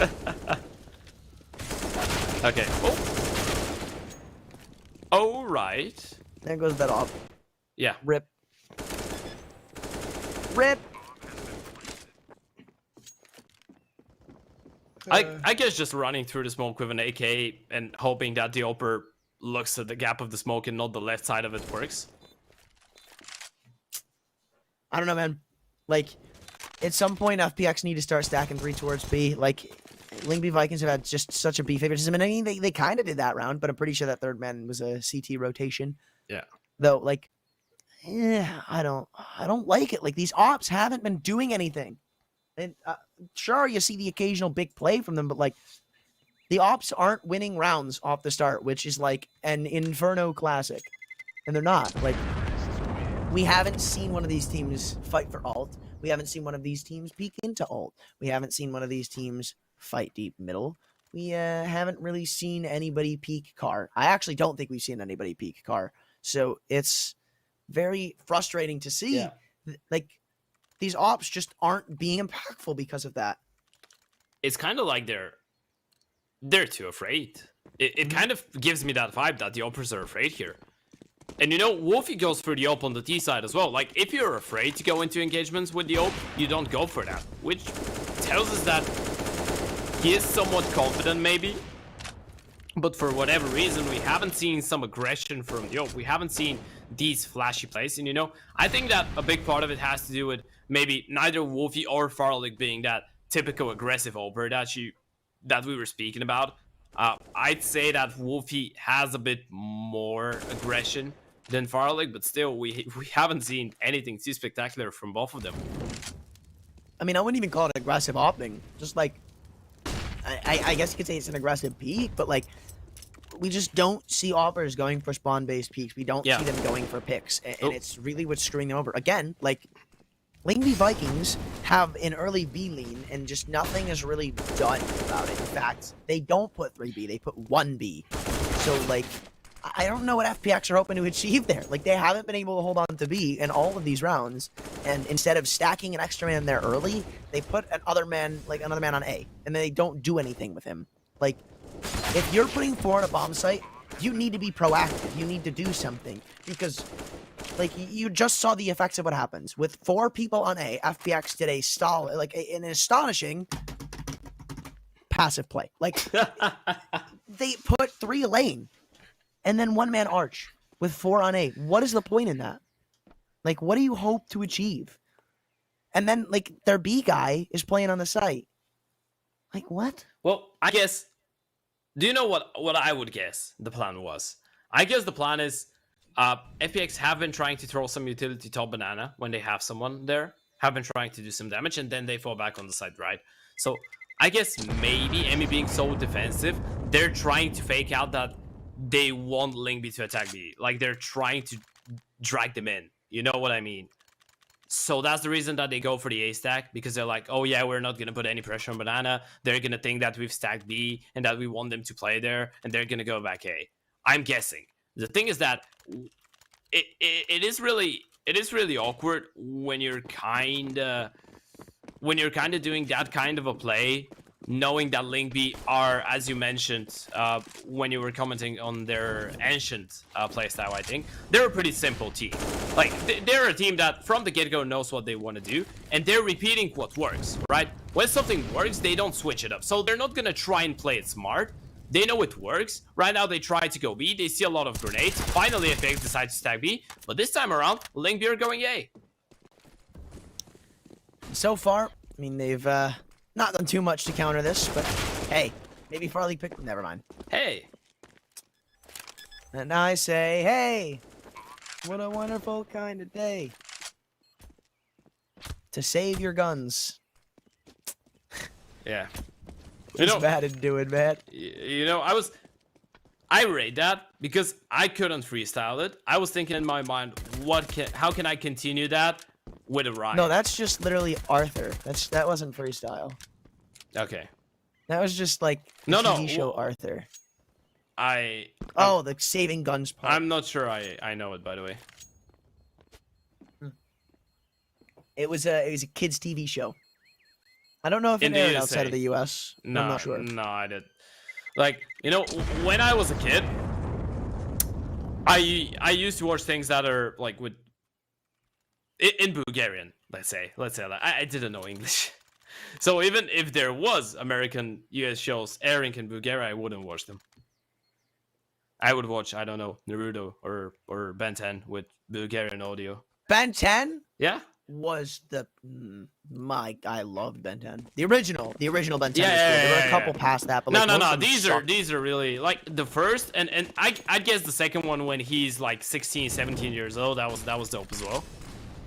Yeah, there were a couple of cool ones. Like for the most part, it was literally like Power Rangers syndrome, where there was one good one, but then everything else was just trash. Yeah.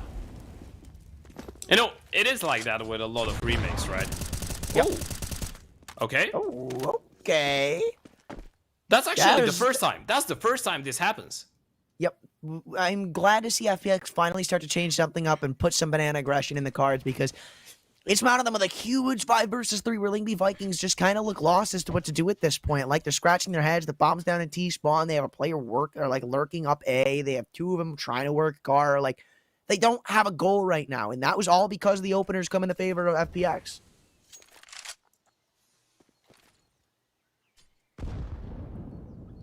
This time around, FPX using their grenades in the best way possible. And Lingby now, they're just looking for mistakes. They're looking for fights. They're just gonna send Wolfie looking for a peek there towards B and potentially hope that they can go for a bit of a play in apartments. Wolfie trying to set up the fake here. Not sure if they dropped some grenades for him to make that just a little bit better. But well, they're not going to move a muscle, and Dafu should be going down any moment now. There you have it. Sticko, 1 for 1, but Farlik is still towards the back of the side with the AWP. Pasher is all alone. Manages to bait out the shot, gets one. No. If he gets a second, oh no, he's got it. Oh no. No way. Oh, not again. No way. Like, you know, they lose this round, they don't deserve to win the map. They already did lose this round. Yeah. They only have a Molotov, 1 kit, and they're going up against an insane setup. Like, they either have to go through a smoke or just, like, lose. But that's a big miss from Basher. Like, how do y'all get yourselves in that situation? It's an unwinnable 2v4. You clear out the site, you get the bomb down, then both of you just miss your shot. Come on, man. Come on. That had Lingby Vikings written all over right in the end. No, that's quite devastating. It is quite devastating because both teams were in a situation that's pretty much unlosable. They managed to find a way to lose it. The thing is that... You're right, they did. Yeah, the thing is that FPX did it first, so they managed to win in the end. Yeah. Yeah. Decent stuff. But now, thanks to that round, both teams have money to work with, and this is going to be maybe the most important round so far in the game. AWP for Frolic, full utility and force for the rest of the gang. And once again, we're going to see FPX trying to deny that banana control, but this time around, Lingby Vikings will be fighting a bit better for it. Well, I wanted to say that they're going to do a better job, but not really. Well, now it is a better job. They get the 1 for 1 at least. Oh my lord. There's just so much utility, man. Like, you've got what's usually the opening little bit of Warzone utility on Bennett. You know what? Nah, hold on. Screw that statement for a second. Emmy's about to be tested. He's got to win these aim duels. He has to pick up at least 2. And he gets 1, drops the smoke, tries to stay alive. He's got a little bit of room to try to play around, but even Bird from Sky is getting ready to hunt him down. Does he spot up the leg? Doesn't matter. He goes in for the swing, and into another 3v3 retake we go. And so far, FPX and the retakes haven't looked so hot, especially when they're missing that util. Like, they're not going to be able to smoke off Banana. They have mollies for the back of the site and a flashbang to potentially get him a kill or 2, but it has to be well placed. And looks like Stiko's going to be the one to place it, maybe on the money. Looks like he's priming it. No, it's the molly coming in first. New box mollied out, but nobody's going to be sitting there if they're the Ling B Vikings. Still, it's just very difficult for FPX to make anything happen. This retake Flash doesn't even do anything but Stiko's M4. Somehow is good for 1. 2v3, they're split up. Both of them aren't together. What is going on? Dafu to 1v3 can only get 1. And FPX, like, I don't understand. They're winning unwinnable retakes. But losing the retakes that are like 1v3. Like, oh, man. It's awkward how, again, it's 3 separate, like, 1vx fights. Yep. It's not even 1v1s. It's 1vxs that the teaser left into.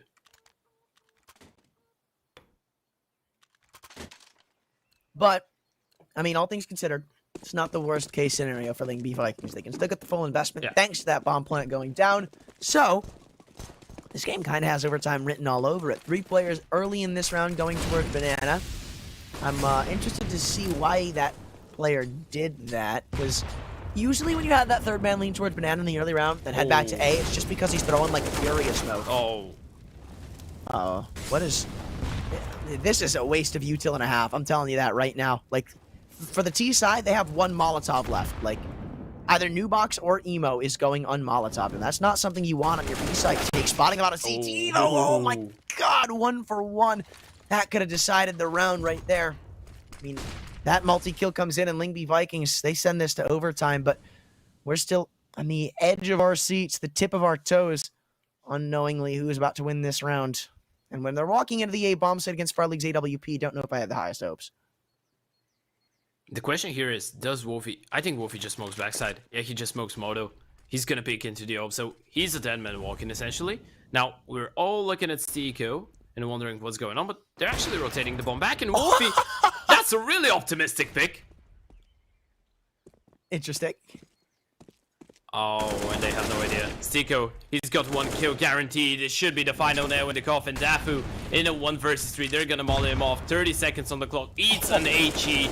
Takes it in the head. And now with only 39 HP to work with, he's just gonna get triple peek at the moment that he does make contact. And the first contact is going to be his demise. FPX pick up the first map. 16-14 on Inferno. And we're heading into a break.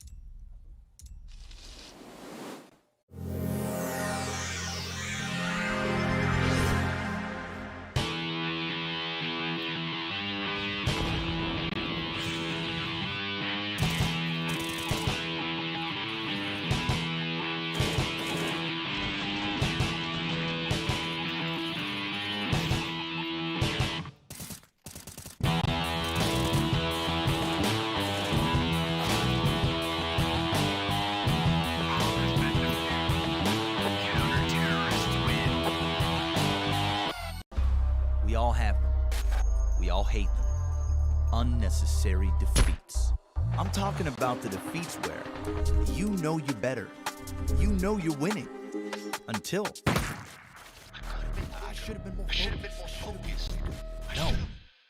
Scratch all the excuses and focus on the next game. And this time, awaken the GOAT in you. Oh my god, he's got all 4!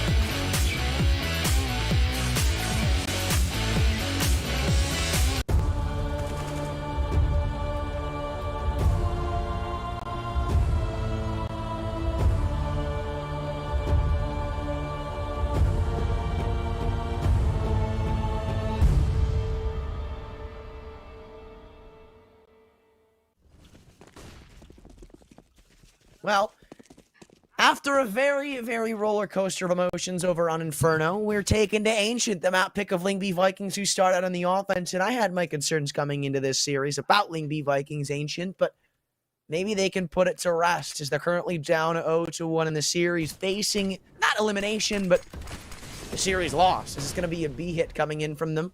FPX only one man to defend currently. That's Maiden on the dualies, but it looks like the rotations are $1 short and a day late. They should be playing retake, or at least they should have to be playing retake by the time they can get any of these fights in, but apparently not. Flash is good. Bird from Sky and Faster, they're better for the openers. And yeah, Okay. the house don't really do anything. But to be fair, the other pistols didn't as well. And that was what I think most people call domination. Ugly and utter domination. Interesting. It's weird because that's like a very common pistol, and they only had one player on B in preparation for that. I always find that very questionable because, like, look, if they come A, you can put like 2 people A and consider that a pretty decent stack. But Okay. like, on B, You know, I'm gonna put it that way so you understand me. Okay, I have a coin in my hand right now. Hold on. Heads or tails? And tell me which team is heads, which team is tails. I think FPX are heads. Okay. Okay, it's tails. That means that Lingby will win the pistol. That's how it works. I'm gonna For put it real? that way. Yeah. I am one of the people that think that pistol rounds have pretty much nothing to do with CSGO. I think this is random in it. Like, I feel like this is maybe the round that requires the less brain and the less... Yeah, it requires brain because you can go for really cheeky and nice pistol rounds, right? But I feel like this is the most random round ever, so... I think Yeah. pistol round is probably one of the most skilled.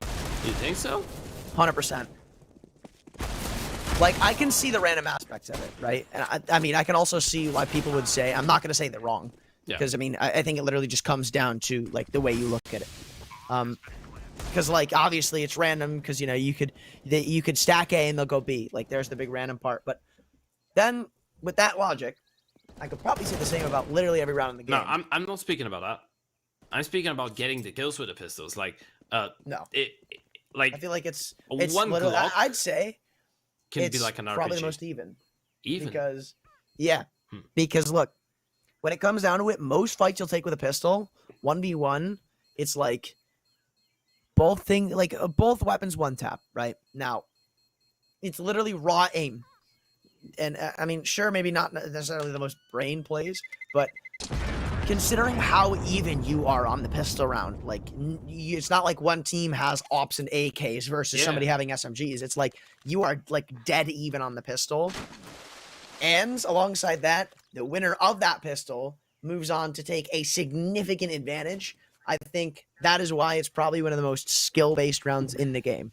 Because, like, if you're not planning around what you're doing on the pistol, then you're literally setting yourself up to be at a disadvantage in no matter what map you pick, no matter what side you start on. Because if you're not planning about the pistol and the other team is, then they're beating you. Simple as that. And, like, the pistol round means a lot to Counter-Strike. Like, as of now, if you win both of the pistols, it's a good chance you're winning 6 rounds because of that. Yeah. You can't really say that about any other round in the game. I hear you. I think that nowadays the second round is more important though. But I know where you're going. I think with the old economy, what you're saying would be 100%. Like, I would agree 100%. Now, I feel like second round is more important. But I see where you're going with this one. But, you know, we can say whatever we want. The fact is that Lingby Vikings has won pretty much every single round since the start. Yep. At least in this game, you are right, because they are on to the 3-0 start after winning the pistol. And, well, they will be, unless Zen pulls out one hell of a miracle here and wins the 1 versus 4 with a USP. Oh, babies, and 1v4. Oh, that train clip. I miss Shroud so much. I used to be super into PUBG, and I randomly got killed by him once. It was probably one of the best moments of my life. Nice. You know, it is really awkward. I've used that "oh baby, someone 1v4" only once in my casting career. Like, And? once I've used it on a broadcast, it was today. And now you use it. Lol. That's awkward. That is really strange. Doctor Strange. Yeah, Doctor Strange. But speaking of which, this is the first buy round for FPX here on the CT side, and we know how extremely ugly CT sided this map is. So we should expect them now to have a fair chance, but let me take that one back. Apparently, Fasher is the one that has all the chances. There's a gap in the smoke, though. Stico might be able to bring one back, though. Fasher is ready for it. Almost exploits it for another kill. Zen luckily brings one back with the HC grenade, so we're still in a nice, fairly even 4v4. And this is a big reason why this map is also CT-sided, because 4v4s heavily favor the CT side. Because by default, you're usually playing 2 on B. You only need 1A. So, like, that second guy just kind of tends to do whatever the hell he wants. Like, he can stack B, he can stack A, he can help the mid player. And it's just a big advantage. Like, where most maps, you'll look at it and be like, okay, well, a 4v4 favors the Ts because the rotations are pulled thin. Sure, it takes a long time to rotate, but these sites can be easily held with those default numbers. Probably better than any other in the game. That's why I think this map is super CT-sided. And I don't think the changes they brought into it really did much to change that, to be fair with you. Yeah, I think they helped out just a little bit, but they need to do a little bit more, and it's gonna be fine. Like, the bomb sites are really tough to take and really tough to hold as well, but so far Lingby haven't been struggling that much, and now Manx is in a pretty winnable 1 versus 1. Farlick, does he consider a cave? He should. This is pretty much his only option. Does he clear the box? Oh, he does. He does, but doesn't get the kill, switches to the pistol, and yeah, a bit of an awkward one. Max didn't really have ammo, did he? I'm not sure. You know, this B site might be one of my favorite sites in the game. I just love it. I love everything about it. It's like, as a T, there's so many different ways you can play the post plant. As a CT, there's so many different ways you can hold it, you can take. It's like, I love that site so much. But the problem with this map lies with A and middle, because as a T, the only place you can really contest, at least evenly, is B, if not somewhat in your favor. Yeah. But for middle, CT favor. For A, CT favor. And that's why this map, again, another reason why the map is CT-sided, because when you can only focus on one site, you're kind of screwed. Like, I don't know. Like, you play this map on CT side as a T, so yeah, you can kind of just do what you want for free. And I'm not too sure what would necessarily fix that. Maybe, like, I think push the T's spawns a bit further up, maybe? I'm not sure. That or just open up A. Here's what I was thinking, right? I think you can kill 2 birds with 1 stone here. I think, you know how there's 2 avenues in the A tunnels? Yeah. Okay, so the one on the left continues into A, right? Yeah. One on the right goes into donut. Okay. And you get rid of that stupid pillar in the middle. And I think you have a really fair A site. That's an interesting one, but so far the B-bomb side has been working out perfectly for the CTs. Madden finds another and still manages to stay alive, which is the important part here. Max actually goes chasing with the bomb on his back, so this is a bit of a risk. Needs to be careful, and they've been pushed outside of the bomb side. Now, FPX aren't rotating that much, and they're going for the kill. They want to find Madden, but look at him. He's just hiding. If he gets 1, that's more than enough, but I think they clear him out here. And the timing. They do too. Yeah. Timing, as you said, biggest factor there, man. Like if he looks there for a second longer, you honestly might just see the round go uncontested in the favor of FPX. But now it's going to be fairly hard fought as they go springing in from Donut. AWP of Farleague looking to contest. Bomb spotted, but the only shot he is going to get for free is missed. Now he's got to wait for his teammate to come in on a rotation. Stico almost catches out Wolfie, but so many missed opportunities. And that's going to allow Lingby Vikings to have all the info they'll ever need to find success in this one. Stico completely blind, but again, no shot taken as it continues to be played somewhat slowly and somewhat tensely. 1v1s cross the board. But who's going to take them? Well, FPX are going to take them. Stico and Farlick, we didn't have to wait that much for it. But yeah, we get the answer. FPX win their 2nd round in a row. That's quite dope from them. I love the fact that they managed to win the fights in the end. And to be fair, that was a good round. That was a pretty decent way to deny the B play. Of course, I love that play from Linkby Vikings deciding to go for the low HP player of Madden. Of course, they got a bit fortunate with the timing there. But in the end of the day, I think that both teams are going to be quite happy with this one because Linkby get a plant, and even though their buy isn't going to be the best, they managed to do a lot of damage to the CTs, and they know that they need to win one. They're going to reset the economy. Now, the big problem, the big P, is that there's a double op on the CT side. And that's just going to throw a spanner in the works. Yep. I don't know where that secondary op lies. I assume A and middle is probably where they're going to be played. Yeah, so a couple of rifles at B. And I don't know if I like this necessarily the most. I mean, maybe. But I feel like, if anything, your donut player should just kind of be that interim mid player so you have a third man on B in case this happens. Because now you've lost the B-bomb site. You've lost the opening pick, and it's going to be hard to bring that back. Sure, you have a player in cave, but he's as good as dead with that kill coming in from Manx, obviously. And now you just save if you run plus Phoenix. Like you said it, one round, and like they're kind of screwed over. So if they continue to go for these fights, which for some reason they're going to, there's really not much to it. Yeah, I guess that was... I'm trying to understand that. Maybe you just hope. Maybe you just hope you get fortunate. You hope that they're already thinking about you going for the save. So you slow down for a couple seconds, you go for the flash, and you're like, yeah, they're surely not going to be waiting for something like that because they're already thinking about their own economy. And they're like, yeah, we're going to save. And they think they're going to stay alive, hold on to 4 players, so they're not going to be ready for the retake. But unfortunately, it doesn't work like that. It doesn't work in the best way possible. And that's the reason that Linkby picked up their 4th round. But so far, they've been exploiting that B side quite well. Now, I don't think we ever talked about why I think the A site changes are like completely stupid and don't mean anything. So here's the fun fact. Yeah, I'm listening. Here's the really funny part about the changes they made on A. Mm-hmm. So they made a plant where you're safe from Temple. Mm-hmm.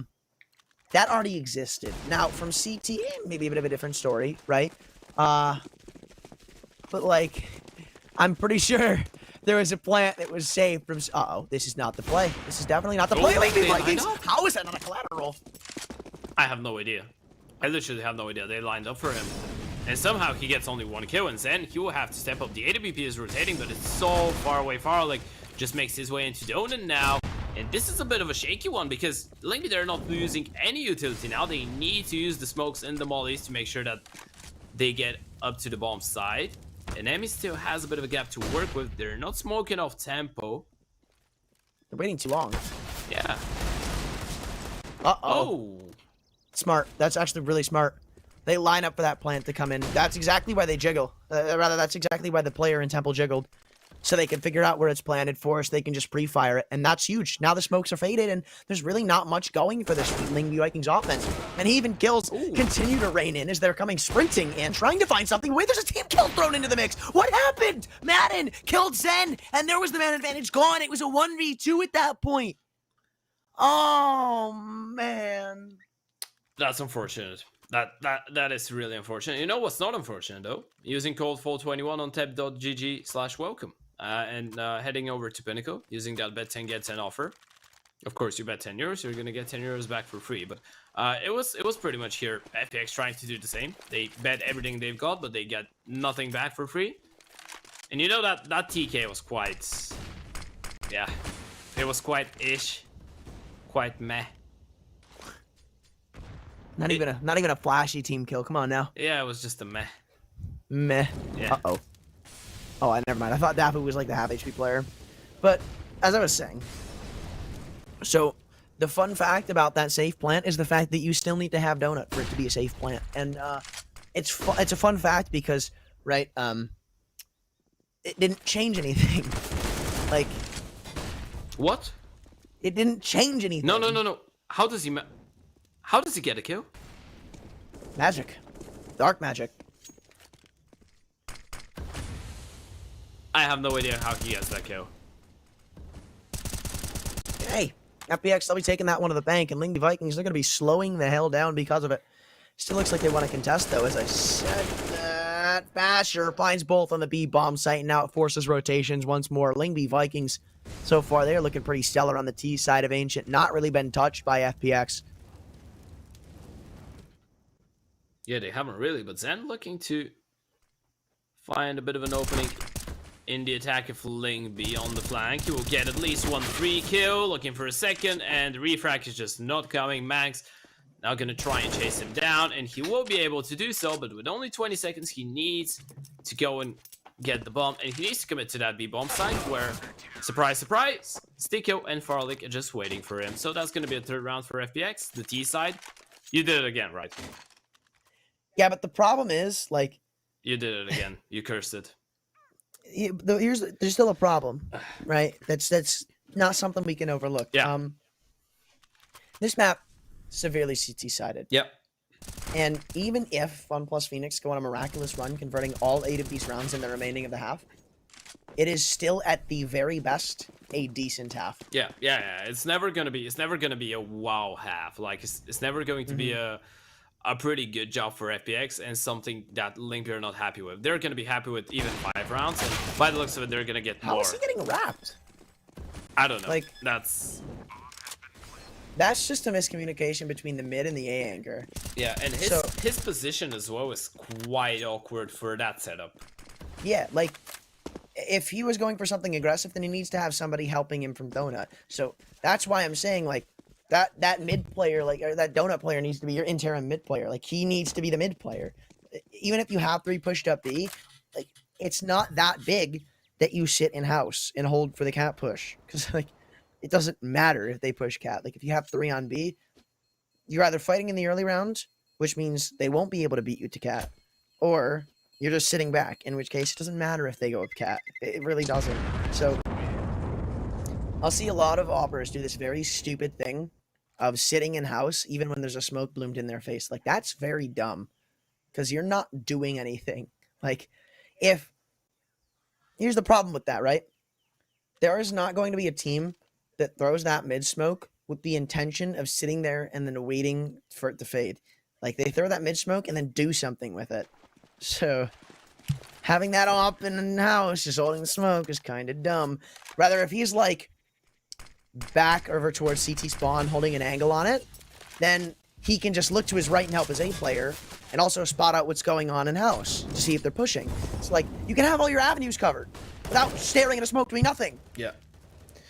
It was kind of awkward. Like, the thing that makes it really awkward for me in this round, hear me out, I think if Farlik plays towards tempo in this one and just gets the first peek because they contacted out, and just gets the first peek onto the guy pushing in from main, their repositions, tries to take second fight towards Donut, there is a bit of a chance. Like, he just put himself into a really awkward spot, I think, but Embikir putting himself into the best spot, and look at this flash from Sticko, that's absolutely perfect. Zen gets the easiest kill of his life, and now it's a 2 versus 4. So we were actually criticizing FPX a lot, but in this round, only with the half buy and a couple saved hero M4s, they managed to make it work quite well.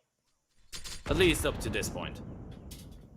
I'm glad you said that, because we have seen FPX throw this away a multitude of times, though, with the bomb literally in their laps. Like, if you were throwing, you could have put this one away. Like, this is...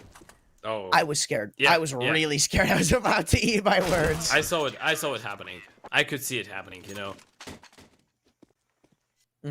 If he was playing 3 cents, that would have happened. Yeah. What's your sense?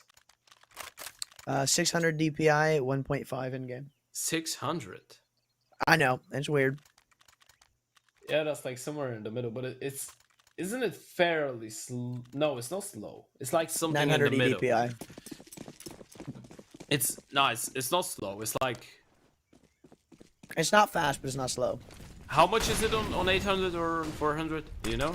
On 800, Yeah. it would be like 1.1 or something. No, it would be a little faster than 1.1. A little faster. Okay, so it's fine. Yeah, it's middle thing. It's a middle thing. But... Okay. Okay. The TK helps it out to be a 1-for-1, but Fasher continues. He's not satisfied with the first. He wants more, and Zen is going to put an end to his terror now. But again, a 3 versus 3. Again, the B-bomb side has fallen for FPX. This proves to be quite the problem for them, but at least in this retake, they have the upper hand. Of course, speaking about the HP and the weaponry, 3 gills, and one of them just 1 scratch away from death. Yeah, there is most certainly potential here, but that potential starts to fade when Mangs picks up that kill that they should know where at least one or more of these players are, and that's not even going to be the difficult player to find. Dapu, all it takes is one bullet to put him down, but they just can't connect it. Finally, Stiko is going to end him, but now in the 1v1, Manx just plays around the pillar, doesn't have to go for this fight, doesn't have to commit, tapping the bomb, waiting for the peak to come out, but he's played the pillar wrong. And actually, he's going to get timing. He just think Manx went back in the cave, but he couldn't be more wrong. Linkby Vikings, they play the post plant superbly and find a 7. No, it's 10,000 IQ. That was really good movement. He was basically just dancing around the side. That was some tango. Dancing Queen. Yeah, he just gave him a free lesson. The cha-cha Feeling slide. the beat of the bomb. Yeah. There you go. Oh, Left yeah. foot up, right foot slide. We are Behind singing the 2 different pillar, songs. I will hide. What? We're singing 2 different songs. Yeah, I know. But I was thinking about this one because I don't know yours. You don't know Dancing Queen? Well, if you play it, I might know it. I might just don't know how it's called. You are the Dancing Queen. I don't know it. What? Nah. You know, our cultures are a bit different sometimes. No, I don't actually know it. I'm not messing with you, but... No. I'm shocked. I'm shocked. So is Madden. He gets pretty far there. You've stopped my train of thoughts in their tracks. Like, they have just come to a screeching halt. Like, people say trains can't stop just, like, instantly. Like, you know, Yeah. they probably don't Okay, stop for a good, like, half do mile. Do you know Black Panther? Like the song? The Russian think- song. I think, like, the name sounds familiar. Yeah, because you're thinking about the Marvel superhero, that's why. That is actually one of the Marvel movies I've never seen. So I don't know about that one.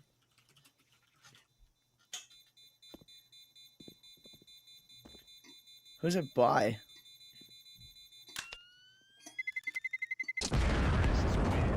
Okay, we can stop speaking about it.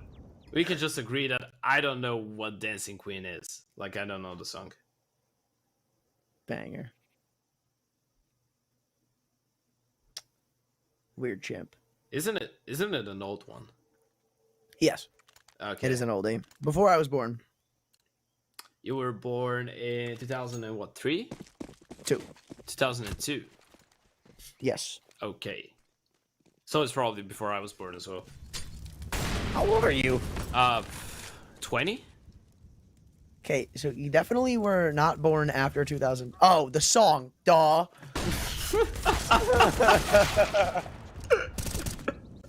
What you were thinking of? I don't know, man. What is going on? Zerfer's like fatigue rubbed off on me or something, man. Like he left a little bit in this team speak with us. You know, this duh. I think that was your brain just speaking right there. The I brain. kind of opened my mouth and it made a sound. Yeah, the brain like just wanted to say hi. So far though, Linkby have been saying hi to FPX, but look at that. They aggress into mid house and FPX are going for the A side stack. And oh, imagine Linkby just go rapping towards A here. That's gonna work out perfectly. Oh, they are. Are they?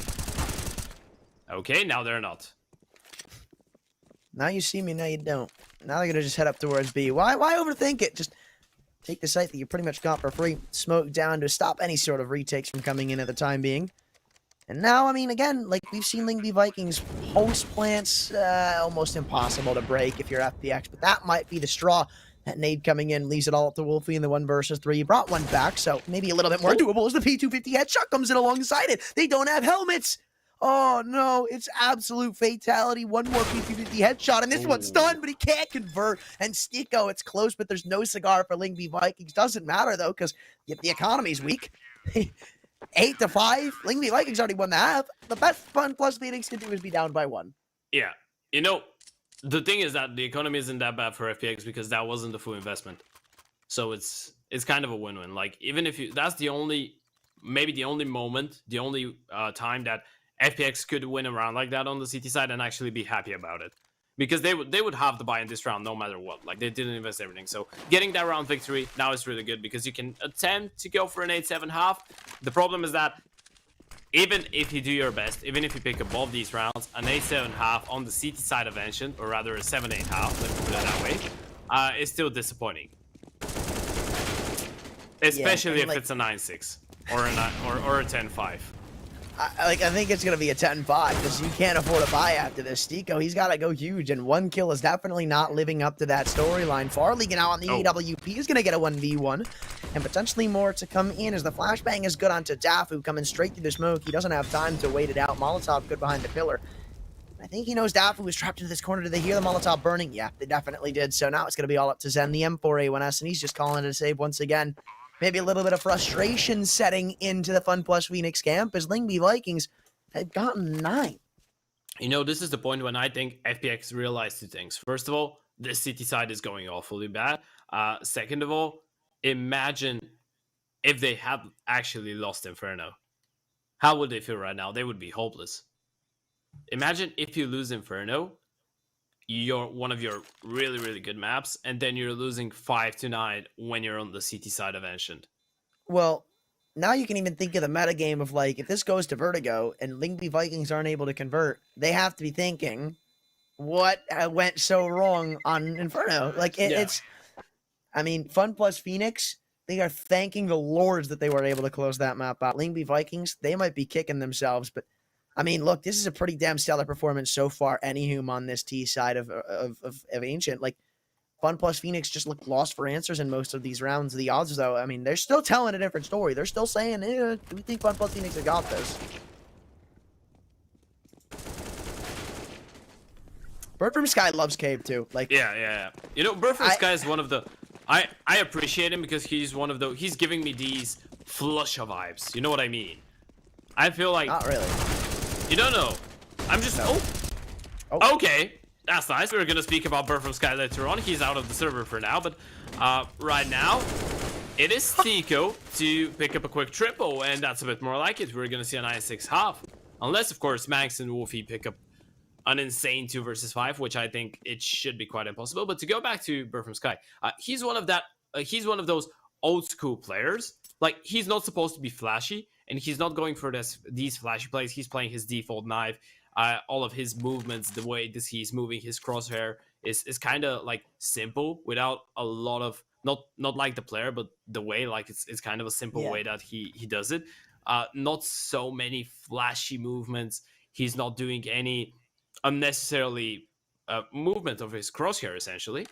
And sometimes, though, even though he's not that wild, he is wild in his approach of the rounds. Like, he's fearless. That's what I mean. Like, I get this old school kind of like crazy guy. Yeah, Bird from Sky is probably one of my favorite players to watch just in the tier 2 circuit because, like, not only is he a pretty damn stellar player, but he is an even better teammate. Like, he's one of those players that will, like, see, okay, well, for example, Wolfie, he is absolutely killing it right now. Like, 25-7 or something. Yeah. And he'll be the one to drop him an AWP and take like a Deagle or an SMG. But he's the IGO as well. That makes it even better.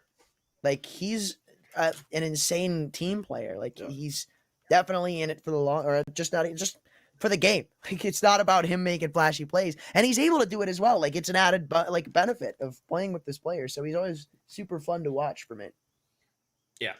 He's a really, I'd say he's a pretty complex player. Like, he's not a player that you would expect to hard carry the team. He's a player that every team needs to be able to exist as a cohesive unit. You know what I mean? Mm-hmm. That's why I appreciate him so much. But of course, there's a pretty much similar example, like not so flashy, without, I'd say, not so much firepower. Although today he's proven us wrong on that one, or at least me. Emmy on the side of FPX. He's an old school IGO as well. Again, a really decent team player. But so far, Stico has been really decent. Oh, Max shuts him down. Head for head. Tooth for tooth. Eye for eye. What was it? Eye for a nail? I don't know. An eye for an eye? Yeah, it was an eye for an eye, but there was more like... You know, you've watched Ice Age, right? No. Like a long time ago. Okay. I'm not a big fan of it. Okay. There's a couple of movies that I don't like. Look. That's enough. Let's speak about the game. You're not a fan of Ice Age. Let's speak about the game. All right, I'm shall not a we? fan of Shrek either. The retake is on. Wolfie gets a kill. Wolfie, oh, actually gets a second. Madden, finally another. And Madden looking for one more, but not meant to be. And now Farlick is left in the 1 versus 3. This one should be as good as over. Looking for the head, doesn't manage to find it. Well, he's found it, but the wrong one. And Dafu will shut him down in the end. So 10 rounds on the board, Lingby Vikings onto a flying start on the CT side. And now, Antron, if you're on the T side right now, even though you don't do, like, you do a decent amount of damage, you need to buy, and you need to hope for the best if you're FPX. You can't allow Lingby to start building up that momentum, right? I don't know, man. I don't know if I'd be full game for a buy here. Like, it's different because when you're down by a significant margin, like, I'd rather give them, especially at a stage like this where it's like, giving them one more round isn't going to be the end of us. In fact, like, it's not going to change much from the current state. And, like, they're constantly throwing buys at the problem to hope something sticks. It's like, what's the end game to achieve from that? Like, you're still probably going to be going against a force, like, even if you win this. I don't know, man. I just can't really warrant buying here. If I'm in charge of the team, I'm definitely saying we're saving this one, because it's like 6-11 in my eyes is not different, or not much different than 6-10, to the point where it's still going to be a very long time before I can even think about having the lead again. Okay, I hear you out. Well, Emmy doesn't. He picks up a double, the IGL, trying to prove you wrong. Oh, looking for a third, but Wolfie is going to shut him down. So, still, it is an investment. It was a situation where they could have opted for the save, but in fact, they go for it, and it doesn't work out. So, yeah, now they're a bit screwed, because now you need to go for the half buy. It doesn't really matter what you want to do. In fact, it's not even going to be a take a half save at some buy. point. Yeah, and Straight up. it's going to be 6-12, which I think that 6-12 is an entirely different thing now. Yeah, I don't know. It's like, because you got to think of it, right? Like, at some point, you have to concede and take that save. And it's like, would you rather be taking it to give up 12? Would you, like, because then you're, like, giving yourself your own mental gap of saying, like, damn, they are really double our score right now late into the game. Yeah. So. Well, I guess last round, what they were thinking was, it wasn't like we're feeling the same about 6-10 and 6-11. It was their bank is going to be looking different. So if you go for the save in the last one, you're probably not going to do a lot of damage. The CTs are going to start building up the momentum, the economy, and it's going to be tougher and tougher. So you never want to allow Lingby to actually get things going on the CT side. I guess this is what they were thinking. Maybe. That'd be a good way to put it. I think that makes more sense. Whoa. It's still just like, it's the ultimatum you have to take, right? Or maybe not, because Wait. it looks like Stico's gonna make it one round anyway. Like, Mousesports, 1v3. Mousesports, where's the contract? Bring him back. What's going on? They save, or they force buy last. They lose. They save this one. They win. It is still 6-11. Like, are you kidding me, man? Come on. Imagine he wins it. He wins these. No way. He's ready for Madden. He wins these. No. He's not ready for Madden. Look at where Madden is. No way. Yeah, he doesn't even have a kid. No, he's not even considering it. Madden has played this one perfectly, but that was some really nice effort. That was actually really good to play. I like that from Bud plus Phoenix. And look, there's still a very long path on the road to redemption, but this is where it starts, right here. Ooh. Speaking of top teams, one of them, Astralis. Talent. Yeah, Astralis talent. You got Vigo. Yeah, doing quite top well. 1% in the world. And of course, if you guys want to go, you can go download the 3D Aim Trainer and of course participate in the Beat the Pro and win some pretty cool prizes from Razer. I think it's like prizes that total around like $500 or maybe more. So you could, not sure about this one, but you can win some pretty cool prizes from Razer with participating in Beat the Pro. So make sure to go and check that one out.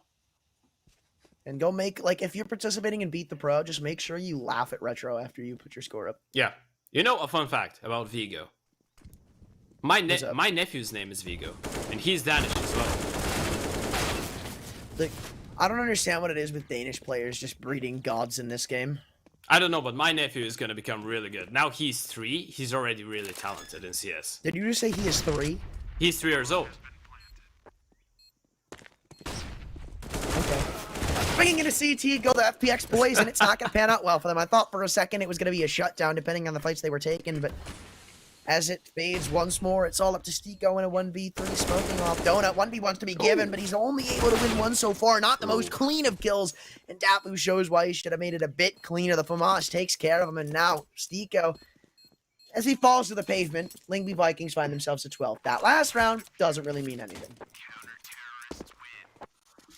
Well, 12-7. At least Lingby managed to answer back. And, you know, to be fair, I'd say that this wasn't too disappointing for the side of FPX, considering the low money on the side of Lingby. So they're going to have one more chance to reset that economy and potentially start closing out the distance. But why this round was really important was pretty much for the mentality of FPX. Because you get 2 rounds in a row, it's an entirely different game. It's 8-11. It's pretty much like there isn't any difference, right? Whereas now, 7-12, you need to win this one. Yes, you're going to reset their economy, but they're going to have one more buy round. And then eventually, the score is going to be leveled up with their, what, 3rd buy round? So that's not ideal. I don't know, man. This is not looking good for FPX, who just continuously are getting shut down on this T side. Yeah, they found one round. Yeah, they made a little bit of a stint to potentially bring this one back, but it's too far gone at this point, right? Like, you're about to be down 13-7. You're going on to an eco. At that point, you've got to go 9 rounds in a row to win the game. 8 for overtime. Like, I don't think this one's looking too hot for the Fun Plus boys. Yeah, it's not. 100% it's not. You know, the thing is that when a team that's so skilled individually, because we're seeing that FPX are a really strong team, speaking about mechanics, most of their rounds come from either brilliance from Stiko, because he's been having a really good map, I'd say. Like, not a really good one, but good enough. Farlick, Madden is extremely quiet. Emi is like, Zen is fine. You know that they just rely on their individuals, and when they don't turn up, it's kind of sad. Like, it's pretty devastating, because there's nothing. Oh, I think I know what Stiko tried to do there. There's a bit of a self boost. Have you seen this one? Yeah, on the serve. Yeah, I know. I've seen it. Yeah. Oh, that was actually. I've theorized a lot of stuff with it. Oh no! Oh Okay. no! That's not good. Stiko missed that first shot, and that was probably the shot he needed to hit the most, because he kills the player crossing to the site. No, I'm sorry, he doesn't kill the player crossing to the site. It was 1v1s given to him, and that really could have been the turning point of that round. Stiko picks that up. You're still looking at like 8-12. Yeah, not the greatest, but a lot more doable than 7-13 heading onto an eco. And they're even force buying into this one as well, so I don't know if I'm the biggest fan. Well, not force buying, okay. Hero, but what is this buy? What is this buy? Stiko's on $1,800. Everybody else is down like 13. Like, am I missing something? Are you gonna get some grand investment if you lose this now? Like, Madden is a hero bought AK, and he's dead. Hey, Well, what is going on? I guess you have a 2,900 bonus, right? The maths are not working out for me. That would be 4,200 with 13. Yeah. I guess. Well, guess you could scrap up a buy. You could scrap up a buy. And you're relying on getting the bomb plant when you invest that much into this round, right? But the problem is that you invested into 1 AK. It's out and done for after like 10 seconds. And there's no way that you manage to deal with the open all the M4s with the pistols without a single grenade. Yeah, this is looking pretty bleak for the Fun Plus Phoenix family. Well, listen, I am intrigued to see Vertigo, though, nonetheless. yeah, I think it's gonna be fair. Like, I'd say Vertigo. No, I'm actually not sure if it's fair. I think that Lingby deserved to win this one 2-0, from what I'm seeing. I mean, yeah. To be completely honest with you, that probably should have been the way this one went down. Like, Lingby Vikings right now are just the better team. Yeah, the question is if the game plan for Lingby was to never play Vertigo, and if it was to just upset them on Inferno and get the victory here on Ancient. So pretty much what you were speaking about. Is it Lingby right Vikings now? are a good Vertigo team. Yeah, they are. But what I'm saying is, what you said just a couple rounds ago. You remember, like, the thing about Link be kicking themselves because they know that this should have been a 2-0. And FPX actually being really happy that they managed to win the first map right now. I don't. No, I can't remember if I've seen FPX on Vertigo before. But what's not looking too good is the HP bars of FPX, man. Sure, they were in a 4v3 a second ago, but like everybody's like one bullet from fatality, man. And okay, nice shot back from Stiko to even the odds, but still with one man very low. And Zen, man who has HP about to fall to the EWP. It looks like Fun plus Phoenix's luck may have just run out to give up match point here. You forced up. You didn't get a bomb plant. Like, this is the end of the game, straight up. Like, there's not much you can do about this. Unless Stiko wins in a 1 versus 2 with 10 HP. But he's not. Yeah. Well, that felt like a nice dream while it lasted for like second and a half. But you know what I like about Wolfie? I just saw that here. He's one of the operas. Like, he's really confident oper in his ability to quick scope and no scope and just be really, really fast, right? Because he's holding that angle without a zoom. Obviously, he's doing that because he realizes that the player could be up close and he can hear him scope in and so on and so on. But what some operas would do in this situation, they would take a lot of, like, they would take a more defensive angle just to make sure that they can scope. He doesn't really care. He's not bothered whatsoever. And it's probably going to be the end of the map as well. Yeah, it was just thick and through. This was not FPX's game. Through the entirety of it, Lingby Vikings have controlled it, the pace, the momentum, everything. And this looks like it's going to end that way too. 3 versus 1. Stiko, he's gotten the only kills so far in this round for FPX, and it'll end that way. 16-7, Lingby Vikings. They pretty dominantly close out their map pick of Ancient. Well, let's see what they've got for us on the map 3 of Vertigo.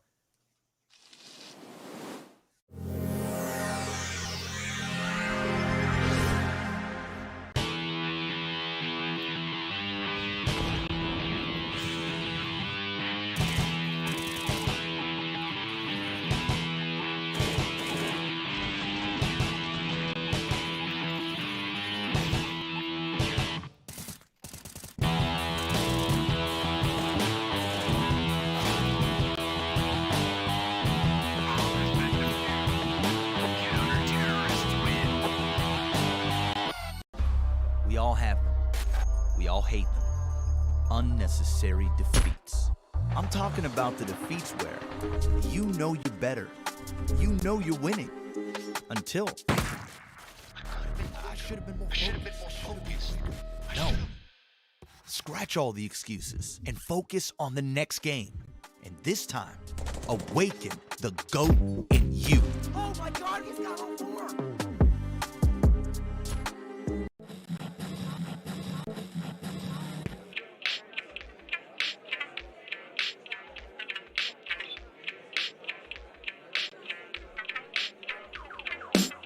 It's so hard when it moves fast.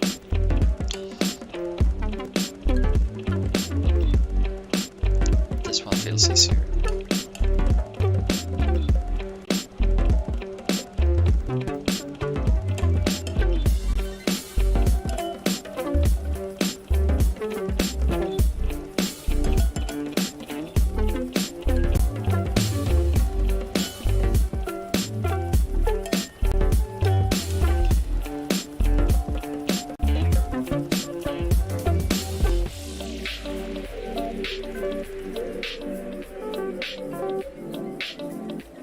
My goodness.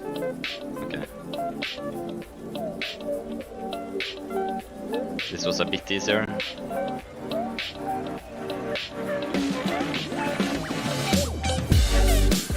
Am I supposed to spray like this, or am I misunderstanding?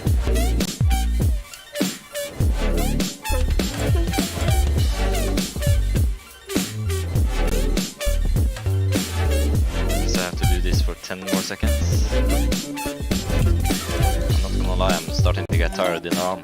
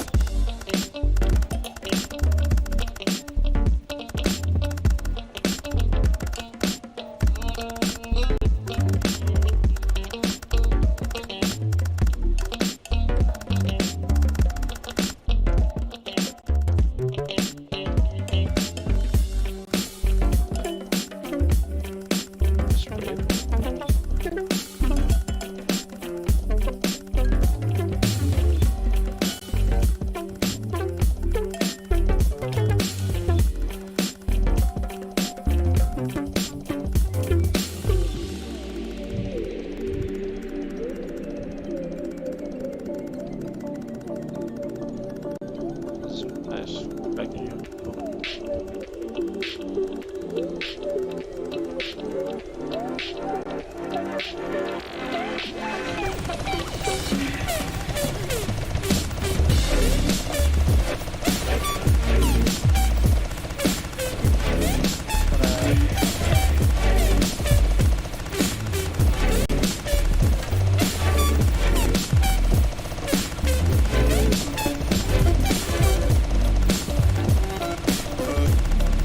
Gonna keep at it.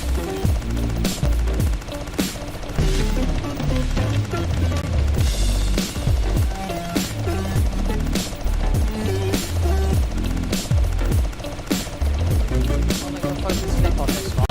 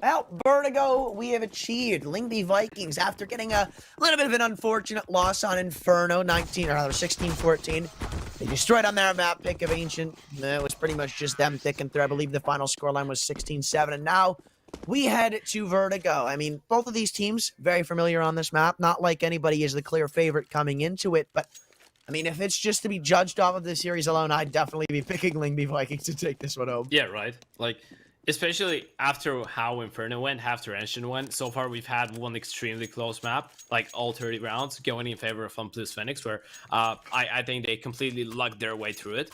And then Ancient was just a one-sided affair. So unless Fun plus Phoenix go through a full mental rebuild before Vertigo, I would be favoring Lingby, but we shouldn't forget that Fun plus Phoenix have some major players, like some players that have participated in majors, some players that have been around for a while, and some pretty decent mechanical stars. So still not writing them off, but looking at that, I'm gonna tell you something. Fun plus Phoenix have played 37 maps in the past 3 months, right? You heard that. Okay. Lingby Vikings have played only 23 maps on Vertigo. I was gonna say, like, 37 maps doesn't seem like it's that much. 23 on Vertigo only. No, Lingby have played like 86 maps for the past 3 months, yeah. But 23 only on Vertigo. So they're basically playing this one every day, like two times a day. They're playing more Vertigo than we brush our teeth. Come on. Okay, well, that's definitely a statement and a half, but so is that frag coming in from Zen. Good opener to go the way of the CT side, looking for something back. I mean, they've got mid control, but from it, not very much. Zen still looks to add another to his tallies. He's gone back towards the B site. 2 on A. They're completely split up right now, but it just doesn't matter. Okay, go ahead. F1 race car peek into Madden's head, and now we're back into a 4v4, but Nico's pushed all the way up to the A ramp. How has this happened? How are 2 players on A? And, hey, whatever, man. Can't keep questioning it. Manx looking for more in this 2v4. Things are getting very dicey, and Zen looks to add to his kill count, all up to Fasher, and they all know where he is, man. It seems like it's only going to be time before he's been turned into pod, goes in, somehow walks away with the kill. But at this point, it's literally just going to be them sticking the bomb. No reason not to, even if it's a full 10 seconds. You got so many numbers that it doesn't really matter. Fun plus Phoenix will strike first. I actually love the gloves of Farlick. Is this snake camo? I think it is. I'm not sure. I think it's snake camo. These are lovely. Did you just say the Glock of Farley? Oh, the gloves. The gloves. The gloves. Yeah, I think those are snake camo. I think that's what it's called. Yeah, insane. You know what's insane? Picking up the pistol as well. And getting a nice start on the CT side of Vertigo. Now, we know that Vertigo is one of those maps that are kind of like controversial in the way that people think that you would see someone saying, oh, this is a really CT-sided map. And then you're gonna hear someone that actually knows what he's talking about saying, oh, this is actually a T-sided map. It gives a lot of freedom to the T's and so on and so on. But with a matchup like that, you know, that's why I hate it and I love it. With a matchup like that, I don't really think that I can say which side is going to be more dominant and which one is going to be doing better, because it just doesn't make sense. So far, nothing has made sense. It has been just the better team winning, at least on map 2. On map 1, it was kind of 50-50, but well, I bet that both teams will want a nice start, and so far FPX have been looking a bit better. Yeah, this is a complete flip-flop from what we saw on Ancient. Already off to a really nice start. Not yet to drop more than, what, 2 players wasn't in the pistol round. So, very early days, obviously, to be making impactful statements on the matchup. But this is... I'm glad to see that Fun plus Phoenix haven't fully crumbled, and they're able to pick themselves back up coming into Vertigo. It looks like we should be set for a competitive showing, but people say this map is too one-sided. I really don't see it. Like, back not too long ago, when I would pretty much just take people's word at face value for like people who were better than me, a lot of people said like this map is T-sided, but I really can't see it. Like, I just can't. And I'm not saying like it's CT-sided, but I just don't think it's that one-sided to the point where it matters that much. I feel like this is one of the more balanced maps in the pool. Yeah, like, it's really situational with the teams that are playing, right? Yeah. I like... For most of the maps in the pool, I don't think it comes, like, other than your overpasses, your ancients, and your nukes, maybe your Mirage, but not as much.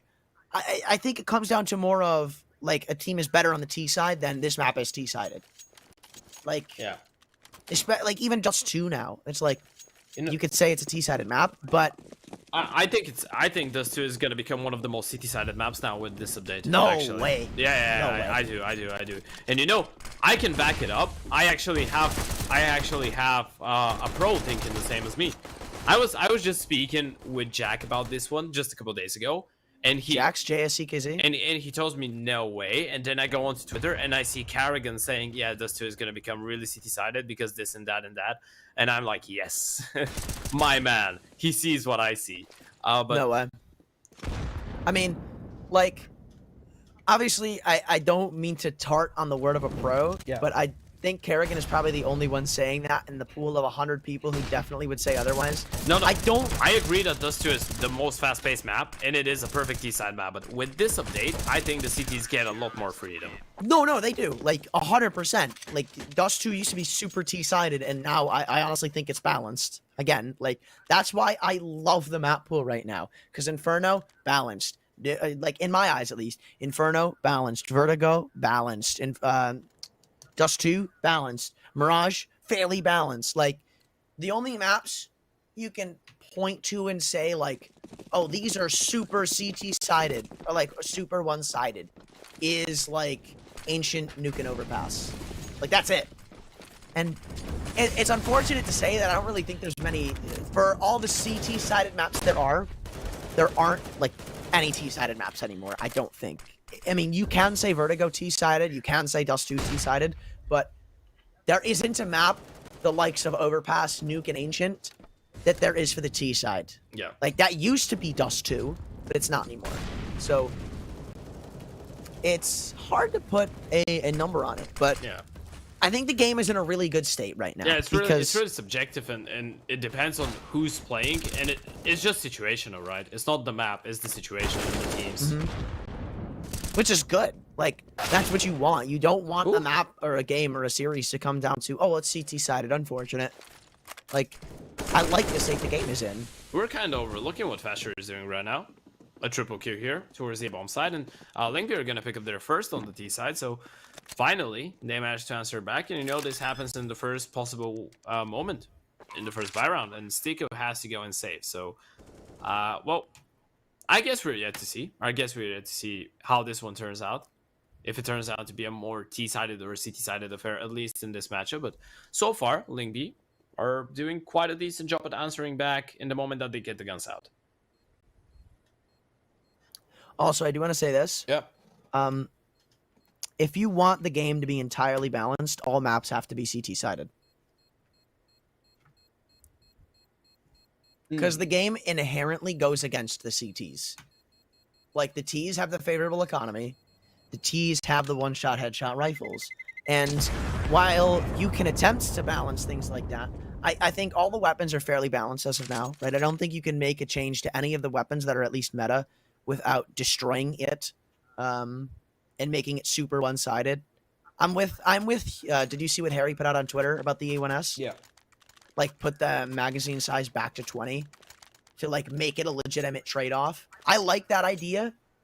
Because right now, I still use the A4, but I can literally tell you A1S is statistically better. But, like, the CTs have the economy going against them, have the weapon favoritism going against them. So, the only way to really counteract that is to give them the favoritism. Yeah. Because, like, for every one round the T side has to win, the CTs kind of have to win too, or else their money is shot. Yeah, I see where you're going here. You know, this is going in the deep end. Like, I think we're going really deep. Like, in the heart of the Mediterranean, we're going right now with this one. We can just stay here all day speaking about CT and T-sided maps, or we can see how Stiko is just shooting head after head after head. Well, let's see if there's going to be another one after the first.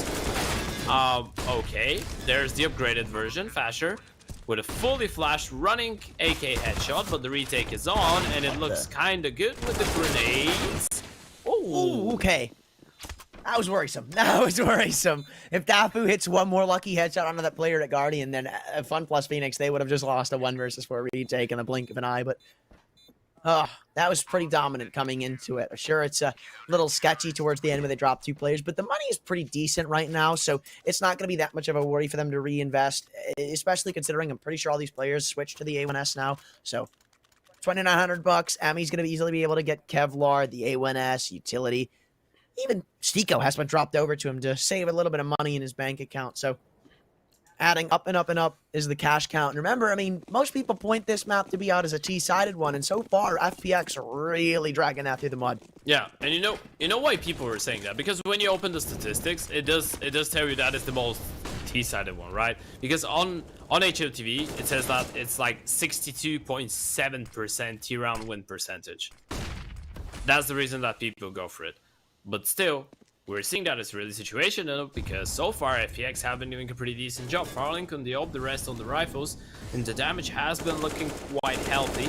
Link be trying to get control over Ram. You know what I love for FPX is that they're being really passive aggressive with Ram. They're not getting up close and personal, but they still have 4 players here, and they're ready to go for the re-aggression once things cool off. And look at that. Link, they're just not aware whatsoever. They're not ready. They get into that false sense of security, and boom, 2 headshots. What do you do? You know, Fun plus Phoenix, they are just, for Lingby Vikings having dominated on Ancient, they're getting dominated right now on Vertigo, and it still doesn't look like it's going to stop anytime soon.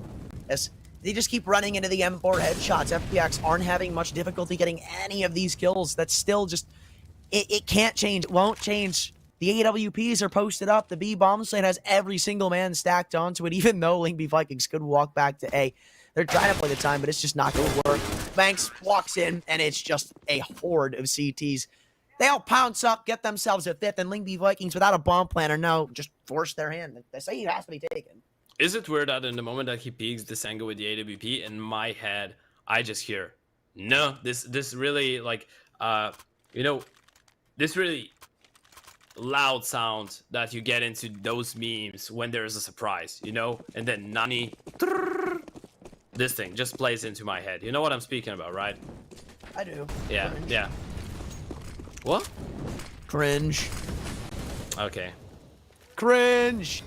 At least try to put on an accent. I mean, have you cringed in French? Do you know how it sounds?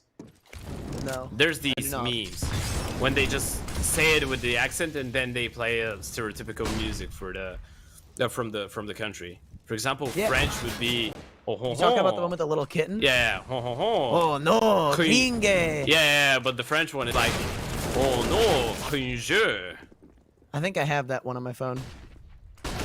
That is a very cute cat in that meme, so I've downloaded like Ooh. all of them. Okay, we were speaking about. Love cats.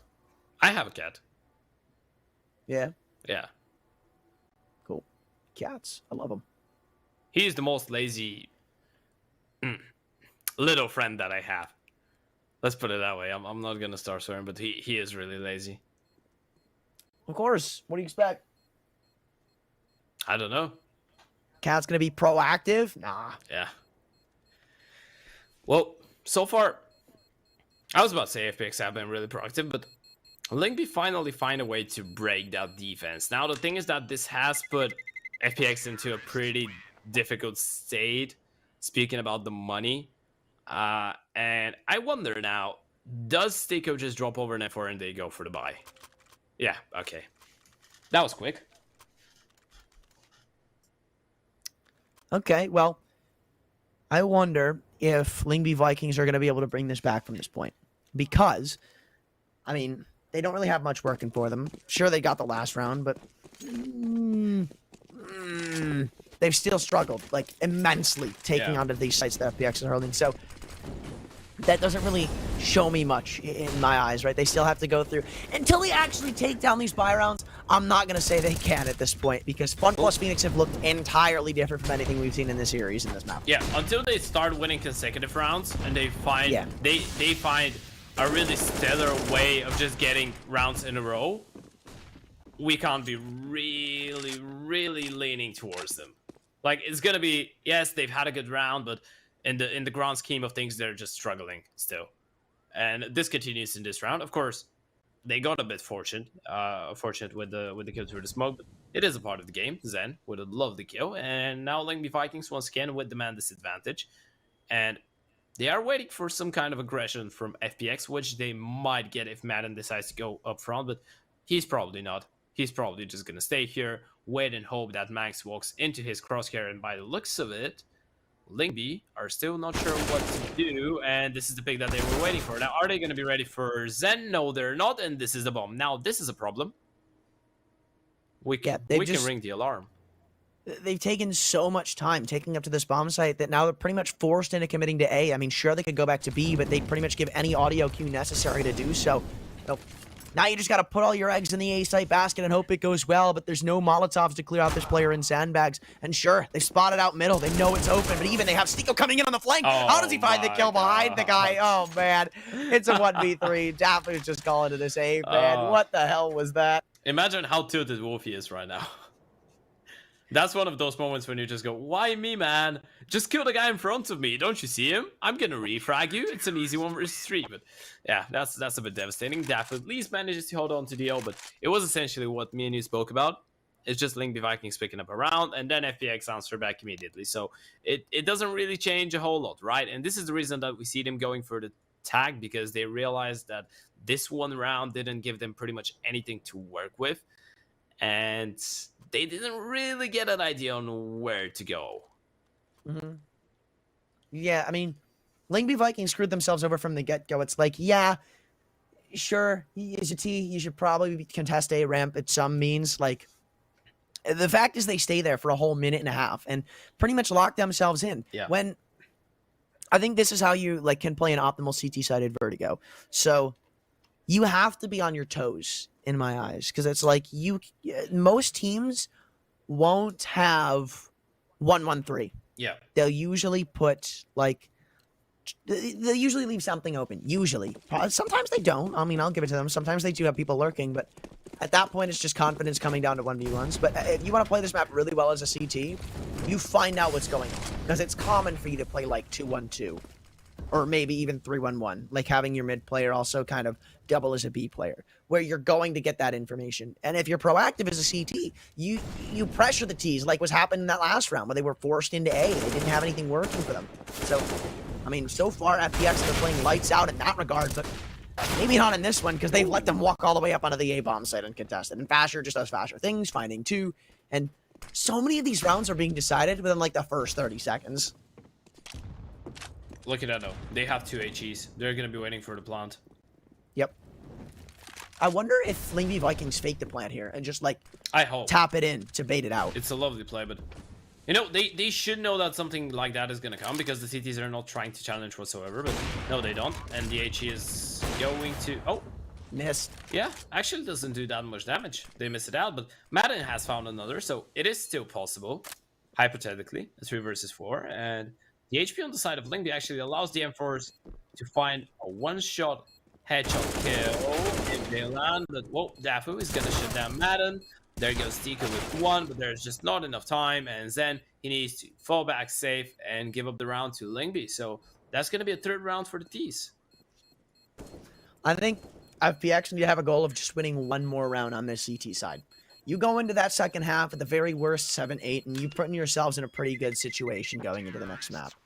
I mean, you don't have much to work with, considering your T side of Ancient was very sloppy. But on the counteracting of that, the T side of Inferno was very good. So I'm not sure. You know who's an Inferno demon though?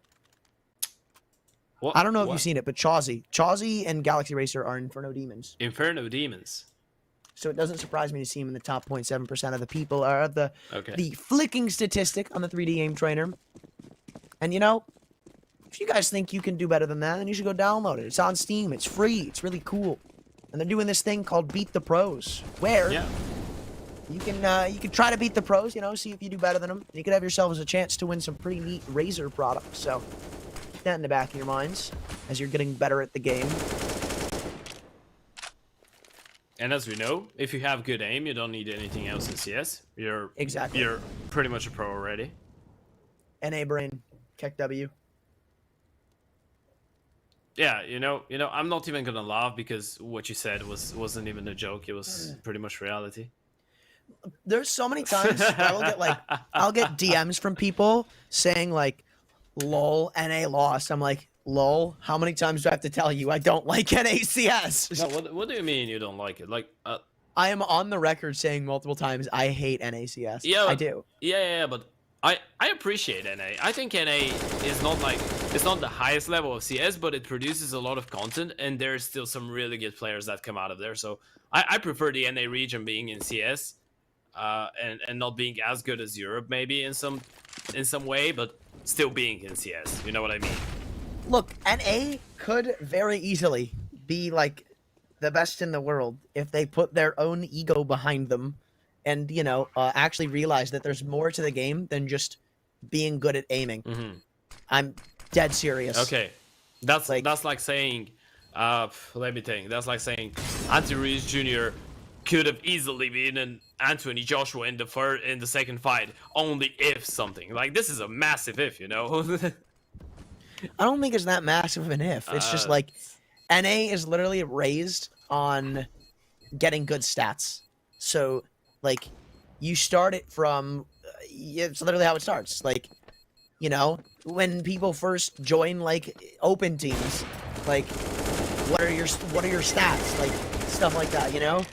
Or, like, when you're trying out for other teams, like, higher leagues, they got their, you know what the first thing to check is?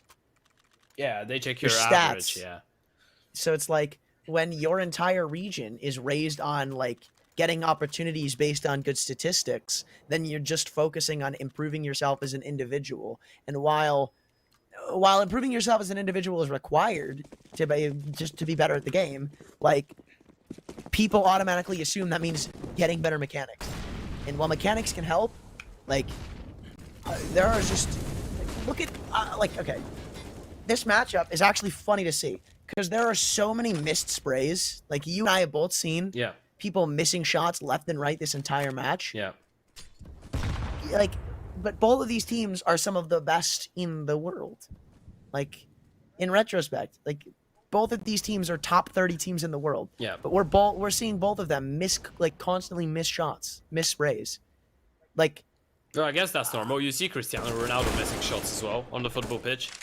well, I'm saying, like, you look at NACS, and I could confidently say there is probably better aimers in NA Advanced. I can confidently say that. NA Advanced, NA Premier, there's probably better aimers. But Then Europe. yes. Well, have you seen the CAS region, buddy? I mean like then teams like this, rather. You know what I mean? Okay, yeah. That's what I mean. Yeah, I get Like, you, I get you. But both of these teams would, like, 16-5 at the very best for NA. The thing is, But, you like, wouldn't any of even these get teams. the chance to use your aim. That's the thing. Like, if you're playing Exactly. against these That's guys. the thing. Yeah. That's the thing. And, like, people think it's about, you know, getting really good aim and really good mechanics. And I think it literally just comes from that. It's like, you get good mechanics, right? And then you get full of yourself because you have really good stats. So you don't listen to other people. You think you're better than the others. And it kind of just develops from there. And, like, there's not many high-tier NA pros that kind of, like, go against it. Because, to be fair, there aren't many high-tier NA pros. Like, when you look at... I'll delve off of this when we get back into full rifle v rifles. But, like, when you look at Europe, right? If I asked you, like, who do you think... Who would you go to if you want to learn more about the game and get better at the game? Can you give me one definitive answer? I actually can, yeah. Astralis. I mean, like, players. Like, Oh, individuals. no, I can't tell you. No chance. So- no chance. If you ask me, okay, what NA pros should I go to try, like, should I try to learn from? There's probably, like, one or two people you'd say. If you asked anybody, Elish, straight up, Yeah. if you ask people about European, you've got, like, Zaiwu, Simple. 50 people. You've got, Whoa. like, you've got Wait a second, Glaive, wait a second. Kerrigan, you know? Did you see that? I did just see that. I'm sorry, I'm caught up in conversation. This is a cast, not a podcast. Yeah, you know, this is the aim, Stiko. He's been having some lovely showings so far, but within the 1 versus 2, there's one looking for a second, still has time, and has the bomb on his back, and he's gonna tap that one, but oh no, 7 then seconds? he's outplayed him. Goes for the Has plant. he? I think he has. Oh, Wolfie spots and goes for the fight. And gets the kill, so yeah, Lingvi in the end, not gonna bamboozle themselves against the pistols. We get a bit caught off with the NA team. But you know, we might do a podcast about this one. It's the NA region is a really interesting theme of conversation, especially nowadays. But for now, what could be a bit of a better team Gets in my head. is Lingby Vikings winning so many rounds on the T side as we started writing them off. Like, we thought that this was going to be a really one-sided showing for FPX, and it's just not like it anymore. Yeah, this, I'm glad to see Lingby Vikings flip the switch, because for the majority of the start of this game, it was just them getting out-aimed and out-gamed, but now they've been able to turn up Bert from Sky a huge couple of openers, and that might honestly just force FPX to save again. This is another one of those rounds where, like, 20, 30 seconds, and boom, the round is decided. Like, that's it. Like, Bert from Sky just walks into the bomb site, gets 2 kills, takes names, and FPX are forced to save. And I don't even know if they're going to be able to get away with these guns. Dafu coming in from the flank. 1 kill, and that's huge for them. Denying FPX these saves. Like, anybody falling, and they can't invest into the next round. So even if Lingby Vikings throw all of their players at the problem, that kill is worth it tenfold. Yeah, it did. And once again, FPX, they continue struggling. Look at Lingby going on the hunt. The AWP could potentially manage to stay alive, and it will probably. Not gonna go down, and Emmy finds another. So all 5 going down for Lingby, but it doesn't really matter, right? Does it? Like, they have enough money. But Yeah. you know what matters? 3D aim Flicking. trainer matters. And Gross being top 1.1% on the flicking challenge. That's insane. Nuts. This guy's cracked. Yeah, and if you want to become cracked, you might as well head over to 3D Aim Trainer, download it, participate in Beat the Pros, and you can win some pretty nice rewards from Razer. I used to use Razer gear. I think my first like legitimate headset was Razer. Can't remember what my first legitimate headset was. Do we count Turtle Beach? I can, because right now I'm with my second. Like, my first one was really, really, really bad. Then I got the Razer, and now I'm with another one. That's, again, I'd say good.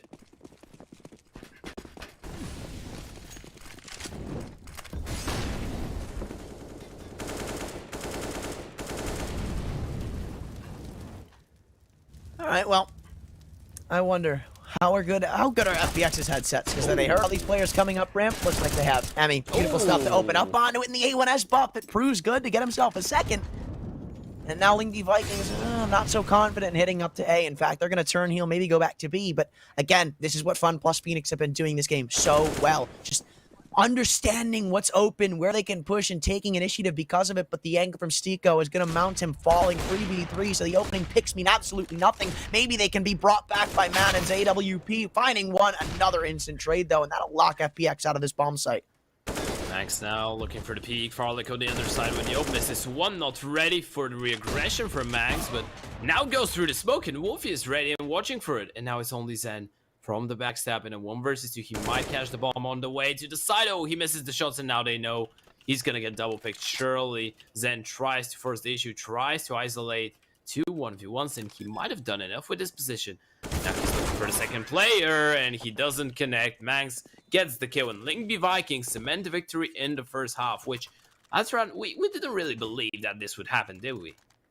Yeah, wasn't this like 6-1? Okay, it was 6-2, but man, Lingby Vikings have just changed this. And we come into this series, it was a pretty balanced game. You know, it was what? Like, I think I said it was 1.98 to like 1.86 in the favor of FPX. Yeah. And Lingby Vikings, well, there was really a couple of storylines coming into it. It was like either Fun plus Phoenix are, you know, they come up with the series and they thank heaven that they walked away with the burnout. Or Lingby Vikings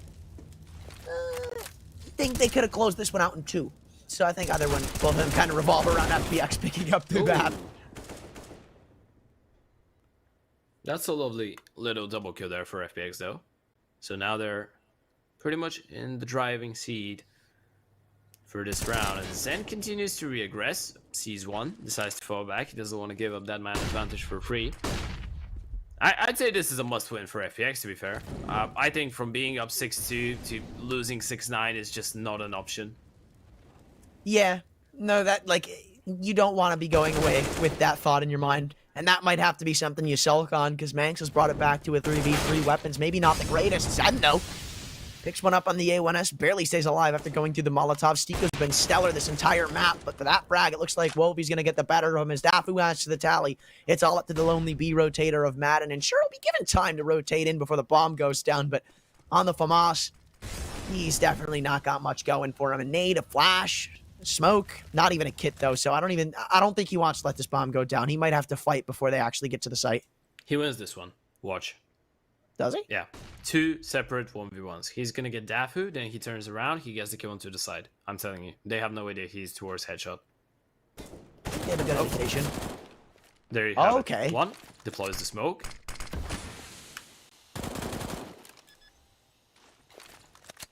Softens him Okay, up. that nade. Oh! Okay. 4 HP. Wins it, huh? Yeah. That was a nice attempt, but Wolfie manages to close it out in the end. And, of course, if you want to close it out in the end of the day and profit just a little bit out of the games here, you might as well head over to teb.gg/welcome, use our code FULL21, and you're going to take advantage of the bet 10, get 10 offer that they have going on in Pinnacle. So you bet 10 euros, you're going to get 10 euros back for free, and you might earn some cash betting on your favorite teams. Of course, make sure you're at least 18 years old, and all of Pinnacle's terms and conditions do apply as well.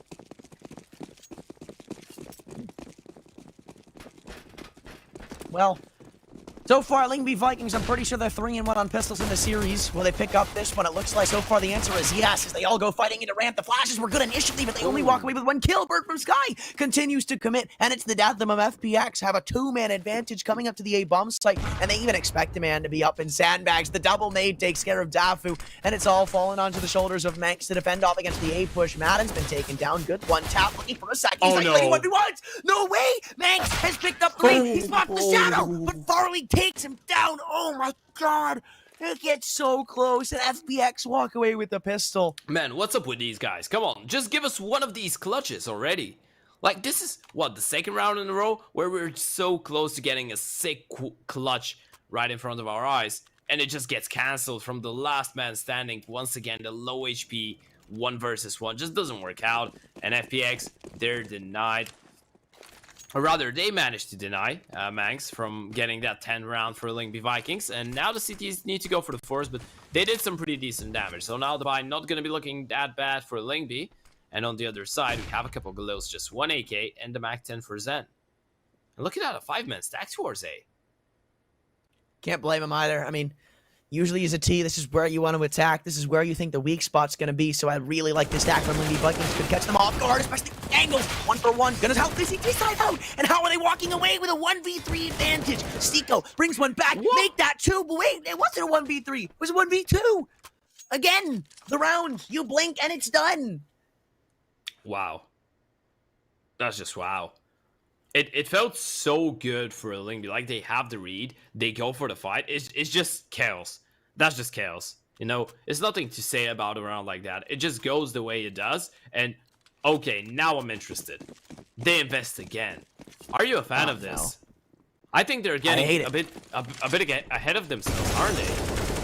100%. This is not the play. Oh. And sure, they are continuing to deal damage to this T side, but eventually, man, you just got to take the L and take the save. This time around, FPX, it's going to be nowhere near Lingby Vikings' favor. They quickly shut it down in middle. Sure, a couple of kills coming off of the push, but, like, now, I mean, you really could have mitigated this damage by essentially just, you know, taking the save, giving them the 9th, and going into the next round with a pretty decent investment.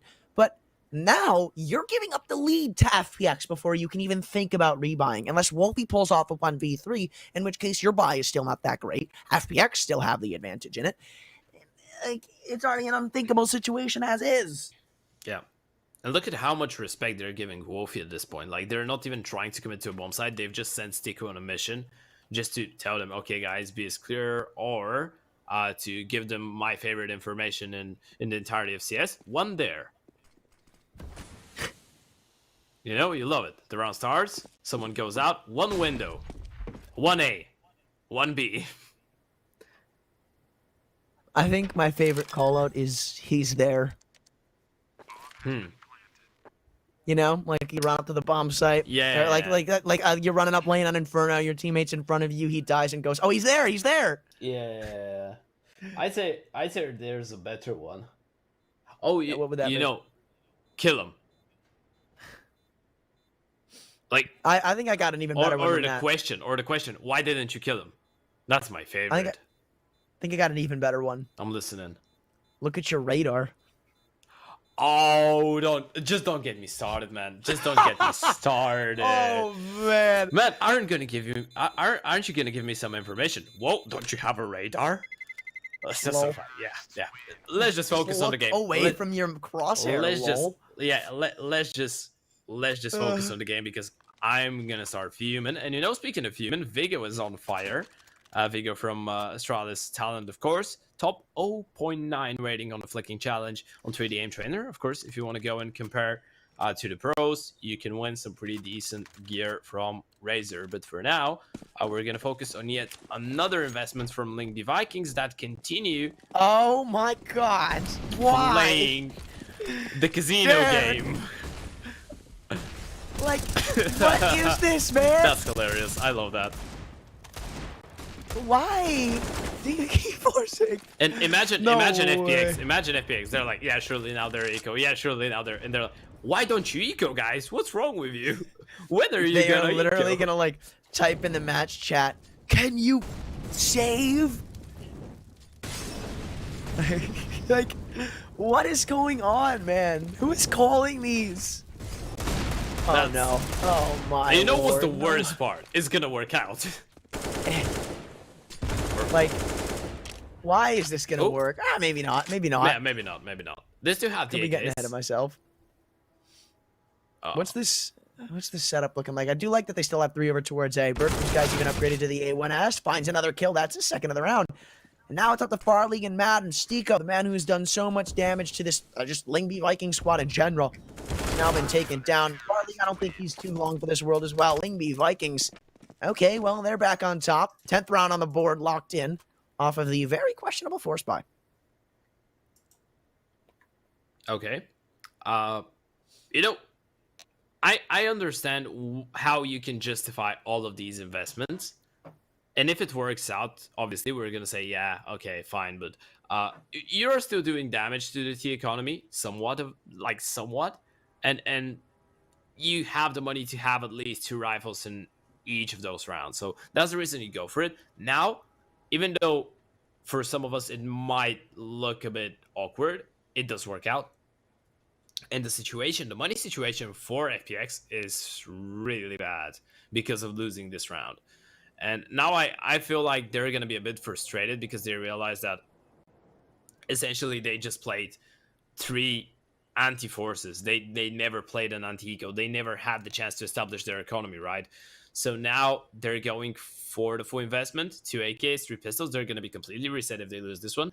And on top of that, Bird from Sky goes for a tactical timeout just because he realizes how important this round is, and he realizes that winning this round for Lingby could potentially install them for a pretty decent win here on Vertigo, and for actually picking up the next and being up, what, 12-9?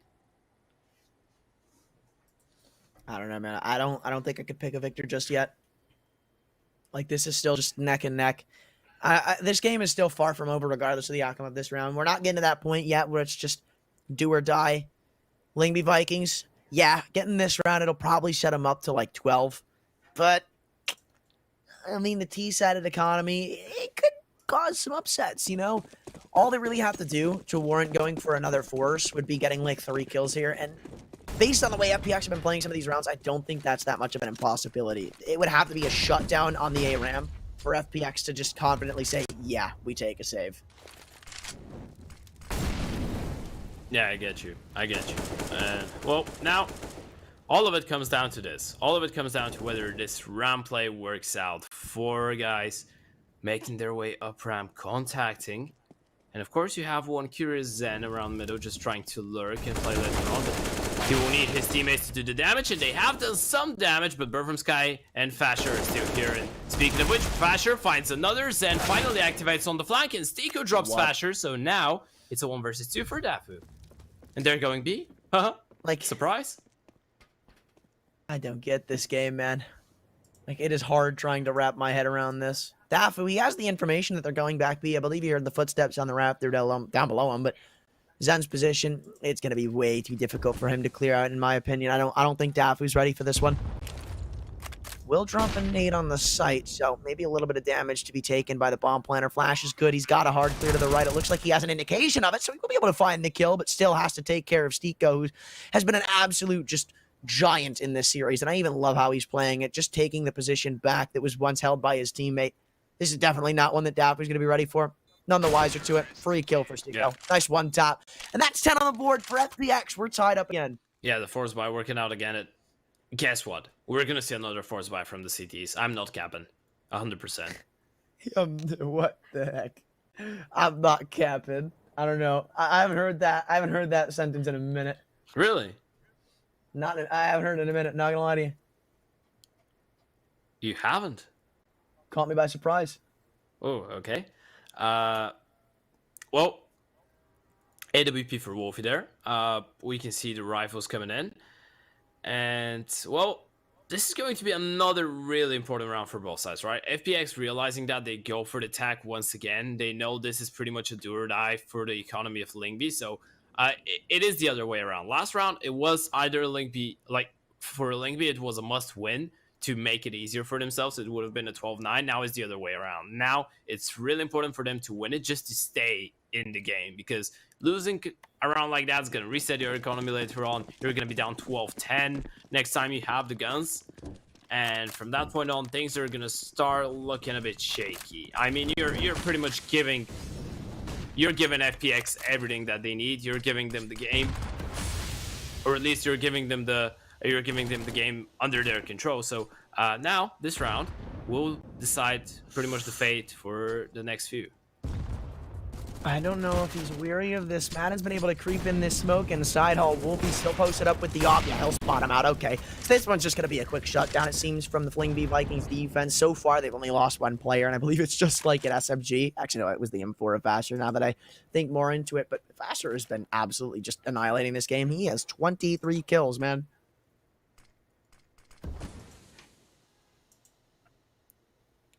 Yeah, he's doing a really decent job. And you know, he is the player that you expect to be doing the best, right? So far, like, since he has returned into the lineup, he's been really, really good.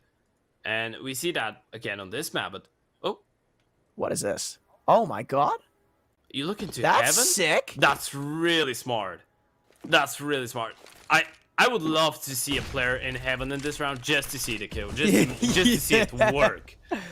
But yeah. It's like when somebody does a really like weird boost. It's just like, I just want to see it work, man. Regardless of who you like, you just want to see it happen. Yeah. But you know, they can still win the round, nonetheless. It is a 2 versus 3, and Zen has found another 2v2. Oh, and a missed shot from the AWP. He gets another lifeline. They tap the bomb, but it's not the stick. FPX, they're going to be playing together. Oh, well. They are separated, actually. Wolfie picks up one, and Emmy, he's going to wait it out. Oh, yeah, they need to stick it. They actually need to, and that's another tap, and Emmy, he's found a kill. Surely this is the round. Wolfie, he's not sticking it. He misses a shot, and now Emmy, he can just play the timer. Wolfie doesn't have the time for it. He needs to go and save FPX. They've done it again. They pick up a number 11. This is what I was saying. Like, there's at least 3 crucial whiffs in that round for Wolfie. That is what I was aiding at earlier of like, yeah, he's one of those offers that really like rides the wave of the highest highs and the lowest lows. Right now, it's not one of his peaks. Let me tell you that. And there's a couple of chances where he is single-handedly able to shut down that round for Fun plus Phoenix. They come up to the site, he misses a shot. They get the bomb down, they jump back towards side hall, he misses a shot. He's trying to go for that player on the ramp, and he misses a shot. So it's just a lot of crucial opportunities that aren't able to be converted, though another force buy is going to come in. Like, we're looking at the forcing Vikings right now. Like, there's just nothing that FBX can do to them that will make them take a save. Yeah, or the Lingby Forcers. That could also be a good name for them. Yeah. And as we can see, they are playing up close towards me. And oh my lord. You're not expecting that. You're going for the white peak. You're thinking, I'm being so smart with this SMG. I'm going to catch him completely off guard. And then there's 5 Ts on the other side of it. You're like, I'm not going down. Oh. Kobe. Okay, well, maybe giving you a little bit more of a temptation to actually go for this retake. It seems like they're inching their way closer, though, with no more nades to shut down this bomb plant. It's going to just come down to if they can find the frags or not. And I think at some point, you just got to pack it up and call it a day. Timer, not necessarily in your favor. You don't have any retake nades. Bertram's guy, he's just going to be a lamb to go straight in. And are they continuing to go for this? No, I was going to say, yeah, if he found a kill, they give it the good old go. But if not, it's just going to be a mission of saving your guns. And as I say that, kills come back, and there is a kit down to be taken. But Wolfie, again, looks like it's just going to be James time for him, saving the EWP, but he's still got to fight his way out. Yeah, and you know, the problem is that they go for the reinvestment once again. And now it's a 12-10. If you save in this round, which I really hope that finally they save. Oh. Oh, no. Oh, no. Oh, no. That's bad. That's bad for Wolfie. He's went down. And you know, now looking at the money, if he was alive, they might have went for it. I think that finally we're going to see a half buy from Lingby. Okay, screw that. What was that? Yeah, it's not gonna happen. Apparently, these guys don't want to go for a single half buy in this entire half, but you know, they still have a pretty decent buy. Let's say that. Like, you have the rifles at least, but the problem is, what I don't like, no AWP, it has been vital for your success. Utility is not looking great, has been vital for your success. No defuse kits, a lot of retakes that you managed to win. And yeah, this is just not looking too optimistic, I think. I'm just so confused. Maybe they know something that we don't, right? Because, like, obviously, we're still sort of new to the current meta of Counter-Strike. Like, the A1S, it's just superior in this current state. People are starting to get adjusted to the FAMAS. Maybe they understand that, like, you can keep forcing, because in every single one of these rounds, I've noticed they haven't missed a rifle, rather. Like, it's not been one of these rounds where everybody has SMGs, there's not enough more to go around. But it's like, still, as you said, no op, no utility, and of course it works. Now, they're just going to come sprinting in from Guardian, running into the stack, it seems. Dafu and Go, they both pick up a big multi-kill. Oh, and even Dick comes in from CT, man. Holy, Stiko 1v3, he finds one, but Bertram's guy's tapping away for him. And Lingby Vikings, we will keep criticizing you for these force buys, no matter if you win them or not. Yeah, but this time, look at what kind of a miracle this force buy has done for them. Now the money of FPX is just in the bin. And this entire half has been just going in this exact same flow, right? It has been just impossible for either of these teams to build up their economy. And for instance, like, FPX are going to go for an eco. They're not forcing it up. They realize that it's a really late part of the game, and they don't want to give the advantage away to Lingby Vikings for free. And by the looks of it, they're going to use this one as a tactical timeout. I love it. This has been a game of timeouts, man. Holy. No, don't toy with Destiny, please. What do you mean don't toy with Destiny? Because when you say this has been a game of timeouts... Whoa. I'm thinking a technical timeout, and I don't want to even joke with that. That's not the optimal start. I wonder if that's going to breed anything past it. They have a couple of P250s alongside the pistol buy, but they just won dig him as well. Look. Oh. If they did, then you got to get scared for Lingby Vikings in the round in general. But after they free him, just run back to the site. They want to just try to get this bomb down. They should be able to. Nate even missing the mark. Interesting stuff. Molly flies in. They know a player's trapped at the side of the site. 5 versus 4, sure.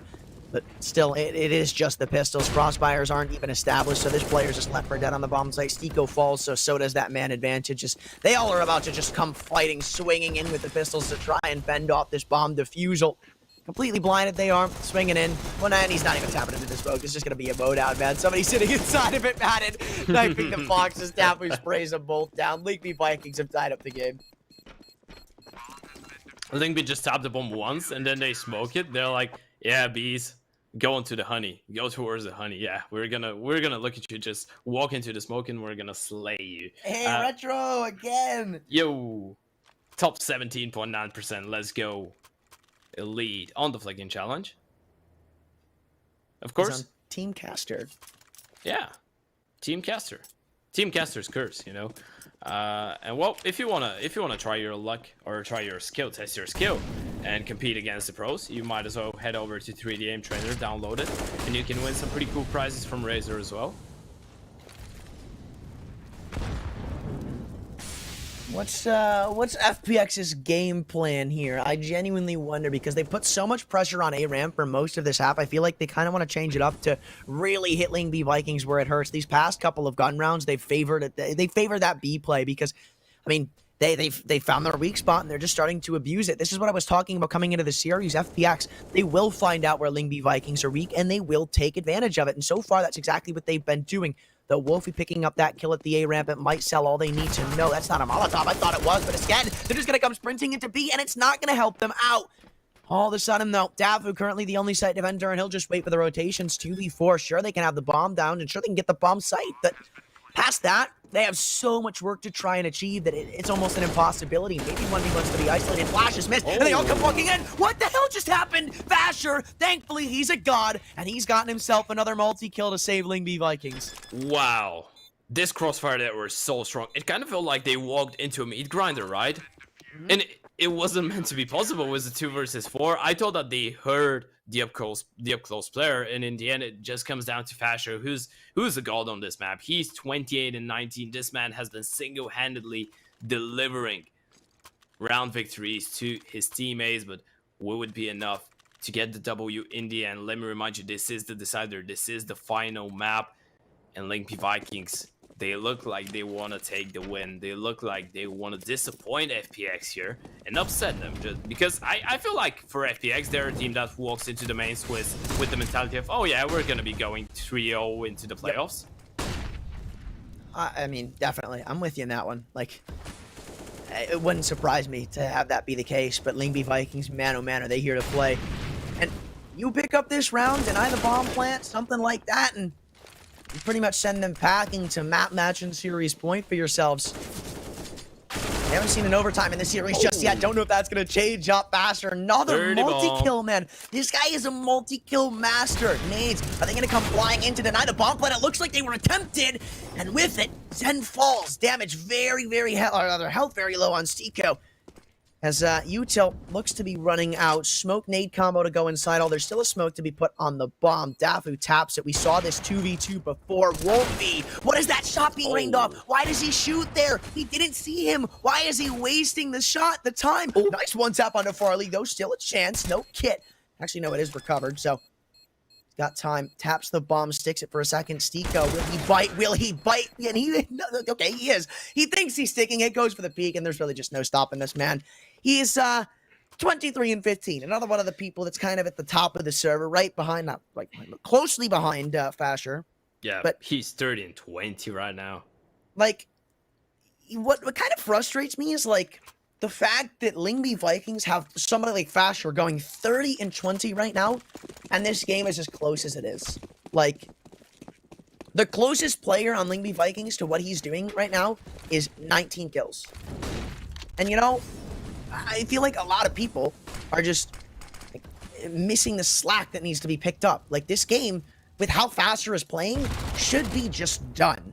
Like, the fact that he is getting multi-kills every single round, and they're still losing a majority of them is kind of, like, unacceptable. Yeah, it is. It is, but, you know, it kind of shows us that actually on this map for the first time FPX are the better team. Like, the team effort for them is doing a bit better compared to Ling B, but this time around Dafu is looking to step up with a CZ, looking for a second. Oh, runs out of ammo, falls back, but the damage is there. And oh, guess who's arrived? Fasher is already next to the bomb site. He's ready to take more kills, but Emmy shuts him down. And now it's Zen with the Molotov to find the kill, down to a 1 versus 1. Wolfie on the other side, he's jumping like a madman, but Zen actually decides to run away from the bomb site, and he's just making his way A. 1 bullet's the difference, man. He literally could have taken fall damage to fall on that B steps position. Wolfie, you know, I criticized him for a couple of his crucial whiffs on that AWP, but right now, I think he can make up for it tenfold. Like, sure, not that much utility, but again, like, all he needs to do is connect 1 bullet. But the more time he gives over to Zen, it's just going to prove to be fatal. Like, the only thing that would screw him over right now is look at him. Yeah, like, he is caught. No way. He thinks he's being so smart, though, you know. No way. Oh my. Why in your right mind would Zen clear out A? He cleared out A and then ran through mid to B. He was Like, so sure that Wolfie is behind him on the ramp. He was so sure. still, like, okay, hear me out, right? Yeah. Yeah. You're gonna have to play a post plant anyway. Yeah. Vertigo is literally considered to have one of the hardest to retake bomb sites in the game. So, like, you're 1 HP, you're not winning a gunfight. Your objective would be to play time. And the only way you do that is if you plant A. Like, if you plant on B, sure, clearing out those initial angles will take time. But, like, past seeing that you wouldn't be generator, you wouldn't be close, you would literally just be stuck in the B stairs. So I really hate how he plays that. Well, yeah. I mean, he tries to be smart with it, unfortunately, though, and really well played by Wolfie, to be fair. Like, he didn't move a muscle. He didn't even think about getting stuck between those two bomb sites, getting stuck between two ideas. And as you mentioned, this is a massive round to win for Wolf, even though it's more of a...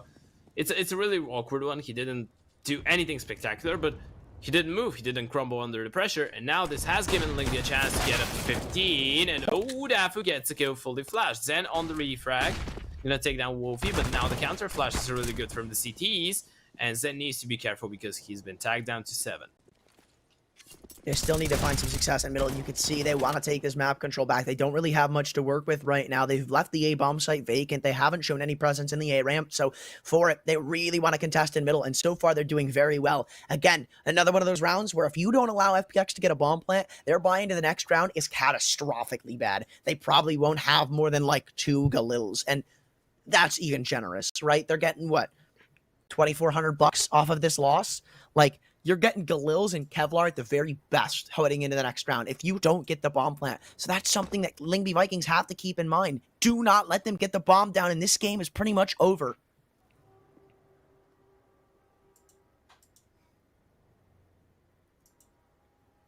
Well, the contact play would be potentially one of the last plays for FPX on this T side. Look at the weaponry. It's just 2 Deagles, 1 Galil. They're going for the bomb plant. But I love this approach from Lyngby. They know they're in a massive advantage, so they're just playing this one really passively. They want to make sure that they have the 4 versus 3 when they go into the retake. And Zen will have to be really quick with this one, with the flank, because otherwise his teammates are just gonna go down. And Stiko holding this angle, he's being really optimistic with it because just 1 flash is all it takes, or 1 swing is all it takes for him to go down. And now it's Amy and Zen in the 2 versus 4. They're sticking it. Zen, I'm afraid that more than this you're not going to find. And Dafu and Manx are gonna shut them down 15-13. Lyngby just 1 round away from picking up the map and the series. And FPX, at least they get the bomb down, so they will have somewhat of an economy. Yeah, but this is it, man. The end all be all. And look, we haven't seen an overtime in this series. Every time somebody's had match point, they have closed it out instantaneously. Will that change? Well, we can find out. Because this round looks like it's about to start. Oh, no. Uh-oh. I had to say it. I had to jinx it. Please tell me it's just a normal reset and not a technique. Nah. Okay. Welp. Well, we're back to the technical pause. You know, I would love to go back to the NA scene theme, but I think we shouldn't be doing a podcast here instead of a cast. Well, what are you having for dinner? I don't know. Usually just kind of go with the flow. Oh, what am I even saying? It's the afternoon where you live. 3:43. Probably like an hour till dinner time. 3:43, an hour till dinner time. Yeah. You Like get dinner at 5-ish. 5. Yeah. Is that a problem? That's really that weird? early. Isn't that early? I don't know. I don't know if there's a set time that is good for dinner. I think like a gap of maybe like 5 to 7 is like okay. Anything Maybe. earlier is weird. Anything later is bad. Maybe. I'm not sure though. Like that's just how I've kind of been like raised ish. I want to say. Yeah. I'm not sure. Okay, we get the reset. I think we should be good to go soon enough. Of course, we can actually take some time speaking about what went throughout this entire day so far. in the main Swiss. Of course, there has been some pretty decent or pretty interesting matchups. Of course, in the array managed to pick up a victory over Endpoint, which eliminated them from the tournament. Mouse NXT with a pretty solid win over Havu, qualified for the playoffs. Expected that. They are a pretty decent squad. So got a 2-1 victory over Galaxy Racer. Kiev with a 2 over AB. Unique dropping the bomb, beating Skate in the 2-1 fashion. You had the chance to cast that. That was a bit of a mind-blowing result for me. And well, the A stream, or rather the B stream game has ended. And oh no, it's not. I think I lied. No, it actually has. There's no B stream for the last game. That's really awkward. Okay, there was one win, I believe, losing 1-2 to Nemiga as well. But we're back in what could be the final round of the game here, and FPX are going for the fast B split. Oh, okay. What happened? Like, what? They changed up their B hold for absolutely no reason, and it might just be the reason that this game continues on. Like, the money right now for Lingby Vikings isn't good, so if they lose this round, you may very well just see overtime. And now they have to question themselves, okay, well, what do we do on this retake? They have so much utility because of how little time FPX took, so it's going to be no easy feat, but this timer is going to start to tick against Lingby Vikings very soon. They have to make their move, and they've been spotted out, trying to set up a generator. That's a beautiful shot. That's probably the hardest one to find, as is in triple in the B steps. Both of them playing very common positions, but I don't know if they'll be able to find the frags. The crossfires are broken apart. Basher dances around, and who better to close it out? Who is more notable in the Lingby Vikings squad, and who deserves it more? I couldn't name a single person. 16-13. The chaos ends with even more chaos as Basher slowly comes out top for Lingby. 33 and 22 for Fasher. What a game. What a way for Lingby to close it out. And you know, me and you said it. Lingby deserved to get the W. They had such a decent showing on Inferno. Ancient, not even to speak of. It was an absolutely one-sided affair. And, well, Vertigo, it was anything but a one-sided affair. But in the grand scheme of things, Lingby did look like the better team, I believe. And, well, to be fair, Fasher didn't really deserve to lose a game like that, did he? Yeah, no, that would have been more upsetting than anything. I mean, as you said, 33 and what was it, 12, 22, something like that? 22. Like, every time he was tested, he got a multi-kill. It was kind of absurd that it was that close, but still, being able to take that W regardless is a pretty decent result. Yeah, absolutely. And with that, of course, they're going to be moving straight into the playoffs. So, Lingby Vikings actually dropping maybe the second big surprise of the day after we mentioned that Skate lost to Unique in a 2-1 fashion.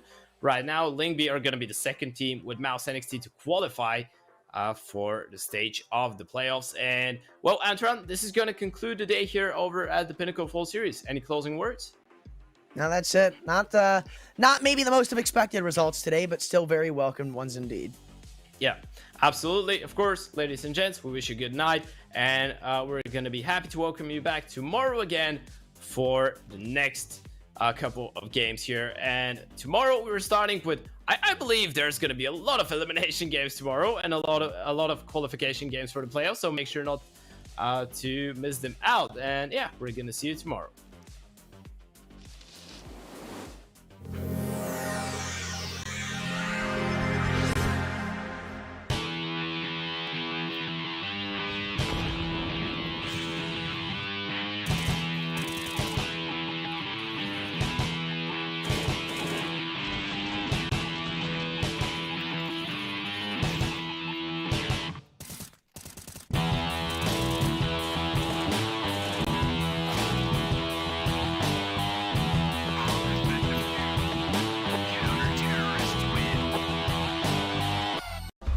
We all have them.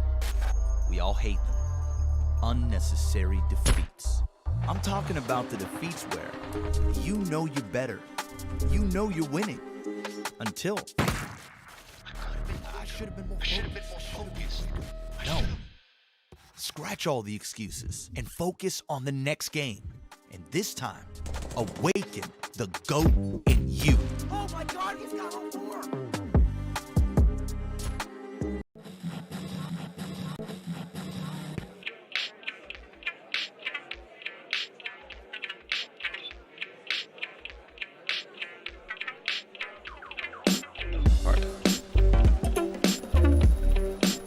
Hard. it seems like it's mostly towards one side, so